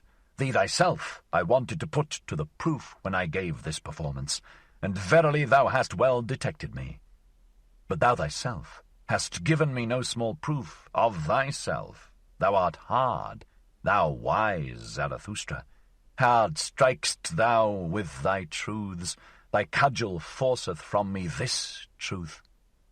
"Flatter not," answered Zarathustra, still excited and frowning. "Thou stage player from the heart, thou art false. Why speakest thou of truth? Thou peacock of peacocks, thou sea of vanity, what didst thou represent before me, thou evil magician? Whom was I meant to believe in when thou wailedst in such wise?" "The penitent in spirit," said the old man. "It was him I represented. Thou thyself once devisedst this expression. The poet and magician who at last turneth his spirit against himself, the transformed one who freezeth to death by his bad science and conscience. And just acknowledge it. It was long, O Zarathustra, before thou discoveredst my trick and lie. Thou believedst in my distress when thou heldest my head with both thy hands. I heard thee lament, we have loved him too little, because I so far deceived thee, my wickedness rejoiced in me. Thou mayest have deceived subtler ones than I, said Zarathustra sternly. I am not on my guard against deceivers. I have to be without precaution. So willeth my lot. Thou, however, must deceive. So far do I know thee. Thou must ever be equivocal, trivical, quadrivical, and quinquivocal. Even what thou hast now confessed is not nearly true enough nor false enough for me. Thou bad false coiner, how couldst thou do otherwise? My very malady wouldst thou whitewash if thou showed thyself naked to the physician. Thus didst thou whitewash thy lie before me when thou saidst, I did so only for amusement. There was also seriousness therein. Thou art something of a penitent in spirit. I divine thee well. Thou hast become the enchanter of all the world. But for thyself thou hast no lie or artifice left. Thou art disenchanted to thyself. Thou hast reaped disgust as thy one truth. No word in thee is any longer genuine, but thy mouth is so. That is to say, the disgust that cleaveth unto thy mouth. Who art thou at all? Cried here the old magician with defiant voice, who dareth to speak thus unto me, the greatest man now living? And a green flash shot from his eye at Zarathustra, but immediately after he changed, and said sadly, Ah, Zarathustra, I am weary of it. I am disgusted with mine arts. I am not great. Why do I dissemble? But thou knowest it well. I sought for greatness. A great man I wanted to appear, and persuaded many. But the lie hath been beyond my power. On it do I collapse. Oh, Zarathustra, everything is a lie in me. But that I collapse, this, my collapsing, is genuine. It honoureth thee, said Zarathustra gloomily, looking down with sidelong glance. It honoureth thee that thou soughtest for greatness, but it betrayeth thee also. Thou art not great. Thou bad old magician, that is the best and the honestest thing I honour in thee, that thou hast become weary of thyself, and hast expressed it. I am not great. Therein do I honour thee as a penitent in spirit, and although only for the twinkling of an eye, in that one moment wast thou genuine. But tell me, what seekest thou here in my forests and rocks? And if thou hast put thyself in my way, what proof of me wouldst thou have? Wherein didst thou put me to the test? Thus spake Zarathustra, and his eyes sparkled. But the old magician kept silence for a while. Then said he, Did I put thee to the test? I seek only. O Zarathustra, I seek a genuine one, a right one, a simple one, an unequivocal one, a man of perfect honesty, a vessel of wisdom, a saint of knowledge, a great man. Knowest thou it not, O Zarathustra? I seek Zarathustra. And here there arose a long silence between them. Zarathustra, however, became profoundly absorbed in thought, so that he shut his eyes. But afterwards, coming back to the situation, he grasped the hand of the magician and said, full of politeness and policy, Well, up thither leadeth the way. There is the cave of Zarathustra. In it mayest thou seek him whom thou wouldst fain find. And ask counsel of mine animals, mine eagle and my serpent. They shall help thee to seek. My cave, however, is large. I myself, to be sure, I have as yet seen no great man. That which is great, the acutest eye is at present insensible to it. It is the kingdom of the populace. Many a one have I found who stretched and inflated himself, and the people cried, Behold a great man! But what good do all bellows do? The wind cometh out at last. At last bursteth the frog, which hath inflated itself too long. Then cometh out the wind. To prick a swollen one in the belly, I call good pastime. Hear that, ye boys. Our today is of the populace, who still knoweth what is great and what is small, who could there seek successfully for greatness. A fool only, it succeedeth with fools. Thou seekest for great men, thou strange fool? Who taught that to thee? Is today the time for it? O thou bad seeker, why dost thou tempt me? Thus spake Zarathustra, comforted in his heart, and went laughing on his way. 66. Out of service. Not long, however, after Zarathustra had freed himself from the magician, he again saw a person sitting beside the path which he followed, namely a tall, black man with a haggard, pale countenance. This man grieved him exceedingly. Alas, said he to his heart, there sitteth disguised affliction. Methinketh he is of the type of the priests. What do they want in my domain? What? Hardly have I escaped from that magician, and must another necromancer again run across my path?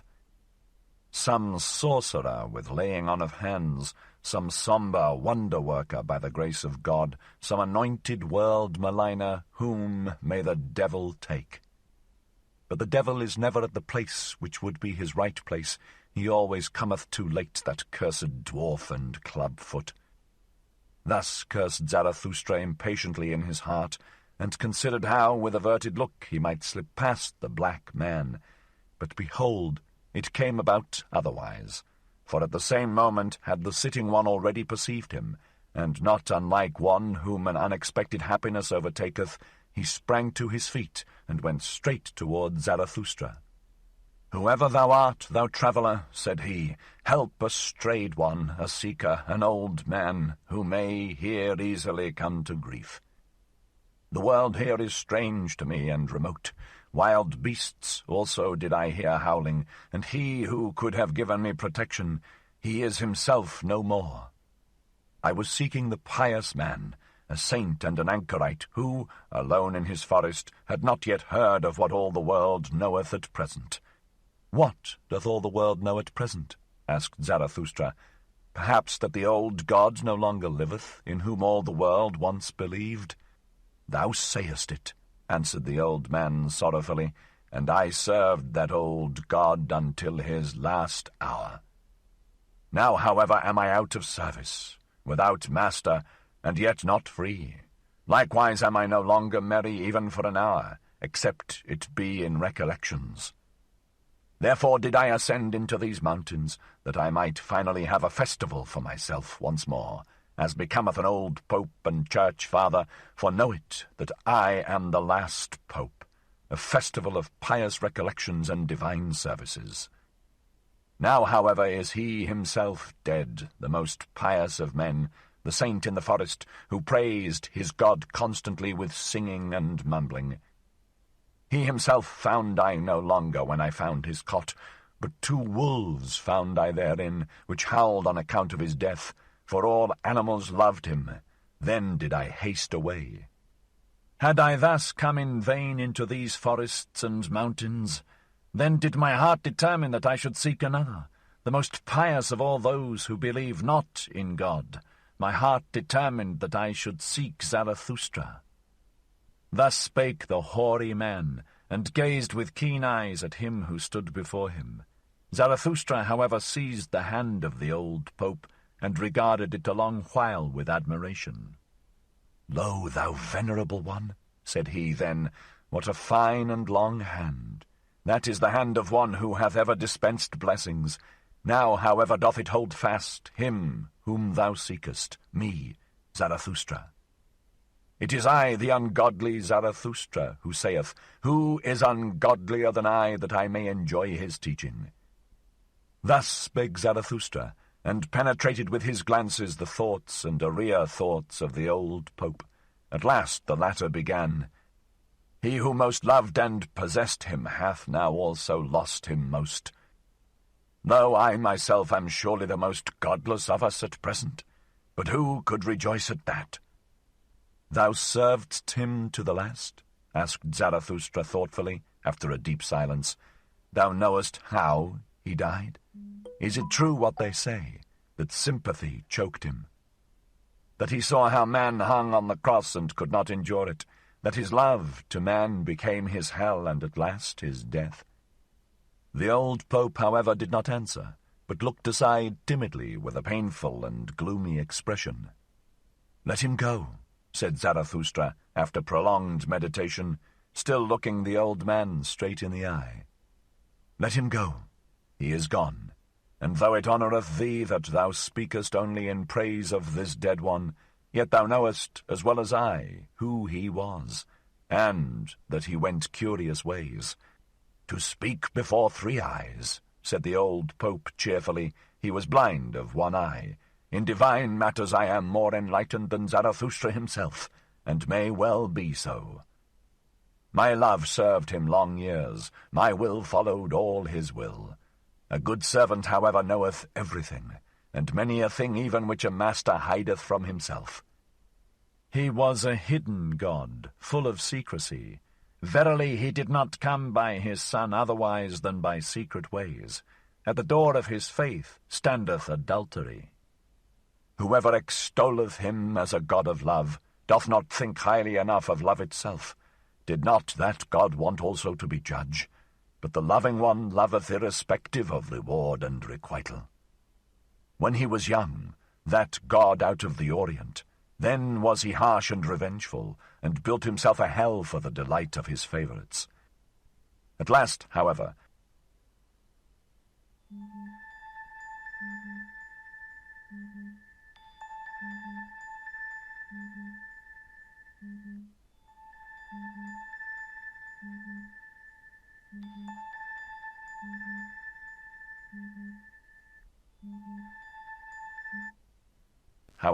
he became old and soft and mellow and pitiful, more like a grandfather than a father, but most like a tottering old grandmother. There did he sit shrivelled in his chimney-corner, fretting on account of his weak legs, world-weary, will-weary, and one day he suffocated of his all too great pity. "Thou old Pope," said here Zarathustra, interposing, "hast thou seen that with thine eyes? It could well have happened in that way and also otherwise. When gods die, they always die many kinds of death. Well, at all events, one way or other, he is gone. He was counter to the taste of mine ears and eyes. Worse than that, I should not like to say against him. I love everything that looketh bright and speaketh honestly, but he, thou knowest it, forsooth, thou old priest, there was something of thy type in him, the priest type. He was equivocal. He was also indistinct. How he raged at us, this wrath-snorter, because we understood him badly, but why did he not speak more clearly? And if the fault lay in our ears, why did he give us ears that heard him badly? If there was dirt in our ears, well, who put it in them? Too much miscarried with him, this potter who had not learned thoroughly. That he took revenge on his pots and creations, however, because they turned out badly, that was a sin against good taste. There is also good taste in piety. This, at last, said, away with such a god. Better to have no god, better to set up destiny on one's own account, better to be a fool, better to be God one's self. What do I hear? Said then the old Pope with intent ears. O Zarathustra, thou art more pious than thou believest, with such an unbelief. Some god in thee hath converted thee to thine ungodliness. Is it not thy piety itself which no longer letteth thee believe in a god? And thine over-great honesty will yet lead thee even beyond good and evil. Behold, what hath been reserved for thee. Thou hast eyes and hands and mouth, which have been predestined for blessing from eternity. One doth not bless with the hand alone.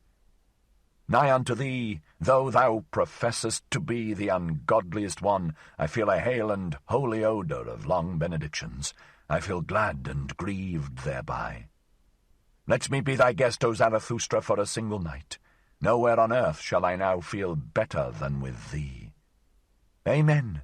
So shall it be, said Zarathustra with great astonishment. up thither leadeth the way, there lieth the cave of Zarathustra. Gladly, forsooth, would I conduct thee thither myself, thou venerable one, for I love all pious men, but now a cry of distress calleth me hastily away from thee. In my domain shall no one come to grief, my cave is a good haven, and best of all would I like to put every sorrowful one again on firm land and firm legs. Who, however, could take thy melancholy off thy shoulders? For that I am too weak. Long verily should we have to wait until someone re-awoke thy God for thee. For that old God liveth no more. He is indeed dead. Thus spake Zarathustra. 67. The Ugliest Man. And again did Zarathustra's feet run through mountains and forests, and his eyes sought and sought, but nowhere was he to be seen whom they wanted to see, the sorely distressed sufferer and crier. On the whole way, however, he rejoiced in his heart, and was full of gratitude.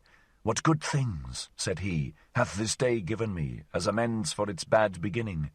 What strange interlocutors have I found? At their words will I now chew a long while, as at good corn. Small shall my teeth grind and crush them, until they flow like milk into my soul. When, however, the path again curved round a rock, all at once the landscape changed, and Zarathustra entered into a realm of death. Here bristled aloft black and red cliffs, without any grass, tree, or bird's voice, for it was a valley which all animals avoided, even the beasts of prey, except that a species of ugly, thick green serpent came here to die when they became old. Therefore the shepherds called this valley Serpent Death. Zarathustra, however, became absorbed in dark recollections, for it seemed to him as if he had once before stood in this valley. And much heaviness settled on his mind, so that he walked slowly and always more slowly, and at last stood still. Then, however, when he opened his eyes, he saw something sitting by the wayside, shaped like a man, and hardly like a man, something nondescript. And all at once there came over Zarathustra a great shame, because he had gazed on such a thing. Blushing up to the very roots of his white hair, he turned aside his glance, and raised his foot that he might leave this ill-starred place. Then, however, became the dead wilderness vocal, for from the ground a noise welled up, gurgling and rattling, as water gurgleth and rattleth at night through stopped-up water-pipes. And at last it turned into human voice and human speech. It sounded thus: Zarathustra, Zarathustra, read my riddle. Say, what is the revenge on the witness? I entice thee back. Here is smooth ice. See to it, that thy pride doth not here break its legs. Thou thinkest thyself wise, thou proud Zarathustra. Read then the riddle, thou hard nut-cracker, the riddle that I am. Say then, who am I? When, however, Zarathustra had heard these words, what think ye then took place in his soul? Pity overcame him, and he sank down all at once like an oak that hath long withstood many tree-fellers, heavily, suddenly, to the terror even of those who meant to fell it. But immediately he got up again from the ground, and his countenance became stern. I know thee well, said he with a brazen voice. Thou art the murderer of God. Let me go. Thou couldst not endure him who beheld thee. Whoever beheld thee, through and through, thou ugliest man, thou tookest revenge on this witness. Thus spake Zarathustra, and was about to go. But the nondescript grasped at a corner of his garment, and began anew to gurgle and seek for words. Stay, said he at last. Stay, do not pass by. I have divined what axe it was that struck thee to the ground. Hail to thee, O Zarathustra, that thou art again upon thy feet. Thou hast divined, I know it well, how the man feeleth who killed him, the murderer of God. Stay, sit down here beside me. It is not to no purpose. To whom would I go but unto thee? Stay, sit down. Do not, however, look at me. Honour thus mine ugliness.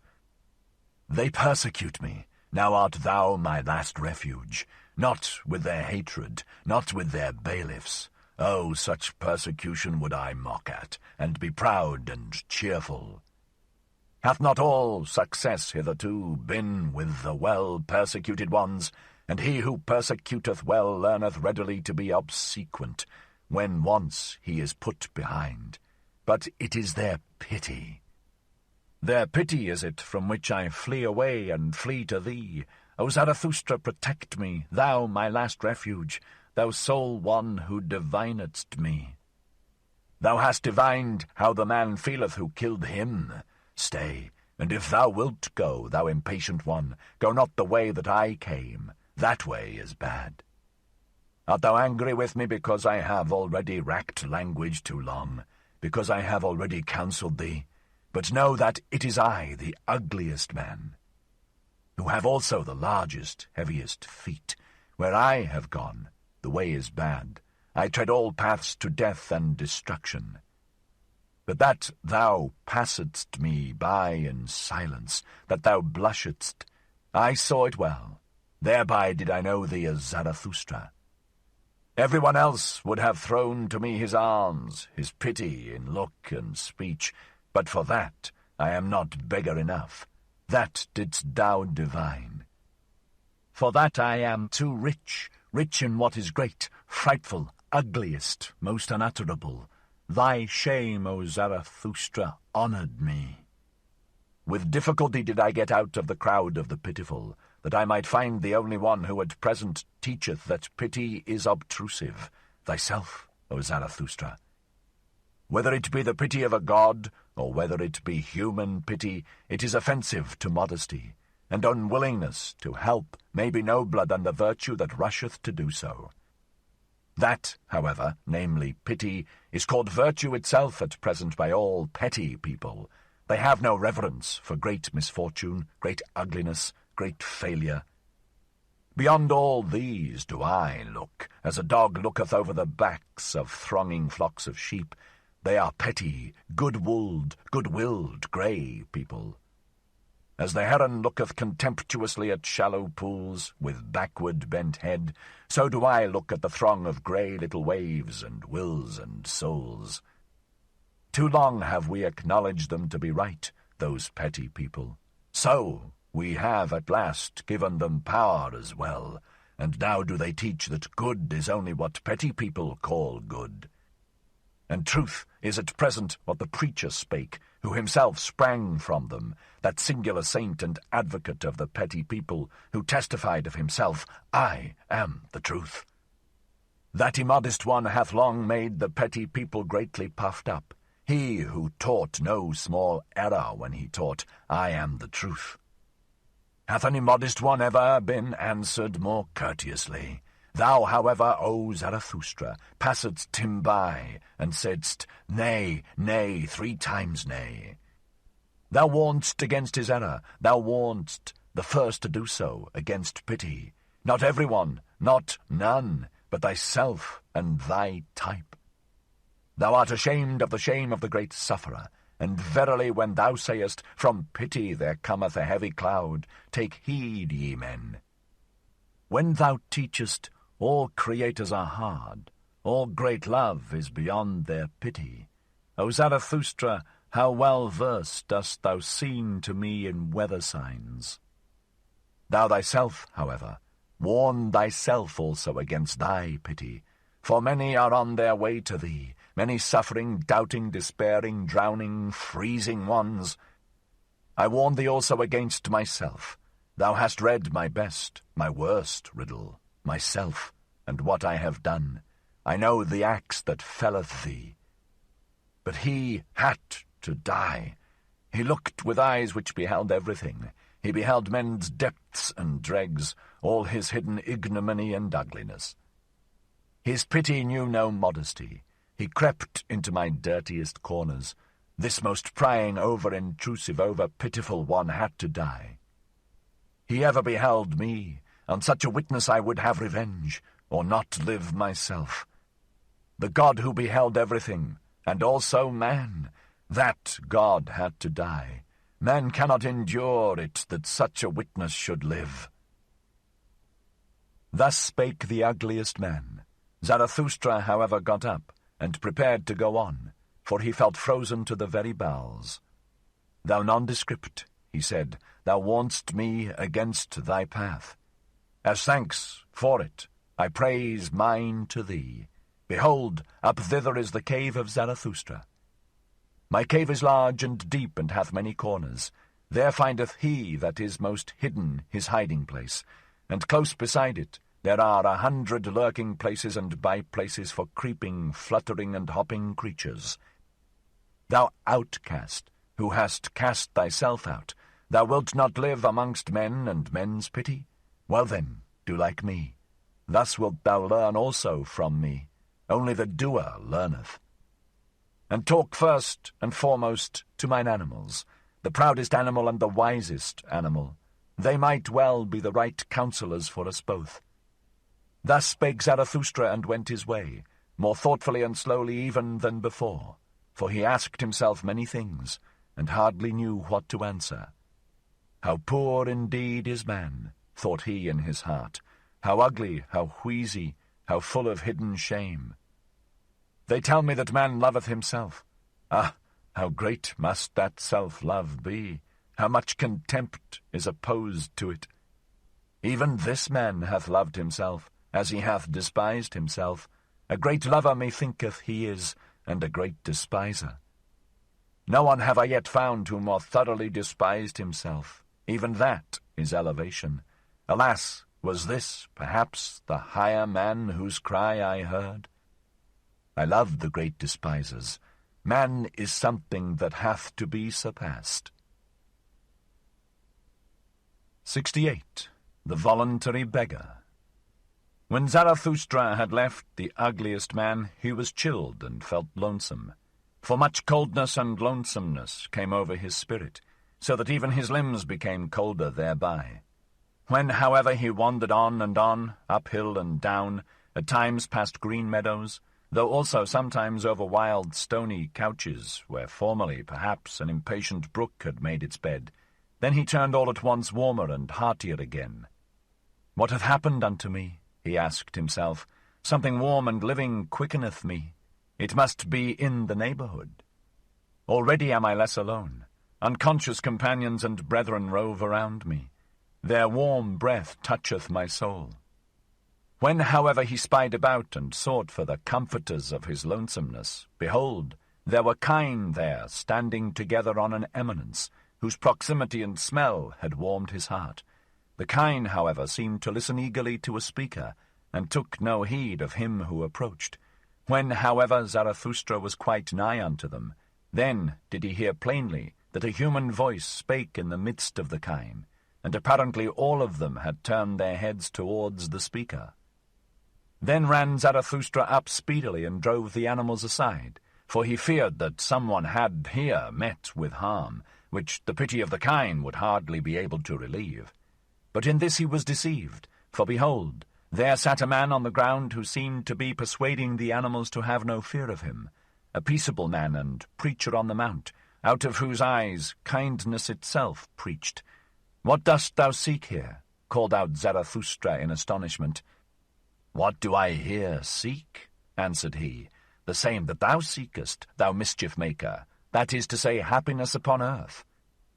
To that end, however, I would fain learn of these kine, for I tell thee that I have already talked half a morning unto them, and just now were they about to give me their answer. Why dost thou disturb them? Except we be converted and become as kine, we shall in no wise enter into the kingdom of heaven, for we ought to learn from them one thing, ruminating. And verily, although a man should gain the whole world, and yet not learn one thing, ruminating, what would it profit him? He would not be rid of his affliction.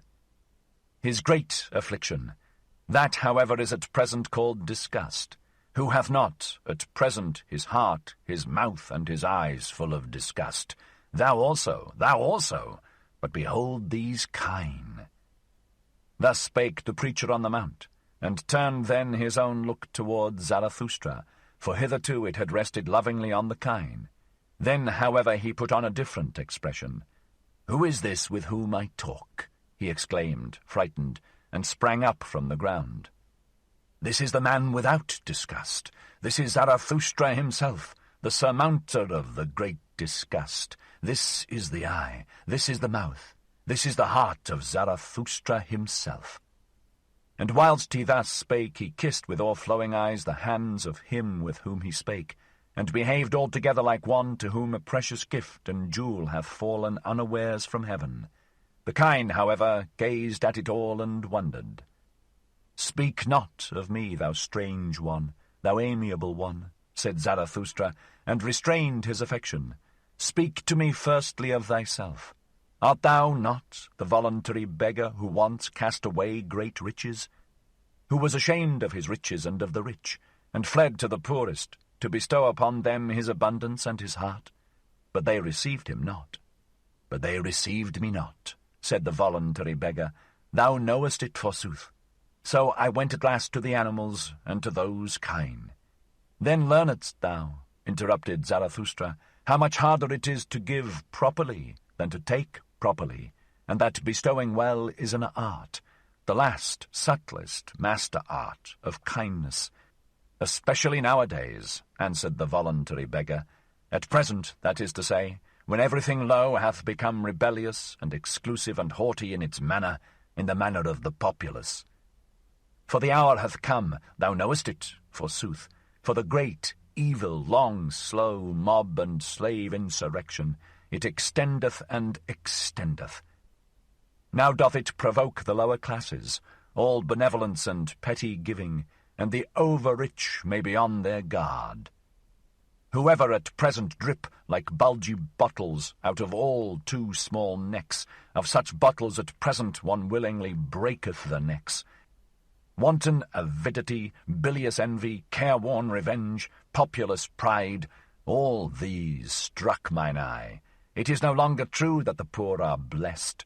The kingdom of heaven, however, is with the kine." "And why is it not with the rich?" asked Zarathustra temptingly, while he kept back the kine which sniffed familiarly at the peaceful one. "Why dost thou tempt me?" answered the other. "Thou knowest it thyself better even than I. What was it drove me to the poorest, O Zarathustra? Was it not my disgust at the richest? At the culprits of riches, with cold eyes and rank thoughts, who pick up profit out of all kinds of rubbish, at this rabble that stinketh to heaven, at this gilded, falsified populace, whose fathers were pickpockets or carrion crows or rag-pickers, with wives compliant, lewd, and forgetful, for they are all of them not far different from harlots. Populace above, populace below, what are poor and rich at present? That distinction did I unlearn. Then did I flee away further and ever further until I came to those kine." Thus spake the peaceful one, and puffed himself and perspired with his words, so that the kine wondered anew. Zarathustra, however, kept looking into his face with a smile. All the time the man talked so severely, and shook silently his head. "Thou doest violence to thyself, thou preacher on the mount, when thou usest such severe words. For such severity neither thy mouth nor thine eye have been given thee. Nor, methinketh, hath thy stomach either. Unto it all such rage and hatred and foaming over is repugnant. Thy stomach wanteth softer things. Thou art not a butcher. Rather seemest thou to me a plant-eater and a root-man. Perhaps thou grindest corn. Certainly, however, thou art averse to fleshly joys, and thou lovest honey." "Thou hast divined me well," answered the voluntary beggar with lightened heart. "I love honey. I also grind corn, for I have sought out what tasteth sweetly and maketh pure breath. Also what requireth a long time, a day's work and a mouth's work for gentle idlers and sluggards. Furthest, to be sure, have those kine carried it. They have devised ruminating and lying in the sun. They also abstain from all heavy thoughts which inflate the heart." "Well," said Zarathustra, Thou shouldst also see mine animals, mine eagle and my serpent. Their like do not at present exist on earth. Behold, thither leadeth the way to my cave. Be tonight its guest, and talk to mine animals of the happiness of animals. Until I myself come home, for now a cry of distress calleth me hastily away from thee. Also, shouldst thou find new honey with me, ice-cold, golden comb honey, eat it. Now, however, take leave at once of thy kind, thou strange one, thou amiable one, though it be hard for thee, for they are thy warmest friends and preceptors. One excepted whom I hold still dearer, answered the voluntary beggar. Thou thyself art good, O Zarathustra, and better even than a cow. Away, away with thee, thou evil flatterer, cried Zarathustra mischievously. Why dost thou spoil me with such praise and flattery, honey? Away, away from me, cried he once more, and heaved his stick at the fond beggar, who, however, ran nimbly away. 69. The Shadow. Scarcely, however, was the voluntary beggar gone in haste, and Zarathustra again alone, when he heard behind him a new voice, which called out, Stay, Zarathustra, do wait. It is myself, forsooth, O Zarathustra, myself, thy shadow. But Zarathustra did not wait, for a sudden irritation came over him on account of the crowd and the crowding in his mountains. Whither hath my lonesomeness gone? Spake he. It is verily becoming too much for me. These mountains swarm. My kingdom is no longer of this world. I require new mountains. My shadow calleth me. What matter about my shadow? Let it run after me. I run away from it. Thus spake Zarathustra to his heart, and ran away. But the one behind followed after him, so that immediately there were 3 runners, one after the other, namely, foremost the voluntary beggar, then Zarathustra, and thirdly and hindmost his shadow. But not long had they run thus when Zarathustra became conscious of his folly, and shook off with one jerk all his irritation and detestation. What, said he, have not the most ludicrous things always happened to us old anchorites and saints? Verily my folly hath grown big in the mountains. Now do I hear 6 old fools' legs rattling behind one another. But doth Zarathustra need to be frightened by his shadow? Also methinketh that after all it hath longer legs than mine. Thus spake Zarathustra, and laughing with eyes and entrails, he stood still and turned round quickly, and behold, he almost thereby threw his shadow and follower to the ground, so closely had the latter followed at his heels, and so weak was he. For when Zarathustra scrutinized him with his glance, he was frightened as by a sudden apparition. So slender, swarthy, hollow, and worn out did this follower appear. Who art thou? Asked Zarathustra vehemently. What doest thou here? And why callest thou thyself my shadow? Thou art not pleasing unto me. Forgive me, answered the shadow, that it is I. And if I please thee not, well, O Zarathustra, therein do I admire thee and thy good taste. A wanderer am I, who have walked long at thy heels, always on the way, but without a goal, also without a home, so that verily I lack little of being the eternally wandering Jew, except that I am not eternal, and not a Jew. What, must I ever be on the way, whirled by every wind, unsettled, driven about? O earth, thou hast become too round for me.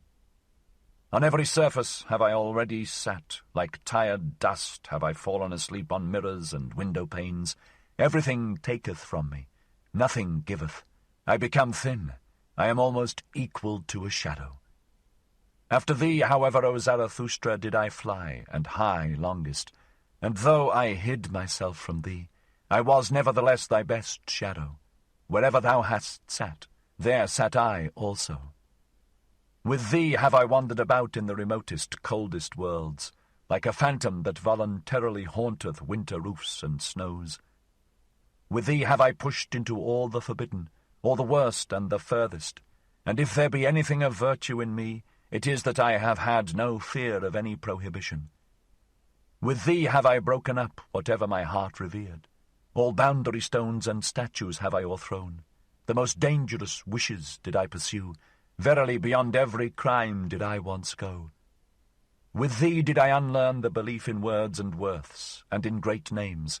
When the devil casteth his skin, doth not his name also fall away? It is also skin. The devil himself is perhaps skin. Nothing is true, all is permitted. So said I to myself. Into the coldest water did I plunge with head and heart. Ah, how oft did I stand there naked on that account, like a red crab. Ah, where have gone all my goodness and all my shame and all my belief in the good? Ah, where is the lying innocence which I once possessed, the innocence of the good and of their noble lies? Too oft, verily, did I follow close to the heels of truth. Then did it kick me in the face. Sometimes I meant to lie, and, behold, then only did I hit the truth. Too much hath become clear unto me. Now it doth not concern me any more. Nothing liveth any longer that I love. How should I still love myself? To live as I incline, or not to live at all, so do I wish. So wisheth also the holiest. But alas, how have I still inclination? Have I still a goal, a haven towards which my sail is set? A good wind? Ah, he only who knoweth whither he saileth knoweth what wind is good, and a fair wind for him. What still remaineth to me? A heart weary and flippant, an unstable will, fluttering wings, a broken backbone. This seeking for my home, O Zarathustra, dost thou know that this seeking hath been my home sickening? It eateth me up. Where is my home? For it do I ask and seek, and have sought, but have not found it. O eternal everywhere, O eternal nowhere, O eternal in vain. Thus spake the shadow, and Zarathustra's countenance lengthened at his words. Thou art my shadow, said he at last sadly. Thy danger is not small, thou free spirit and wanderer. Thou hast had a bad day. See that a still worse evening doth not overtake thee. To such unsettled ones as thou seemeth at last even a prisoner blessed. Didst thou ever see how captured criminals sleep? They sleep quietly, they enjoy their new security. Beware lest in the end a narrow faith capture thee, a hard rigorous delusion. For now everything that is narrow and fixed seduceth and tempteth thee. Thou hast lost thy goal. Alas, how wilt thou forego and forget that loss? Thereby hast thou also lost thy way. Thou poor rover and rambler, thou tired butterfly, wilt thou have a rest and a home this evening? Then go up to my cave. Thither leadeth the way to my cave, and now will I run quickly away from thee again. Already lieth, as it were, a shadow upon me. I will run alone, so that it may again become bright around me. Therefore must I still be a long time merrily upon my legs. In the evening, however, there will be dancing with me. Thus spake Zarathustra. 70. Noontide. And Zarathustra ran and ran, but he found no one else and was alone, and ever found himself again. He enjoyed and quaffed his solitude, and thought of good things for hours. About the hour of noontide, however, when the sun stood exactly over Zarathustra's head, he passed an old bent and gnarled tree which was encircled round by the ardent love of a vine, and hidden from itself. From this there hung yellow grapes in abundance, confronting the wanderer. Then he felt inclined to quench a little thirst, and to break off for himself a cluster of grapes. When, however, he had already his arm outstretched for that purpose, he felt still more inclined for something else, namely to lie down beside the tree at the hour of perfect noontide and sleep. This Zarathustra did, and no sooner had he laid himself on the ground in the stillness and secrecy of the variegated grass than he had forgotten his little thirst, and fell asleep. For as the proverb of Zarathustra saith, one thing is more necessary than the other, only that his eyes remained open, for they never grew weary of viewing and admiring the tree and the love of the vine. In falling asleep, however, Zarathustra spake thus to his heart, Hush, hush, hath not the world now become perfect? What hath happened unto me?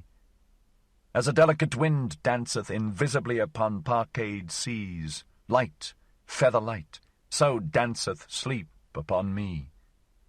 No eye doth it close to me, it leaveth my soul awake. Light is it, verily feather light. It persuadeth me, I know not how, it toucheth me inwardly with a caressing hand. It constraineth me, yea, it constraineth me so that my soul stretcheth itself out. How long and weary it becometh my strange soul! Hath a seventh day evening come to it precisely at noontide? Hath it already wandered too long blissfully among good and ripe things? It stretcheth itself out long, longer. It lieth still, my strange soul. Too many good things hath it already tasted. This golden sadness oppresseth it. It distorteth its mouth. As a ship that putteth into the calmest cove, it now draweth up to the land, weary of long voyages and uncertain seas. Is not the land more faithful? As such a ship huggeth the shore, tuggeth the shore, then it sufficeth for a spider to spin its thread from the ship to the land.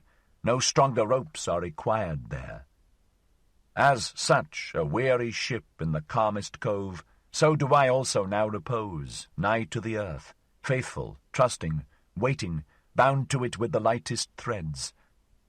O happiness, wilt thou perhaps sing, O my soul? Thou liest in the grass, but this is the secret, solemn hour, when no shepherd playeth his pipe. Take care, hot noontide sleepeth on the fields. Do not sing, hush, the world is perfect. Do not sing, thou prairie bird, my soul, do not even whisper. Lo, hush, the old noontide sleepeth, it moveth its mouth. Doth it not just now drink a drop of happiness? An old brown drop of golden happiness, golden wine. Something whisketh over it, its happiness laugheth. Thus laugheth a god. Hush! For happiness, how little sufficeth for happiness! Thus spake I once and thought myself wise, but it was a blasphemy. That have I now learned. Wise fools speak better. The least thing precisely, the gentlest thing, the lightest thing, a lizard's rustling, a breath, a whisk, an eye-glance, little maketh up the best happiness. Hush! What hath befallen me? Hark! Hath time flown away? Do I not fall? Have I not fallen? Hark! Into the well of eternity. What happeneth to me?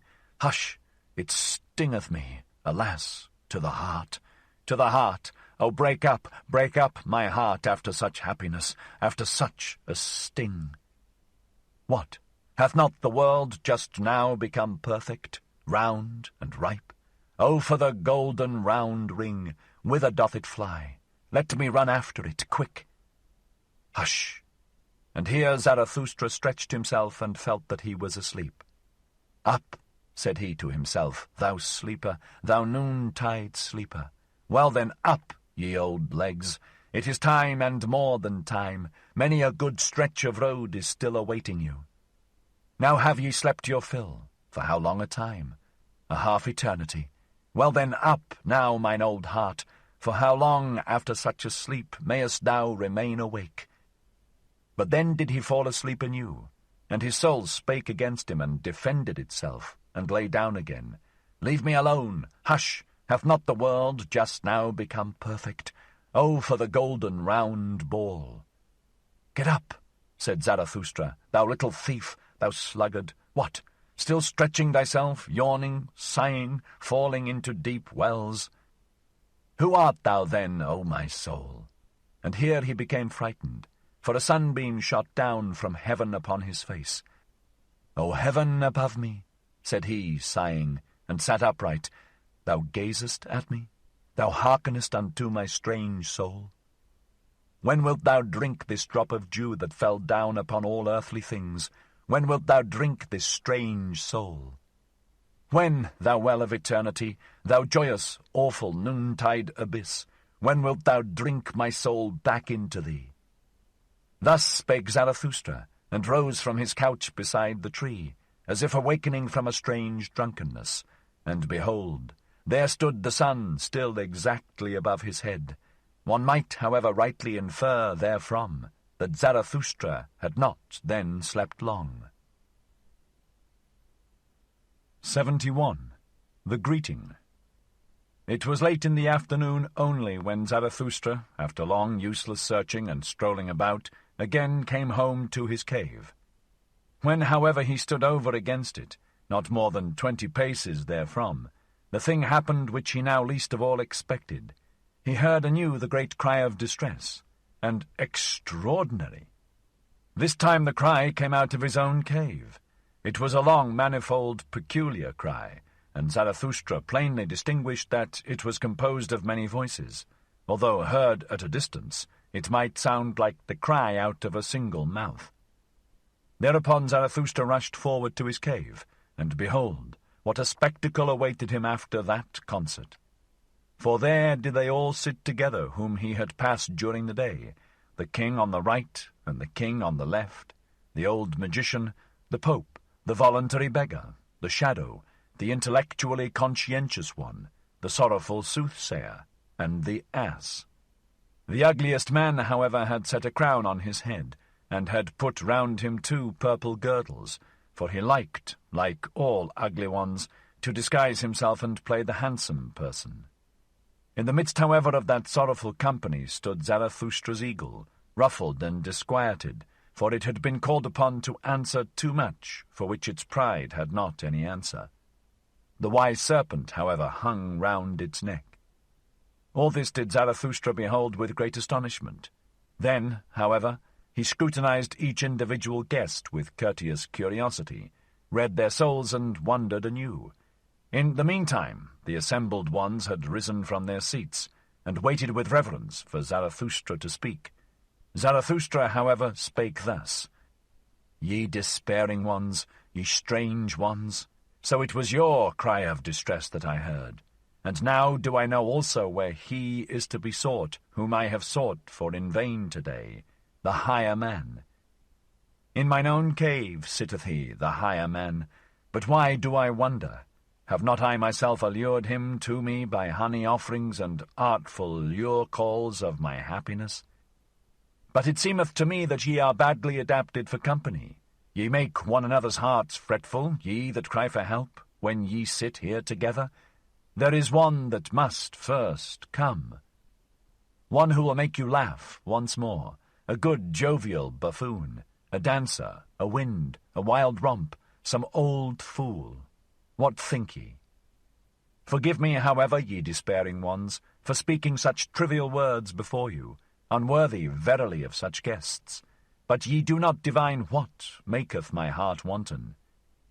Ye yourselves do it, and your aspect, forgive it me, for every one becometh courageous who beholdeth a despairing one.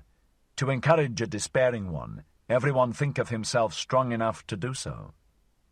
To myself have ye given this power, a good gift, mine honourable guests, an excellent guests present. Well, do not then upbraid when I also offer you something of mine. This is mine empire and my dominion. That which is mine, however, shall this evening and tonight be yours. Mine animals shall serve you. Let my cave be your resting place. At house and home with me shall no one despair. In my purlieus do I protect everyone from his wild beasts, and that is the first thing which I offer you, security. The second thing, however, is my little finger, and when ye have that, then take the whole hand also, yea, and the heart with it. Welcome here, welcome to you, my guests. Thus spake Zarathustra, and laughed with love and mischief. After this greeting his guests bowed once more and were reverentially silent. The king on the right, however, answered him in their name. O Zarathustra, by the way in which thou hast given us thy hand and thy greeting, we recognize thee as Zarathustra. Thou hast humbled thyself before us. Almost hast thou hurt our reverence. Who, however, could have humbled himself as thou hast done with such pride? That uplifteth us ourselves. A refreshment is it to our eyes and hearts. To behold this merely, gladly would we ascend higher mountains than this, for as eager beholders have we come. We wanted to see what brighteneth dim eyes. And lo, now is it all over with our cries of distress. Now are our minds and hearts open and enraptured. Little is lacking for our spirits to become wanton. There is nothing, O Zarathustra, that groweth more pleasingly on earth than a lofty, strong will. It is the finest growth. An entire landscape refresheth itself at one such tree. To the pine do I compare him, O Zarathustra, which groweth up like thee, tall, silent, hardy, solitary, of the best, supplest wood, stately. In the end, however, grasping out for its dominion with strong green branches, asking weighty questions of the wind, the storm, and whatever is at home on high places, answering more weightily a commander, a victor. Oh, who should not ascend high mountains to behold such growths? At thy tree, O Zarathustra, the gloomy and ill-constituted also refresh themselves. At thy look, even the wavering become steady and heal their hearts. And verily, towards thy mountain and thy tree do many eyes turn today. A great longing hath arisen, and many have learned to ask, Who is Zarathustra? And those into whose ears thou hast at any time dripped thy song and thy honey, all the hidden ones, the lone dwellers and the twain dwellers, have simultaneously said to their hearts, Doth Zarathustra still live? It is no longer worth while to live. Everything is indifferent. Everything is useless. Or else we must live with Zarathustra. Why doth he not come, who hath so long announced himself? Thus do many people ask, Hath solitude swallowed him up, or should we perhaps go to him? Now doth it come to pass that solitude itself becometh fragile and breaketh open, like a grave that breaketh open and can no longer hold its dead.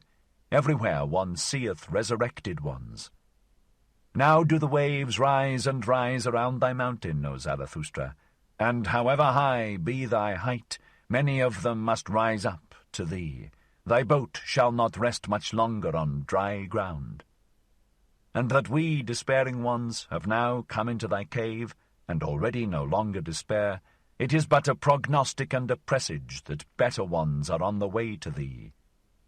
For they themselves are on the way to thee, the last remnant of God among men, that is to say, all the men of great longing, of great loathing, of great satiety. All who do not want to live unless they learn again to hope, unless they learn from thee, O Zarathustra, the great hope. Thus spake the king on the right, and seized the hand of Zarathustra in order to kiss it. But Zarathustra checked his veneration and stepped back, frightened, fleeing, as it were, silently and suddenly into the far distance.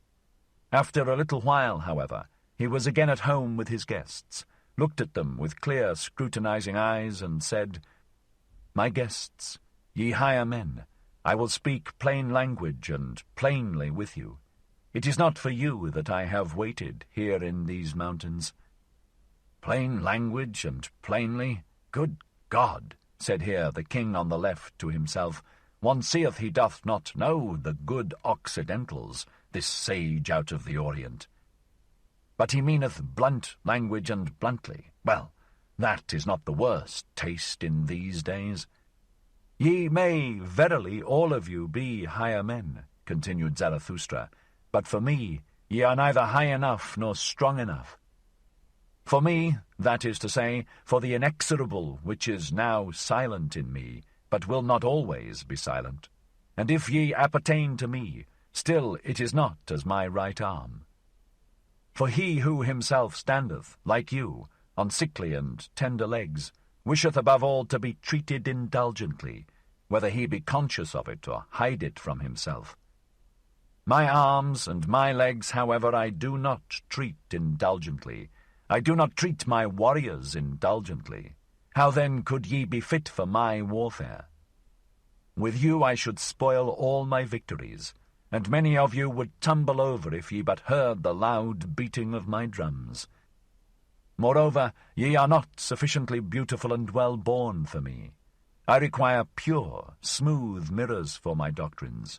On your surface even mine own likeness is distorted. On your shoulders presseth many a burden, many a recollection, many a mischievous dwarf squatteth in your corners. There is concealed populace also in you. And though ye be high and of a higher type, much in you is crooked and misshapen. There is no smith in the world that could hammer you right and straight for me. Ye are only bridges. May higher ones pass over upon you. Ye signify steps, so do not upbraid him who ascendeth beyond you into his height.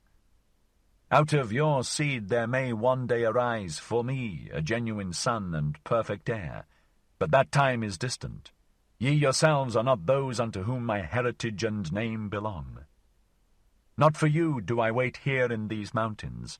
Not with you may I descend for the last time. Ye have come unto me only as a presage that higher ones are on the way to me. Not the men of great longing, of great loathing, of great satiety, and that which ye call the remnant of God. Nay, nay, 3 times nay, for others do I wait here in these mountains, and will not lift my foot from thence without them. For higher ones, stronger ones, triumphanter ones, merrier ones, for such as are built squarely in body and soul, laughing lions must come.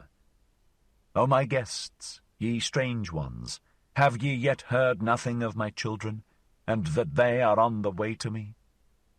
Do speak unto me of my gardens, of my happy isles, of my new beautiful race. Why do ye not speak unto me thereof? This guest's present do I solicit of your love, that ye speak unto me of my children. For them am I rich, for them I became poor. What have I not surrendered? What would I not surrender that I might have one thing? These children, this living plantation, these life-trees of my will and of my highest hope. Thus spake Zarathustra, and stopped suddenly in his discourse, for his longing came over him, and he closed his eyes and his mouth, because of the agitation of his heart. And all his guests also were silent, and stood still and confounded, except only that the old soothsayer made signs with his hands and his gestures. 72. The Supper. For at this point the soothsayer interrupted the greeting of Zarathustra and his guests. He pressed forward as one who had no time to lose, seized Zarathustra's hand and exclaimed, "But Zarathustra! One thing is more necessary than the other, so sayest thou thyself. Well, one thing is now more necessary unto me than all others. A word at the right time. Didst thou not invite me to table? And here are many who have made long journeys. Thou dost not mean to feed us merely with discourses. Besides, all of you have thought too much about freezing, drowning, suffocating, and other bodily dangers. None of you, however, have thought of my danger, namely perishing of hunger." Thus spake the soothsayer. When Zarathustra's animals, however, heard these words, they ran away in terror, for they saw that all they had brought home during the day would not be enough to fill the one soothsayer. "Likewise perishing of thirst," continued the soothsayer, "and although I hear water splashing here like words of wisdom, that is to say plenteously and unweariedly, I want wine. Not everyone is a born water-drinker like Zarathustra, neither doth water suit weary and withered ones. We deserve wine. It alone giveth immediate vigour and improvised health." On this occasion, when the soothsayer was longing for wine, it happened that the king on the left, the silent one, also found expression for once. "We took care," said he, "about wine. I, along with my brother the king on the right, we have enough of wine, a whole ass-load of it, so there is nothing lacking but bread. Bread, replied Zarathustra, laughing when he spake. It is precisely bread that anchorites have not. But man doth not live by bread alone, but also by the flesh of good lambs, of which I have 2. These shall we slaughter quickly, and cook spicily with sage. It is so that I like them, and there is also no lack of roots and fruits, good enough even for the fastidious and dainty, nor of nuts and other riddles for cracking. Thus will we have a good repast in a little while, but whoever wish to eat with us must also give a hand to the work, even the kings. For with Zarathustra, even a king may be a cook. This proposal appealed to the hearts of all of them, save that the voluntary beggar objected to the flesh and wine and spices. "Just hear this glutton Zarathustra," said he jokingly. "Doth one go into caves and high mountains to make such repasts? Now indeed do I understand what he once taught us, blessed be moderate poverty, and why he wisheth to do away with beggars. Be of good cheer, replied Zarathustra, as I am. Abide by thy customs, thou excellent one, grind thy corn, drink thy water, praise thy cooking, if only it make thee glad. I am a law only for mine own. I am not a law for all. He, however, who belongeth unto me must be strong of bone and light of foot. Joyous in fight and feast, no sulker, no John a-dreams, ready for the hardest task as for the feast, healthy and hale. The best belongeth unto mine and me, and if it be not given us, then do we take it, the best food, the purest sky, the strongest thoughts, the fairest women. Thus spake Zarathustra. The king on the right, however, answered and said, Strange! Did one ever hear such sensible things out of the mouth of a wise man? And verily it is the strangest thing in a wise man, if, over and above, he be still sensible and not an ass. Thus spake the king on the right, and wondered. The ass, however, with ill will, said, "Yeah," to his remark. This, however, was the beginning of that long repast, which is called the supper in the history books. At this there was nothing else spoken of but the higher man. 73. The higher man. 1. When I came unto men for the first time, then did I commit the anchorite folly, the great folly. I appeared on the marketplace. And when I spake unto all, I spake unto none. In the evening, however, rope dancers were my companions, and corpses, and I myself almost a corpse. With the new morning, however, there came unto me a new truth. Then did I learn to say, Of what account to me are marketplace and populace noise, and long populous ears? Ye higher men, learn this from me. On the marketplace no one believeth in higher men.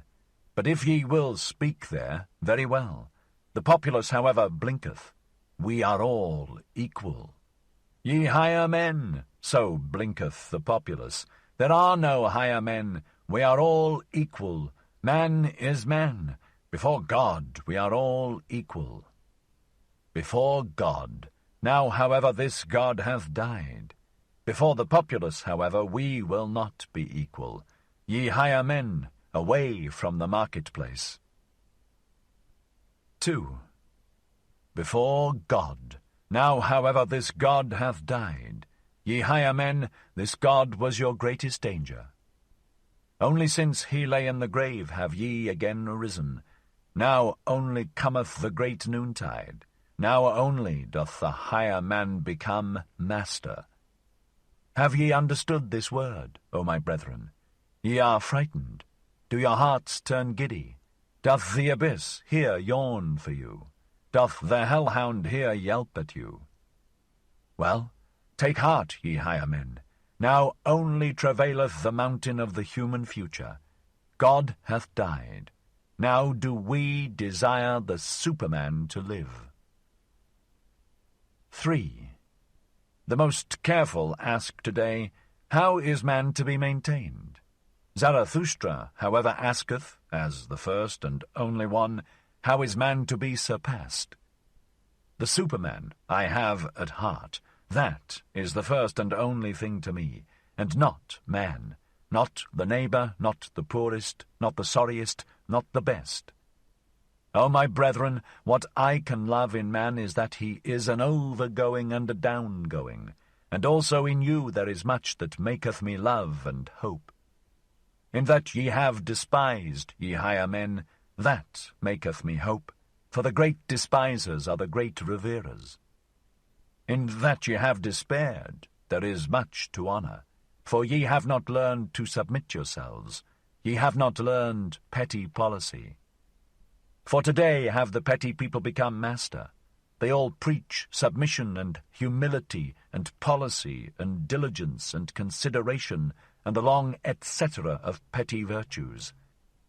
Whatever is of the effeminate type, whatever originateth from the servile type, and especially the populous mishmash, that wisheth now to be master of all human destiny. Oh, disgust, disgust, disgust! That asketh and never tireth, how is man to maintain himself best, longest, most pleasantly? Thereby are they the masters of today. These masters of today, surpass them, O my brethren. These petty people, they are the Superman's greatest danger. Surpass, ye higher men, the petty virtues, the petty policy, the sand-grain considerateness, the ant-hill trumpery, the pitiable comfortableness, the happiness of the greatest number. And rather despair than submit yourselves. And verily I love you, because ye know not today how to live, ye higher men, for thus do ye live best. 4. Have ye courage, O my brethren? Are ye stout-hearted? Not the courage before witnesses, but anchorite and eagle courage, which not even a god any longer beholdeth. Cold souls, mules, the blind and the drunken, I do not call stout-hearted. He hath heart who knoweth fear, but vanquisheth it, who seeth the abyss, but with pride. He who seeth the abyss, but with eagle's eyes, he who with eagle's talons graspeth the abyss, he hath courage. 5. Man is evil. So said to me for consolation all the wisest ones. Ah, if only it be still true today, for the evil is man's best force. Man must become better and eviler. So do I teach. The evilest is necessary for the Superman's best. It may have been well for the preacher of the petty people to suffer and be burdened by men's sin. I, however, rejoice in great sin as my great consolation. Such things, however, are not said for long ears. Every word also is not suited for every mouth. These are fine, far-away things. At them sheep's claws shall not grasp. 6. Ye higher men, think ye that I am here to put right what ye have put wrong? Or that I wished henceforth to make snugger couches for you sufferers, or show you restless, miswandering, misclimbing ones new and easier footpaths? Nay, nay, 3 times nay, always more, always better ones of your type shall succumb, for ye shall always have it worse and harder. Thus only groweth man aloft to the height where the lightning striketh and shattereth him, high enough for the lightning. Towards the few, the long, the remote, go forth my soul and my seeking. Of what account to me are your many little short miseries? Ye do not yet suffer enough for me, for ye suffer from yourselves. Ye have not yet suffered from man. Ye would lie if ye spake otherwise. None of you suffereth from what I have suffered. 7. It is not enough for me that the lightning no longer doeth harm. I do not wish to conduct it away. It shall learn to work for me. My wisdom hath accumulated long like a cloud. It becometh stiller and darker. So doeth all wisdom which shall one day bear lightnings. Unto these men of today will I not be light, nor be called light. Them will I blind. Lightning of my wisdom, put out their eyes. 8. Do not will anything beyond your power. There is a bad falseness in those who will beyond their power, especially when they will great things, for they awaken distrust in great things, the subtle, false, coiners and stage players, until at last they are false towards themselves, squint-eyed, whited cankers, glossed over with strong words, parade virtues and brilliant false deeds. Take good care there, ye higher men, for nothing is more precious to me and rarer than honesty. Is this today not that of the populace? The populace, however, knoweth not what is great and what is small, what is straight and what is honest. It is innocently crooked, it ever lieth. 9.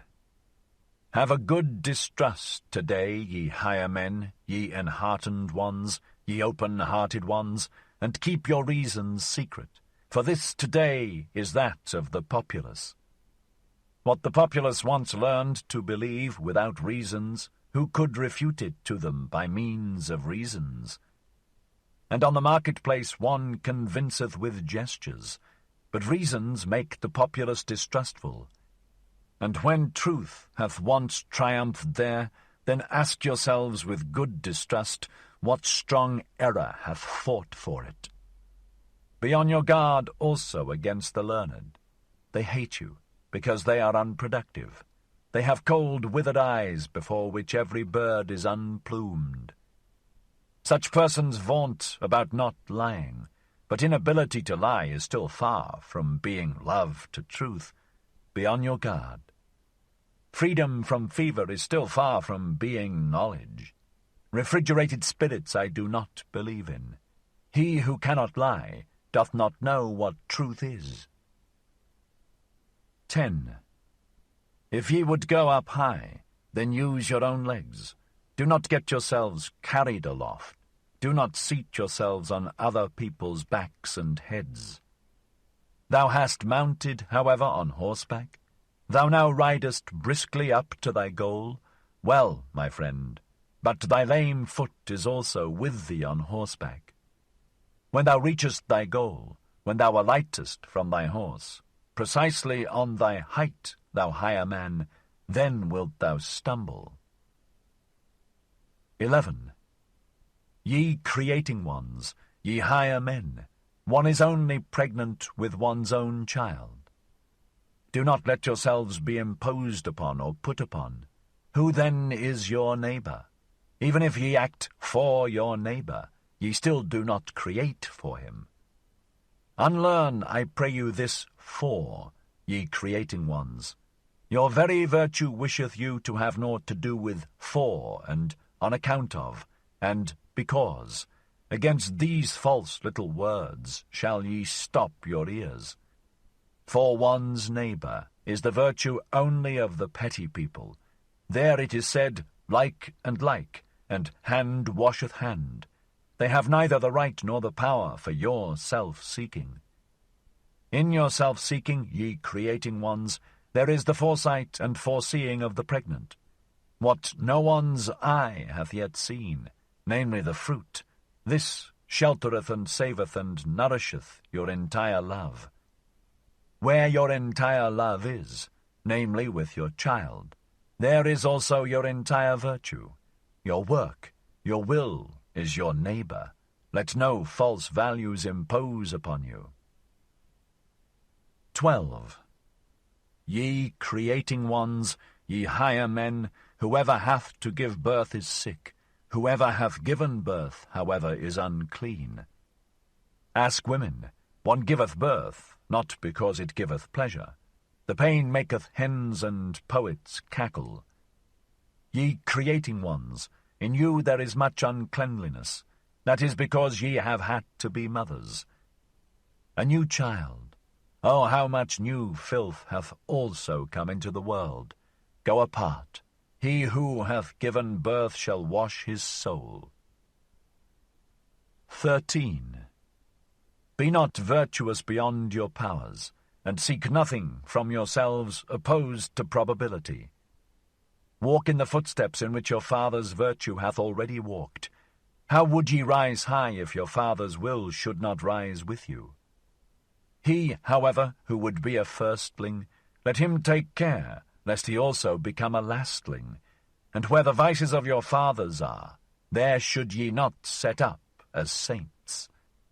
He whose fathers were inclined for women, and for strong wine and flesh of wild boar swine, what would it be if he demanded chastity of himself? A folly would it be. Much verily doth it seem to me for such a one, if he should be the husband of one, or of two, or of three women. And if he founded monasteries, and inscribed over their portals the way to holiness, I should still say, what good is it? It is a new folly. He hath founded for himself a penance house and refuge house. Much good may it do, but I do not believe in it. In solitude there groweth what any one bringeth into it, also the brute in one's nature. Thus is solitude inadvisable unto many. Hath there ever been anything filthier on earth than the saints of the wilderness? Around them was not only the devil loose, but also the swine. 14. Shy, ashamed, awkward, like the tiger whose spring hath failed, thus, ye higher men, have I often seen you slink aside. A cast which ye made had failed. But what doth it matter, ye dice-players? Ye had not learned to play and mock, as one must play and mock. Do we not ever sit at a great table of mocking and playing? And if great things have been a failure with you, have ye yourselves therefore been a failure? And if ye yourselves have been a failure, hath man therefore been a failure? If man, however, hath been a failure, well then, never mind. 15. The higher its type, always the seldomer doth a thing succeed. Ye higher men here, have ye not all been failures? Be of good cheer. What doth it matter? How much is still possible? Learn to laugh at yourselves as ye ought to laugh. What wonder even that ye have failed, and only half succeeded, ye half-shattered ones? Doth not man's future strive and struggle in you? Man's furthest, profoundest, star-highest issues, his prodigious powers, do not all these foam through one another in your vessel? What wonder that many a vessel shattereth? Learn to laugh at yourselves as ye ought to laugh. Ye higher men, oh, how much is still possible! And verily, how much hath already succeeded? How rich is this earth in small, good, perfect things, in well-constituted things! Set around you small, good, perfect things, ye higher men. Their golden maturity healeth the heart. The perfect teacheth one to hope. 16. What hath hitherto been the greatest sin here on earth? Was it not the word of him who said, Woe unto them that laugh now? Did he himself find no cause for laughter on the earth? Then he sought badly. A child even findeth cause for it. He did not love sufficiently. Otherwise would he also have loved us, the laughing ones. But he hated and hooted us. Wailing and teeth-gnashing did he promise us. Must one then curse immediately when one doth not love? That seemeth to me bad taste. Thus did he, however, this absolute one, he sprang from the populace. And he himself just did not love sufficiently. Otherwise would he have raged less, because people did not love him. All great love doth not seek love, it seeketh more. Go out of the way of all such absolute ones. They are a poor, sickly type, a populous type. They look at this life with ill will. They have an evil eye for this earth. Go out of the way of all such absolute ones. They have heavy feet and sultry hearts. They do not know how to dance. How could the earth be light to such ones? 17. Tortuously do all good things come nigh to their goal. Like cats they curve their backs, they purr inwardly with their approaching happiness. All good things laugh. His step betrayeth whether a person already walketh on his own path. Just see me walk. He, however, who cometh nigh to his goal, danceth. And verily a statue have I not become. Not yet do I stand there stiff, stupid, and stony like a pillar. I love fast racing. And though there be on earth fens and dense afflictions, he who hath light feet runneth even across the mud, and danceth as upon well-swept ice. Lift up your hearts, my brethren, high, higher, and do not forget your legs. Lift up also your legs, ye good dancers, and better still, if ye stand upon your heads. 18. This crown of the laughter, this rose-garland crown, I myself have put on this crown. I myself have consecrated my laughter. No one else have I found today potent enough for this. Zarathustra the dancer, Zarathustra the light one, who beckoneth with his pinions, one ready for flight, beckoning unto all birds, ready and prepared, a blissfully light-spirited one. Zarathustra the soothsayer, Zarathustra the sooth-laugher, no impatient one, no absolute one, one who loveth leaps and side-leaps. I myself have put on this crown. 19. Lift up your hearts, my brethren, high, higher, and do not forget your legs. Lift up also your legs, ye good dancers, and better still if ye stand upon your heads.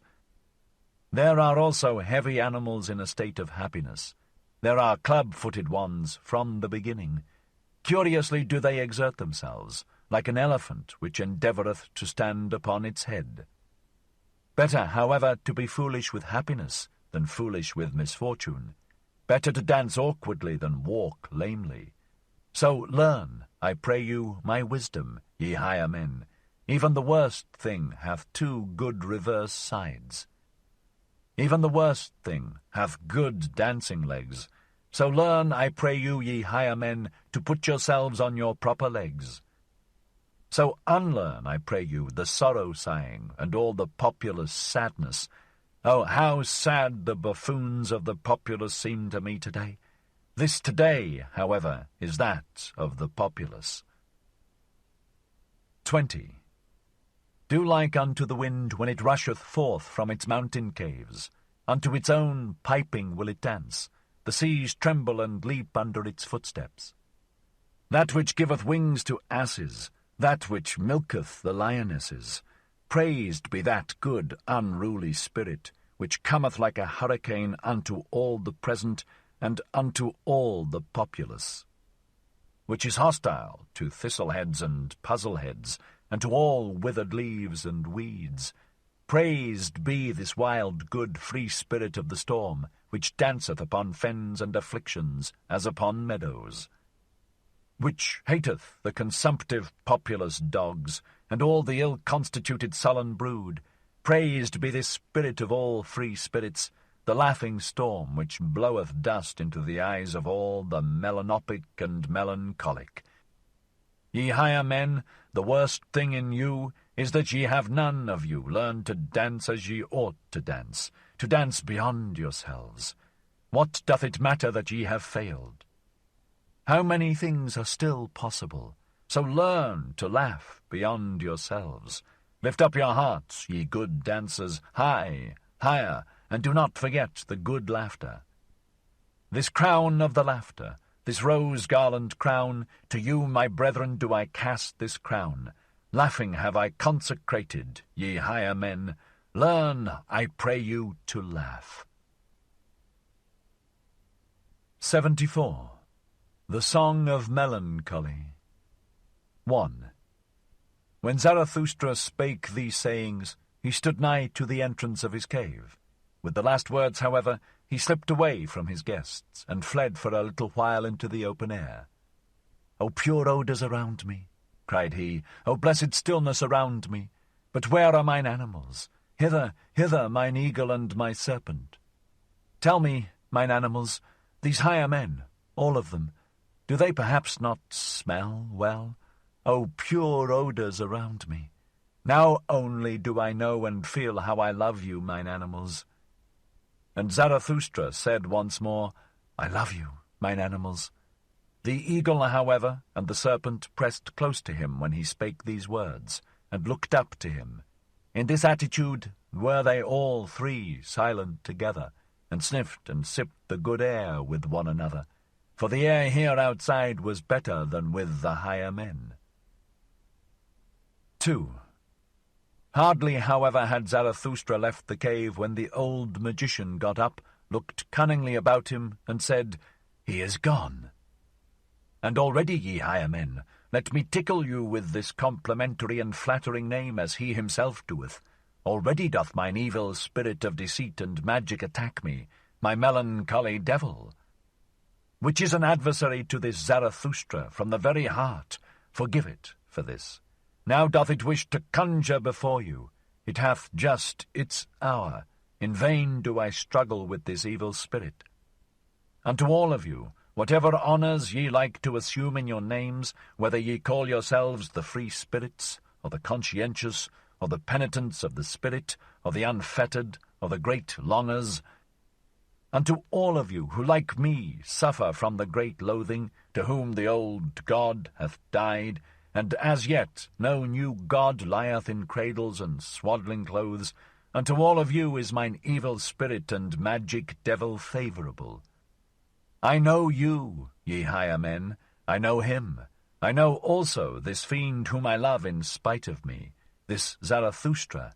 He himself often seemeth to me like the beautiful mask of a saint, like a new strange mummery in which mine evil spirit, the melancholy devil, delighteth. I love Zarathustra, so doth it often seem to me, for the sake of mine evil spirit.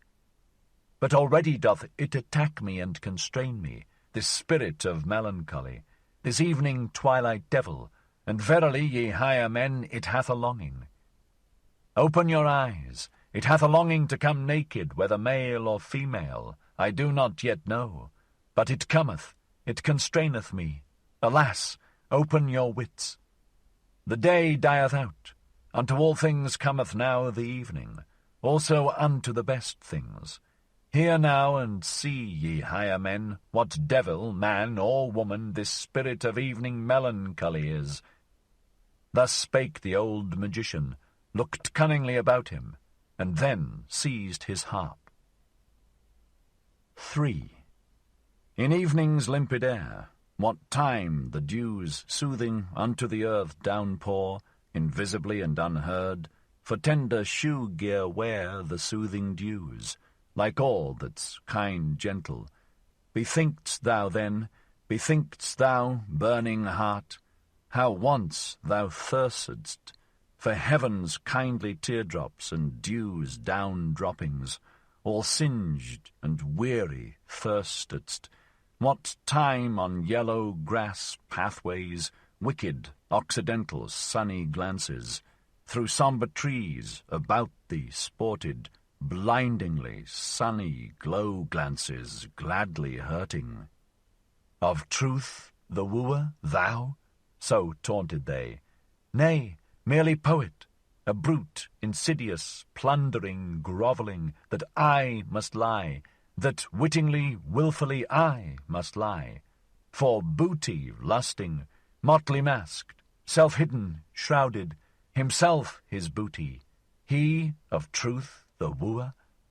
Nay, mere fool, mere poet, just motley speaking, from mask of fool confusedly shouting, circumambling on fabricated word bridges, on motley rainbow arches, twixt the spurious heavenly and spurious earthly, round us roving, round us soaring, mere fool, mere poet. He of truth the wooer, not still, stiff, smooth and cold, become an image, a godlike statue, set up in front of temples, as a god's own door-guard. Nay, hostile to all such truthfulness statues, in every desert homelier than at temples, with cattish wantonness, through every window leaping, quickly into chances, every wild forest a-sniffing, greedily longingly sniffing, that thou in wild forests, 'mong the motley speckled fierce creatures shouldst rove, sinful sound and fine-coloured, with longing lips smacking, blessedly mocking, blessedly hellish, blessedly bloodthirsty, robbing, skulking, lying, roving. Or unto eagles like which, fixedly, long adown the precipice look, adown their precipice, oh how they whirl down now, thereunder, therein, to ever deeper profoundness whirling.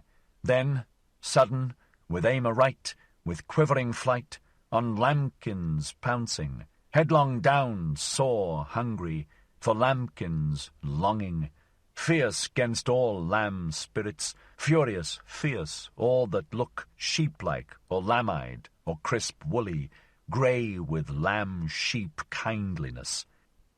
Even thus, eagle-like, panther-like, are the poet's desires, are thine own desires 'neath 1,000 guises, thou fool, thou poet, thou who all mankind viewedst so, God as sheep, the God to rend within mankind, as the sheep in mankind, and in rending laughing. That is thine own blessedness, of a panther and eagle blessedness, of a poet and fool the blessedness. In evening's limpid air, what time the moon sickle, green twixt the purple glowings, and jealous stealeth forth, of day the foe, with every step in secret, the rosy garland hammocks, down sickling till they've sunken down nightwards, faded down sunken. Thus had I sunken one day, from mine own truth insanity, from mine own fervid day-longings, of day a-weary, sick of sunshine, sunk downwards, evenwards, shadowwards, by one sole trueness, all scorched and thirsty. Bethink'st thou still, bethink'st thou, burning heart, how then thou thirstedst, that I should banned be from all the trueness, mere fool, mere poet. 75. Science. Thus sang the magician, and all who were present went like birds unawares into the net of his artful and melancholy voluptuousness. Only the spiritually conscientious one had not been caught. He at once snatched the harp from the magician and called out, "Air! Let in good air! Let in Zarathustra! Thou makest this cave sultry and poisonous, thou bad old magician! Thou seducest, thou false one, thou subtle one, to unknown desires and deserts, and alas, that such as thou should talk and make ado about the truth. Alas, to all free spirits who are not on their guard against such magicians, it is all over with their freedom. Thou teachest and temptest back into prisons. Thou old melancholy devil, out of thy lament soundeth allurement. Thou resemblest those who with their praise of chastity secretly invite to voluptuousness." Thus spake the conscientious one. The old magician, however, looked about him, enjoying his triumph, and on that account put up with the annoyance which the conscientious one caused him. "Be still," said he with modest voice. "Good songs want to re-echo well. After good songs one should be long silent." Thus do all those present, the higher men. Thou, however, hast perhaps understood but little of my song. In thee there is little of the magic spirit. "Thou praisest me," replied the conscientious one, "in that thou separatest me from thyself. Very well. But ye others, what do I see? Ye still sit there, all of you, with lusting eyes. Ye free spirits, whither hath your freedom gone? Ye almost seem to me to resemble those who have long looked at bad girls dancing naked. Your souls themselves dance. In you, ye higher men, there must be more of that which the magician calleth his evil spirit of magic and deceit. We must indeed be different." And verily we spake and thought long enough together ere Zarathustra came home to his cave, for me not to be unaware that we are different. We seek different things, even here aloft, ye and I, for I seek more security. On that account have I come to Zarathustra, for he is still the most steadfast tower and will. Today, when everything tottereth, when all the earth quaketh, ye, however, when I see what eyes ye make, it almost seemeth to me that ye seek more insecurity. More horror, more danger, more earthquake. Ye long, it almost seemeth so to me, forgive my presumption, ye higher men. Ye long for the worst and dangerousest life, which frighteneth me most, for the life of wild beasts, for forests, caves, steep mountains, and labyrinthine gorges. And it is not those who lead out of danger that please you best, but those who lead you away from all paths, the misleaders. But if such longing in you be actual, it seemeth to me nevertheless to be impossible. For fear, that is man's original and fundamental feeling. Through fear everything is explained, original sin and original virtue. Through fear there grew also my virtue, that is to say, science. For fear of wild animals, that hath been longest fostered in man, inclusive of the animal which he concealeth and feareth in himself. Zarathustra calleth it the beast inside. Such prolonged ancient fear at last become subtle, spiritual, and intellectual. At present, methinketh, it is called science. Thus spake the conscientious one. But Zarathustra, who had just come back into his cave, and had heard and divined the last discourse, threw a handful of roses to the conscientious one, and laughed on account of his truths. "Why," he exclaimed, "what did I hear just now? Verily it seemeth to me thou art a fool, or else I myself am one, and quietly and quickly will I put thy truth upside down. For fear is an exception with us. Courage, however, and adventure, and delight in the uncertain, in the unattempted, courage seemeth to me the entire primitive history of man. The wildest and most courageous animals hath he envied and robbed of all their virtues. Thus only did he become man. This courage at last becomes subtle, spiritual, and intellectual, this human courage, with eagle's pinions and serpent's wisdom. This, it seemeth to me, is called at present Zarathustra! Cried all of them there assembled, as if with one voice, and burst out at the same time into a great laughter. There arose, however, from them, as it were, a heavy cloud. Even the magician laughed, and said wisely, "Well, it is gone, mine evil spirit. And did I not myself warn you against it when I said that it was a deceiver, a lying and deceiving spirit? Especially when it showeth itself naked. But what can I do with regard to its tricks? Have I created it and the world? Well, let us be good again and of good cheer. And although Zarathustra looketh with evil eye, just see him, he disliketh me. Ere night cometh, will he again learn to love and laud me. He cannot live long without committing such follies. He loveth his enemies. This art knoweth he better than any one I have seen, but he taketh revenge for it on his friends." Thus spake the old magician, and the higher men applauded him, so that Zarathustra went round, and mischievously and lovingly shook hands with his friends, like one who hath to make amends and apologize to everyone for something. When, however, he had thereby come to the door of his cave, lo, then had he again a longing for the good air outside, and for his animals, and wished to steal out. 76. Among Daughters of the Desert. 1. "Go not away," said then the wanderer who called himself Zarathustra's shadow. "Abide with us, otherwise the old gloomy affliction might again fall upon us. Now hath that old magician given us of his worst for our good, and lo, the good, pious Pope there hath tears in his eyes, and hath quite embarked again upon the sea of melancholy. Those kings may well put on a good air before us still, for that have they learned best of us all at present. Had they, however, no one to see them, I wager that with them also the bad game would again commence. The bad game of drifting clouds, of damp melancholy, of curtained heavens, of stolen suns, of howling autumn winds. The bad game of our howling and crying for help. Abide with us, O Zarathustra. Here there is much concealed misery that wisheth to speak, much evening, much cloud, much damp air.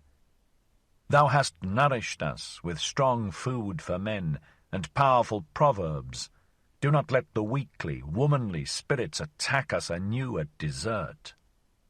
Thou alone makest the air around thee strong and clear. Did I ever find anywhere on earth such good air as with thee in thy cave? Many lands have I seen. My nose hath learned to test and estimate many kinds of air.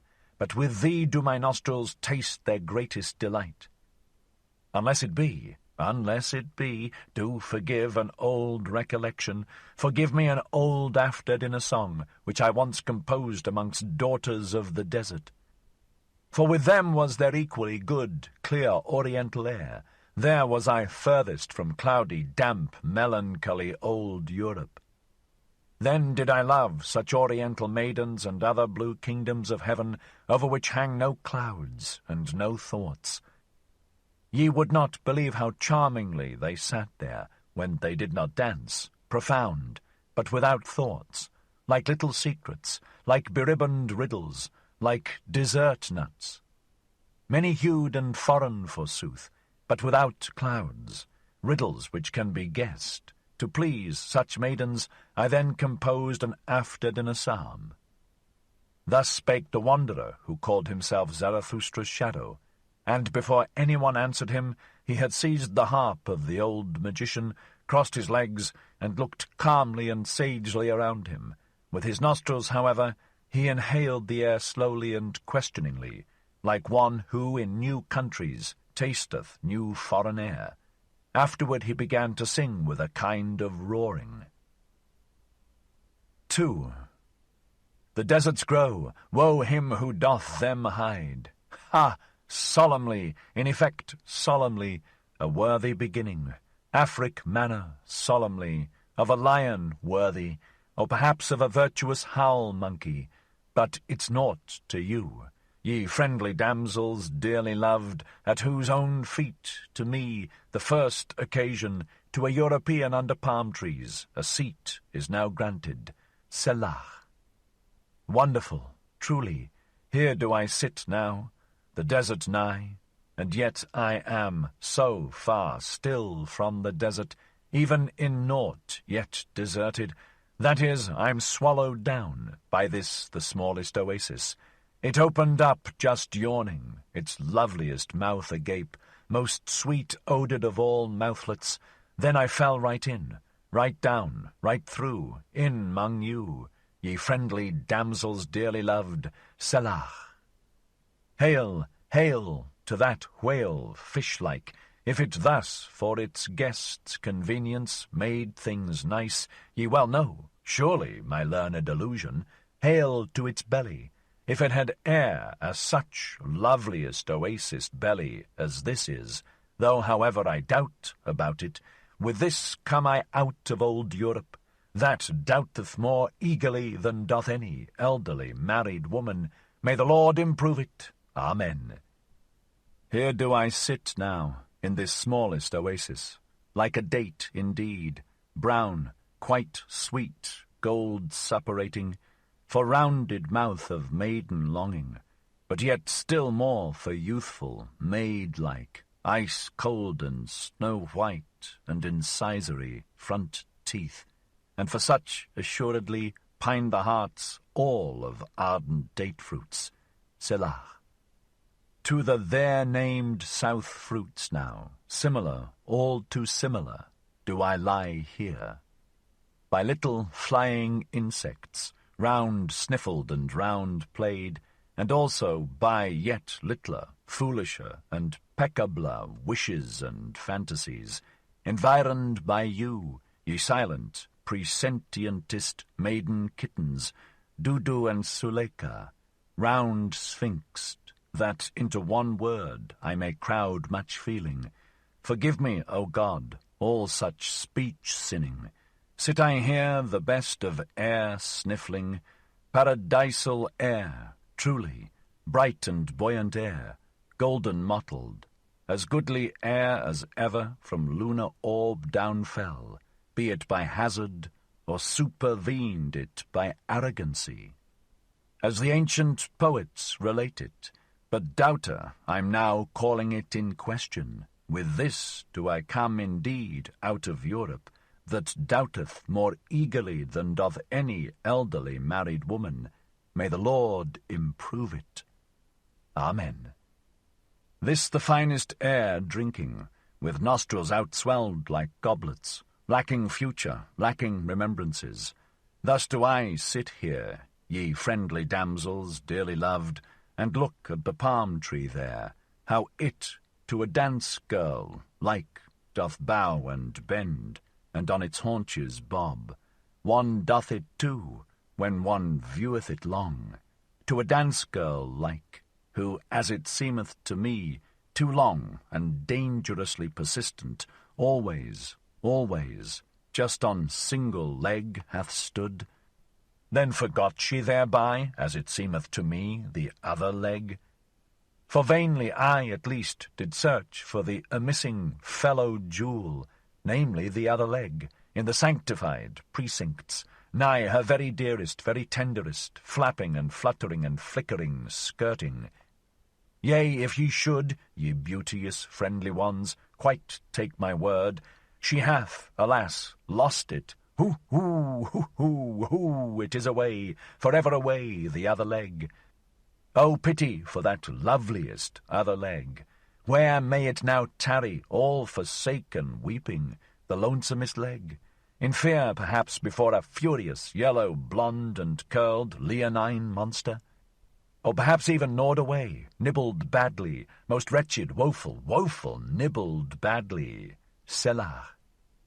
Oh, weep ye not, gentle spirits, weep ye not, ye date-fruit spirits, milk bosoms, ye sweetwood heart purslets, weep ye no more, pallid Dudu, be a man, Suleika, bold. Or else should there perhaps something strengthening, heart-strengthening, here most proper be, some inspiring text, some solemn exhortation? Ha! Up now! Honour! Moral honour! European honour! Blow again, continue, bellows box of virtue! Ha! Once more thy roaring, thy moral roaring, as a virtuous lion nigh the daughters of deserts roaring. For virtue's out-howl, ye very dearest maidens, is more than every European fervour, European hot hunger, and now do I stand here as European. I can't be different. God's help to me. Amen. The deserts grow. Woe him who doth them hide. 77. The Awakening. 1. After the song of the wanderer and shadow, the cave became all at once full of noise and laughter, and since the assembled guests all spake simultaneously, and even the ass, encouraged thereby, no longer remained silent, a little aversion and scorn for his visitors came over Zarathustra, although he rejoiced at their gladness, for it seemed to him a sign of convalescence. So he slipped out into the open air and spake to his animals. "Whither hath their distress now gone?" said he, and already did he himself feel relieved of his petty disgust. "With me it seemeth that they have unlearned their cries of distress. Though, alas, not yet their crying." And Zarathustra stopped his ears, for just then did the "ee-ah" of the ass mix strangely with the noisy jubilation of those higher men. "They are merry," he began again, "and who knoweth? Perhaps at their host's expense, and if they have learned of me to laugh, still it is not my laughter they have learned. But what matter about that? They are old people. They recover in their own way. They laugh in their own way. Mine ears have already endured worse, and have not become peevish. This day is a victory. He already yieldeth. He fleeth, the spirit of gravity, mine old arch-enemy. How well this day is about to end, which began so badly and gloomily. And it is about to end. Already cometh the evening. Over the sea rideth it hither, the good rider. How it bobbeth, the blessed one, the home-returning one, in its purple saddles. The sky gazeth brightly thereon, the world lieth deep. Oh, all ye strange ones who have come to me, it is already worth while to have lived with me. Thus spake Zarathustra, and again came the cries and laughter of the higher men out of the cave. Then began he anew. They bite at it, my bait taketh. There departeth also from them their enemy, the spirit of gravity. Now do they learn to laugh at themselves. Do I hear rightly? My virile food taketh effect, my strong and savoury sayings. And verily I did not nourish them with flatulent vegetables, but with warrior food, with conqueror food. New desires did I awaken. New hopes are in their arms and legs, their hearts expand. They find new words. Soon will their spirits breathe wantonness. Such food may sure enough not be proper for children, nor even for longing girls, old and young. One persuadeth their bowels otherwise. I am not their physician and teacher. The disgust departeth from these higher men. Well, that is my victory. In my domain they become assured. All stupid shame fleeth away. They empty themselves. They empty their hearts. Good times return unto them. They keep holiday and ruminate. They become thankful. That do I take as the best sign. They become thankful. Not long will it be ere they devise festivals and put up memorials to their old joys. They are convalescents. Thus spoke Zarathustra joyfully to his heart, and gazed outward. His animals, however, pressed up to him, and honoured his happiness and his silence. 2. All on a sudden, however, Zarathustra's ear was frightened, for the cave, which had hitherto been full of noise and laughter, became all at once still as death. His nose, however, smelt a sweet-scented vapour and incense odour, as if from burning pine cones. What happeneth? What are they about? He asked himself, and stole up to the entrance, that he might be able unobserved to see his guests. But wonder upon wonder, what was he then obliged to behold with his own eyes? They have all of them become pious again. They pray. They are mad, said he, and was astonished beyond measure. And forsooth, all these higher men, the two kings, the Pope out of service, the evil magician, the voluntary beggar, the wanderer and shadow, the old soothsayer, the spiritually conscientious one, and the ugliest man, they all lay on their knees like children and credulous old women and worshipped the ass. And just then began the ugliest man to gurgle and snort, as if something unutterable in him tried to find expression. When, however, he had actually found words, behold, it was a pious, strange litany in praise of the adored and censed ass. And the litany sounded thus: Amen, and glory and honour and wisdom and thanks and praise and strength be to our God from everlasting to everlasting. The ass, however, here brayed, Yea. He carrieth our burdens, he hath taken upon him the form of a servant, he is patient of heart and never saith nay, and he who loveth his God chastiseth him. The ass, however, here brayed, Yea. He speaketh not, except that he ever saith Yea to the world, which he created. Thus doth he extol his world. It is his artfulness that speaketh not. Thus is he rarely found wrong. The ass, however, here brayed, Yea. Uncomely goeth he through the world. Grey is the favourite colour in which he wrappeth his virtue. Hath he spirit, then doth he conceal it. Every one, however, believeth in his long ears. The ass, however, here brayed, Yea! What hidden wisdom it is to wear long ears, and only to say yea, and never nay. Hath he not created the world in his own image, namely, as stupid as possible? The ass, however, here brayed, Yea! Thou goest straight and crooked ways. It concerneth thee little what seemeth straight or crooked unto us men. Beyond good and evil is thy domain. It is thine innocence not to know what innocence is. The ass, however, here brayed, Yea! Lo, how thou spurnest none from thee, neither beggars nor kings. Thou sufferest little children to come unto thee, and when the bad boys decoy thee, then sayest thou simply, Yea. The ass, however, here brayed, Yea. Thou lovest she-asses and fresh figs. Thou art no food despiser. A thistle tickleth thy heart when thou chancest to be hungry. There is the wisdom of a god therein. The ass, however, here brayed, Yea. 78. The Ass Festival. 1.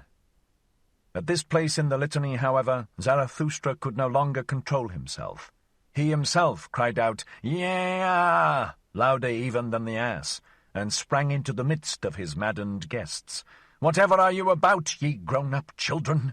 He exclaimed, pulling up the praying ones from the ground. Alas, if anyone else except Zarathustra had seen you! Everyone would think you the worst blasphemers, or the very foolishest old women with your new belief.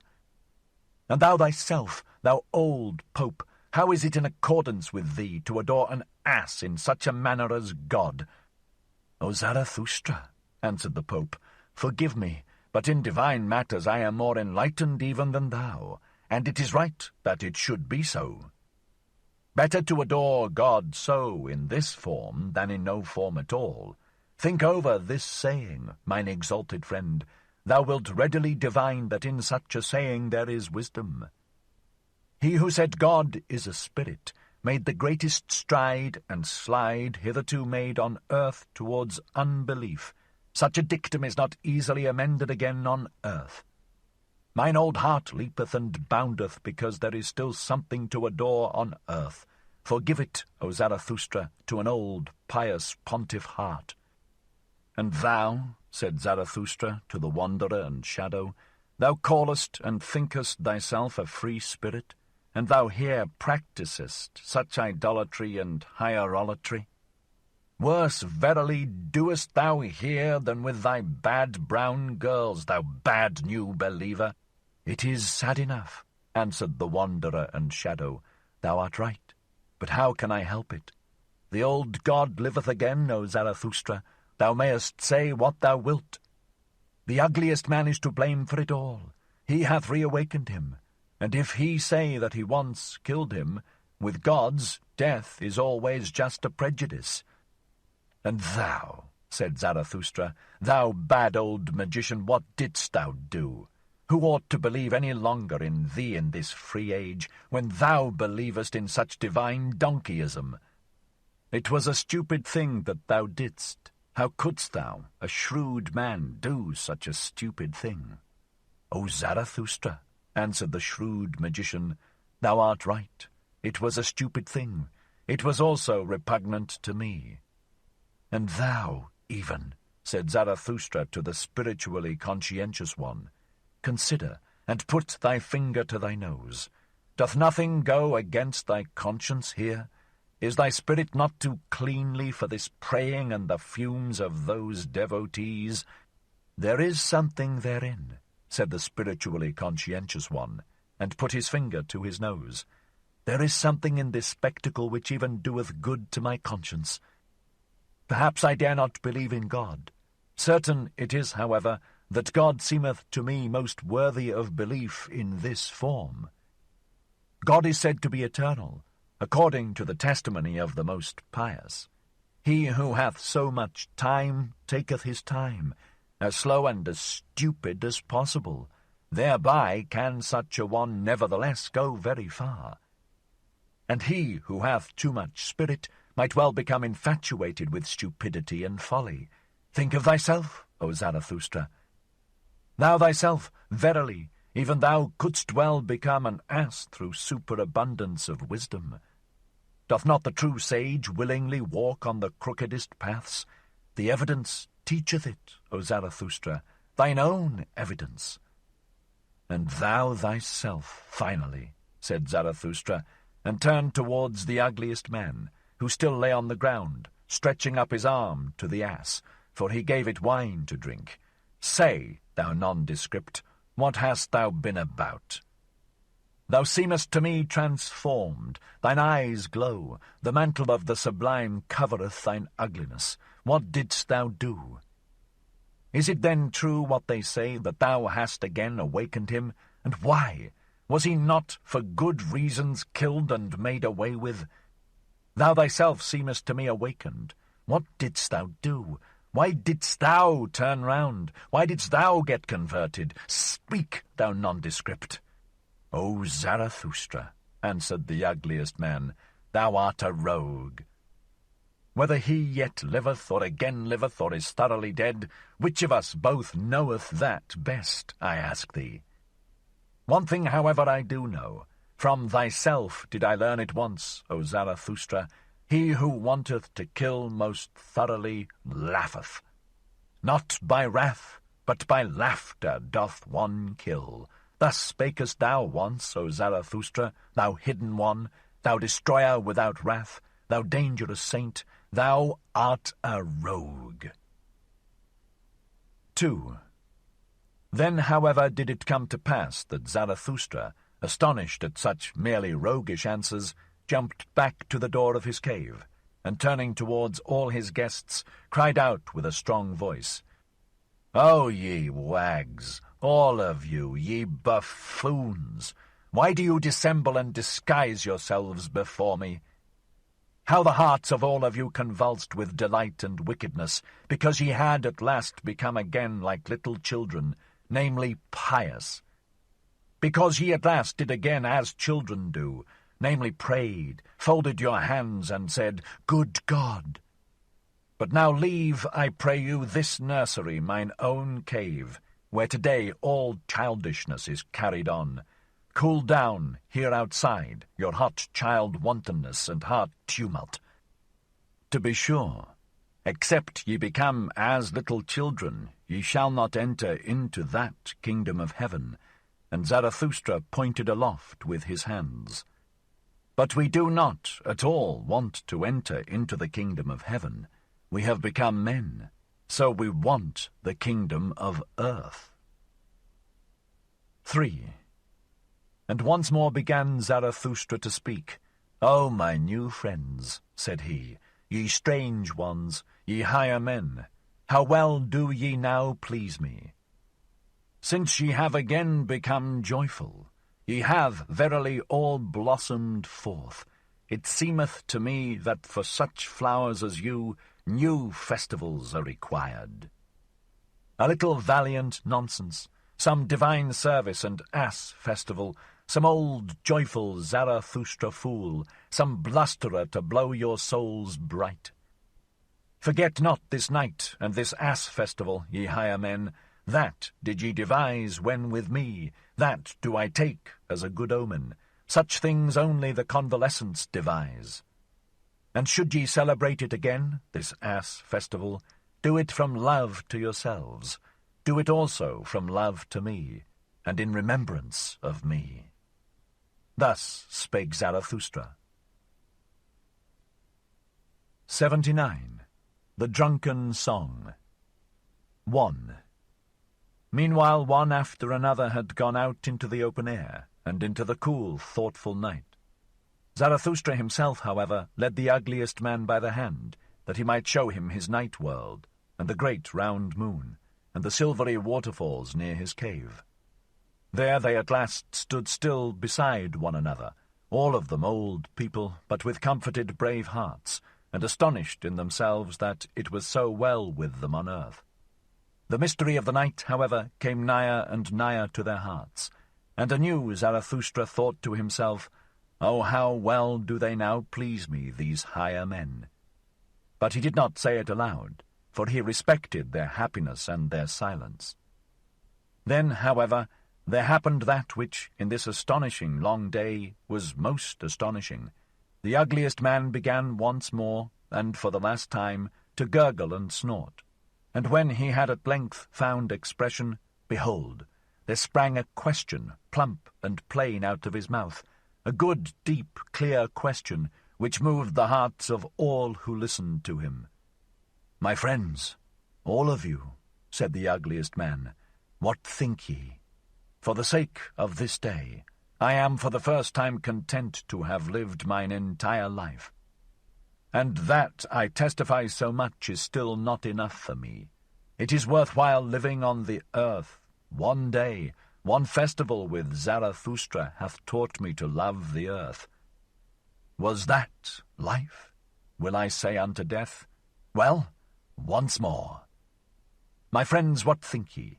Will ye not, like me, say unto death, was that life? For the sake of Zarathustra, well, once more." Thus spake the ugliest man.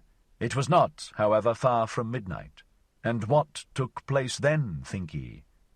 As soon as the higher men heard his question, they became all at once conscious of their transformation and convalescence, and of him who was the cause thereof. Then did they rush up to Zarathustra, thanking, honouring, caressing him, and kissing his hands, each in his own peculiar way. So that some laughed, and some wept. The old soothsayer, however, danced with delight, and though he was then, as some narrators suppose, full of sweet wine, he was certainly still fuller of sweet life, and had renounced all weariness. There are even those who narrate that the ass then danced, for not in vain had the ugliest man previously given it wine to drink. That may be the case, or it may be otherwise. And if in truth the ass did not dance that evening, there nevertheless happened then greater and rarer wonders than the dancing of an ass would have been. In short, as the proverb of Zarathustra saith, what doth it matter? 2. When, however, this took place with the ugliest man, Zarathustra stood there like one drunken, his glance dulled, his tongue faltered, and his feet staggered. And who could divine what thoughts then passed through Zarathustra's soul? Apparently, however, his spirit retreated and fled in advance, and was in remote distances, and as it were wandering on the high mountain ridges, as it standeth written, twixt two seas. Wandering twixt the past and the future as a heavy cloud. Gradually, however, while the higher men held him in their arms, he came back to himself a little, and resisted with his hands the crowd of the honouring and caring ones. But he did not speak. All at once, however, he turned his head quickly, for he seemed to hear something. Then laid he his finger on his mouth and said, "Come." And immediately it became still and mysterious round about. From the depth, however, there came up slowly the sound of a clock bell. Zarathustra listened thereto, like the higher men. Then, however, laid he his finger on his mouth the second time, and said again, "Come, come, it is getting on to midnight." And his voice had changed, but still he had not moved from the spot. Then it became yet stiller and more mysterious, and everything hearkened, even the ass, and Zarathustra's noble animals, the eagle and the serpent, likewise the cave of Zarathustra and the big cool moon, and the night itself. Zarathustra, however, laid his hand upon his mouth for the third time, and said, "Come, come, come, let us now wander. It is the hour. Let us wander into the night." 3. Ye higher men, it is getting on to midnight. Then will I say something into your ears, as that old clock bell saith it into mine ear. As mysteriously, as frightfully, and as cordially as that midnight clock bell speaketh it to me, which hath experienced more than one man. which hath already counted the smarting throbbings of your fathers' hearts. Ah, how it sigheth, how it laugheth in its dream, the old deep, deep midnight. Hush, hush. Then is there many a thing heard which may not be heard by day. Now, however, in the cool air, when even all the tumult of your hearts hath become still, now doth it speak, now is it heard, now doth it steal into over-wakeful nocturnal souls. Ah, how the midnight sigheth, how it laugheth in its dream. Hearest thou not how it mysteriously, frightfully, and cordially speaketh unto thee, the old deep, deep midnight? O man, take heed. 4. Woe to me! Whither hath time gone? Have I not sunk into deep wells?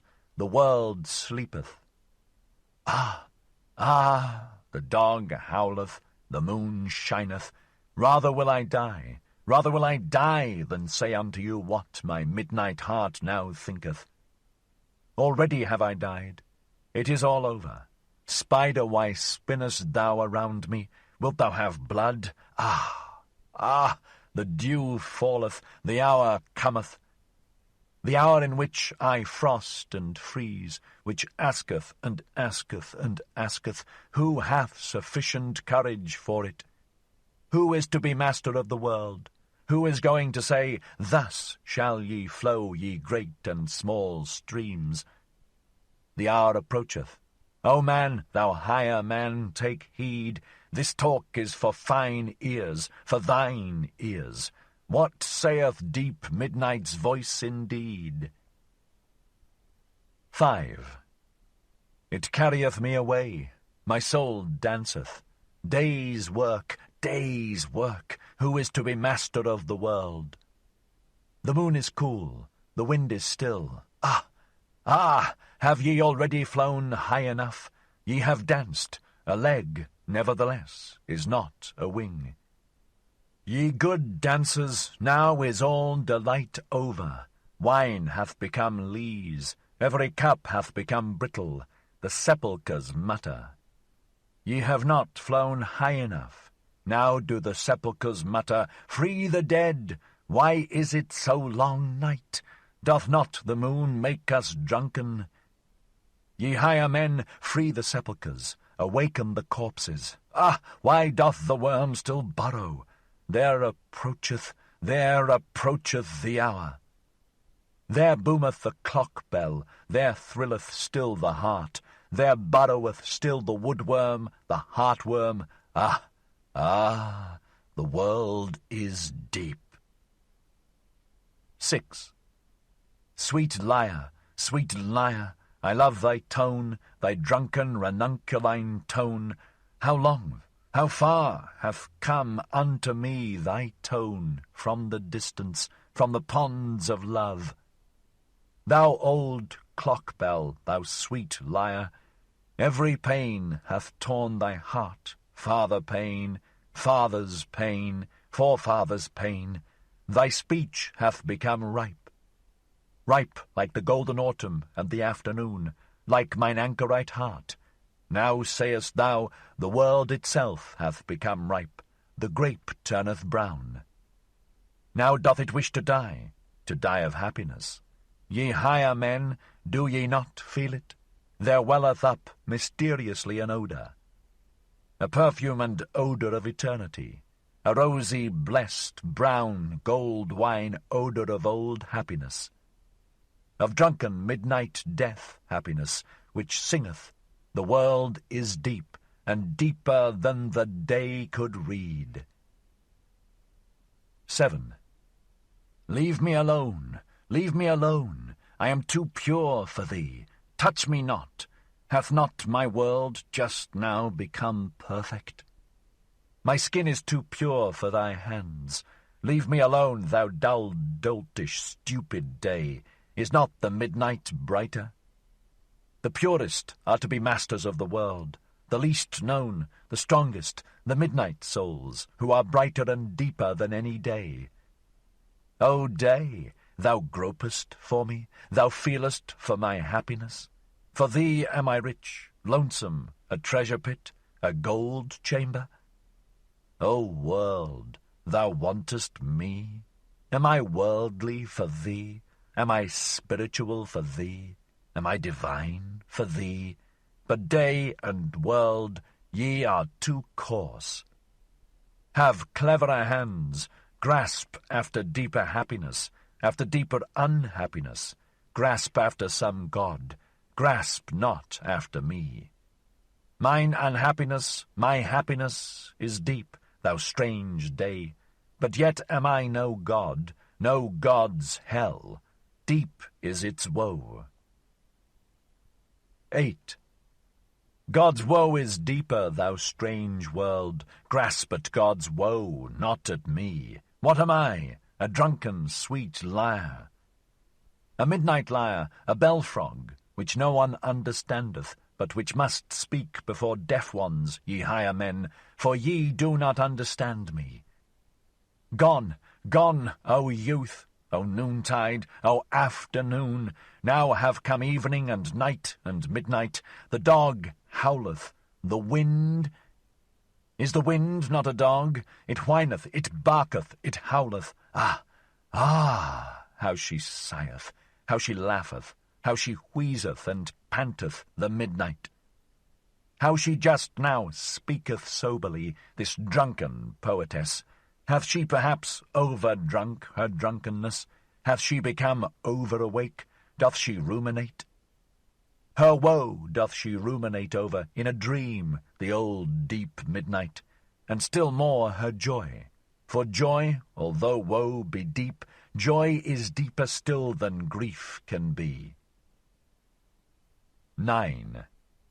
Thou grapevine, why dost thou praise me? Have I not cut thee? I am cruel, thou bleedest. What meaneth thy praise of my drunken cruelty? Whatever hath become perfect, everything mature, wanteth to die.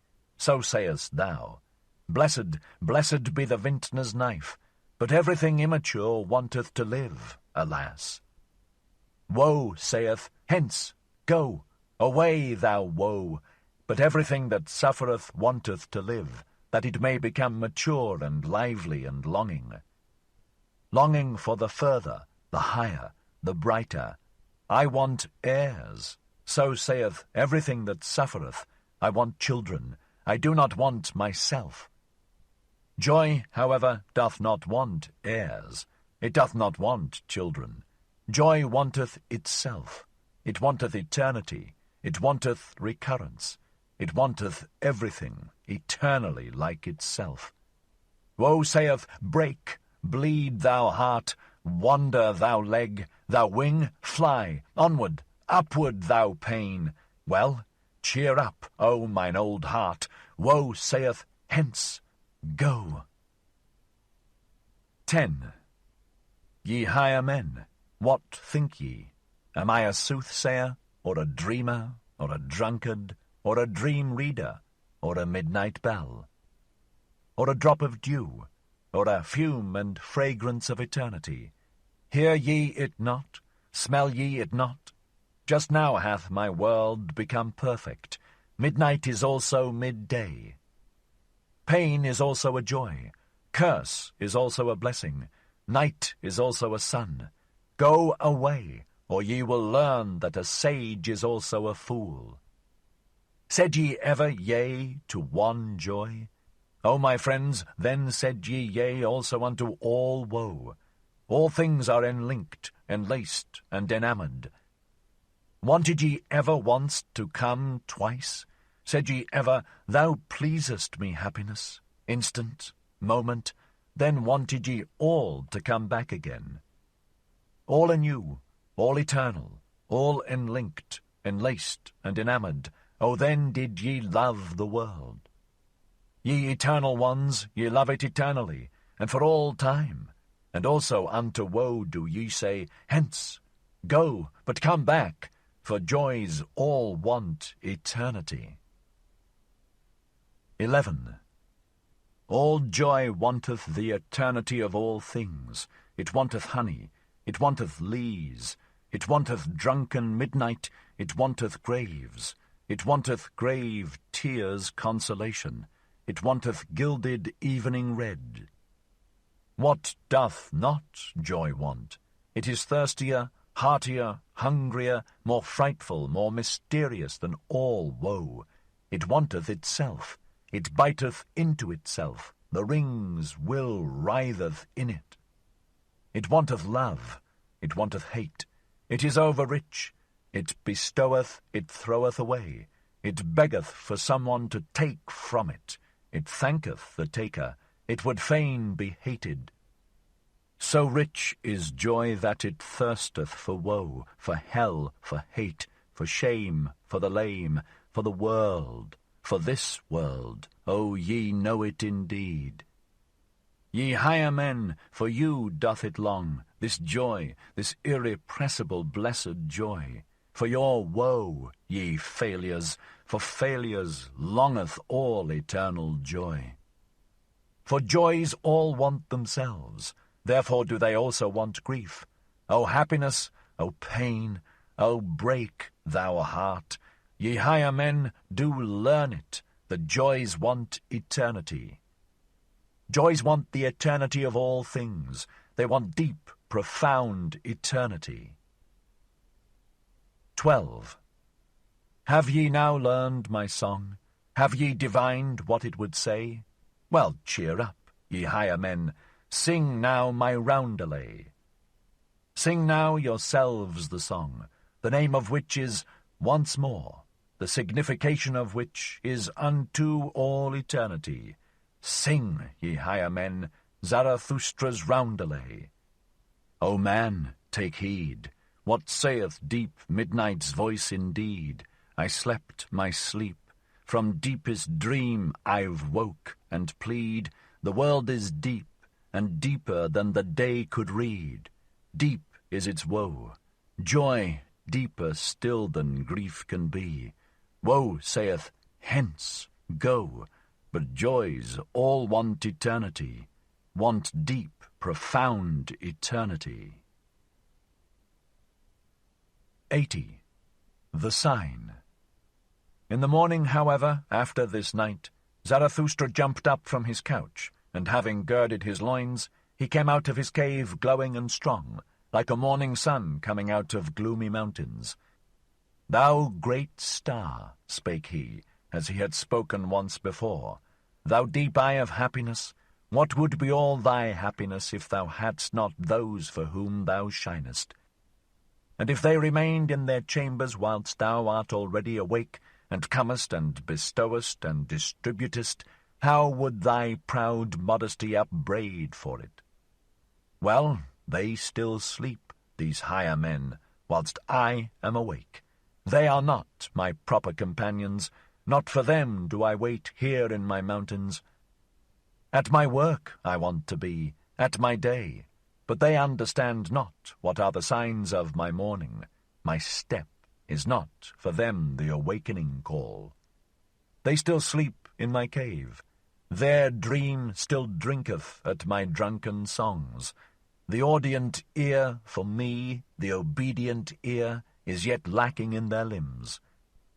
This had Zarathustra spoken to his heart when the sun arose. Then looked he inquiringly aloft, for he heard above him the sharp call of his eagle. Well, called he upwards, thus is it pleasing and proper to me. Mine animals are awake, for I am awake. Mine eagle is awake, and like me honoureth the sun. With eagled talons doth it grasp at the new light. Ye are my proper animals. I love you. But still do I lack my proper men. Thus spake Zarathustra. Then, however, it happened that all on a sudden he became aware that he was flocked around and fluttered around, as if by innumerable birds. The whizzing of so many wings, however, and the crowding around his head was so great that he shut his eyes. And verily there came down upon him, as it were, a cloud, like a cloud of arrows which poureth upon a new enemy. But behold, here it was a cloud of love, and showered upon a new friend. What happeneth unto me? thought Zarathustra in his astonished heart, and slowly seated himself on the big stone which lay close to the exit from his cave. But while he grasped about with his hands, around him, above him, and below him, and repelled the tender birds, behold, there then happened to him something still stranger, for he grasped thereby unawares into a mass of thick, warm, shaggy hair. At the same time, however, there sounded before him a roar, a long, soft, lion roar. "The sign cometh," said Zarathustra, and a change came over his heart. And in truth, when it turned clear before him, there lay a yellow, powerful animal at his feet, resting its head on his knee, unwilling to leave him out of love, and doing like a dog which again findeth its old master. The doves, however, were no less eager with their love than the lion, and whenever a dove whisked over its nose, the lion shook its head and wondered and laughed. When all this went on, Zarathustra spake only a word, "My children are nigh, my children." Then he became quite mute. His heart, however, was loosed, and from his eyes there dropped down tears and fell upon his hands. And he took no further notice of anything, but sat there motionless, without repelling the animals further. Then flew the doves to and fro, and perched on his shoulder, and caressed his white hair, and did not tire of their tenderness and joyousness. The strong lion, however, licked always the tears that fell on Zarathustra's hands, and roared and growled shyly. Thus did these animals do. All this went on for a long time, or a short time, for properly speaking there is no time on earth for such things. Meanwhile, however, the higher men had awakened in Zarathustra's cave, and marshalled themselves for a procession to go to meet Zarathustra, and give him their morning greeting, for they had found, when they awakened, that he no longer tarried with them. When, however, they reached the door of the cave, and the noise of their steps had preceded them, the lion started violently. It turned away all at once from Zarathustra, and roaring wildly sprang towards the cave. The higher men, however, when they heard the lion roaring, cried all aloud as with one voice, fled back, and vanished in an instant. Zarathustra himself, however, stunned and strange, rose from his seat, looked around him, stood there astonished, inquired of his heart, bethought himself, and remained alone. "What did I hear?" said he at last, slowly. "What happened unto me just now?" But soon there came to him his recollection, and he took it in at a glance, all that had taken place between yesterday and today. "Here is indeed the stone," said he, and stroked his beard. "On it sat I yestermorn, and here came the soothsayer unto me, and here heard I first the cry which I heard just now, the great cry of distress. O ye higher men, your distress was it that the old soothsayer foretold to me yestermorn. Unto your distress did he want to seduce and tempt me. O Zarathustra, said he to me, I come to seduce thee to thy last sin. To my last sin?